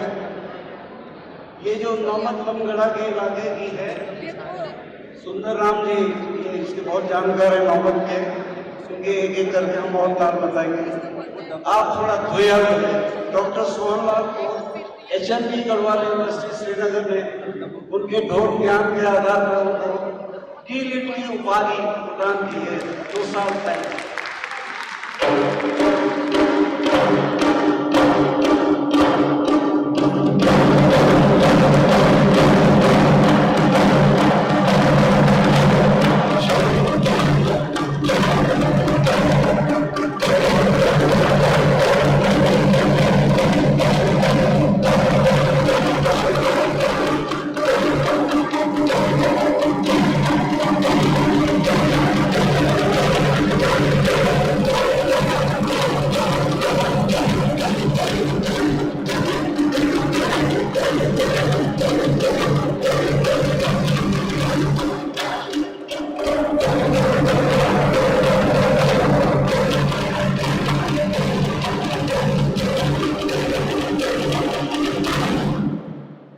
ये जो धुयान होती है हमारे वातावरण में, हमारे एनवायरनमेंट में जितने देवी देवता होते हैं, इसलिए इसको पंच नाम कहते हैं।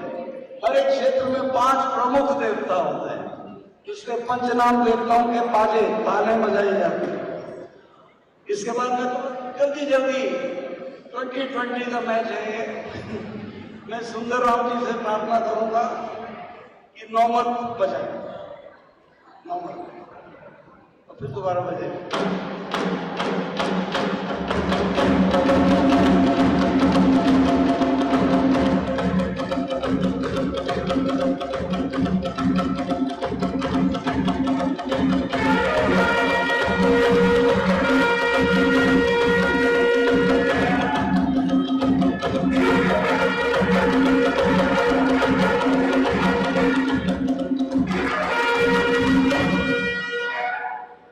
ये जो ढोल का एक पूरा शास्त्र है,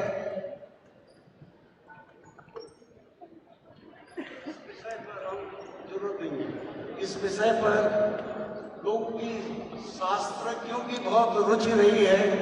And in 1926, the first book was written and published on Dhol Sagar by Bhavani Parvati.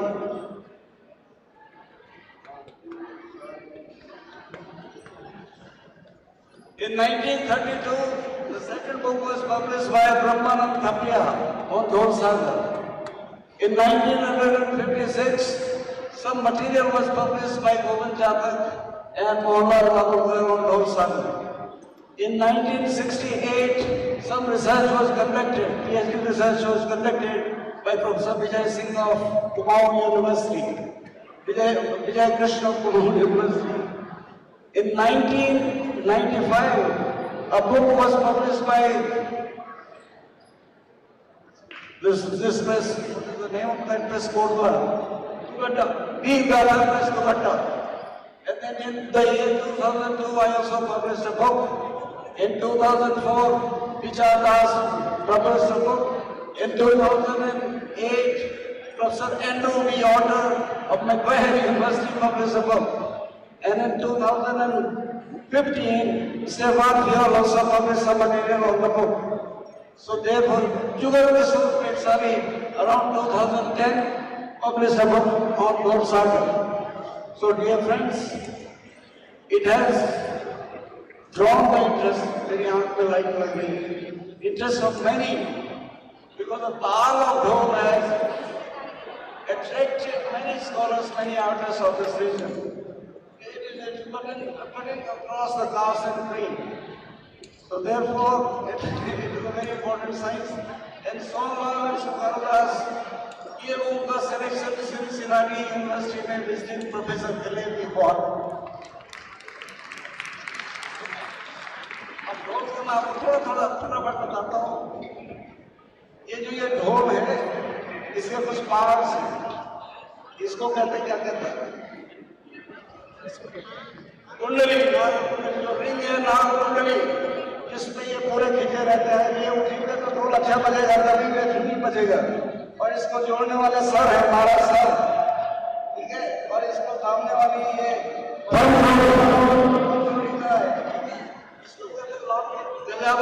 अंग्रेजी में जिसे रिजोनेटर कहते हैं, जिसे आवाज निकलती है। और मैं आपको बताता हूँ बजता घे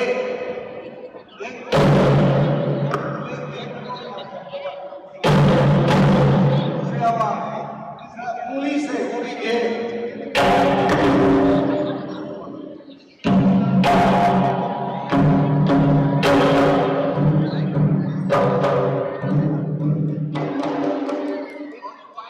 जो आवाज उंगलियां है, इसे भी तो दत्ता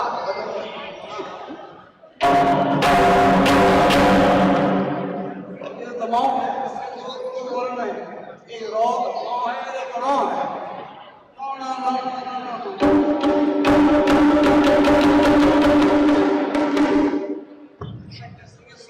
को बोलूंगा कि मंगल स्नान के बाजे के सुर बताइए। मंगल मंगल मंगल आपके सामने है। बोल के बोल तान सुन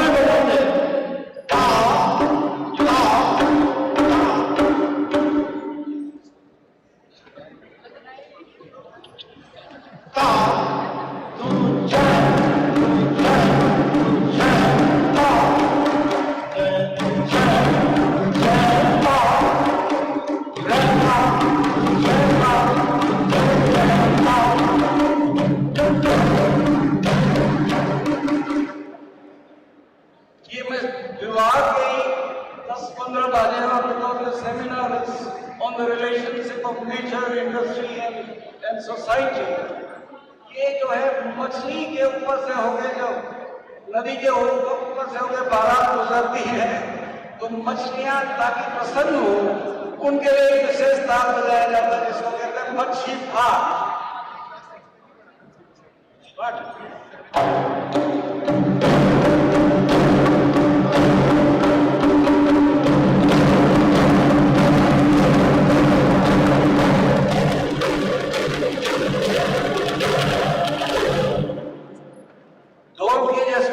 बारात के बहुत सारे बाजे होते हैं, बहुत सारे ताल होते हैं, और कोई भी आदमी गांव के किसी भी कोने में बैठा हुआ उसको पता चल जाता है बारात कहाँ पे है। जैसे बारात चलने वाली है तो ये सबक नहीं, बारात चल पड़ी है,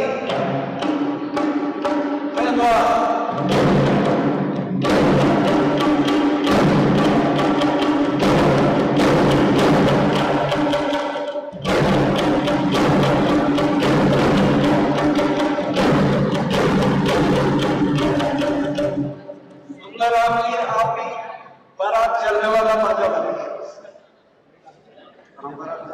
रास्ते पे चल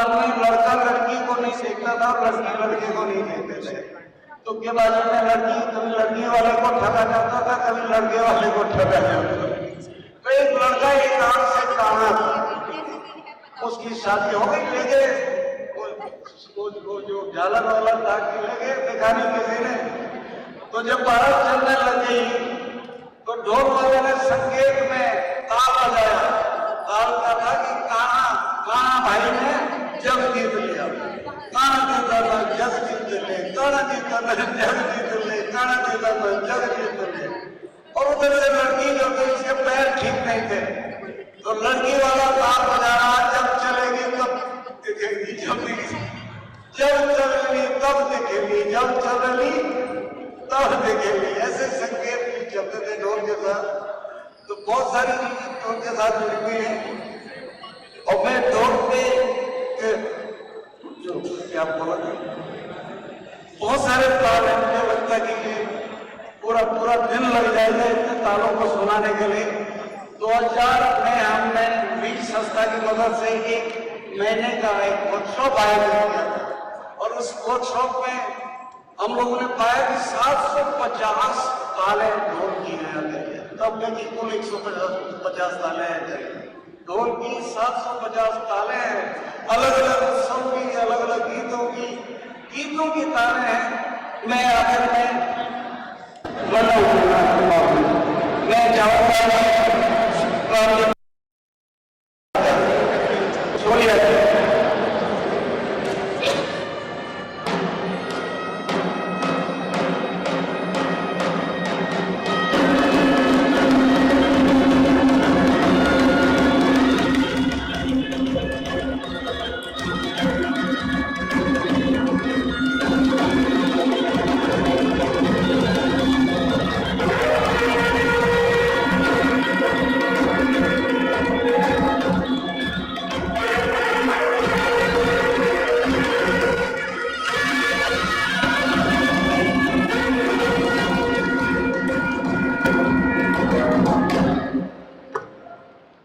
छोलिया शादी के अवसर पर कुछ नाचने वाले लोग होते हैं, उनको छोलिया आगे आगे से नाचते हैं। लेकिन छोलिया बेसिकली ओरिजिनली युद्ध भूमि में जाने का एक बाजा था। और बारात की हमारे पहाड़ों में, हमारे देश में ऐसा लगता है कि वॉरिंग पार्टी जा रही है लड़की को लेके, इतने तड़क भड़क के साथ जाते हो जैसे कि वहां किसी से युद्ध करना हो। वैसे ही हमारा पुराने जमाने में छोलिया जो है एक तरह से युद्ध में जाने का एक बाजा था, जो शादी में प्रयोग किया जाने वाला। तो ये छोलिया का ताल आपने बजाया। अब आखिर में मैं देखिए ढोल के साथ एक बहुत बड़ा गायकी का तंत्र जुड़ा हुआ है। हजारों गीत इन लोगों ने गाया है, हजारों गीतों को, हजारों गाथाओं को, इतिहास को इन लोगों ने अपने गीतों में संरक्षित रखा है। Since this is a technical university and this is a university, I must address the students that dhol should be understood in its entirety. And there is some dhol shastra and dhol beating system. So in the end, आप लोगों ने पांडवास वालों का एक सदैव गाना सुना होगा। उस गाने को मैंने अपने डिपार्टमेंट में सुवरलाल जी को बुला करके इनसे उन बच्चों को सिखाया था। और शिव चरण एक बाती थी, बेड़े बाढ़ थे, उनसे सिखाया था। आज वो चलते चलते कहाँ का कहाँ चला गया। सदैव का गीत, ये इनके गीत इतने ट्रैवल कर रहे हैं। और जो ये बच्चे अभी गा रहे थे, जय भगवती नंदा नंदा ऊंचा कैलाश की, सन 2000 में कल्याण सिंह रावत जी यहाँ पे बैठे हुए हैं। मैंने उसके इस पहले गीत के अलावा सारे 2 घंटे गीतों का कलेक्शन नेगी जी को दिया था। अब सदैव का गीत गाया था। एक मंडान का ताल है, उसके बाद सदैव पहले तो वो साउंड दे दो ना। ये आपसे गढ़वाली में बोले हैं कि हिंदी माँ, गढ़वाली माँ की हिंदी माँ हमारी गढ़गा था गढ़वाली छन और हम गढ़वाली माँ बोल रहा। तब तो यू जिन्ना रहो कल्चर तो गढ़वाली चैत का महीना चैत वाली थोड़ा और कम करें।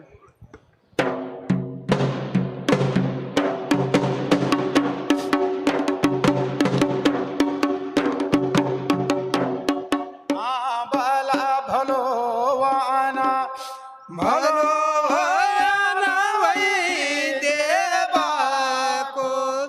हाँ बना जय देवा नारा त्याली।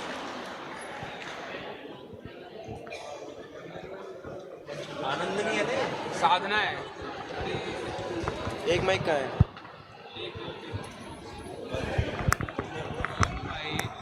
Hello hello.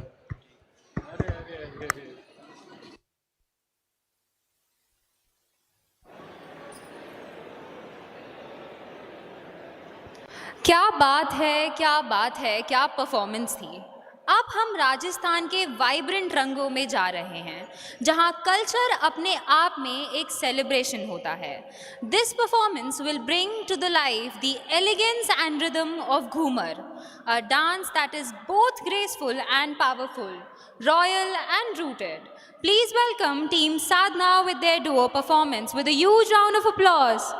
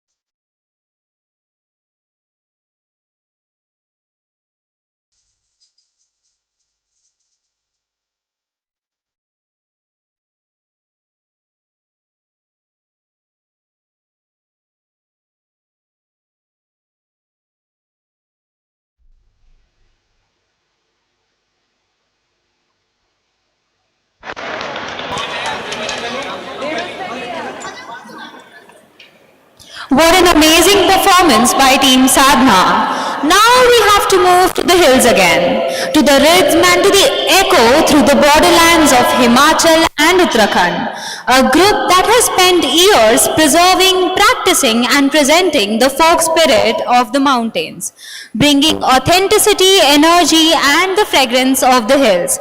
Let's welcome on stage Team Devasthali with a huge round of applause.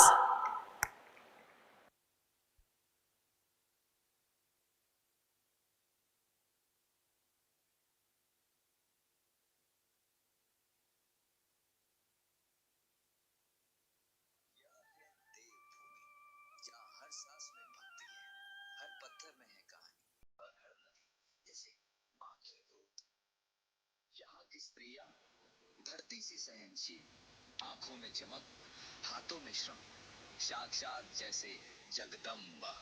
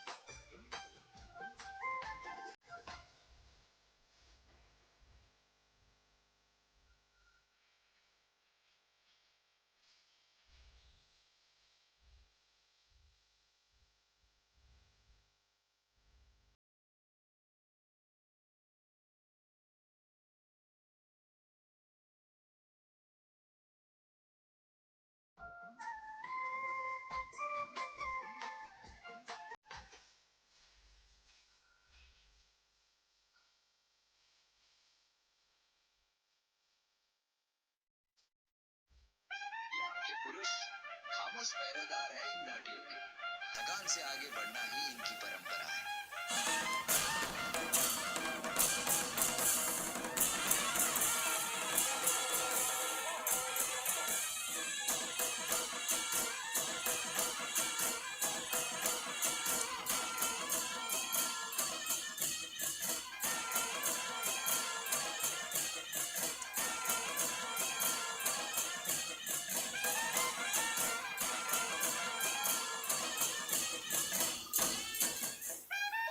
मुश्किलों के बीच भी ये लोग पर्व मनाते हैं, संस्कृति और सम्मान सहित दुख भी गीत बन जाते हैं।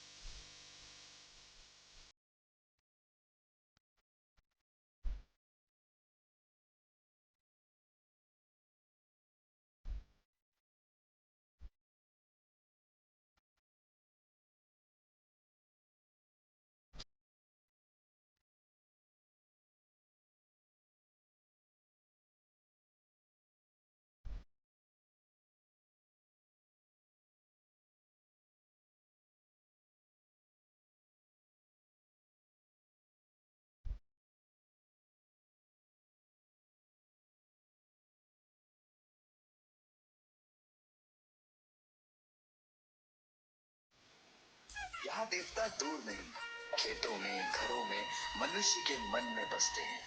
ये रिश्ता पूजा का नहीं, पहचान का है। यही देवभूमि की आत्मा है, सरल, सच्ची और पवित्र।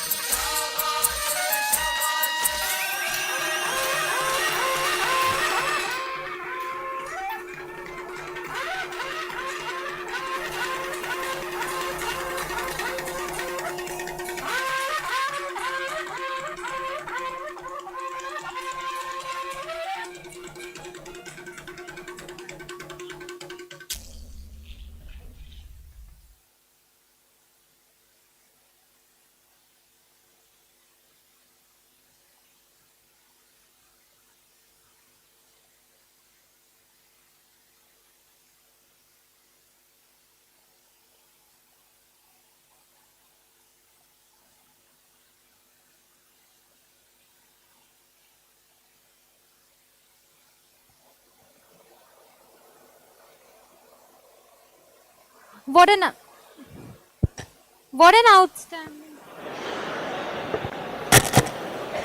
What an outstanding performance by Team Devasthali. Next, we experience a dance form that is full of colors, storytelling, and cultural pride. The traditional Maruni dance of the Gorkha community. It is expressive, vibrant, and visually beautiful.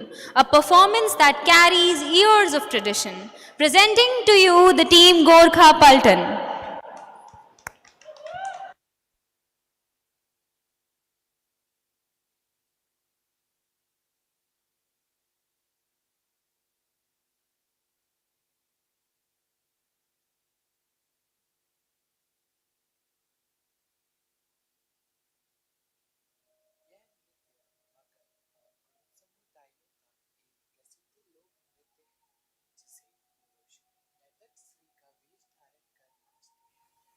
जाता है कि पुराने समय में एक राजा ने महिलाओं का नृत्य देखा, प्रभावित होकर स्वयं स्त्री बनकर नृत्य किया और तभी से यह परंपरा।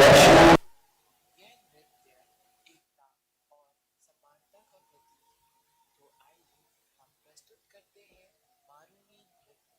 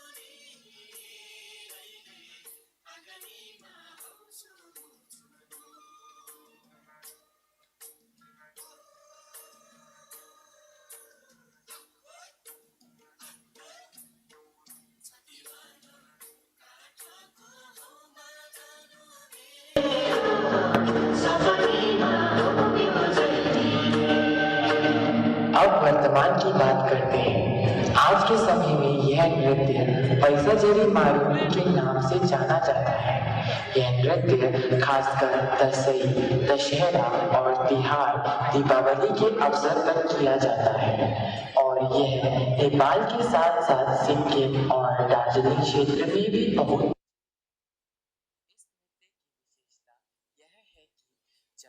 लोगों को यह नृत्य पसंद आता है तो वे आदर और सम्मान के रूप में उन्हें पैसे देते हैं।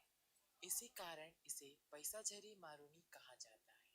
तो आइए हम प्रस्तुत करते हैं पैसाझरी Maruni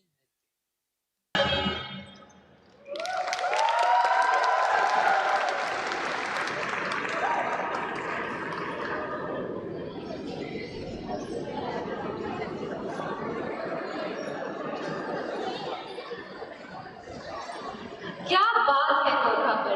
It was indeed a marvelous performance by you. और अब आज की शाम के अंत की तरफ बढ़ते हुए, which takes us into the cultural and devotional traditions that celebrates Goddess Nanda Devi, a symbol of strength, grace, and divinity. From Chandigarh to Narayani, Jagdamba to Bhagwati, this performance captured devotion in its own many forms. Please welcome on stage team Day2 from NSS.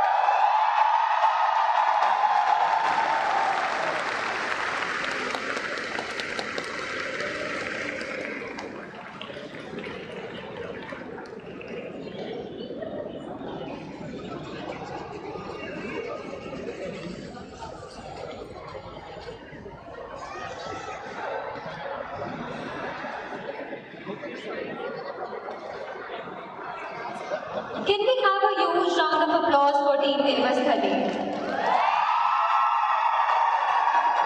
So now for more grooving and dance, let's welcome on stage Samriddhi Sharma, Research Associate in UCOST, with a huge round of applause.